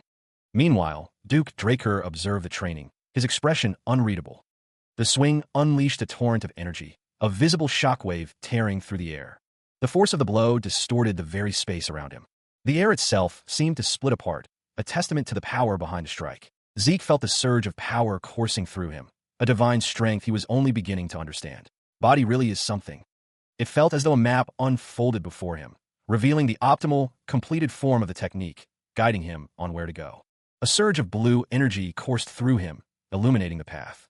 He could feel it, the raw power thrumming within his very core.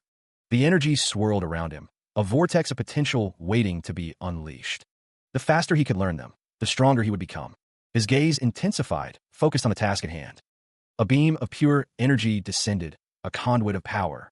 His eyes burned with determination, reflecting the intense light. What was this? Just recently, he had surpassed the wall that was Red Knight. The power continued to build, a storm brewing within. And so, he stepped foot into a whole new realm. Before him, a colossal rock formation loomed, its surface scarred by a deep, lightning-like fissure. Zeke stood before the imposing structure, a question echoing in his mind. Had he already reached the wall that was Black Knight? They say that hasty growth simply makes the wall you must surpass next higher, but the heart of Bahamut was resonating in the ether. The hall was resonating with the true dragon's swordplay and crying out. Before he lost himself to doubt, Zeke unleashed a furious swing, the air shimmering with displaced energy. His muscles strained, every fiber of his being focused on the arc of the blade. He steeled his resolve, knowing he must swing his sword one more time. Ancient runes flared with an ethereal blue light, their power resonating with his intent. Crimson symbols pulsed with a demonic energy, a stark contrast to the serene blue. The symbols intensified, a visual representation of the immense power coursing through him. Zeke's eyes burned with determination, the emblem on his chest glowing with a fierce, inner light. A surge of power, or perhaps pain, courses through him, the intensity etched on his face. Bahamut's heart reacts, resonating with shell-torn Draker's true dragon swordplay. The memories engraved within Bahamut's heart begin to replay, fragments of a forgotten past flickering to life. A figure of pure, emerald energy materializes, a beacon in the encroaching darkness. The light struggles against the oppressive gloom. It's too dark, the figure seems to strain, unable to pierce the veil. Surrounded by swirling energy, the ethereal form persists, a testament to a will that refuses to be extinguished. A subtle shift in the atmosphere, a prickling sensation on the skin, someone's coming. Emerging from the shadows, a figure cloaked in darkness reveals himself. Lord of Dusk, Bahamut. The air grows heavy as Bahamut speaks, his voice a low rumble that seems to vibrate through the very stone. He has a request to make. His gaze pierces through the gloom, an ancient power simmering beneath the surface. The silence stretches, broken only by the whisper of unseen forces gathering around him. Bahamut's voice echoes, the weight of ages carried within each word. He would like to ask for you to safekeep. The voice echoed through the cavern, laced with disdain. I knew you were detestable. The dragon-like creature remained impassive, its eyes glowing with an inner fire. A close-up revealed the intricate details of its armored hide, a testament to its immense power. From the shadows, a realization dawned. I knew it, so that's Shelter Draker. Shelter Draker stood with his hands clasped, a sinister aura emanating from him. A voice confirmed, that's right, Kronos has also agreed. The figure in the cloak remained shrouded in mystery, only a glimpse of their face visible. The reason, Bahamut, is that the dragon-like creature's expression hardened. You would better. Its massive claws flexed, ready to unleash its fury. The cavern pulsed with dark energy, a sign of the immense power contained within. Bahamut, the dragon-like creature, stood ready to unleash its power, lightning crackling around its form. A voice echoes, declaring that Kronos has been led astray by humans, losing his sense as a mediator. The words hang in the air above a gleaming, ornate sword. A cloaked figure stands resolute, surrounded by swirling, ethereal energy. The air crackles with unseen power. A multitude of swords materialize, each blade shimmering with the same otherworldly energy, a silent army poised for a battle yet unseen. The voice returns, laced with defiance. It does not believe. The camera focuses on the tip of a sword. The speaker scoffs at Kronos' rabid, rambling prophecies, dismissing them as the ravings of a madman. The energy intensifies, swirling around the unseen figure. A monstrous visage erupts from the chaos, its eyes burning with malevolent intent. The air vibrates with a guttural growl. Streaks of pure energy cascade downwards, like celestial lightning, illuminating the darkness with their raw power. The energy intensifies, the streaks multiplying, creating a blinding torrent of light and force. The torrent continues, an unstoppable wave of cosmic energy, threatening to consume everything in its path. The energy fades, the light dissolving into a blinding white, leaving only a sense of immense power lingering in the air. Crimson streaks now cut through the void, a stark contrast to the previous ethereal light, hinting at a darker, more violent force at play. A hand, clad in ornate gauntlets, grips a golden, intricately designed object, its purpose and power yet unknown. The blade descends, a searing line of energy following its path. The energy cleaves through the air, hurtling towards the earth below. Stone and debris erupt in a violent geyser as the energy finds its mark. The ground cracks and splinters, the earth itself unable to withstand the force. Amidst the rising dust, the swordsman stands firm, the air thick with the scent of ozone. A panorama of destruction unfolds, a testament to the blade's power. Again, the swordsman gathers energy, the blade glowing with an inner light. Another swing, another arc of pure force unleashed. The air screams as the energy tears through it, a silent promise of devastation. The hooded figure stands poised, the glowing sword a beacon in the ravaged landscape. Once more, the blade sings its deadly song, unleashing another wave of power. The energy continues its destructive path, leaving a trail of ruin in its wake. They materialize as if from thin air, a series of colossal, spear-like projectiles poised to strike. The energy intensifies, the air crackling with raw power as the projectiles surge forward. The spears continue their relentless advance, each one a potential harbinger of destruction.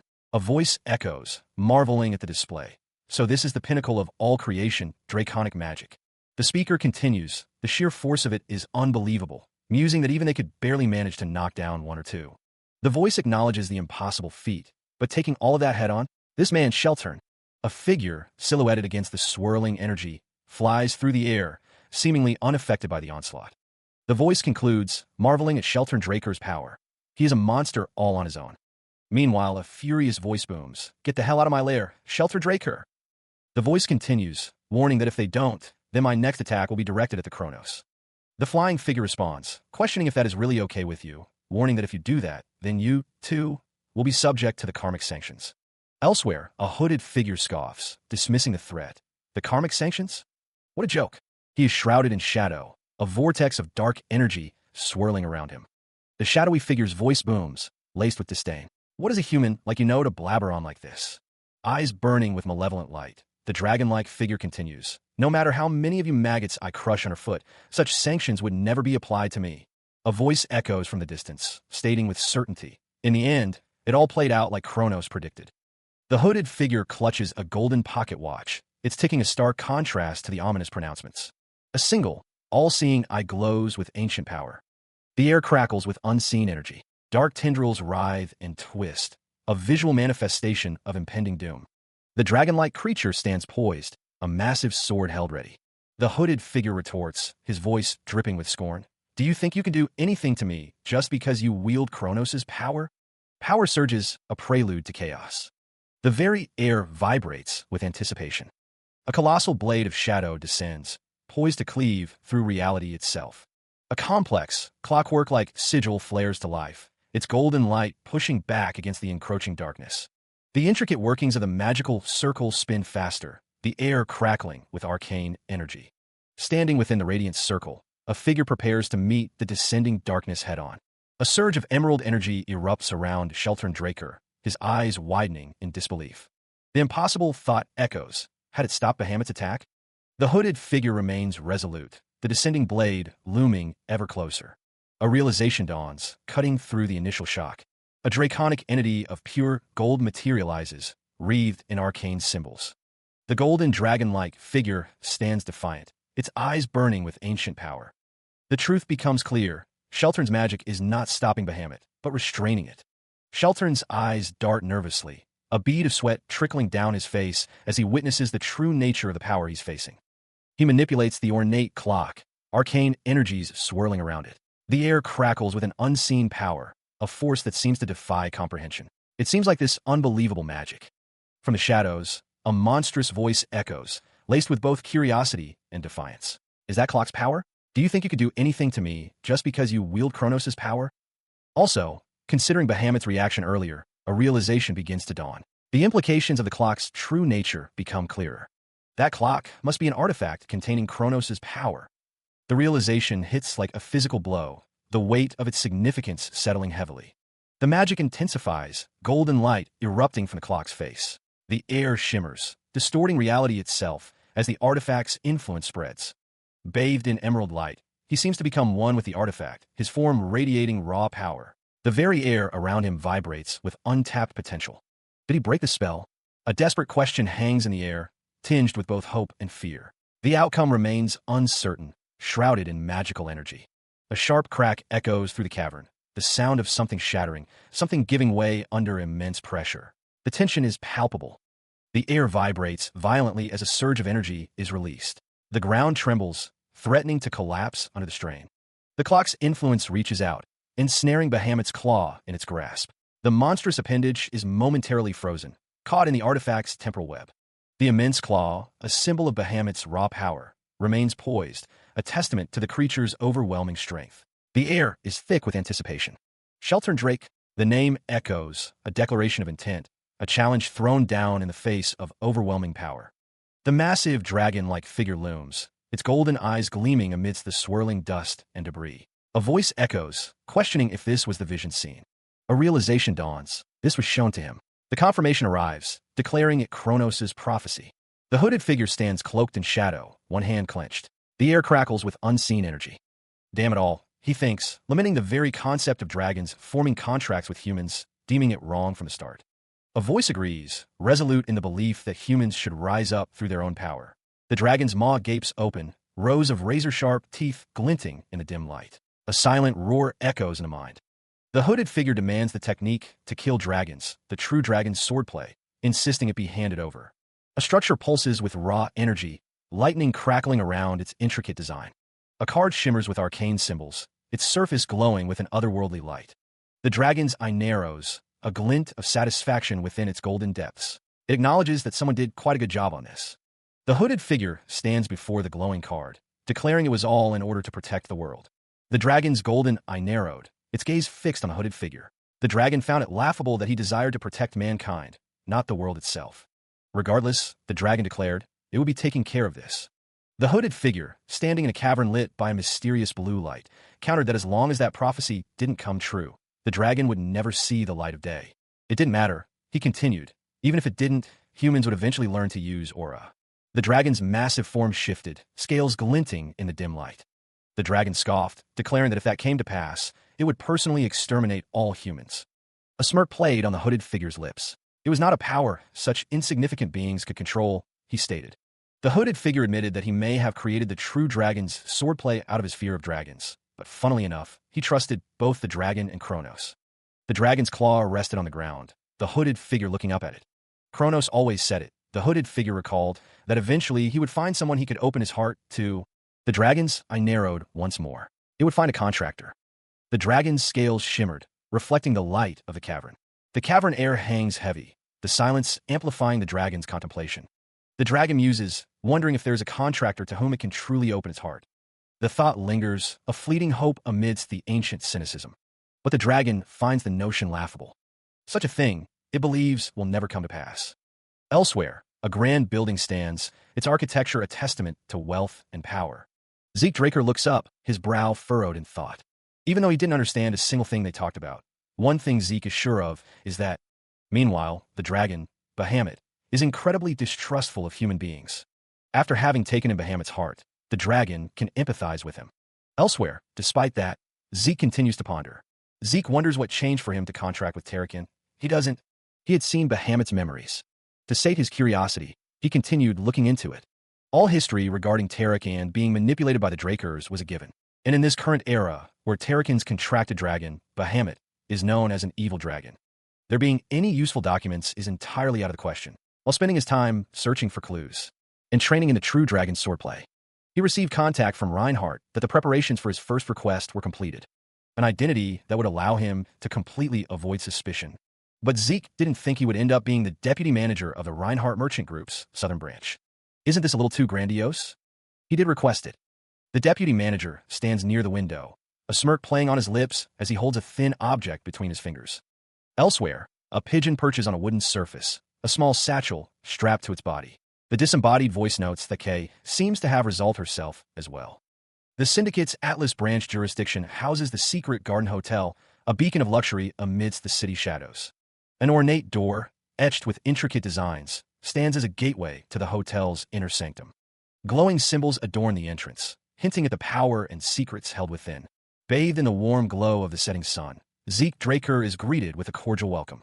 Within the secret Garden Hotel lies the VIP lounge bar, a haven for the city's elite. Duke Draker's expression hardens at the unexpected address. Are you calling me your partner now? The city sprawls beneath him, a tapestry of lights against the encroaching darkness. A woman with auburn hair looks up, a silent question in her eyes. Zeke gazes out at the cityscape, a sense of unease settling over him. The view felt different. The woman with auburn hair shares the same view, her expression unreadable. The skyline is ablaze, a stark contrast to the peaceful vista Zeke Draker was once accustomed to. I didn't know there was a place like this in Atlas. Huh, did you just get absorbed in the scenery? Lady Redhair gestures to the surroundings. Quite majestic, isn't it? This hotel is one of Syndicate's side businesses. We wanted a place where those working underground could speak in secret, after all. Zeke declines the drink. I see. Wait, I don't drink. Next time, I prefer if you prepared some tea. Lady Redhair tilts her head, a playful smirk on her face. Tell me, are you refusing because you're underage or something? You have a rather cute side, don't you? A flashback shows a clown at a party. After drinking it while I was caught up in the atmosphere during that entrance celebration party. The memory continues, showing someone drinking from cup. I learned that poison resistance would consider alcohol a poison and detoxify it all on its own. The flashback continues. Before my regression, I would occasionally drink because I wanted to get drunk, but now I can't even do that, so I'd rather drink tea, which I actually enjoy. Lady Redhair nods, seemingly understanding. I see. So you're saying you don't like alcohol, right? Anyway, let's leave the small talk at that. I have something to show you. Lady Redhair smirks, her eyes gleaming with anticipation. She doesn't care at all, does she? The document lay open, signatures and photographs displayed prominently. The words, just like you said, hung in the air, a confirmation of some prior agreement. Pabella's roots, it seemed, were steeped in piracy. After digging, the evidence just kept mounting, a shocking revelation that had somehow gone unnoticed until now. The decisive evidence pointed to Pabella's disappearance and subsequent cleanup by the White Silver Knight, a detail that painted a grim picture. Lady Redhair sat across from Zeke, the bar's dim light reflecting in her eyes. There had been a period of intense growth for Pabella, on top of undocumented profits, she explained. The name Joaquin Fernandez, also known as El Menco, surfaced from the shadows. Despite becoming the second in command for McCain, Joaquin Fernandez still had dealings with their rival, Pabella, regarding the artifact they had inquired about a seller for. This was all quite shocking, so she hadn't told her superiors yet. It would definitely cause chaos within the syndicate as well. Lady Redhair held up a photo, her expression unreadable. They do say that ignorance is bliss, after all. Also regarding the artifact you inquired about a seller for. From now on, a smirk played on his lips. He would explain his plan to make someone the boss of the syndicate. Under the cover of a dark umbrella, Joaquin Fernandez declared the preparations complete. The rain pattered softly against the pavement, each drop a tiny drumbeat in his symphony of deceit. A blue light pulsed from the device in his hands, a miniature portal flickering into existence. The air crackled with arcane energy, a silent testament to the power he was about to unleash. Using the Minimap's portal function would consume a significant amount of karma points, a steep price even for him. But this way, there was no other option. The rain intensified, mirroring the storm brewing within him. He knew opening a portal could make him a suspect, but the risk was necessary. He considered the limitations. There were a very limited number of individuals that could use teleportation magic, and moving between cities would require a magic circle. A cruel smile touched his lips. He'd be able to mask this plan as a simple accident, a tragic, unforeseen event. The thought of how those old geezers would react brought a genuine laugh bubbling up from his chest. He couldn't help but savor the moment. He anticipates the cover of darkness, his thoughts drifting to Don Juan. Elsewhere, figures move through the streets, their purpose unclear amidst the looming buildings. A disturbance in the air, a scattering of embers, hints at a brewing chaos. Panic erupts as flames lick at the sky. It's a fire. A desperate plea goes out for firefighters.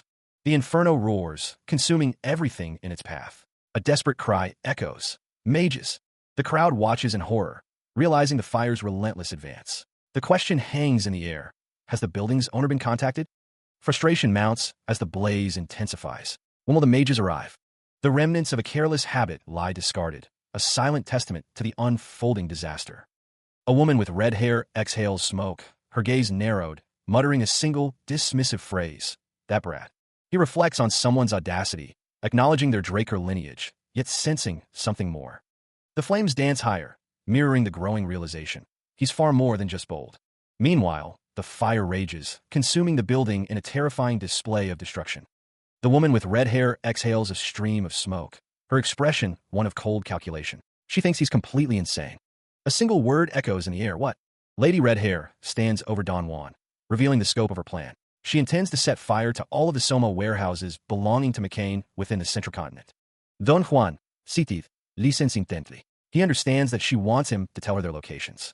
He is reminded that this is confidential information that only McCain and executives of Syndicate have access to, and that if he does something like that, he'd be found out instantly. Lady Redhair dismisses the risk. She has no intention to keep it under wraps anyway. Don Juan is informed that she's planning on pinning all the blame on El Mincho, but it's better to have a specific suspect. The Syndicate isn't yet aware of the fact that Pabella are pirates, right? Don Juan confirms that she hasn't reported it yet. Lady Redhair's eyes widen, a flicker of surprise crossing her face. She says, "Wait, you can't be." Don Juan is told that he really does catch on fast. Don Juan confirms that's right, and that they don't even have to put any work in themselves. The clinking of glasses fills the air. The plan is to wrap up all the Syndicate executives weighing up McCain and Pabella with a neat little bow. His eyes burning with an unnatural light, Don Juan's smile stretched into a predatory grin. He would see this through, no matter the cost. Lady Redhair recoiled, her face a mask of disbelief. Could he truly mean what he was implying? Her brow furrowed, the weight of his words settling heavily upon her. The implications were staggering. The question hung in the air, unspoken but deafening. Did he even realize the magnitude of what he was suggesting? Of course, he'd said, but the words offered no comfort. Her voice rising with incredulity, Lady Redhair spat out her disbelief. Utterly preposterous. His fist clenched, a silent threat hanging in the air. He reminded her, without saying a word, of the price of betrayal. Frustration laced her tone as she questioned the necessity of such drastic measures. Why wipe out the executives when they could be controlled? Her hands clasped tightly. Lady Redhair's gaze hardened. She was trapped, but not defeated. Don Juan's voice cut through her thoughts, a sharp challenge. Did she truly intend to remain a pawn forever? His face loomed closer, the intensity of his gaze unwavering. Had she not agreed to his plan, the plan that would make her the boss? His voice dropped to a dangerous whisper. There was no folding now, only calling or raising the stakes. A hand emerged from the shadows, offering a choice. Choose. She echoes the sentiment of someone off-panel, a flicker of agreement in her eyes. Yet a deeper unease stirs within her. She hadn't joined this organization to become a mere pawn, a tool for someone else's dirty work. Meanwhile, in a starkly contrasting scene, Lady Redhair sits, while Zeke Draker stands nearby, a silent observer. Her intelligence is undeniable, having unraveled Pabella's true identity when others failed. That intellect, now, serves as the foundation for something more.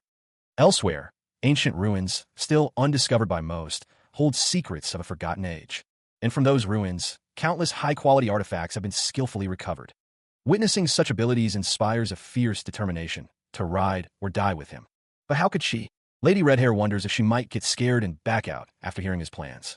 She takes a long drink from the bottle, the liquid fire doing little to quell her inner turmoil. The closeness is palpable, a silent understanding passing between them. Don Juan remains an enigma, his intentions veiled behind a calm facade. The stakes were laid bare, a desperate gamble fueled by the belief that failure meant oblivion. The voice declared a commitment to bet everything. Lady Redhair's expression hardened, a predatory glint in her eyes. This table, she declared, had no limits. The stakes were raised, a gloved hand pushing forward, declaring all in. Don Juan's voice cut through the tension, a hint of amusement lacing his words. He wondered aloud if someone was getting fired up. Zeke Draker smirked, a dangerous promise in his eyes. He would make sure they didn't regret casting him. The bet hung in the air, heavy with unspoken consequences. A gloved hand lit a cigarette, the flame briefly illuminating the darkness before the smoke began to curl and twist. The cigarette was placed in an ashtray, the gesture deliberate and precise. The camera focused on the ashtray, the smoke rising to reveal the name Zeke Draker. A woman stood on a balcony, bathed in the pale moonlight. She had believed in someone and put everything on the line. A newspaper lay open, the headline screaming of serial fires in the central continent. Was it a coincidence? The news report detailed the fires, stating that investigation agencies found it difficult to consider them planned arson. The buildings were burnt down completely without any traces left behind, leading to the conclusion that the fires were simply a result of negligence. A grand mansion stood silhouetted against the night sky, its many windows glowing with an eerie light. Inside, the office was opulent, the air thick with unspoken tension. I don't know who it was, but the man sat in shadow, a newspaper spread before him, the rustling pages the only sound.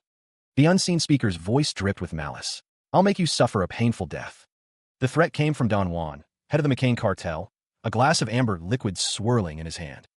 It had been almost a year since the revelation that he had reached the Blue Knight level. Zeke Draker thought it would be about time for it to arrive.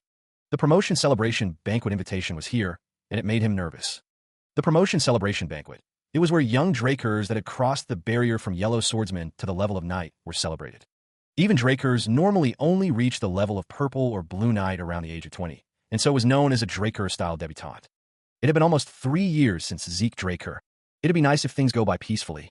Meanwhile, the Four Seasons Fortress Garden Central Banquet Hall bustled with activity, a symphony of hushed conversations and clinking glasses filling the air. Duke Draker, a glass of amber liquid in hand, shared a laugh with his companions, the scent of expensive perfume and aged wine mingling around them. Another guest approached, bowing respectfully. He greeted the Lord of the Drakers with practiced deference. A voice, laced with anticipation, echoed nearby. Oh, so you've come. A man with fiery red hair, identified as Abel, beamed, his voice ringing out with genuine warmth. The question hung in the air, directed at the patriarch. Have you been well, patriarch? The speaker mused, noting the impressive turnout. Anyway, it's my first time seeing so many important figures at a promotion celebration banquet. Another man, swirling the contents of his glass, thought to himself, just what I was thinking. The conversation continued, the implications hanging heavy in the air. Well, given that. Abel smiled, hearing the murmurs around him. He's now the youngest in the continent to reach the level of Blue Knight. I'm sure everyone's focus is on him. Zeke Draker's eyes narrowed, a flicker of something unreadable passing across his face. He's saying that, knowing that the youngest ever to do so before Zeke was me. Duke Draker remarks that Zeke will be arriving soon to prepare for the rite. He apologizes to Lady Redhair for not being able to speak for longer, even though they are meeting after so long. Lady Redhair tells him to pay it no mind. Duke Draker then tells her to enjoy herself at today's banquet, and she understands. Footsteps echo through the hall. A figure walks down the hall, away from the viewer. More footsteps sound as a masked figure watches. Abel finds the situation suffocating. He reflects on how he's had a hard time even being able to see his master's face. Duke Draker walks with Lady Redhair, who tells him not to even bring up the topic of Zeke's work ethic, saying he's working a retired man to the bone. Lady Redhair thinks to herself that she is already busy enough thanks to that bastard Arthur, and today he made her play the role of Zeke's escort. She continues to think that Arthur said some bullcrap about a master escorting his disciple being the obvious thing to do, calling him a sly fox. Abel wonders why Lady Redhair looked so grumpy, guessing it was due to all the overtime. The question hangs in the air, a subtle anticipation coloring his features. Were they now bound for the spring garden? Lady Redhair and Zeke Draker walk down a long corridor. The woman with red hair confirms that the spring garden is the only place in the Four Seasons Fortress where outsiders are allowed. The tour continues into the 4 main facilities, the air thick with unspoken history. As Duke Draker said, the Spring Garden is the only place where outsiders are allowed and where most ceremonies take place. The Summer Lock, however, is the office where most businesses involving the Drakers are handled. The Autumn Fell is the hall in which internal ceremonies and rites, such as the knighting ceremony for those affiliated with the household, take place. Lastly, there's the Winter Keep, where all sorts of rare artifacts spanning over 1,000 years are stored. The Winter Keep stretches into the distance, a vast repository of forgotten power. Zeke Draker admits he's only ever heard of these places, this being his first time seeing them for himself. Before his regression, he had. The doors loom large, a silent threshold. Well, this is the place, he thinks. Lady Redhair's voice echoes, a gentle directive. You'll have to go by yourself from here on out. Only the main character of the banquet is allowed to go through this door. She continues, I have some other business to take care of, so I won't be able to participate in the banquet. Lady Redhair offers a final word of encouragement to Zeke Draker. But stand strong and do your best. Someone meticulously adjusts his collar, ensuring every detail is perfect for the momentous occasion. A faint smile graces his lips as he reflects on the comforting thought of someone caring enough to worry about him. Lady Redhair, ever the pragmatist, cautions him against causing a scene, though she admits she'll be happy as long as he doesn't. The sound of trumpets blares, announcing his arrival. Duke Draker watches, a drink in hand, as the ceremony unfolds. A long red carpet stretches before him, leading to the grand doors of the hall. He ascends the steps, each footfall echoing in the vast space. Whispers ripple through the crowd, murmuring about Zeke Draker, the Blue Knight at 15, a golden light pureblood awakener who has broken Sir Abel's record. The crowd buzzes with anticipation, their voices hushed with awe and curiosity. Word spreads that he has surpassed all of Abel's Academy achievements, a truly remarkable feat.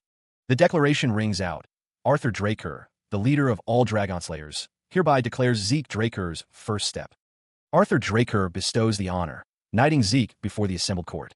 The newly appointed knight stands tall, clad in formal attire, the weight of the honor settling upon his shoulders. Duke Draker's voice booms through the hall, declaring, Zeke Draker, go forth as an honorable knight and bring glory to our name. The sound of applause fills the hall, a thunderous wave of approval washing over the newly appointed knight. In addition, Zeke's brow furrows, a flicker of unease crossing his face as he hears the words. In addition, the declaration rings out, formalizing the honor. I hereby declare Zeke Draker a formal knight of Draker. The speaker continues, and confer upon him the rank of knight. Lady Redhair watches the ceremony, a mixture of surprise and concern etched on her face. She's become a formal knight at the mere age of 15? A voice whispers, questioning the speed of the event. Even if he's the youngest Blue Knight, isn't this too fast? The only condition to attain the formal rank of knight is real achievements. The Drakers, blessed by aura as they are, awaken quickly, and it's almost a given that they reach the level of purple or Blue Knight. Rather than the level of proficiency in aura, real achievements are given more weight. Zeke considered the words, a subtle tension tightening his jaw. Even Abel, the youngest Blue Knight before him, had spent 3 months gathering achievements before earning the rank of formal knight. That alone was proof enough of how highly the Draker household valued genuine accomplishments. However, something felt amiss. Arthur's declaration at that moment felt like a clear violation of established tradition. A palpable tension filled the hall. The patriarch alone held the authority to confer ranks, so there would be no opposition. Yet, Arthur couldn't fathom what he was thinking. A voice boomed, filled with pride. He was very happy to have this opportunity to introduce his son to all of them. Not only did Zeke have a golden light awakening unlike any other, but he was also the youngest ever to reach the level of Blue Knight. In the future, he believed Zeke would become a knight that would far surpass him.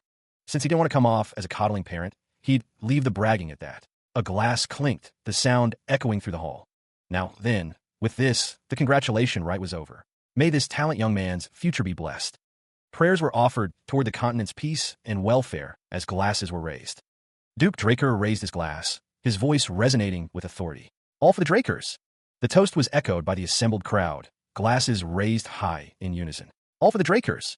The celebration continued, the air thick with anticipation and unspoken questions. Duke Draker savored the taste of the wine, the rich liquid coating his tongue as he pondered the recent events. The Duke took another sip, the sounds of the celebration fading into a dull roar around him. Zeke Draker, standing nearby, couldn't help but reflect on his father's shifting demeanor. In his past life, Howard had been indifferent to him, but now, his eyes narrowed, a flicker of suspicion crossing his face. Zeke responded, his voice respectful, yes, Patriarch. Duke Draker suggested, his tone carrying an undercurrent of authority, that they speak privately. The Duke's smile didn't quite reach his eyes, a subtle hint of calculation behind the pleasant facade. The air crackled with unspoken tension, the weight of their relationship hanging heavy between them, as father and son. Meanwhile, a lone glass of wine sat on a table, the grand hall stretching out behind it, a silent observer to the unfolding drama. Abel was cautioned to watch his expression, the words laced with a hint of warning. Howard's eyes glowed with an unnatural intensity, a storm brewing beneath the surface. He thought to himself, that wasn't the expression an older brother congratulating his youngest brother would have. A tight-lipped expression betrays nothing of the thoughts behind it. Within the grand hall, the question hung in the air. What about the prince? The expectation was that he would appear after the rite. The response was immediate, a sense of urgency coloring the words. Let's hurry then. Agreement settled in the air. A doorway, framed in gold, hinted at the opulence within. Howard strode purposefully through the doorway, his expression unreadable. A token, capable of being exchanged for a single report within the household, rested in his gloved hand. The question lingered. Why had the patriarch given him something like this? Howard's frustration was palpable, his hand clenching into a fist. Damn it, he thought, I don't get him at all. More importantly, the banquet wasn't only going to last for one day. It would span several. How was he going to get through this? He mentally groaned, wondering how he was supposed to endure several days while maintaining composure. A figure in a striking red cape strode away, his words echoing in the grand hall. Being a noble wasn't for everyone. The air crackled with anticipation as a name was spoken. Sir Zeke Draker. The man in the red cape paused, a silent question hanging in the air. Meanwhile, a hand drew back a heavy curtain, revealing a new presence. A voice declared, I am the first princess of the Alencia kingdom. The princess's elegant gown flowed as she stepped forward. Her expression was serene as she spoke. It's my first time meeting you directly. A voice rings out, clear and confident. Princess Alencia declares herself the first princess of the Alencia kingdom. Her dress flows around her as she stands tall, a vision of royal grace. A hint of a smile plays on her lips, a glint of determination in her eyes. The thought crosses Zeke's mind. Princess Melissa? Could she be the princess destined to rise as the Alencia kingdom's next monarch? In stark contrast to the current sickly and ineffective king, a frail figure lies in bed. She would set forth groundbreaking policies that would prioritize the people, leading to her gaining the overwhelming support of the people. As a result, she would garner friction with Alencia's aristocrats. But if she were to ascend to the throne officially, it would have only been a matter of time before they began trying to curry favor with her. However, before his regression, as tensions with the empire rose, this promising princess would suddenly cease all international activities before suddenly going missing. Well, even in this life, news of her activities was sparse, but seeing as she's appeared at this banquet, it doesn't seem much hap. Wait. They are royalty of the Alencia kingdom. She could hardly believe it, a small smile gracing her lips. It was an honor, the knight announced, to meet Princess Melissa. The knight's expression was polite, but held a hint of something more. He had heard much about her renown, he continued, and it was a great honor to have her at his promotion celebration ceremony. The princess and the knight stood in the grand hall, the weight of their conversation hanging in the air. Princess Melissa admitted she had long held an interest in his common-centric policies. The knight acknowledged that many said her policies were simply for show, without any real substance behind them. He was sure, the knight continued, that there were many concerns she had pondered over, finances notwithstanding. Melissa's expression shifted, a hint of surprise flickering across her face. Just like she had heard, Princess Melissa thought he was different from other knights. The knight wondered if he had perhaps offended her in some way. Melissa was quick to respond. Not at all, Princess Melissa replied. She simply didn't expect anyone to sympathize with her grievances, so she was a little delighted. Well then, he would be excusing himself. She watches as the knight turns to leave. Princess Alencia wonders aloud why he is leaving already. Zeke Draker assures her that he cannot monopolize the banquet's guest of honor. The knight's words ring true, as the banquet hall is filled with nobles, their gazes heavy with expectation. Zeke Draker reassures himself that there is no reason to be disappointed. He convinces himself that a better opportunity will present itself. Princess Alencia smiles, though her thoughts remain unreadable. Zeke Draker turns and walks away, leaving Princess Alencia behind. With the greetings finally almost done, Zeke Draker can breathe now. He thinks to himself that this kind of place really doesn't suit him at all, and he'd much rather train with Kaiser instead. Zeke Draker sighs, relieved to be leaving. The sound of his boots echoes as he walks away. The dull clanking of armor echoed through the banquet hall, a jarring sound amidst the polite chatter. Who would wear armor to a banquet? A voice, deep and resonant, cut through the murmur. The armored figure spoke, his tone laced with anticipation. So you're the guest of honor at this banquet. The figure continued, his voice booming. Zeke Draker, the youngest blue knight in history. The armored man's eyes narrowed, a hint of challenge in his gaze. The fourth imperial prince of Rome, Callus? A smirk played on the armored man's lips, a hint of amusement in his expression. The man that, before his regression, joined hands with Abel to wage the Continental War? The armored hand gestured, a silent invitation to speak. The armored figure declared, his voice ringing with authority. I am the Rome Empire's fourth imperial prince, Callus Nerva Constantinus. Zeke watched the armored prince, his expression unreadable. The man destined to be the continent's greatest knight receives Callus Nerva Constantinus's greetings. The imperial prince thanks Zeke Draker for attending his promotion celebration ceremony. A sinister glint flashes in Callus' eyes. The imperial prince smiles, seemingly pleased with the encounter. Callus, draping an arm around Zeke's shoulders, dismisses formalities. He insists they share a drink. Zeke looks surprised as Callus orders someone to hurry up and bring him a drink. The imperial prince proclaims himself the most refined man in the continent, and Zeke, a man destined to be the continent's greatest knight. The text promises to celebrate their historic first encounter with only the best drink. Callus presents a drink, urging Zeke to take a long chug as it's offered by an imperial prince. He chuckles, amused by his own antics. The onlookers whisper, noting that Zeke is taking the fourth imperial prince's words seriously. One observes that even if he's an incredible blue knight, he's still a kid. The observer notes that Zeke is really going at it. Meanwhile, two women discuss the prince's atrocious behavior. One considers the influence of the Drakers, suggesting pulling. A voice warns that such a stunt would be a bad idea. Another voice responds with approval, stating, "Good, that's great. I like you." Callus, with a wide smile, reiterates his invitation. "Let's drink." Elsewhere, someone greets the new rising sun of the Empire, addressing them as Your Highness. The man in gold armor addresses Abel, inquiring if he will be joining them. Abel responds that while he is grateful for the offer, he has something important to discuss with the Imperial Highness. The armored figure asks what it is that Abel wishes to discuss. Abel notes that there are too many listening ears present, suggesting they move the conversation elsewhere. The reflection of Zeke can be seen in a wine bottle. Zeke apologizes, stating that he was the one who invited the other, but it looks like he will have to take his leave. He suggests that next time, they bask in the beauty of the moonlight as they drink all night long. The armored figure is seen as someone speaks of the great epics of the legend of the Dragon Slayer. The sound of footsteps echoes through the hall as the armored figure and Abel walk away, observed by others. Someone expresses disbelief that someone like him is a prince of the Empire, calling it a testament to the lack of legitimacy behind the Empire. Someone remarks that Sir Abel's handling of the situation was unexpected, and that it doesn't seem like his fame is for nothing. It looks like they have nothing but praises for Abel. To be fair, if you don't know what he's really like, he would come off as an older brother, giving his bewildered younger brother a helping hand. The silhouettes of Abel and the armored figure are seen. They have known each other for much longer than the intelligence received from Kay before my regression would suggest. On top of that, considering the way the prince and Abel treat each other, the armored figure observed, their voice hushed. It seems they're incredibly close. The grand hall buzzed with hushed conversations and the quiet movements of those in attendance. A knowing smile played on the red-haired man's lips as he swirled the liquid in his glass. The tower stood tall against the sky, a silent sentinel, maybe much closer at hand than I expected. Its architecture spoke of ancient power and enduring strength. Zeke held the token aloft, a glint of light catching its surface, a token that could be exchanged for any one of the Draker's keeps. A step forward, a decision made. Say, how is your plan to become the continent's strongest coming along? The Duke Draker leaned back, a hint of pride in his voice. It is, and it's all thanks to you, Patriarch. Duke Draker's gaze softened, a hint of amusement in his eyes. Why are you calling me Patriarch? It's so formal, when we're in private.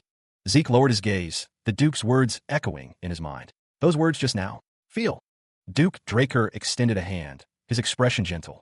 Feel at ease, and just call me Father, Zeke. Free to call me Sister, Zeke. That's the same thing Carly said. The discomfort he had felt finally made sense to Zeke. Abel's moves were becoming increasingly obvious, swaying the elders to his side. It had reached a point where even Carly had taken notice. However, to assume that Arthur Draker, the head of the family, hadn't noticed would be absurd. This meant that even knowing of Abel's scheme, the Duke was turning a blind eye. Was his reference to Zeke's conversation with Carly a method to place pressure on him, or was it merely a coincidence? Regardless, there would be no harm in assuming that the Patriarch was on Abel's side from here on out. Zeke understood, calling him father. It was pleasant to hear.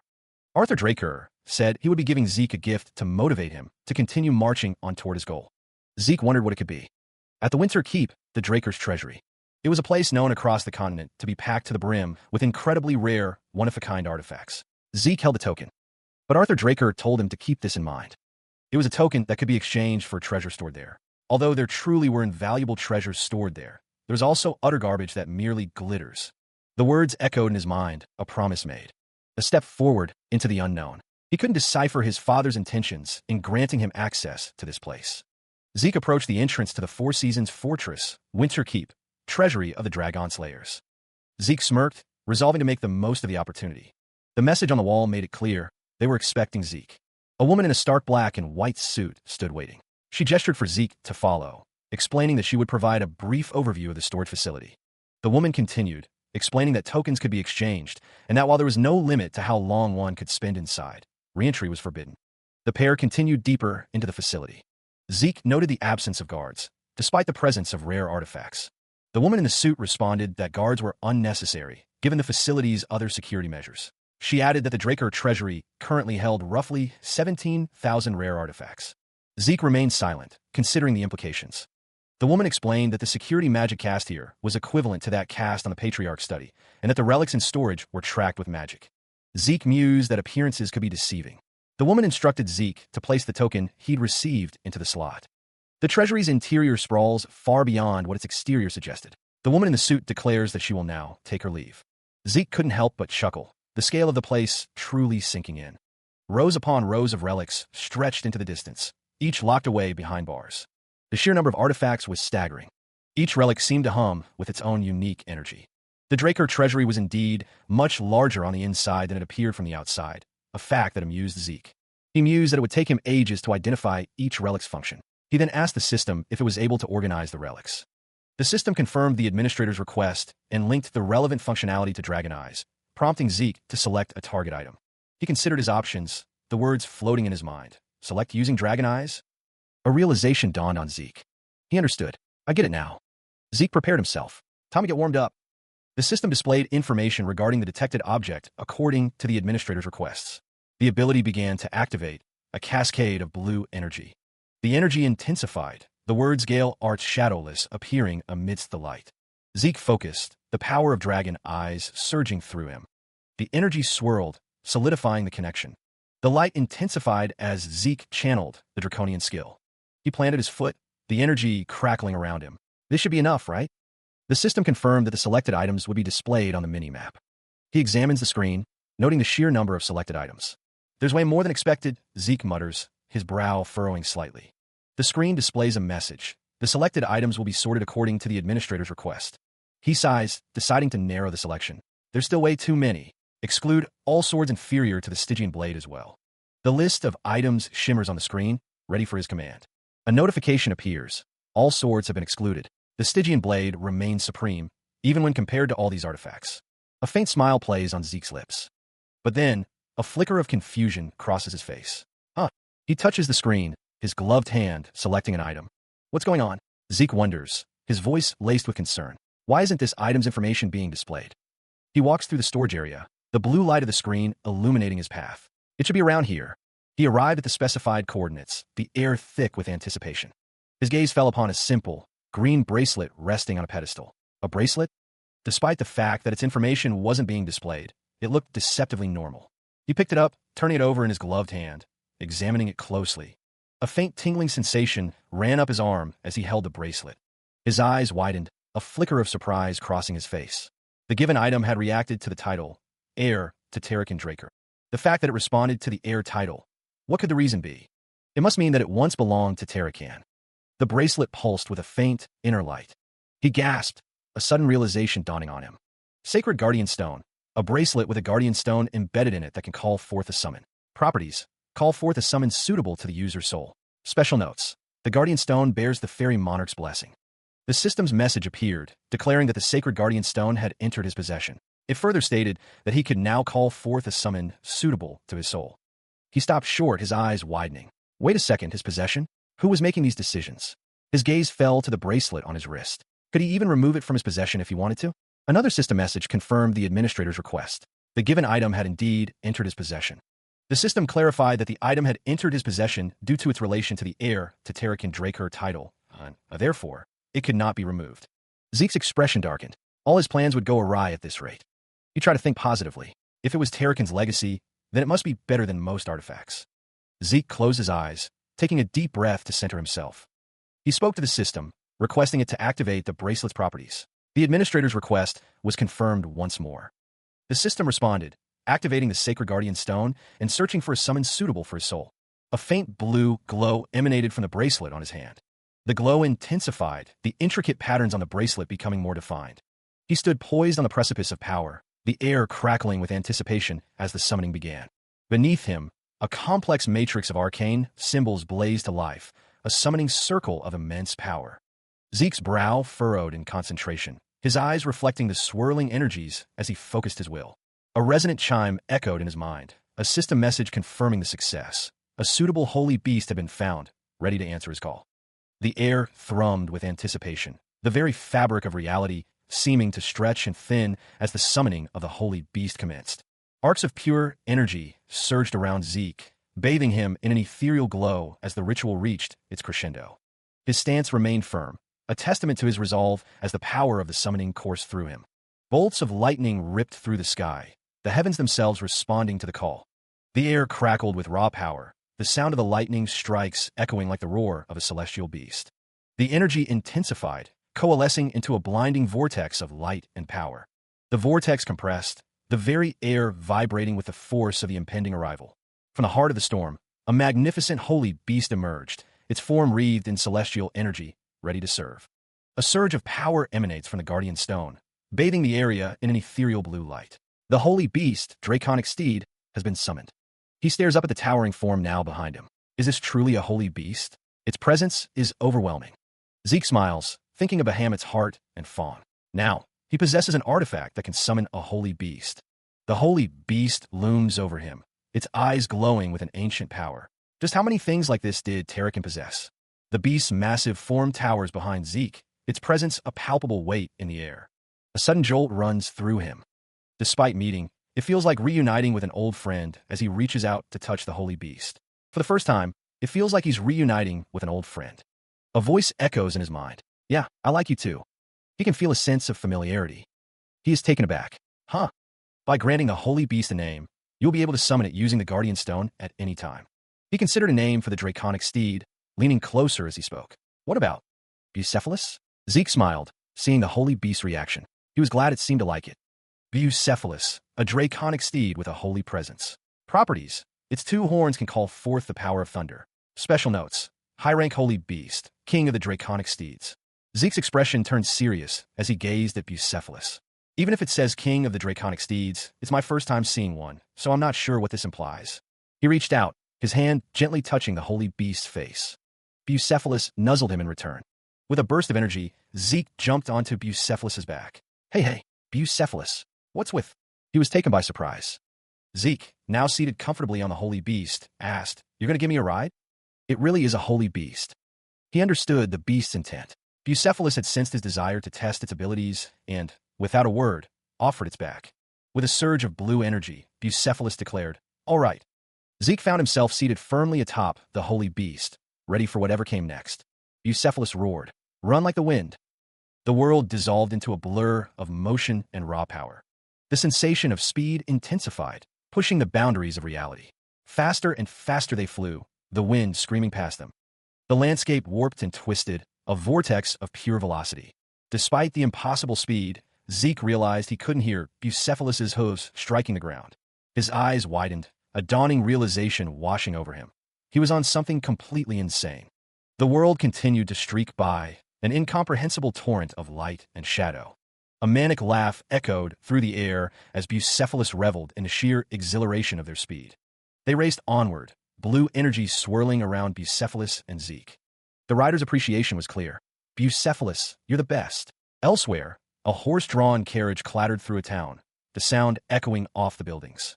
The woman in the suit held up a bracelet, recalling, "The guide responded quite reluctantly when I said I would choose this bracelet."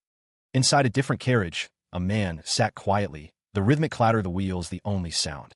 Standing in a grand room, a man mused, "Although there are many priceless treasures within, there is also plenty of trash that merely looks shiny."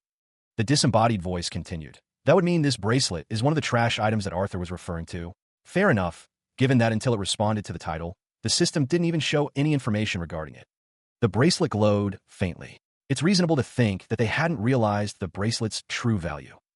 The bracelet floated above a hand, a voice echoing, I thought that I would only be able to discover Tarakin's legacy through dungeons that the system would lead me to, but I didn't think I'd stumble. Lying down, the man reflected. Regardless, it's clear that I've managed to get my hands on something incredible today. A man in a military uniform sat, his expression unreadable. Zeke Draker is congratulated on becoming a proper knight of Draker, the words delivered with a formal tone. The formality makes him uneasy. What's with it all of a sudden? It's creeping him out. A cloaked figure stands nearby, observing. The scene shifts to a man with an eye patch, identified as Cliff Reinhardt. The cloaked figure's hand rests on a sword hilt. The cloaked figure speaks, appreciating if Zeke doesn't come looking for him out of nowhere like this. Zeke acknowledges that's enough of that. The cloaked figure worries that his future plans could end up jeopardized if his relationship with Zeke is discovered. Cliff Reinhardt is present as the cloaked figure speaks. However, there's someone who demanded to meet with Zeke. Regardless of the consequences, his hand was forced. A woman with blue hair is shown, her expression hidden. She states that they meet again, Sir Zeke Draker, extending her greetings once more. She is the owner of the Reinhardt Merchant Group. The woman is Melissa. She regards the viewer with a knowing, almost predatory gaze, her expression a subtle invitation into a world of secrets and power. Elencia Kingdom First Princess, Melissa Elencia. Her name echoes with the weight of royalty and the promise of untold influence. The first princess of the Elencia Kingdom, Melissa Elencia, sat regally on her throne, observing the scene before her. The man before her revealed, so the true head of the Reinhardt Merchant Group was Her Highness. Melissa already knew, a slight smile playing on her lips. Princess Melissa recently decreased her activities surrounding foreign affairs and appeared at his congratulatory banquet. Cliff Reinhardt noted that, unfortunately, the exact time coincided with the timing of the Rose disease patient being completely cured after he received the medicine. Only idiots can't figure that out after knowing that. The man listened intently. Melissa confirmed, well, yes. Then let's skip the introductions and get straight to the point. The princess gestured, urging them to continue. The reason why he urgently wanted to meet with Sir Zeke was to request his assistance. He sits across from Melissa, the map of the kingdom spread between them. Zeke Draker asks what type of assistance she is referring to. Melissa suggests that before they delve into the specifics, he should review the document she shared. Elsewhere, Cliff Reinhardt reveals that the Rose disease has recently appeared on the borders of the Elencia Kingdom. The documents contain the results of the Rose disease analysis, provided by the Nirvana Transcendent family. Cliff holds the document, his expression unreadable. Zeke's eyes widen as he reads the document. Cliff asks if what is written in the document is true. The words hang in the air, the Rose disease. A slight smile plays on Cliff's lips. A question arises, is it a pathogen created with magic? The document confirms that the analysis was indeed done by the Nirvana family, one of the 3 transcendent families most proficient in magic. So yes, it is true. Zeke is shocked. Who would have thought the Rose disease was a man-made disease? He grimaced, the corners of his mouth pulling down in concern. The speed at which the Rose disease was spreading was alarming, even faster than in his previous life. Had his regression changed something? Zeke's eyes narrowed, a glint of determination in their depths. This was more than just a simple outbreak. That's not all, he stated, his voice low and serious. The speaker gestured toward a pile of documents. The truth, he implied, could be found within those pages. A hand, adorned with rings, moved across a detailed map, tracing the path of the Rose disease. The disease had first appeared in a village bordering both the Elencia Kingdom and the Rome Empire. The hand continued its analysis, pointing out a crucial detail. The spread wasn't heading towards the Rome Empire. The fingers tapped the map, emphasizing the point with a sharp rap against the parchment. The hand traced the path again, the pins marking the disease's relentless advance. It was only heading to the Elencia Kingdom. The man leaned forward, his expression grave as he addressed Zeke. Yes, we're on the same page, Sir Zeke, the man confirmed, his voice resonating with grim certainty. The Rome Empire created the Rose disease. A woman with long purple hair stared intently, her expression unreadable. The hand placed another pin on the map, marking the Elencia Kingdom as the disease's inevitable target. The map, riddled with pins connected by white lines, charts a course with Elencia as its apparent destination. The revelation that they were headed to Elencia on purpose suddenly made sense. Zeke Draker sat upon his throne, the weight of the information settling upon him. The knowledge that the Rome Empire was responsible for the Elencia Kingdom's defeat before his regression hung heavy in the air. Bucephalus's expression was grim, the truth of the disease's origin weighing heavily on his mind. Zeke understood why she needed his help. A document was placed on the table with a sharp tap. What did Her Highness want from him? Zeke inquired if the request was to mass-produce and distribute the treatment for the Rose disease. Zeke's gaze was intense, awaiting the response. Melissa listened intently, a slight smile playing on her lips. The man in the red suit explained that the previous contract only granted his merchant group the rights to produce the treatment. An additional contract was needed for the kingdom to distribute it. Cliff Reinhardt stated that even with the interesting condition, he had no plans to annul the contract. The one-eyed man, leaning back in his ornate chair, stated that he knew the position of others, adding that as a businesswoman, she knew that those who revealed their motives were the ones with the shorter straw.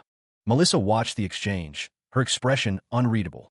Cliff continued, his hand gesturing slightly, that since he was able to create an opportunity to strike a deal with Zeke, he couldn't leave without reaping anything. A subtle smile played on Cliff Reinhardt's lips. Zeke thought to himself that Cliff was, as expected, the real head of the Reinhardt Merchant Group. It seemed to Zeke that the Reinhardt Merchant Group did not become one of the top 10 merchant groups out of pure luck. The words 10 merchant groups out of pure luck hung in the air. Cliff stated that he was planning to distribute it as relief supplies to his citizens, adding that Zeke didn't have to worry about the production and distribution. The one-eyed man offered 20% of their merchant group shares. Cliff Reinhardt's expression was unreadable as he awaited Zeke's response. Zeke's gaze narrowed, a bead of sweat trickling down his temple. Zeke considered that the Reinhardt Merchant Group was currently one of the top 10 merchant groups, and they'd grow more if they didn't fall along with Valencia in the Continental Wars like they did in his past life. The gears turned in Cliff Reinhardt's mind. If he converted the value of 20% of their shares, it should amount to at least millions. And if he could stop the war, the Reinhardt Merchant Group would grow even more. It would reach the billions. Cliff Reinhardt sat, awaiting the princess's response. He spoke, acknowledging that although the offer was very tempting, he had a few questions for Her Highness before he decided. The princess considered the fact that Cliff Reinhardt had openly shared this information, despite her siding with the Empire. She mused that offering 20% of the merchant group's shares as compensation was something she could not comprehend. The princess stated that she would answer his questions in order. She knew that he had not sided with the Empire, one advantage of having the identity of a princess. The princess sat calmly, her hands folded in her lap. She reflected that she had honed her perception by growing her merchant group. The princess thought that, to be honest, after their conversation at the banquet, she had observed Cliff Reinhardt from afar. Her actions, though subtle, had not gone unnoticed. Those affiliated with the Empire felt the chill of her decisions. The reason for declining a handshake with Callus, the fourth imperial prince of the Rome Empire, became clear. That refusal, that subtle act of defiance, was enough for him to know where her true loyalties lay. She wasn't on the Empire's side. The man in the ornate uniform realized she was spot on, her assessment accurate. As for the second question, she saw no need to offer an explanation. The princess sat regally, her expression unreadable. If it meant being able to save her people, she was willing to offer a significant portion of her merchant group's shares. Her gaze was unwavering, her resolve firm. It was worth every cent, she thought, the price of freedom. The tension was palpable, the air thick with unspoken words. Desperate pleas echoed, begging Alicia to retreat. Even if they stopped the Empire now, her death, their queen's death, would render it all meaningless. The cloaked figure stood amidst the icy ruins, the wind whipping around them. He conceded, his voice echoing slightly in the desolate space. You're right, Zeke. It's as you say. The snow continued to fall, obscuring the already bleak landscape. The figure questioned, a hint of urgency in his tone. It's right for us to retreat here if we want to plan for what's to come. If you're aware, then why? The camera angle shifted, looking up at the figure as he stood on the precipice of a snow-covered cliff, the wind biting at his exposed skin. A close-up revealed a grim determination etched on his face, the single word hanging heavy in the air. Because. The figure's thoughts echoed, a desperate plea for time. If I could buy my people time to escape with my life. His expression tightened, a visible struggle between duty and despair playing across his features as the snow swirled around him. A resolute declaration cut through the internal turmoil, a decision made, then that's worth every cent. Meanwhile, Melissa stood beside Cliff Reinhardt, who sat heavily on an ornate chair, his head in his hand, the weight of the situation pressing down on him. Cliff Reinhardt's thoughts were troubled, a conflict raging within him. Damn it, I didn't want to think about that. But she said something similar to what Alicia said. A surge of resolve hardened his features, a silent vow forming in his mind. Melissa watched as Cliff Reinhardt rose, his eyes now filled with a steely determination. She stated firmly, fine, let's do it. Seen through a grand window, two figures stood in the distance. One voice cautioned, do be careful not to reveal my identity though, please. The assurance hung in the air, a promise of safety and resolve. 2 weeks later, time had passed, the world moving forward with or without them. Elsewhere, the imposing structure of the estate stood as a testament to power and tradition. Deep within, the basement training hall awaited, a place for honing skills and pushing limits. The ornate doors stood as a silent gateway to rigorous training. Zeke Draker stood poised on the platform, a surge of blue energy crackling around him, the air thick with anticipation. He launched himself into the air, the blue energy swirling around him like a tempestuous storm. His gaze lifted, focused, and intense, as he prepared for the next phase of his training. The air vibrated with raw power, the energy coalescing into visible force.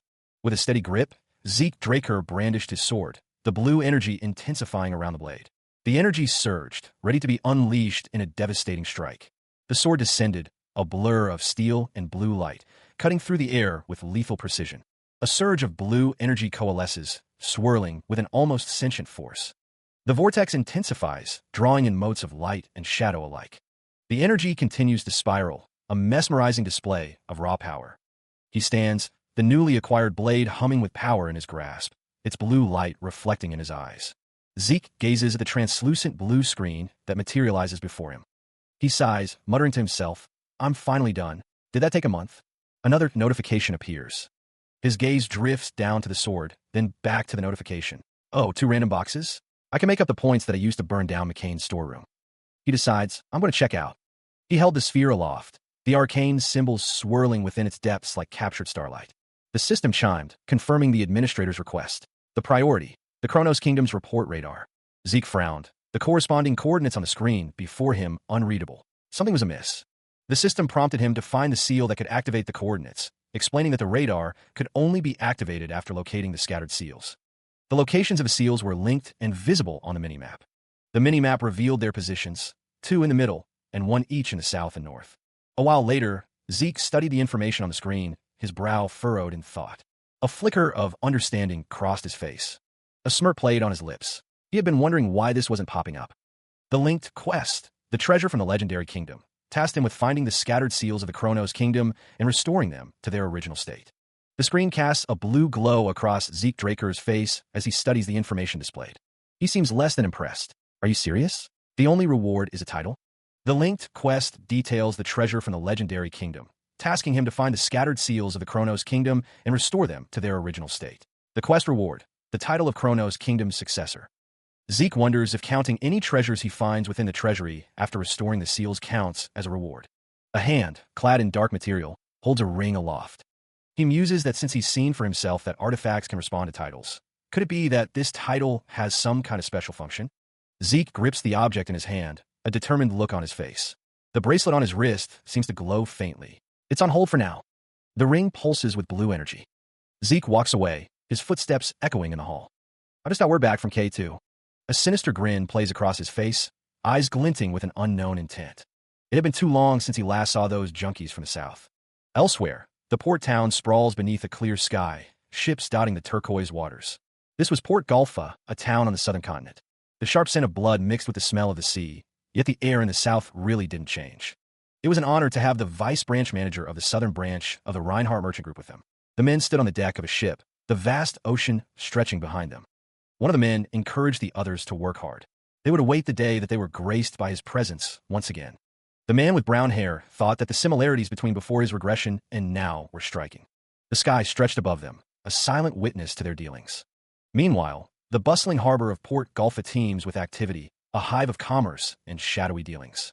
The air hangs thick with the scent of brine and distant shores, though the smells aren't limited to the sea. Murray's gaze sharpens, a glint of determination in his eyes. He knows he'll have to keep his mind sharp. The man known as Murray walks along the docks, the name echoing in the air. His eyes narrow, a sense of urgency in his expression. He's right on time. The Northern Rangers. Merchant clothes suit him well, Murray thinks, offering a curt nod of thanks. 2 figures stand silhouetted against the harbor, their purpose aligned. Footsteps echo on the stone pavement. Had he committed the plan contained within the request to memory? Of course. On the day of the operation, they will take advantage of the chaos to rescue the girl imprisoned by McCain. It looks like he studied it properly. However, since the target's protection and escort are both part of the request, he better keep his guard up until the end. They'll keep that in mind. However, there's something he's curious about. Zeke Murray turns to the other man, a question forming on his lips. What's that? A sinister smile spreads across the other man's face, a silent promise of something wicked. He continues, his voice low and laced with a dark anticipation. I wouldn't say festivity, but the man's expression hardens, his eyes glinting with a dangerous light. It'll definitely be far more chaotic than one. The man's eyes glow with an unnatural green light, his smile widening into a predatory grin. He speaks with a chilling certainty, his words hanging heavy in the air. It'll be the day that McCain is going to disappear, after all. Elsewhere, A figure flinches, a bead of sweat trickling down their brow as if sensing the impending chaos. A voice calls out, addressing the man as the vice branch manager. The voice continues, apologizing for the interruption. Ah, so you're in the middle of a conversation. I'll come again when you're done talking. The vice branch manager stands with two other figures in a hallway, waiting. The group remains still, the air thick with anticipation. The vice branch manager nods, acknowledging the message. Yes, I understand. I will lead you to the carriage we prepared. Please follow me. From below, the question hung in the air. Were they truly planning such a thing? The man with spiky blonde hair couldn't believe what he was hearing.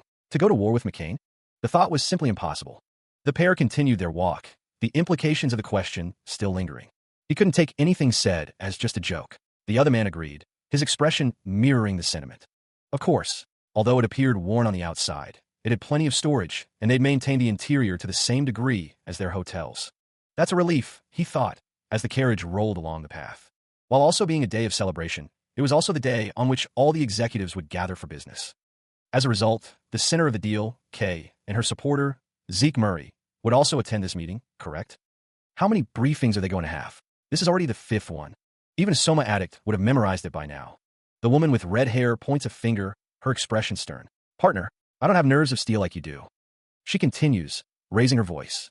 It's only natural to be nervous. Don't tell me you can at least do this for me after pulling me into this.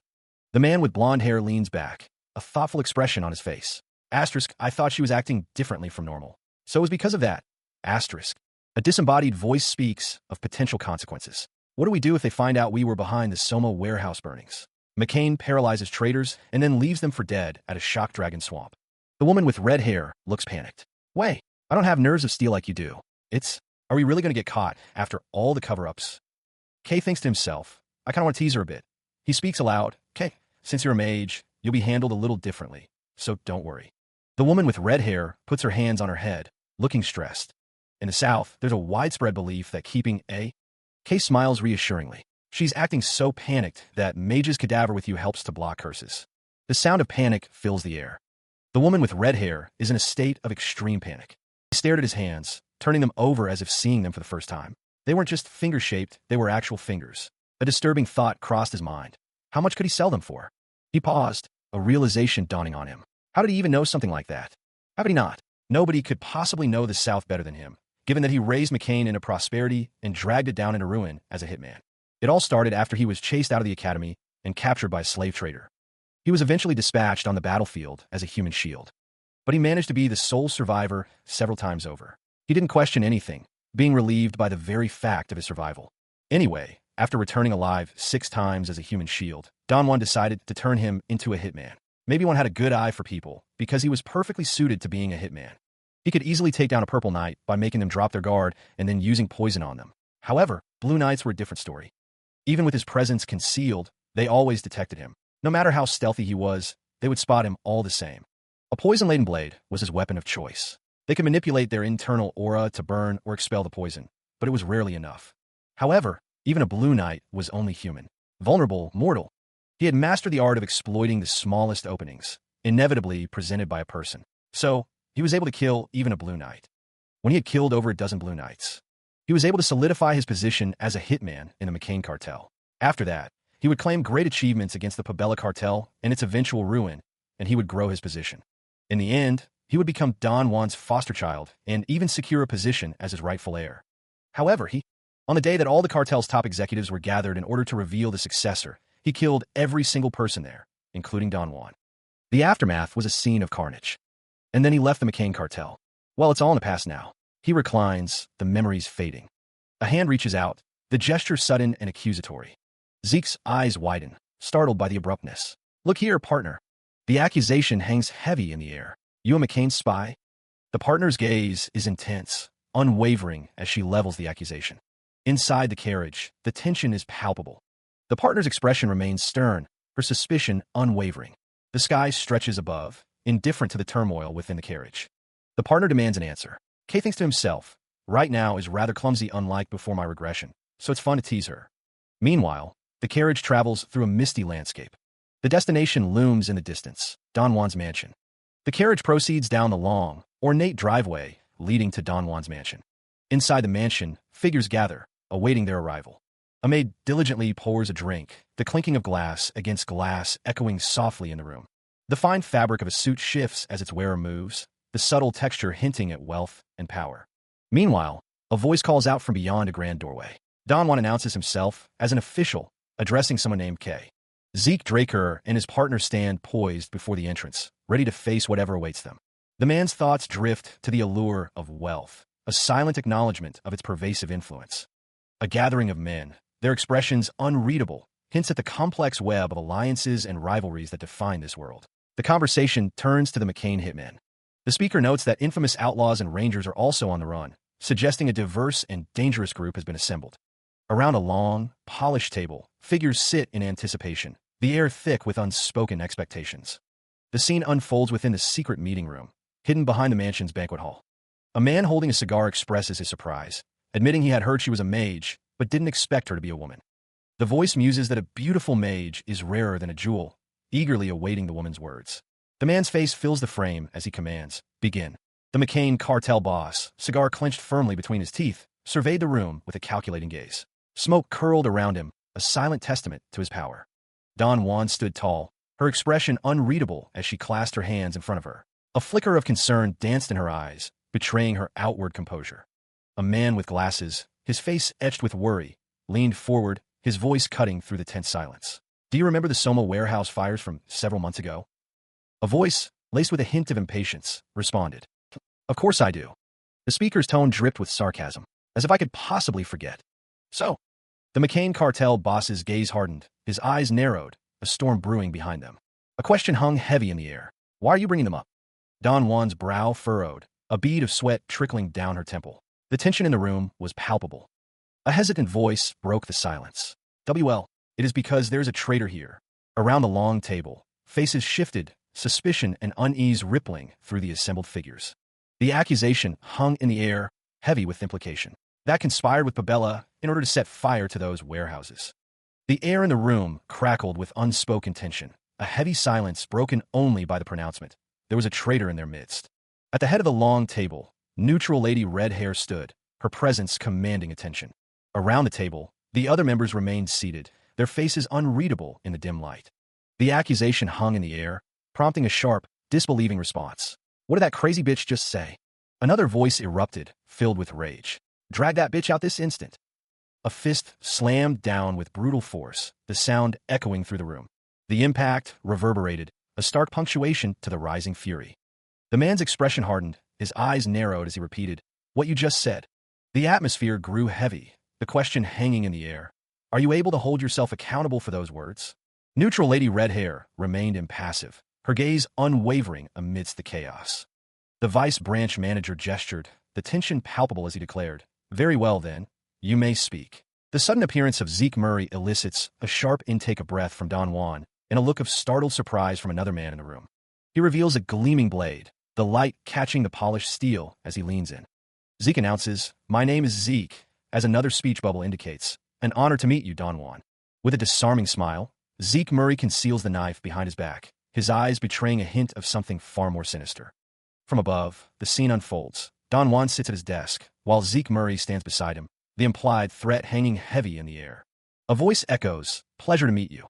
Don Juan, unfazed, clips the end of a cigar, a subtle defiance in his actions. "It seems you've brought a blade instead of a gift on my birthday." Zeke Murray presses the blade to Don Juan's neck, the steel glinting menacingly. "If you mean a present, then it's right here, no?" Don Juan's expression hardens as he asks, "Do you mean to suggest that my beloved brother Joaquin is a traitor?"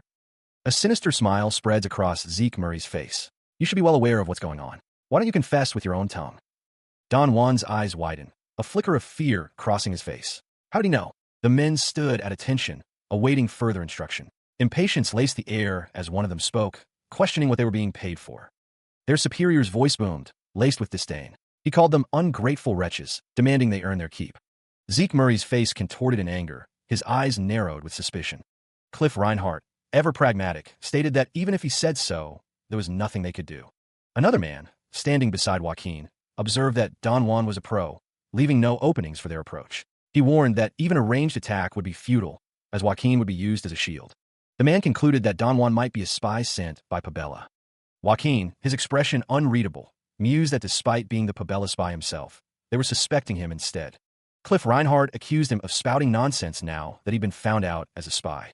The one-eyed man questioned if he thought he'd be doing this without any proof at all. Kay stood ready, a magical circle glowing before her. An older man, cigar clenched between his teeth, watched with a calculating gaze. Don Juan, unfazed by the accusations, simply remarked on their boldness. A document, its contents marked in crimson ink, is presented. Cliff Reinhardt leans back in his chair, the document held loosely in his hand. The weight of its contents is palpable. His gaze narrows, a hint of intrigue flickering in his eyes. The betrayal stings. Joaquin joined forces with the syndicate. The document reveals a surprising truth. The Pabella were pirates. Kay stands ready, the air around her crackling with barely contained energy. The atmosphere shifted the moment the pirate story surfaced. A burning ship serves as a stark reminder. Southerners, in particular, hold a grudge against pirates.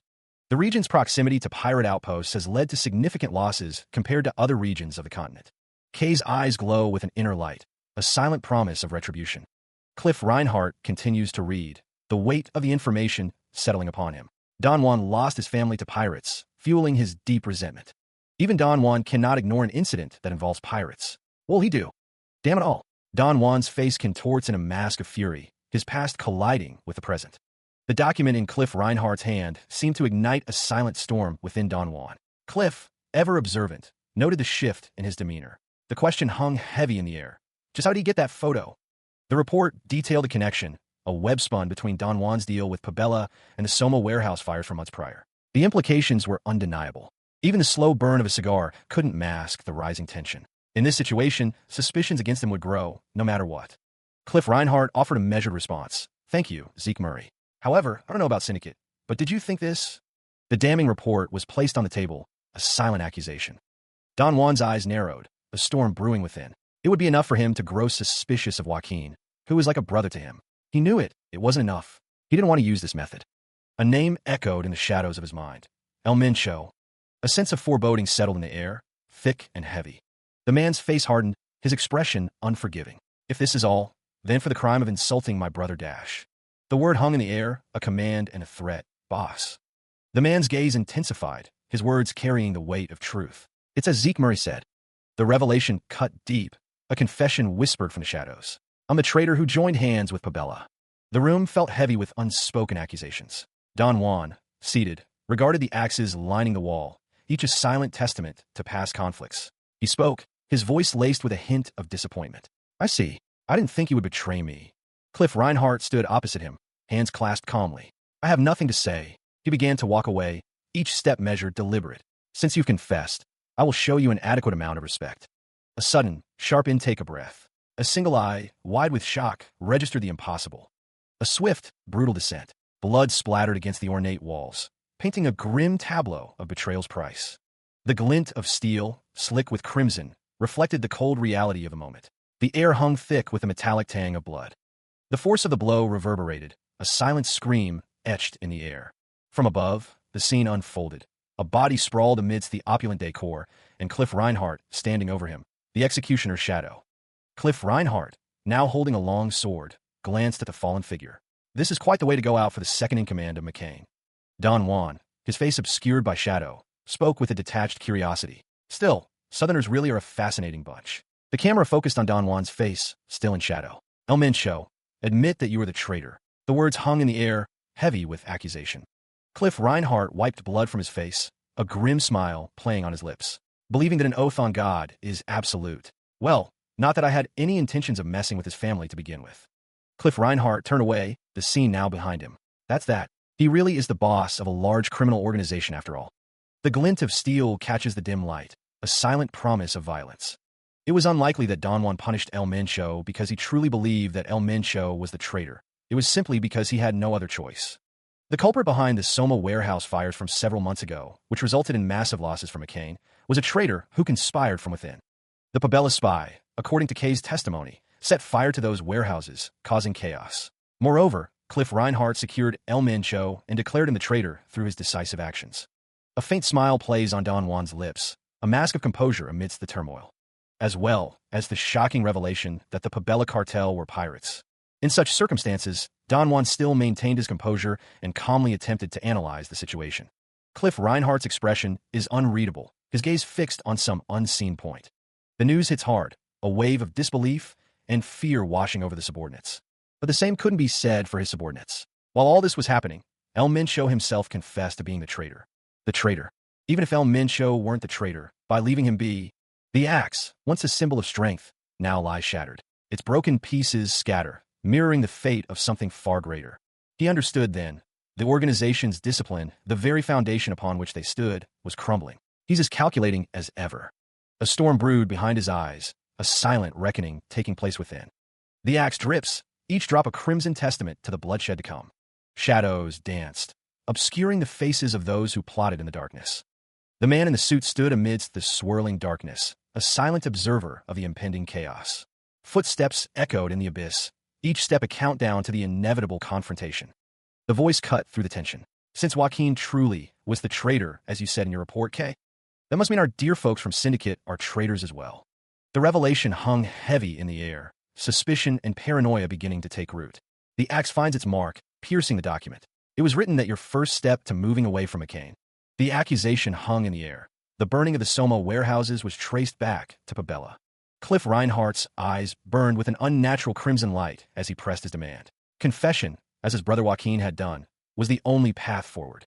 A blade pierced through a document, pinning it to the table with brutal finality. The promise, or perhaps the threat, echoed in the room. A painless death awaited those who confessed. A furious denial, raw and visceral, erupted slander. Lady Redhair vehemently denied the accusation. They had never planned or executed such a scheme. Another voice, laced with venom, accused a spell-casting bitch of orchestrating a trick. The brutal aftermath of interrogation was implied. Interrogate her, and the truth would be revealed. The woman's face, marred by blood, spoke volumes of the violence inflicted. Lady Redhair stood over a fallen figure, the scene painting a grim picture of betrayal and retribution. Cliff Reinhardt's expression hardened, a silent question forming on his lips. What is this? Murray's arrival prompted a sharp intake of breath, the question hanging heavy in the air. The hilt of a sword gleamed, a silent promise of the violence that had just transpired. Zeke Murray, standing before Cliff Reinhardt, offered a simple explanation. He had merely helped punish a traitor. Cliff Reinhardt listened as Zeke elaborated, explaining that Joaquin had confessed his treachery, and the syndicate that aided him were equally guilty. The gears turned behind Cliff's one good eye. He wondered what the blonde-haired man was truly planning. A faint smile played on Zeke's lips, unreadable. Justified cause. I see, Cliff Reinhardt murmured, his voice laced with skepticism. The air hung heavy with unspoken questions. Cliff's gaze intensified, his suspicion hardening. Was Zeke Murray a messenger of God, sent to aid him? Or was he something far more sinister, an agent of the devil, come to bring him to ruin? A predatory smile stretched across a shadowed face. The answer came, calm and measured. He was neither a messenger of God nor an agent of the devil. Zeke Murray's smile widened, revealing nothing of his true intentions. A figure, only partially visible, declared himself a business partner with a new proposition. A voice cuts through the opulent room, the man in the tuxedo inquiring about a business partner. The unseen figure confirms the arrangement. That's right. The man in the tuxedo shares the same view as his boss, eager to exterminate the traitorous syndicate and re-establish order. He continues, explaining that with the exile of the Ishtar and Pabella's dominance over the ocean routes, the only distribution channel for Soma available to McCain is the syndicate. Given his boss's intelligence, he knew the man realized all this, and so he hesitated in punishing the organization that was colluding with a traitor. The man, unseen, thinks to himself that the speaker is speaking like he knows what he's like. Lady Redhair assures that, up until now, all distribution of Soma in the syndicate has been handled by Kay. The woman's face is marred with blood, but a sinister smile plays on her lips. Kay chuckles, declaring that from now on, Kay, and he will take charge of McCain's Soma. The man named Kay smiles, a glint in his eyes. The northern phantom stood, his hand wrapped in bandages, listening to the offer. The chair creaked as the seated figure shifted. Cliff Reinhardt leaned back, his expression unreadable.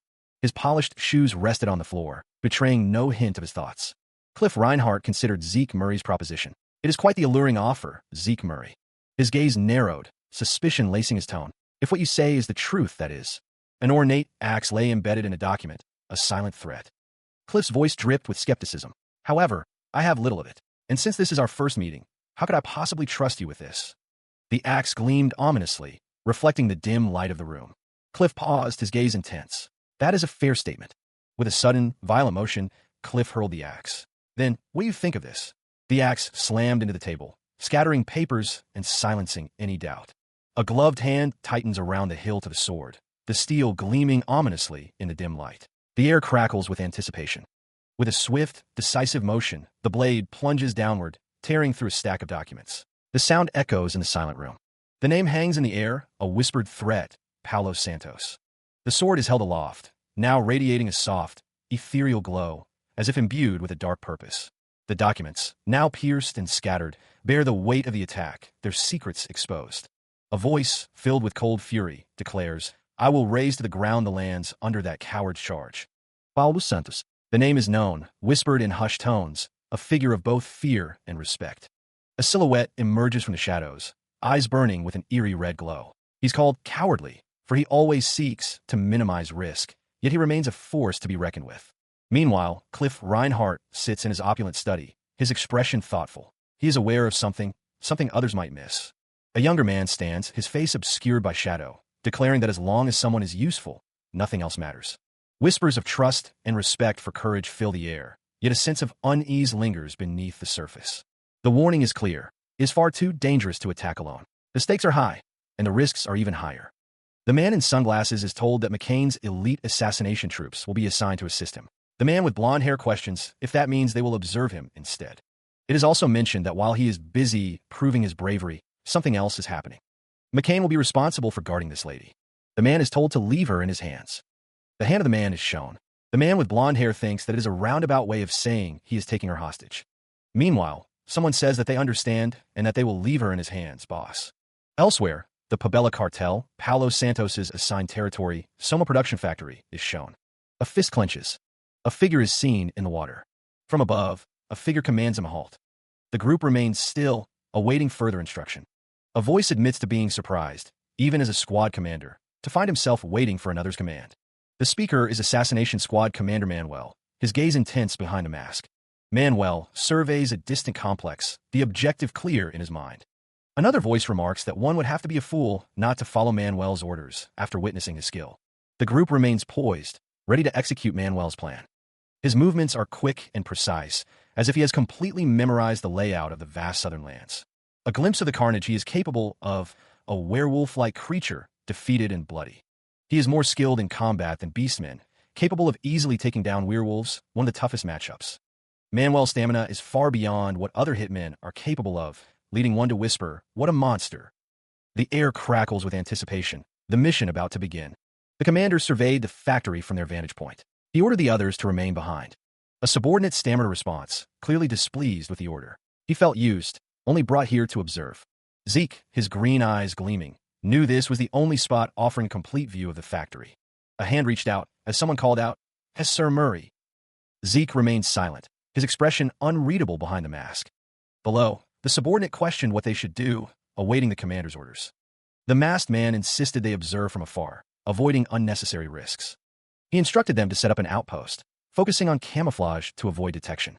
A sudden realization dawned on one of the observers. Had Zeke already leapt into action? Zeke's red eyes narrowed, a silent promise of what was to come. A blurry image hinted at the chaos unfolding. Meanwhile, the factory erupted in a fiery explosion. The factory is consumed by a cataclysmic eruption of fire, the force of the blast rippling outwards. The inferno devours the structure, reducing it to a skeletal frame against the sky. A figure plummets from the heart of the blaze, a dark silhouette against the raging flames. The air cracks with the sound of impact. A man with a red headband surveys the devastation, his expression grim. The cry goes out, "Intruders. This is too much." A masked figure, elemental fire swirling around their blade, issues a command. Call the magic weapon squad for reinforcements. It's only natural for them to react that way when seeing the elemental sword for the first time. The intruder has been found. The man with the red headband shouts that there's a mage among them. The masked figure muses that there's still the organization that caused a rift between McCain and the South. This is a rather quick response, considering the chaos unfolding in the background. The battle rages on, a chaotic melee of blades and bodies. A surge of raw energy explodes outward, the air crackling with unseen power. The force intensifies, streaks of fire and light tearing through the very fabric of reality. From the chaos, a sphere of pure flame begins to coalesce, swirling with untamed potential. More orbs of fire materialize, each one a miniature sun burning with incredible heat. The central sphere pulses, its surface roiling with incandescent energy, a beacon of destruction. Then Zeke Draker descends, wreathed in flames, an elemental sword crackling with power in his grasp. The air shimmers with heat, the scent of ozone heavy in the air as the residual energy dissipates. He lands with a soft thud, the ground barely registering his presence. Zeke surveys the burning landscape, the inferno reflecting in his eyes. That wasn't even good enough for a warm-up. The battlefield was a pyre, the fallen reduced to burning effigies. The air crackled with heat and the stench of charred flesh. His gaze narrowed, the sound of distant engines growing louder. A voice echoed across the inferno, branding him a coward and a madman. Paulo. Paulo Santos watched from behind his mask, his expression unreadable. The tank, a behemoth of steel and magic, lumbered forward, its treads crushing the scorched earth.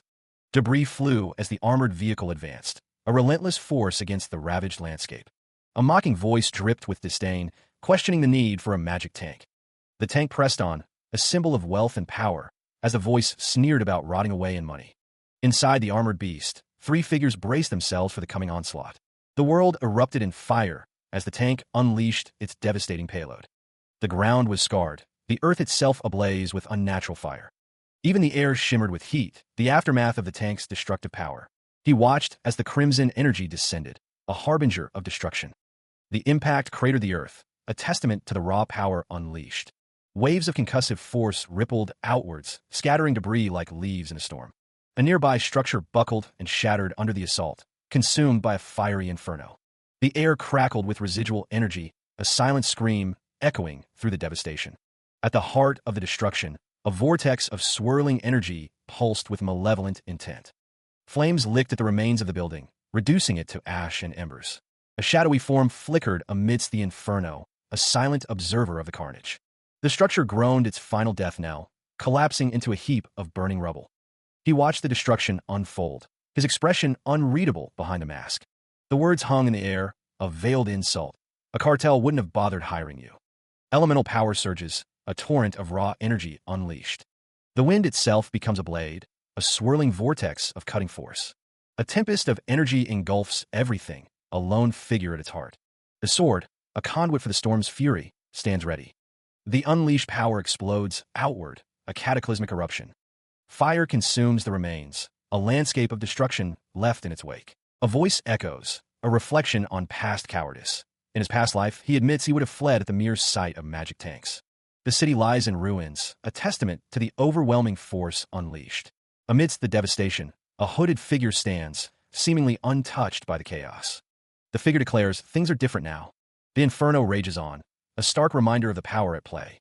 A hidden hatchway offers a potential escape, or perhaps a deeper descent into the unknown. The hallway was a graveyard of bodies, each a testament to his swift and brutal efficiency. The air hung thick with the metallic tang of blood, a silent symphony of death echoing through the stone corridors. A crimson blur marked the passage of the assassin, the speed of the strike leaving only a fleeting impression of a red bandana before the world went dark for another victim. Standing in the doorway, the figure watched as crimson dripped from gloved hands, the aftermath of a silent execution. The glint of steel above hinted at the instrument of demise. The hooded figure glanced up as another body plummeted from above, a grim reminder of the unseen heights from which death could descend. Below, the assassin considered the fallen. He thought, "I've already taken down so many. He should reveal himself any minute now." The figure remained a distant silhouette in the doorway, a silent observer amidst the carnage. The assassin held a slender rod, its purpose yet unknown, but its presence radiating a subtle threat. A burst of emerald and violet energy erupted from the assassin's hand, a display of power that illuminated the dim corridor. A system notification flashed. Poison from a black mamba had been detected, but the poison resistance had neutralized most of it. The rod pulsed with the same vibrant energy, the neutralized poison now a mere echo of its former potency. Another system message appeared. The administrator's request had been confirmed, temporarily pausing the activation of the class skill, Healing Factor. A voice echoed from the shadows, laced with anticipation. "You finally showed up. The question hangs in the air. What are the men doing above ground? And what intruder dares to make his way inside?" The name echoes, Paulo Santos. The scene is awash in a sickly purple glow, the air thick with unseen dangers. A hooded figure stands amidst the chaos, a silent observer. Footsteps echo through the poisoned air. The text ominously warns of a potent gas, capable of incapacitating even those with enhanced auras. A voice cuts through the haze, offering a twisted bargain, information for an antidote. Paulo Santos, Pabella cartel executive, holds aloft a vial, the promise of salvation glinting within. The offer hangs in the air, a calculated gamble. The voice suggests that the situation is a diversion, and his comrades have already been captured. He urges a decision before it's too late. Zeke Draker's eyes narrow, a flicker of suspicion in their depths. Is this a genuine offer, or a cruel deception? He wonders if Paulo Santos is taking him for a fool. A disembodied voice declares that it's common knowledge among Southerners that the poison, black mamba, has no known antidote. The voice continues, explaining that any normal person exposed to the poison would be dead within minutes, and even a blue knight would suffer lingering aftereffects. Zeke reveals that, thanks to his poison resistance, the toxin has no effect on him. A system message confirms the detection of black mamba, poison, and its subsequent nullification. A blade drips with crimson, the aftermath of a swift and brutal strike. A voice cries out incredulous, "Are you insane?" Paulo Santos stares in disbelief, blood staining his chest. His carefully laid plan has clearly gone awry. The question hung in the air, laced with a venomous threat. Why would anyone dare crack the antidote? Was he seeking a death wish? His gaze intensified, a storm brewing behind those dark eyes. A chilling declaration followed. Poison held no sway over him, and there was more to it than that. The masked figure's eyes glowed with an eerie light, a silent promise of power. The silhouette revealed a grim truth. The silence above was bought with blood. They had eliminated everyone. Paulo Santos' face contorted in disbelief, sweat beading on his brow as the implication sank in. It was impossible. They were. Meanwhile, the battlefield was swarming with Pabella elites, each wielding magic weapons, a force to be reckoned with. A voice cried out amidst the chaos, demanding to know their identity and the source of their orders. The question lingered. Did anyone harbor suspicions? Cliff Reinhardt's expression hardened, his gaze unwavering as he considered the situation. A realization dawned on Cliff. Could it be McCain? The response confirmed his suspicions, a quick mind indeed. The hall echoed with the accusation. The only one capable of such an act against Pabella is McCain. The speaker's words hung heavy in the air, a stark contrast to the bodies strewn across the floor. But they should have been properly respecting their territorial boundaries. In a dimly lit passage, the man demanded, "So why would you do this?" His voice dripped with scorn. "You really don't have a conscience, do you?" He paused, awaiting an answer. "What do you mean?" The unseen observer questioned whether Pabella considered loitering around another's distribution routes while looking for an opportunity to strike to be proper. The figure remained silent, the back of his head the only visible clue to his thoughts. The silence stretched, punctuated only by unspoken tension. His eyes blazed with a cold fury. Alone was enough justification. The message was clear. The boss would not stop until Pabella had been crushed and burned to ashes. He would eradicate the South of such filthy pirates. Realizing they'd been discovered as former pirates, the figure bolted, cursing under their breath. The figure sprinted through the tunnel, desperate to escape. A voice echoed from behind, taunting, "Do you think you can run from me?" The darkness closed in. Footfalls echoed through the stone corridor, each step a desperate plea for escape. The figure thought, that's enough feigning a chase. Where's this anyway? This feels completely different from the underground mines earlier. They pressed on, a glint of steel visible in their grip. The figure's thoughts raced. On top of that, there were tons of traps on my way here. The walls seemed to close in, the air thick with the scent of damp stone and desperation. The figure mused, just in case there were any prying eyes. Those traps, they don't seem like they were originally part of the ruins. A chilling realization dawned. It seems like someone installed them recently. Emerald eyes narrowed behind the mask. Just what? It was hard holding back, they thought, as they continued to flee. A trap sprung, narrowly avoided. Another glint of steel, another near miss. The figure was Pabella. She found herself in a blue-lit corridor, the air thick with anticipation of a fight. The only sound was the echo of her own breath. Suddenly, a blade of pure blue energy descended, aimed directly at her. The attack came without warning, a silent promise of deadly force. The weapon, wrapped in bandages, pulsed with an eerie light, a testament to the power it held. A voice, laced with malice, cut through the silence. "Who are you?" Steel met steel, the clash echoing through the corridor as she parried the blow. The force of the impact reverberated through her arms. Her stance remained firm, muscles straining against the relentless assault. With a swift counter, she unleashed her own attack, her blade tracing arcs of blue light through the air. The ethereal glow intensified, each swing a calculated strike against the unseen foe. Leaping forward, Pabella pressed her advantage, her movements a blur of speed and precision. The attack connected, a spray of blood painting the air as the unseen opponent finally took a hit. Her eyes, narrowed and focused, betrayed no emotion, only the grim satisfaction of a blow landed. The figure lies prone, blood pooling around them. Another figure stands over the body, their expression unreadable, He thinks to himself, I just keep running into these guys wherever I go. Meanwhile, the words "the damned Empire's hunting dogs" appear ominously on the screen. Cliff Reinhardt stands at the top of the staircase, surrounded by cloaked figures. The camera focuses on the boots of the cloaked figures, blood splattered on the ground. The cloaked figures stand in formation, their faces obscured by shadows. Cliff Reinhardt remarks, "This is why I didn't want to work with these damned southern bastards. They should have settled it among themselves." A cloaked figure in the distance wonders, what did they send in a rat for? Cliff Reinhardt stares intently, his expression grim. A figure examines a map, recalling, on the hunting dogs operation maps that I found the giant mountains, I recall the southern continent's ruins being marked on them as well. The figure wonders, if so, does this mean these ruins contain one of the artifacts the Emperor is after? The dagger gleamed, its silver surface reflecting the dim light of the chamber. Behind it, a group of figures stood silently, cloaked in shadow, awaiting their orders. The text nearby spoke of the dagger's unusual nature, suggesting it was more than just a weapon. It was an artifact, imbued with some unknown power. Cliff Reinhardt stood with another figure cloaked in a hood, the weight of the situation heavy on his shoulders. The air crackled with anticipation. A flicker of concern crossed Cliff's face, his blue eyes narrowed slightly. What could the reason be for all of this? A gloved hand unfurled a scroll, its ancient parchment hinting at forgotten magic. Cliff watched as the scroll was activated, a visible tension in his posture. He knew what was coming. The scroll's magic took effect, creating a soundproof barrier. It was a simple spell, but effective. With the barrier in place, the figure raised a hand, a faint blue glow emanating from their palm. The air grew thick with anticipation. A doorway shimmered into existence, a portal of pure energy ready for use. Whatever was about to happen, it would be contained. No one outside would ever know. The figure gripped the glowing dagger, a sinister smile hidden behind their mask. It was time to test out some new skills. The dagger pulsed with power, ready to be unleashed.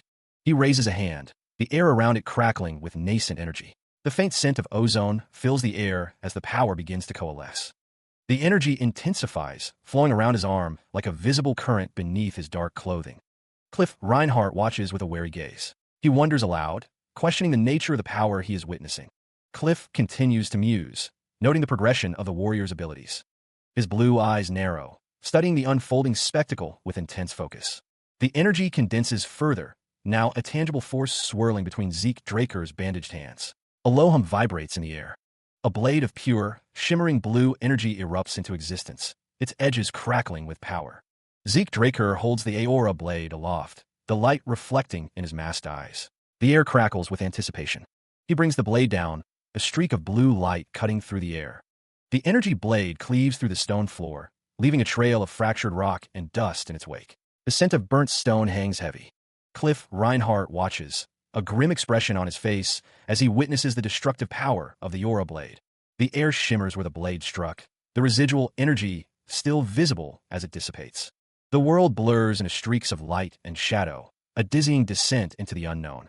A scream tears from his throat, a raw expression of pain and terror as crimson streaks paint the air around him. Elsewhere, a shimmering portal of blue energy crackles with contained power, a silent promise of transport or perhaps imprisonment. The air vibrates with unseen forces, a palpable tension hanging heavy in the silence. Torches flicker, casting long, dancing shadows across the ancient stone columns of a forgotten hall. The masked figure clutches a burning blade, his thoughts a cold calculation. If the corpses are burned, it will be harder to find any traces. Flames engulf the scene as the plan takes shape. It will look like McCain used not just knights but mages as well in this attack, so he'll be able to intensify the strife between McCain and Pabella. The burning blade reflects in the eyes of the masked figure, a silent promise of escalating conflict. The only conclusion that Zeke Draker could draw was that they were cooperating to locate ancient artifacts in the south. Before his regression, there hadn't been any such traces when he searched here. Though, it had been 3 years later from now, so it's possible they had already found the artifacts and left. Well, all's well that ends well. It may have been a coincidence, but he still managed to foil that damned Emperor's plans, after all. Time to actually head back now. The masked man turned, a subtle rustling sound accompanying his movement. Elsewhere, a red shoe stood on the cold stone floor. My, what an awful situation. He sensed a strong, chaotic energy that disappeared in a way akin to magic, so here he was, and yet, a figure plummeted downwards. The armored figure fell, the wind rushing past their red plating. A figure encased in crimson armor stands, the helmet's green eyes glowing with an eerie light. The armored figure's voice echoes, a chilling pronouncement. He sees that a guest he never invited has found his way here. From above, a figure clad in crimson armor descends into the depths. Below, a figure garbed in dark clothing and a concealing mask stands ready. The masked figure gazes upon the descending armor. It is the magic armor Her Zion, said to be. Is it issued only to the Red Knights of the Roman Empire? The blue armor is inscribed with countless auxiliary enchantments, including lightning magic and automatic restoration magic. It's a supreme artifact of artifacts, that Her Zion. The red armor stands tall, a relic of a bygone era. But the Her Zion that the masked figure wears is a little different from the Empire's version. The figure in the mask demands, "Who are you?" The armor you wear resembles Her Zion. Are you a Red Knight of the Empire? The masked figure stands silently, awaiting an answer. A gloved hand reaches out, ready to grasp the unknown. He draws the blade, the metal whispering against its sheath as it emerges, ready to strike. A surge of blue energy courses through the steel, crackling with barely contained power. The masked figure swings the energized sword downward, a blur of motion aimed at the ground. The arc completes, the blade now a streak of pure, destructive force. The sword slams into the ground, the impact sending tremors through the chamber. Cracks spiderweb across the stone floor, the earth groaning under the assault. Debris explodes upward, a chaotic cloud of dust and pulverized rock filling the air. The dust spreads, obscuring everything in a swirling haze of destruction. The air hangs thick with the scent of ozone and pulverized stone. Particles of dust slowly settle, like a dark snow falling on a ruined landscape. The fine dust continues to drift, a silent testament to the raw power unleashed. Zeke watches the settling dust, his expression unreadable as he assesses the damage. The red, armored figure stands poised, their sword crackling with blue energy. The air vibrates with unseen power. Zeke watches, his expression unreadable as he grips his own blade. A surge of icy blue energy erupts, a visual testament to the raw power at play. The air distorts, the very fabric of reality seeming to bend under the strain. Steel clashes against steel, a blinding flash illuminating the ongoing struggle. The red armored figure continues their assault. Zeke's eyes widen, a flicker of disbelief crossing his face. Damn it, this isn't the strength of a human. His gaze falls to the glowing blade. Is the Her Zion also enchanted with strength-enhancing magic? The blue energy intensifies, radiating from the Hersian's blade like a palpable force. Another explosion of blue energy, a visual echo of the overwhelming power. The air shimmers, distorted by the sheer force of the magic being wielded. The red armored figure stands amidst the chaos, seemingly unfazed by the immense power surrounding them. A close-up reveals the figure's menacing helmet, its sharp angles and dark colors hinting at the danger within. The red armored figure stands tall, a silent menace in the dim light. A low rumble echoes through the chamber, a prelude to the storm about to break. Paulo Santos remains still, his back turned, as if gathering power from the very air around him. The air crackles with energy as a skill activates. Elemental sword, steel field. The ground trembles, responding to the surge of power. Paulo Santos stands atop a newly formed platform, a blade of pure energy materializing in his grasp. His eyes glow with an intense light, the power of the steel field coursing through him. The very rocks around him begin to resonate, lines of red energy pulsing with latent force.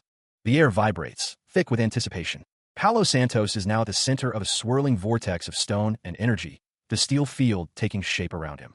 Fragments of the environment are pulled towards him, adding to the growing power.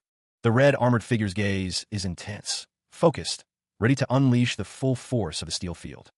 He unleashes the power, a surge of energy erupting around him. Jagged chunks of earth and stone are lifted into the air, swirling in the tempestuous aura. A wave of disorientation washes over Zeke Draker, his vision blurring as the light intensifies. What could the reason be? The energy intensifies, the air crackling with raw power. The debris continues to levitate, a testament to the skill's potency. The floating debris rains down around Zeke, obscuring his vision further. Despite the blinding light, Zeke's eyes narrow. He's got Paulo Santos now. A blade of pure energy streaks through the air, aimed with deadly precision. The air vibrates with the force of the attack. Meanwhile, high above, the city looms, oblivious to the battle unfolding below. Zeke Draker is shocked. He deflected Paulo's aura blade. Paulo's armor shows signs of damage from the deflected attack. Zeke stands ready, his blade poised for another strike. He pauses, a flicker of surprise crossing his face. A surge of power courses through him as the draconian skill, dragon scale armor, activates. The blue sword gleams in his grip as he prepares for what's to come. Across the battlefield, the armored figure stands ready, a matching blade humming with energy. The red armor seems to pulse with a dark energy. Zeke charges forward, the blue sword cutting through the air. His eyes narrow, focused on the enemy ahead. The armored figure's voice echoes across the chamber. Earlier, you asked who I am, didn't you? Zeke responds, since you're skilled enough to fight me, I suppose I can at least tell you my name. The figure declares, his voice resonating with power, my name is Cain. The red armor gleams ominously, reflecting the light. The words hang in the air, Cain Gaiman's Constantinus. He plummets down the shaft, the revelation echoing. Not only is he a Gaiman's, but he also bears the name of Constantinus. Constantinus, a surname inherited only by the imperial bloodline of the Roman Empire. Moreover, the middle names of imperial blood are reserved solely for Elector Prince families, noble houses with the right to elect the emperor. Does this mean that House Gaimans, the powerful family of Draker, is involved? Is one of the Elector Dash? A surge of power emanates from Zeke Draker. Ken doesn't know what that is. Raw energy crackles in the air. A hand reaches towards the sky, as if grasping for something beyond. A colossal blade of pure, crackling energy descends, its blue light illuminating the darkness. The air crackles with unseen power. A sense of foreboding hangs heavy, as a voice echoes, laced with concern, it's dangerous. A voice, tinged with surprise, cuts through the tension. Never had they imagined meeting a knight who could rival them in such a remote place. The energy blade hums with barely contained force. Red lightning dances around its edges, a chaotic counterpoint to the blade's serene blue glow. The sword looms, a testament to immense power. A declaration rings out, filled with resolve. Therefore, I shall show you. The speaker's intent is clear, proper respect by fighting with all their might. The energy blade pulses, its light intensifying. The air grows thick with anticipation. A figure stands before the blade, radiating power. The promise echoes, and grant you an honorable death. A realization dawns. Ordinary techniques won't be enough to stand against such power. Even with the elemental sword, the masked figure knows their skill isn't polished enough to counter that. They realize they don't have a chance against that. The only option left. A foot slams down, the ground trembling beneath its force. With a surge of power, he unleashes the dragon scale thrust, the blade of his sword glowing with an intense, icy blue light. The force of the blow rips through the air, the name of the technique echoing like a death knell. Blood splatters across the battlefield. Even with the dragon scale thrust, it wasn't enough. His opponent's physical enhancement, ability to deflect aura blades, remarkable defense, and even regeneration made him a difficult target. As long as Cain has her Zion, there's no way to land a fatal blow. At the very least, Zeke needed to drag him down to the same footing, a blue aura emanating from his bandaged hand. Skill, mana reflection, has activated. What? Suddenly, Hersian's function stopped. Cain demands to know what Zeke just did. Zeke responds that he doesn't understand what Cain means, finding the situation amusing. If Cain doesn't wish to answer, then that's fine. Zeke is surrounded by a swirling vortex of blue energy and crackling red lightning. Figuring out an enemy's tricks himself is part of the joy of battle for Zeke. He unleashed a torrent of blue energy, the streams cutting through the air with blinding speed. The energy slammed into the ground, sending sparks and debris flying in all directions. Surrounded by a swirling vortex of azure power, Zeke prepared his next move. Red energy erupted to meet the blue, the two forces colliding in a chaotic display. The crimson energy intensified, dark tendrils snaking out from its core. Responding in kind, the blue energy sharpened, its edges becoming more defined. The opposing energies converged, a mixed blast of red and blue threatening to overwhelm everything. Cain unleashed a surge of red energy, the power radiating outwards in waves. The room was bathed in red, the destructive force tearing through the environment.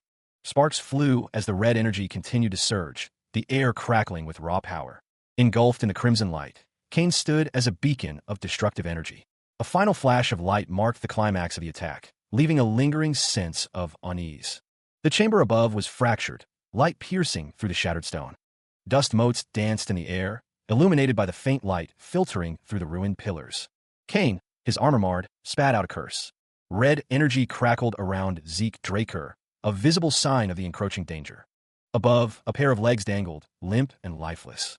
Cain's voice echoed, laced with grudging respect. The bloodline of Draker continued to impress him, but he wondered how.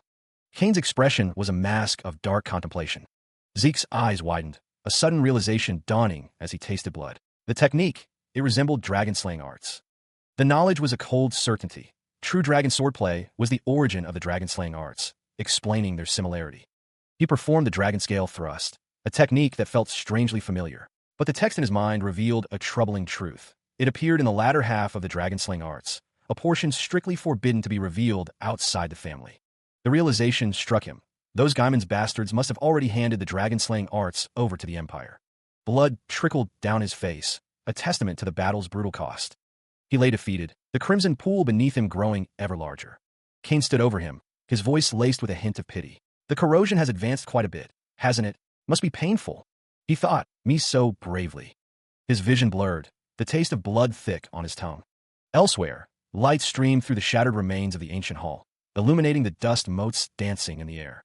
Cain looked down at Zeke, his expression unreadable. Leaving you like this would not be honorable to a foe. His eyes, clouded with pain, stared blankly ahead. The world faded to black, his breath coming in ragged gasps. A final, whispered farewell echoed in the silence. May you rest in peace. A silent prayer hangs in the air, a final farewell to the fallen. Cain stands over Zeke Draker, the battlefield silent save for the wind whistling through the shattered columns. The protagonist lies defeated, blood staining his blonde hair and tattered clothes. The red armor of Cain gleams in the dim light, a testament to his victory.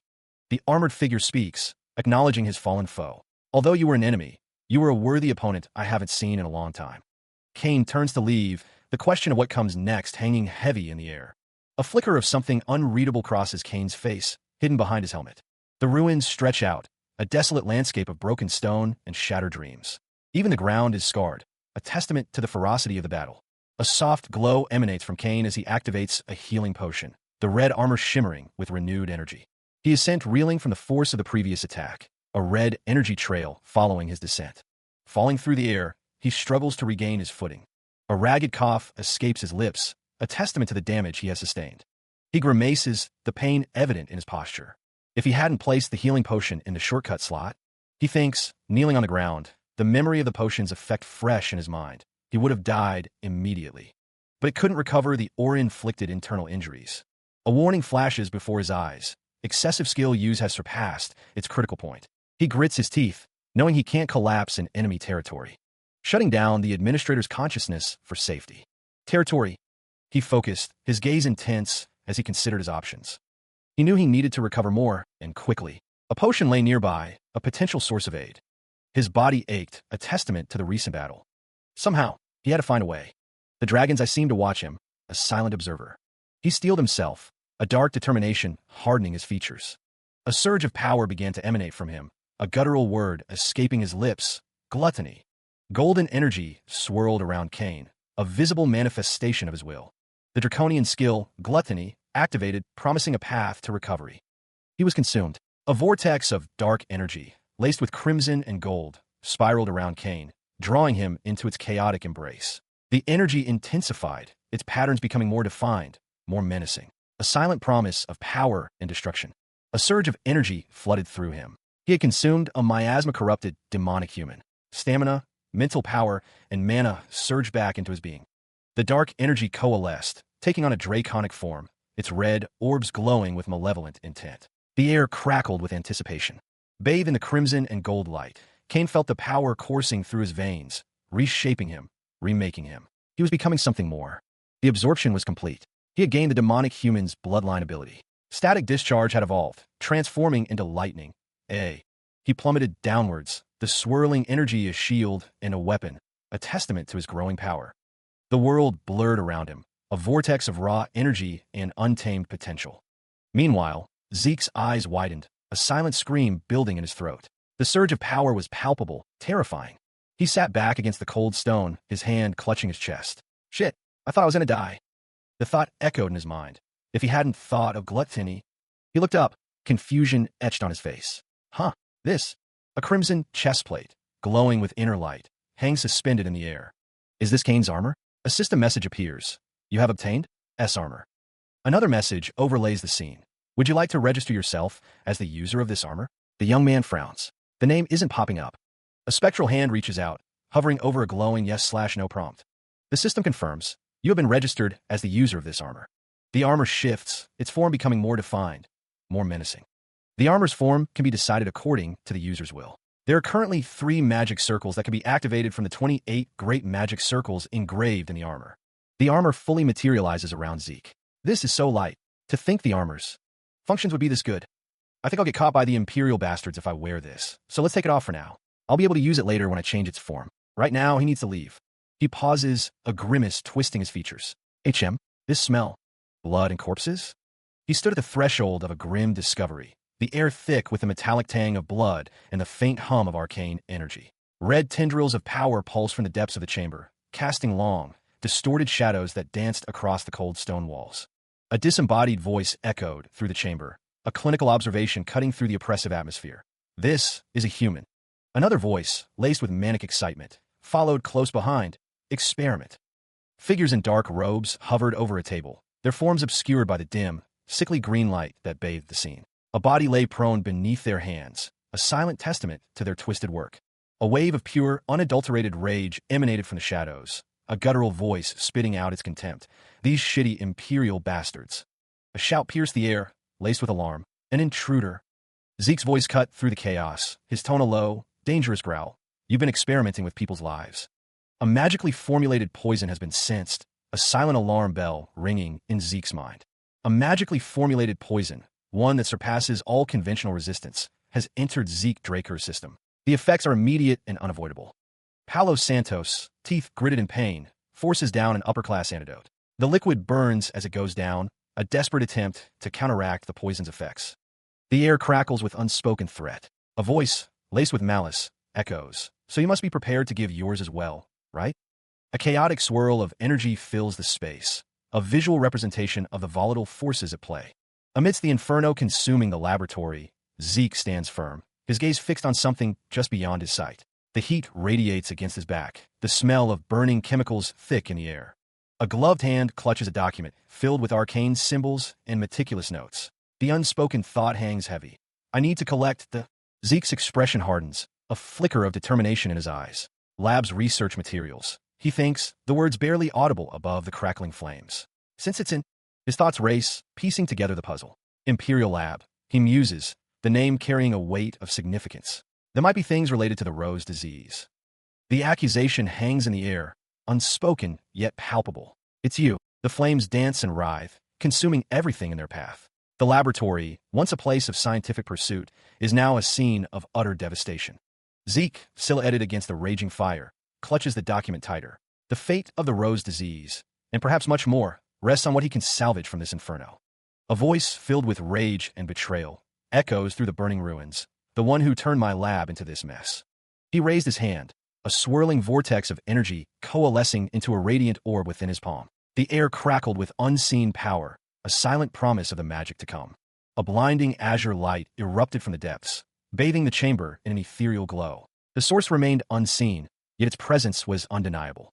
From the radiant light, a blade of pure energy began to materialize. The air vibrated with its nascent power, a promise of destruction taking form. A figure stood poised, the massive blue energy blade held aloft. The weapon hummed with barely contained force, ready to unleash its fury. Cliff Reinhardt's eyes widened in recognition. An aura blade, he exclaimed, the realization dawning on his face. With practiced speed, Cliff began weaving a counterspell. A crimson circle of arcane symbols flared into existence, crackling with raw magical energy. The blue glow intensified, bathing his arm in an unearthly light. The air grew heavy, charged with opposing magical currents. The crimson circle pulsed with power as Cliff Reinhardt channeled his will. The ancient symbols seemed to writhe, eager to unleash their destructive potential. The blue energy blade sliced through the air, leaving a trail of shattered stone and dust in its wake. The very ground trembled before its might. Red sparks danced around the blue blade as it continued its deadly path. The clash of opposing energies filled the air with a palpable tension. Cliff stood firm, the blue blade looming ever closer. The red magic crackled around him, a desperate defense against the impending onslaught. Meanwhile, a voice echoed, piecing together the clues. Based on the crest and magic, he must belong to the Desert's Scorpion clan, practitioners of forbidden magic. He watched the unfolding events, his expression a mix of concern and calculation. An executive-level Sixth Circle mage, he'd be annoying to face. To think the Empire would collaborate with bastards like this. A surge of power emanated outwards as the skill, Mana Reflection, activated. Cliff Reinhardt's eyes widened slightly, a silent question forming on his lips. A voice, filled with disbelief, questioned Drat. Are you a pure-blooded Draker? Meanwhile, Zeke Draker stood his ground, the aura blade humming with energy in his grip. Lightning crackled around him, a testament to the power he was about to unleash. The air crackled with anticipation as the tension mounted. A monstrous roar echoed through the chamber as the synthetic chimera revealed itself in full. Zeke stared up at the beast, his expression hardening. "A synthetic chimera," he muttered, recognizing the abomination before him. A maniacal laugh echoed as a voice declared, "Ha ha, this is my greatest masterpiece." The disembodied voice continued, filled with confidence.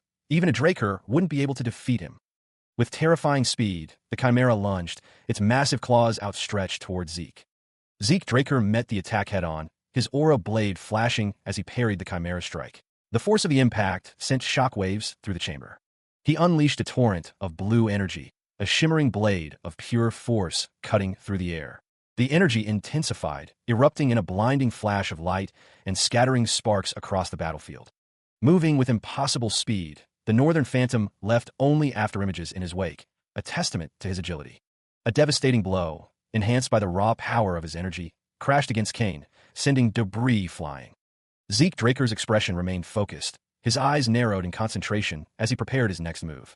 A surge of purple energy erupted around him, tendrils of power crackling with arcane force. His legs became conduits for this energy, a swirling aura of violet light enveloping his form. The purple energy exploded outwards, a cataclysmic burst of raw magical power. The tendrils of energy writhed and pulsed, a chaotic display of untamed power.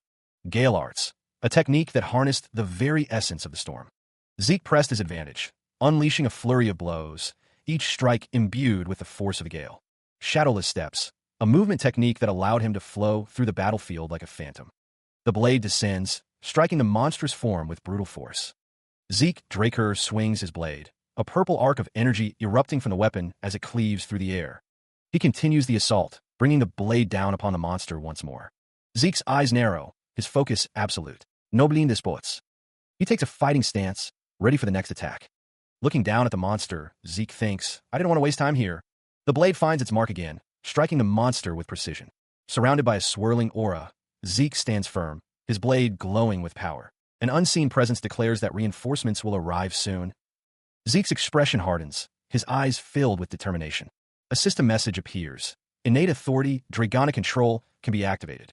Would you like to subjugate the Dragonic target? He dashes forward, blade in hand, ready to face whatever comes next. He stood firm, the words echoing in his mind. Dragonic control. A monstrous roar tore through the air, shaking the very ground beneath him. A draconic eye, ancient and powerful, stares out, its golden iris promising untold power. The words appear, solidifying the shift. Draconian skill, dragon's dignity, activated. A monstrous visage materializes, its avian features twisted into a predatory snarl. The chimera snarls, a grotesque fusion of beast and dragon, its masked face a silent threat. Fear takes root in the trivial dragon, and the effects of Dragonic control intensify. The Dragonic controls are working, the power resonating. Zeke Draker observes, deducing, he must have partially included some dragon traits when making the chimera. The question hangs in the air. Would you like to activate Dragonic control to subjugate the target? The decision is made, the words echoing with intent. Yes. Subjugate him. The power surges, blades of energy crossing in a display of raw force. The dragon-like creature, wreathed in swirling energy, stands poised and ready. The sign declares the trivial dragon has been subjugated. A small voice chimes in, "Nice." Meanwhile, the figure reaches out towards the large, white mask, its expression unreadable. The hooded figure's face contorts in disbelief. "Why isn't the chimera listening to my commands?" he exclaims.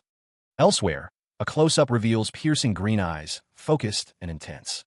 A sinister smile spreads across the figure's face. "Bite that bastard," he thinks, a dark intent in his eyes. Meanwhile, a body lies in a pool of blood, a ghostly figure weeping above it. Elsewhere, Zeke Draker clenches his fist, a burning determination in his eyes. "So the guy who had you was..." He mutters. The fallen figure lies next to a document. "Gurav al-Romani," he exclaims, recognizing the face in the picture.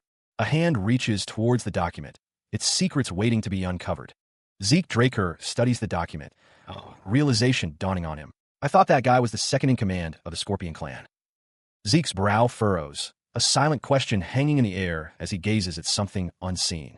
The text explains that named dragons can be summoned by their master whenever they call. He declares that from now on, the dragon-like creature will be known as Gurav. The system registers the summoned beast as Gurav. Though, meanwhile, ornate doors stand closed. A man clasps his hands together, a hint of amusement in his eyes. How surprising, he muses. A man with blonde hair stands before the ornate doors, his expression unreadable. His polished boots stand firmly on the ground. The man in the chair acknowledges, "You've truly eliminated cowardly Paolo." He adds, "I keep my promises." The figure acknowledged the other's accomplishments, affirming his belief in them. Cliff Reinhardt, seated in a grand chair, declared that valiant warriors deserve respect. Cliff continued, stating that he treasures strong warriors as if they were his own children and wishes to treat them the same way. Zeke Murray looked down, lost in thought. A fallen figure, pierced by arrows, was remembered as someone who spoke of children. A hand grasped an arrow, a silent question hanging in the air. The type he can freely use as tools? Eyes blazing with fury, the figure vowed to kill that piece of shit with his own 2 hands. Footsteps approached, a voice declaring, "Take a look at this, Zeke Murray." A sinister smile spread across the man's face as he presented a present he had prepared. A hand reached out, the intention unclear. The eye narrowed, a silent promise hanging in the air. The figure questioned, "Didn't you say you wanted to be my business partner?" The man's stern gaze pierces through the shadows, his words a demand for verification. "Then you'll need proof of trust to match that claim." A figure with blonde hair carefully examines a wrapped gift, its contents unknown. His assessment continues, a growing certainty in his voice. "There's no doubt about it. This size and weight," he muses. Eyes widen, perhaps in anticipation or shock, their gaze fixed upwards. A scene of brutal violence unfolds, a man's face contorted in a scream, blood splattered across his suit. The man's expression is unreadable, his eyes cast downward, concealing his thoughts. The syndicate's executives are invoked, a declaration of power and authority amidst the chaos. A voice cuts through the tension, a question hanging in the air. "Do you like it?" The gifts are presented, stacked high, as the blonde-haired man oversees the arrangement. His face remains shadowed, his expression a mystery. A subordinate's response is immediate and unquestioning. "Of course, boss." A sinister smile plays across Kane's face. Everything is proceeding as planned, the syndicate executives dealt with. What remains is putting Kay on top. Meanwhile, Cliff Reinhardt stands with his back to the room, a question hanging in the air. "There's just one issue." "What is it?" "It seems Pabella has caught on that they were the ones who attacked, using the bullshit intel that they used knights and mages." Elsewhere, Kay smirks, the steam from his breath visible in the cool air. "Well, it could have appeared that way. So, while they're at it, he wants to properly warn those nasty pirate bastards and teach them that the master of the..." So Cliff Reinhardt wants him to attack Pabella? Kay states, "I'll do it. You'll go to Pabella and let them know your will." But in return, Kay has a favor. Swirling energies coalesced around her, a silent plea echoing in the chamber. "Give Kay some power." The deal was sealed with a handshake, the unspoken agreement hanging heavy in the air, so she can become the new core of the syndicate. Cliff Reinhardt took a long drag from his cigar, the smoke curling around his face as he considered the situation. The man declared, his voice a low rumble, that he would take responsibility for being her backer. Cliff Reinhardt held the cigar between his fingers, his gaze unwavering. With a snap of his fingers, the gears began to turn. The order was given. He would assign the cartel's greatest hitmen and squad. Meanwhile, figures materialized in bursts of light, their arrival heralded by sharp cracks in the air. 2 figures stood ready, their expressions grim. The details of their attire spoke of deadly purpose. The man with the eye patch stood silently, his gaze fixed on some unseen target. The man's gaze hardened, a plan forming in his mind. They would be very helpful, that man. Elsewhere, the territory of the Pabella cartel, under the control of Paulo Santos. Footsteps echoed through the stone halls. Kane, his crimson hair swaying slightly, declared, "Abel, the investigation is already over." The Imperial Intelligence Bureau had already scoured the place, he explained, nothing left to find. Kane pressed, "And you've already received the results, right?" The scene spoke of a past conflict. At least one squad of mage sand knights had been here, and a fight had broken out. Kane knelt, examining the scene. A gloved hand held aloft a vial of luminescent purple liquid. "Abel." The answer came, stark and final. "No, there was only one person here." The man with glasses looked up, a flicker of surprise crossing his face. The gloved hand reached for the ornate clasps of the book, a sense of foreboding washing over him. What could the reason be? The man with red hair's expression hardened. Did they mean only one? The traces of swords and magic suggest the culprit is at least a red knight. The implication hung heavy in the air. He dealt with everyone here. A figure silhouetted against the inferno of red flames wielded a blade of pure, cold blue energy. The figure, wreathed in blue energy, stood amidst the fallen, their armor rent and broken. The flames roared, consuming everything in their path. Kane stood amidst the aftermath, his brow furrowed. There are traces that the Intelligence Bureau dealt with this in a hurry. There must have been something that we couldn't find out. The weight of the situation settled upon him. Kane needed to know what the Empire was hiding. The other figure exclaimed, "Wait, you're going to look into the Intelligence Bureau?" The two figures moved with purpose. "What if problems arise later?" the other figure asked. The ornate shoes clicked softly against the stone floor, each step deliberate. Kane's eyes narrowed, a fire burning within them. "There's something I can't miss here." He stopped, a sense of certainty washing over him. It was here. His instincts screamed it to be true. Across the room, Cliff Reinhardt spoke, his tone laced with a knowing weariness. "You of all people know very well how much." Elsewhere, a woman with fiery red hair stared intensely, her eyes burning with ambition. Her thoughts echoed with a ruthless desire to claim Draker and the entire empire as her own. The Pabella cartel port bustled with activity, unaware of the events about to unfold. A voice called out, questioning the presence of a boat. Below, a figure turned, his gaze drawn to the approaching vessel. From the tower, a shout echoed, demanding to know who they were with. With a burst of speed, Zeke Draker launched himself from the tower, a knife glinting in his hand. He plummeted through the air, a silent predator descending upon his prey. A spray of blood marked the swift and brutal exchange. Zeke's face, streaked with crimson, betrayed no emotion. His gloved hand grasped desperately for a hold. Below, the occupants of the boat looked up in stunned silence as Zeke fell towards them. The world blurs as he plummets, the wind screaming past his ears. The impact is imminent, a brutal meeting with the unforgiving surface below. The water below swirls, a deceptive promise of respite before the inevitable crash. "Dealing with them so they don't make noise falling into the water, I see." A voice echoes in his mind, a familiar command cutting through the chaos. "Come up, Simon." The face of Simon Sapatero, a man etched in memory, surfaces in his thoughts. Simon Sapatero, a name whispered with respect and a hint of fear. The guy who taught me Southern-style martial arts and assassination techniques. Even within the McCain cartel, where everything was disgusting, he was the only one I could trust. A partnership forged in blood and loyalty, a bond unbreakable by time or circumstance. And even now, after regressing, our battling synergy is still incredible. It'd be nice to bring him onto my side. A palpable tension hangs in the air, the city itself seemingly bracing for conflict. Whispers carried on the wind speak of forces gathering, their presence felt throughout the sprawling metropolis. Elsewhere, figures move with purpose through the shadowed streets, their destinations unknown, their intentions veiled in secrecy. The city's inhabitants, oblivious to the storm brewing, continue their daily routines. The man with the eye patch, Simon Sapatero, considers their options. He asks if there's a way to invade through the central area. Simon Sapatero recalls the history of the land, remembering that it was once the Holy Empire. He reasons that underground paths must exist beneath the city. A red cloak, emblazoned with a skull and anchor, hints at the clandestine nature of their operations. The symbol speaks of hidden depths and dangerous voyages. Doubt lingers in the air as someone questions the logic of going underground, wondering how they would navigate the maze. Simon Sapatero, with a confident air, simply states, "Just watch," before turning and striding forward.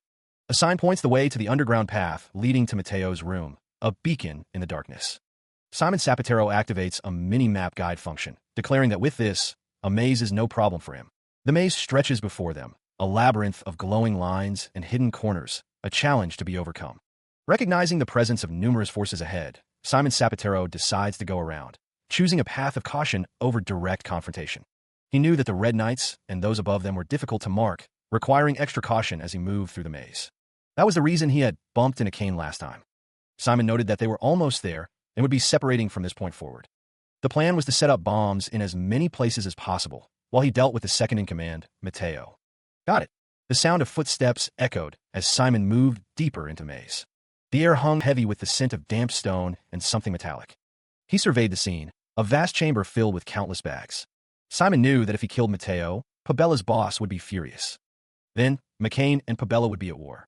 The metal grates above seemed to watch him as he planned his next move.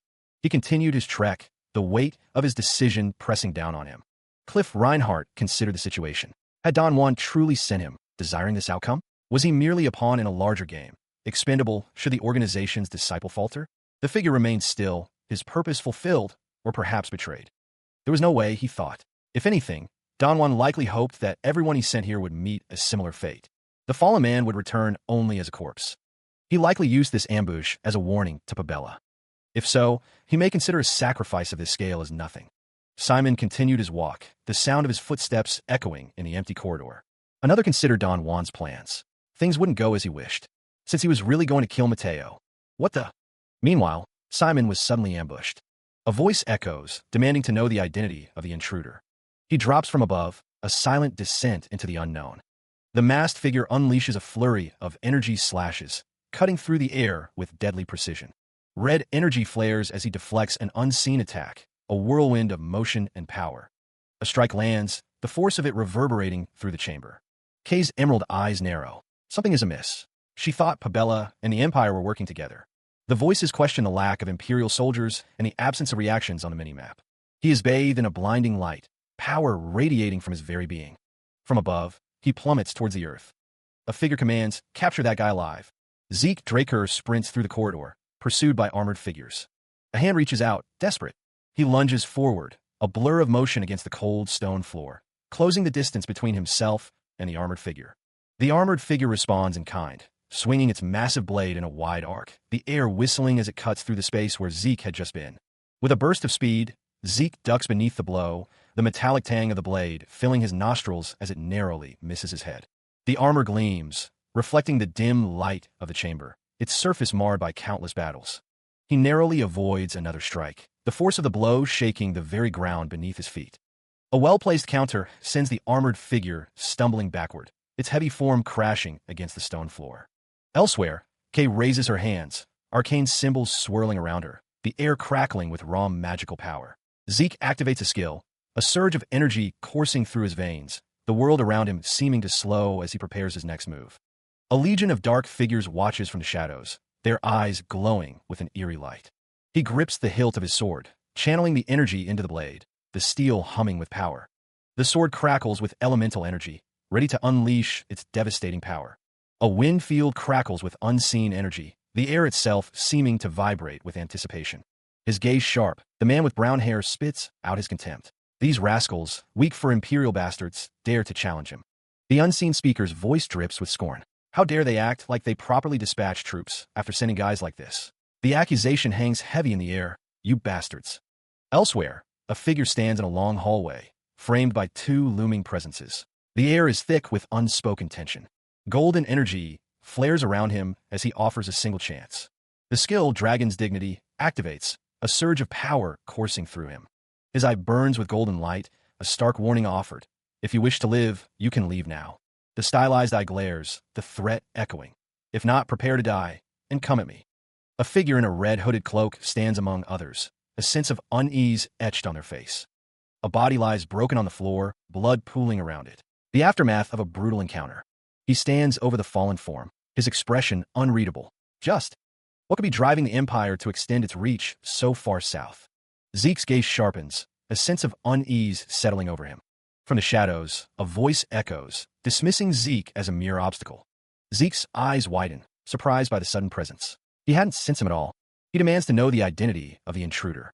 A hand emerges, wreathed in dark, ethereal energy, ready to strike. A cloaked figure stands amidst swirling shadows, a malevolent aura radiating from them. Meanwhile, the aftermath of a brutal attack is revealed, bodies strewn across the checkered floor, consumed by dark energy. A heavy foot descends, crushing the scene further, as a command echoes, "Get him." Grotesque figures, animated by dark magic, rise to heed the call. The cloaked figure declares his intention to claim Zeke's soul, revealing the horrifying truth. He has raised an army of zombies.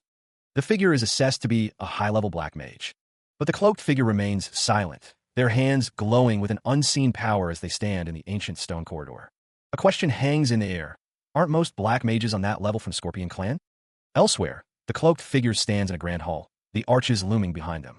Why doesn't he have his affiliation and circle? The cloaked figure, surrounded by the fallen, thinks, "Arrogant bastards." A system notification appears. Miasma-corrupted zombie knights have been eliminated. You have obtained 10 karma points. Zeke looks at the screen. Points. Zeke smiles. Nice. Blood splatters across the ground. More notifications appear. You have obtained 10 karma points. 10 karma points are added to the total. The figure in black steps over the fallen, a spectral blue energy trailing from their blade. A strange, blue screen flickers near the figure's head as dark tendrils writhe around them. Standing on the balcony, the figure surveys the scene below. Was that the last one?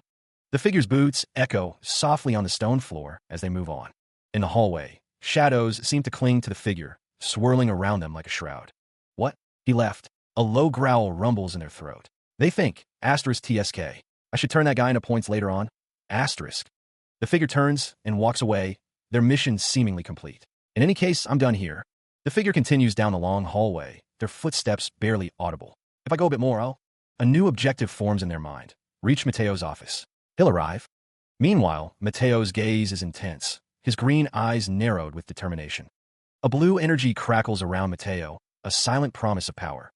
The figure stands in the dimly lit corridor, a slender blade held loosely in his gloved hand. He speaks, the words echoing softly. I've been waiting. The light catches the edge of the blade as he shifts his weight, anticipation hanging heavy in the air. The camera focuses on the top of his head, the blonde hair neatly combed. The man's face is revealed, an eye patch covering his left eye. His name is Simon. Shelton Draker stood tall, his gaze fixed on Zeke. He remarked with a hint of disdain, questioning if Zeke had truly come all this way. The accusation hung in the air as Shelton revealed his knowledge of the events, stating that it was Don Juan who ordered Zeke's elimination before things escalated. His hand moved subtly, inching closer to the hilt of his blade, a silent threat hanging in the balance. A gloved fist clenched, knuckles white, a silent display of simmering tension. With a swift motion, Shelton's hand blurred as he drew his blade, the steel glinting ominously in the dim light. The blade pressed close to Zeke's face. Shelton revealed the boss's intention, to destroy the Pabella cartel. Zeke, unfazed by the threat, countered that Shelton would have lost the distribution network to Pabella without him. Shelton, his eyes narrowed, declared that they would use the syndicate through K, adding that it would be fine without Zeke. Another fist clenched, a silent confirmation as a system message appeared. The administrator's request has been confirmed. A notification appeared, indicating that the class skill, Healing Factor's passive ability, will be temporarily suspended. He stares down at Shelton, a question hanging in the air. What exactly is he planning if not to kill him? The shadowless ghost wonders. Shelton's eyes glint with something unreadable. A thin blade appears in his hand, reflecting the dim light. A flicker of recognition crosses Shelton's face, a ghost from the past surfacing. A name escapes his lips, Simon Zapatero. The revelation hangs heavy in the air. Shelton knows Zeke's past, and more importantly, why he serves Don Juan. Zeke's eyes widen, a mix of shock and disbelief etched on his face. The weight of the accusation settles upon him. Shelton continues, his voice laced with accusation. He claims Zeke wanted to protect the last bloodline of the Cuzco kingdom. A sharp denial cuts through the air. Shelton rejects the accusation, his eyes narrowed. The details of Shelton's dark attire become more prominent, a subtle hint of the danger he represents. Zeke's shock intensifies, his eyes glowing with a dangerous light. How could Shelton know so much? Shelton takes a step forward, the sound echoing in the tense silence. The moment of truth has arrived. A blade of pure energy materializes in Shelton's hand, crackling with power. The air crackles with anticipation. Shelton stands poised, the energy blade a beacon in the dim light. He is ready to strike. The sword hummed with contained power, a vibrant blue energy crackling around the blade as it was gripped tightly. A blinding light erupted between them, the air thick with anticipation as the two figures stood poised for battle. Steel met steel, the impact sending shards of energy and debris flying in all directions. His green eyes narrowed, a fierce determination etched upon his face. The masked figure spat, demanding to know just how much the other knew, and more importantly, who he was.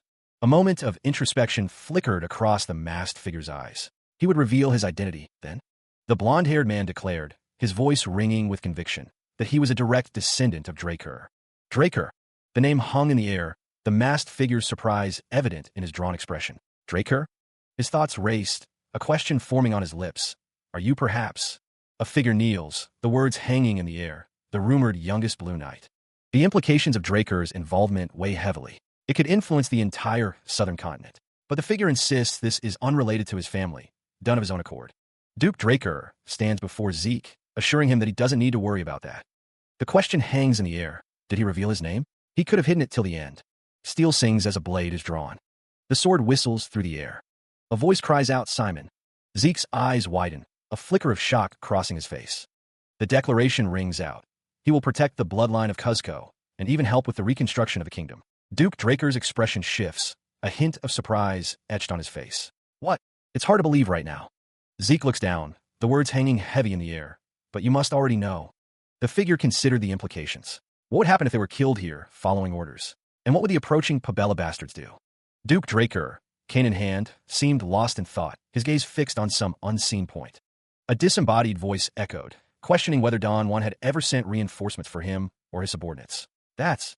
Zeke, his face partially obscured by an eye patch, declared no. We always had to save ourselves. After the Cuzco kingdom collapsed, it was the cartels who seized their land, leaving a trail of fire and ruin.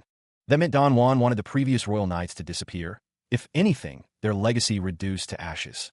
Then the princess, left alone, would be sold at a high price to the Cuzco rebels, her fate hanging in the balance. When the Cuzco kingdom fell 10 years ago, a darkness spread across the land, consuming all in its path.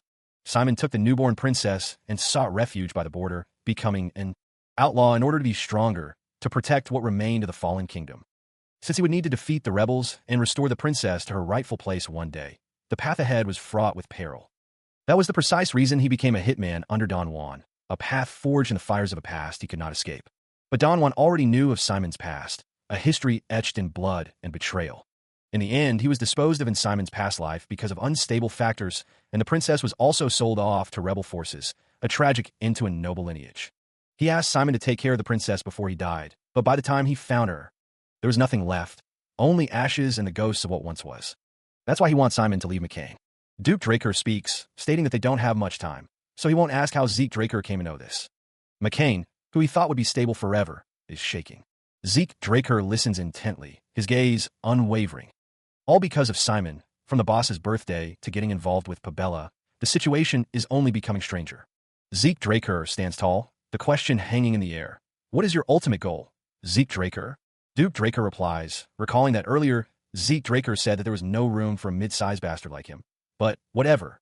The man's eyes glowed with an eerie light as he laid out his plans. For now, he wanted the two cartels to tear each other apart. Once the dust settled, he would make his move for Mocaine. Zeke Draker's true ambition, however, was focused elsewhere, Don Juan. A serious request hung in the air, an invitation to join a cause rooted in bloodline. Then, Zeke asked for two promises, aid not just for himself, but for his subordinates as well. Another promise was requested, to protect the Cuzco. The goal, to rebuild the kingdom, tied to their bloodline. Footsteps echoed through the halls. The man swore it on his honor, hand over his heart. Then Cuzco's guard commander, Simon Zapatero, greeted the figure before him. He greeted his master, Zeke Draker. He tells Simon Zapatero to dispense with the formalities and get up. Zeke Draker says he'll give Simon the specifics on the way out, asking where his subordinates are. Elsewhere, a figure in a cap stands before a group, stating that they'll activate the exploding scrolls and meet up to escape once he gives the signal. Meanwhile, the figure is told to send it now and call his subordinates to the underground path entrance. He confirms that he's already tied up the target, Mateo, on the inside. The figure walks away, saying nice. See you later then. McCain, tied up, is asked if he thinks McCain will be safe. Back in the room, Zeke Draker is told that there's no way anyone will be safe if war breaks out between the two. Simon Zapatero says it's all thanks to Mateo. McCain, bruised and beaten, is called a bastard. A voice declares that those who wield their swords against McCain will rest for eternity. Blood splatters across the scene as McCain struggles against his restraints. A disembodied voice echoes, claiming to have taken Pabella's. Shelton Draker, standing in a grand hall, declares that it's time. The Duke sends a signal to his subordinates. Simon Lionheart orders someone to get behind him, preparing for a fight. Bathed in a fiery glow, Zeke Draker stands ready. Simon stands beside Zeke, prepared to defend against the coming threat. A group of figures shouts, declaring the arrival of intruders and calling for action. Zeke, engulfed in flames, raises his sword and shield. The elemental sword glows with intense heat. Flames engulf the surroundings. Zeke prepares to unleash the blaze field. The air crackles with energy. The air crackles with unseen energy, a silent prelude to the storm brewing within the ranks.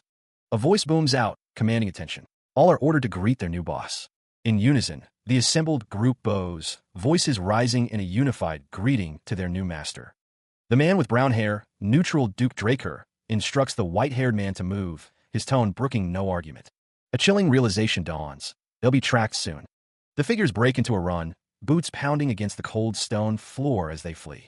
Kay's gaze is sharp, her expression unreadable as she stares into the distance. Neutral Duke Draker orders a split, intending to lure their pursuers while the others escape. The instructions are clear. Upon leaving, join up with Kay from the syndicate and give her his name for recognition. Draker voices his concern. The princess is still with a McCain. Neutral Duke Draker wonders aloud if he thought he wouldn't have predicted that far ahead. Zeke Draker reveals his plan. Using the day of action's chaos, he will save the confined girl from McCain. A voice echoes in the darkness, pleased with the progress. The speaker seems satisfied with the memorization. Kay's smirk plays across her lips, a glint in her eye as she declares the girl has already been saved. Elsewhere, the southern continent held Don Juan's mansion, a silent testament to recent events. The voice, laced with fury, demanded answers that seemed to elude everyone present. It had already been a month since the Pabella cartel was hit. A fist slammed down with enough force to crack the table, the sound echoing the frustration in the room. And in that 1 month alone, the situation had spiraled further out of control. The man's face contorted with rage, his eyes narrowed as he struggled to contain his anger. Another strike, this time against the floor, the impact sending tremors through the room. Executives were dead, half of them gone, leaving a void in the organization. Duke Draker cursed under his breath, acknowledging the gravity of the situation. Those two were far too dangerous. The figure with white hair revealed his machinations. He had tried to use this opportunity to get rid of them by forcing a reckless mission on them. But contrary to expectations, they still managed to pull off their provocation and ended up riling up Pabella far too much. A subordinate simply stated the obvious, "Boss." He pauses, a flicker of calculation in his eyes. What new scheme is brewing behind that stern gaze? A subordinate suggests from across the table that they distance themselves from McCain for a while. The suggestion is met with a sharp rebuke. The man scoffs, questioning if he's being asked to run away like a coward. The man explains that the pirates are blinded by revenge and will soon charge straight at McCain without even knowing their place. The subordinate clarifies that they will lure the pirates here and try to wipe them out in one go. The man adds that Duke Draker can give his commands from his villa in Taiwan. Duke Draker considers the plan, a subtle sound escaping him as he processes the information. Duke Draker agrees, knowing that crisis has always made them stronger. The subordinate affirms that this time will be no different. A subtle shift in the atmosphere, a prelude to events about to unfold. Inside a lavish room, a figure stands, his presence commanding attention even amidst the opulent surroundings. The man leans forward, his expression unreadable, as a masked figure lurks in the shadows behind him. With a swift motion, Duke Draker presses a blade against his victim's throat, the man's eyes widening in terror as he gasps for air. The man pleads for his life, revealing he was merely following orders to lure someone to Tanwani, but his pleas fall on deaf ears. Duke Draker coldly acknowledges the man's service, his words a chilling prelude to the final act. The masked figure's eyes gleam with an unsettling intensity, a silent promise of the darkness to come. Meanwhile, at Don Juan's villa in Tanwani, the stage is set for a deadly game. A horse-drawn carriage arrives, carrying unsuspecting pawns into the web of deceit. Duke Draker, now revealed to be in Tanwani, reflects on his successful manipulation, savoring the moment before the final act. Under the pale moonlight, the villa stands as a silent witness to the impending storm. He stood silhouetted against the villa's window, the night sky a canvas behind him. Reflected in the glass, a masked figure stared back, an unwelcome guest at this deadly gathering. Below, the legs of someone seated at the table remained still, oblivious to the danger brewing. Duke Draker sat, his posture betraying a simmering impatience. The air crackled with unspoken threats. The silence hung heavy, punctuated only by the unspoken tension. Duke Draker's voice boomed, shattering the stillness. "I said leave." A figure cloaked in shadows stood defiant, the air around them shimmering with unseen power.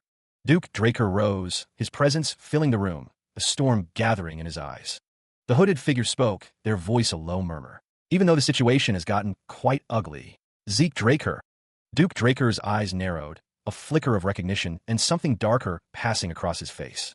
He gripped a bottle of wine, his knuckles white. "Do you think I climbed up to this position without ever facing threats like this?" With a dismissive gesture, Duke Draker poured a glass of wine, the crimson liquid swirling like blood. But before the glass could be raised, a blade flashed, piercing the crystal and sending shards of glass and wine spraying across the room. A palpable tension fills the air, punctuated by the sound of something breaking. The hooded figure speaks, promising that begging for life would be boring. A sinister smile creeps across Zeke Draker's face, his eyes gleaming with malice beneath the shadow of his hood. Duke Draker's face contorts with rage. "Elegant brat. How dare a bitch like you?" he bellows, demanding his guards make Zeke kneel before him. The Duke's voice echoes in the empty room. No one is coming. Duke Draker's eyes widen, a flicker of confusion crossing his face. Zeke's voice is cold, devoid of emotion. "Already killed them all." A dark memory surfaces, a regret that has haunted the Duke. In his previous life, he didn't have enough time to make Zeke suffer properly. Zeke's hand tightens around the hilt of his sword. These days, he still often has those dreams. Zeke recalls the days when he crawled like a dog onto the Duke and the countless people he had to kill because of his orders. The Duke sputters in disbelief. What nonsense are you spouting? Stop talking rubbish. I never made you do such. Do you know what they say to me in those dreams?" With a furious cry, Zeke attacks, his blade aimed at the Duke. A desperate voice echoes, begging for mercy. Zeke stands over his victim, the air thick with anticipation. The pleas continue, laced with a desperate justification. A chilling reminder of past desperation hangs in the air. Duke Draker cries out, the pain evident in his voice as he denies Zeke's accusations. Zeke silences him with brutal finality. A hand, severed, flies through the air. A blood-curdling scream tears through the room. Blood stains the once pristine clothing. Now then, Zeke thinks, standing amidst the carnage. Elsewhere, the sun rises over a tranquil landscape, a stark contrast to the violence within. Inside, a trail of blood marks Zeke's path down the stairs. He descends, his cloak stained crimson, the echo of violence clinging to him. Footsteps echoed down the stairs, the sound bouncing off the stone walls. A voice cuts through the air, demanding confirmation. Done? Kay stands in a lavish room, arms crossed, as Reinhardt approaches. The air is thick with unspoken tension, the aftermath of a bloody deed hanging heavy between them. Another figure descends the staircase, joining Kay and Reinhardt. Kay inquires about something that was reported. The scene shifts to a gruesome image, a blood-soaked axe, reflecting Kay's words. It went exactly as he said. Kay reflects on the recent events, noting that the executives who sided with Pabella were killed by Don Juan. She adds that because she was handling the field operations, it all ended without any real punishment. Reinhardt holds a document, stating that the syndicate will handle things from now on. Kay examines a contract, questioning what it is. The document is a merchant group contract. Rumors spread that the merchant group was going to establish a pharmaceutical company. Reinhardt is seen holding a blonde wig. The plan is to produce high-quality soma and distribute it through the merchant group. If refined properly, it can become all sorts of medicine. The syndicate will entrust transportation to the merchant group. Kay wonders where the production is going to take place and who's going to run it. The syndicate's operations are proving difficult to manage within the confines of the law. Footsteps echo as someone walks, confident that they have accounted for every eventuality. Time is of the essence. There's no opportunity to explain every detail. The figure in the white uniform stands amidst the trees, ready to begin the cleanup. Meanwhile, a personal invitation has arrived, sealed with wax from Prince Callus Nerva Constantinus.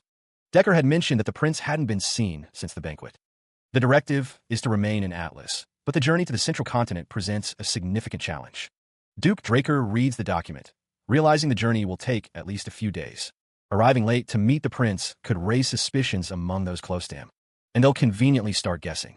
He focused, drawing upon the energy within. A crimson aura flared around Zeke, the air crackling with power as he prepared to teleport. The thought lingered in the back of someone's mind, that Zeke Draker might be involved in McCain's destruction. The man considered the possibility that they already suspected him, and that's why they summoned him. There was no harm in being careful, he thought, deciding to build an alibi. He would do so by using. The system interface appeared before Zeke, displaying a list of locations. He chose the designated location, Atlas Ruins area. Activating the system's portal function, 600 points were consumed. Elsewhere, a distant church stood silhouetted against the twilight sky, its spire reaching towards the heavens. The Atlas Hotel Sky Lounge shimmered in the night, a beacon of luxury amidst the sprawling city. Someone called out, spotting Zeke. Look over there. Zeke's here. Over here, Zeke. Callus. The man smirked, leaning back in his chair. As expected, he's here too. Duke Draker smiled, a glass of red liquid in his hand.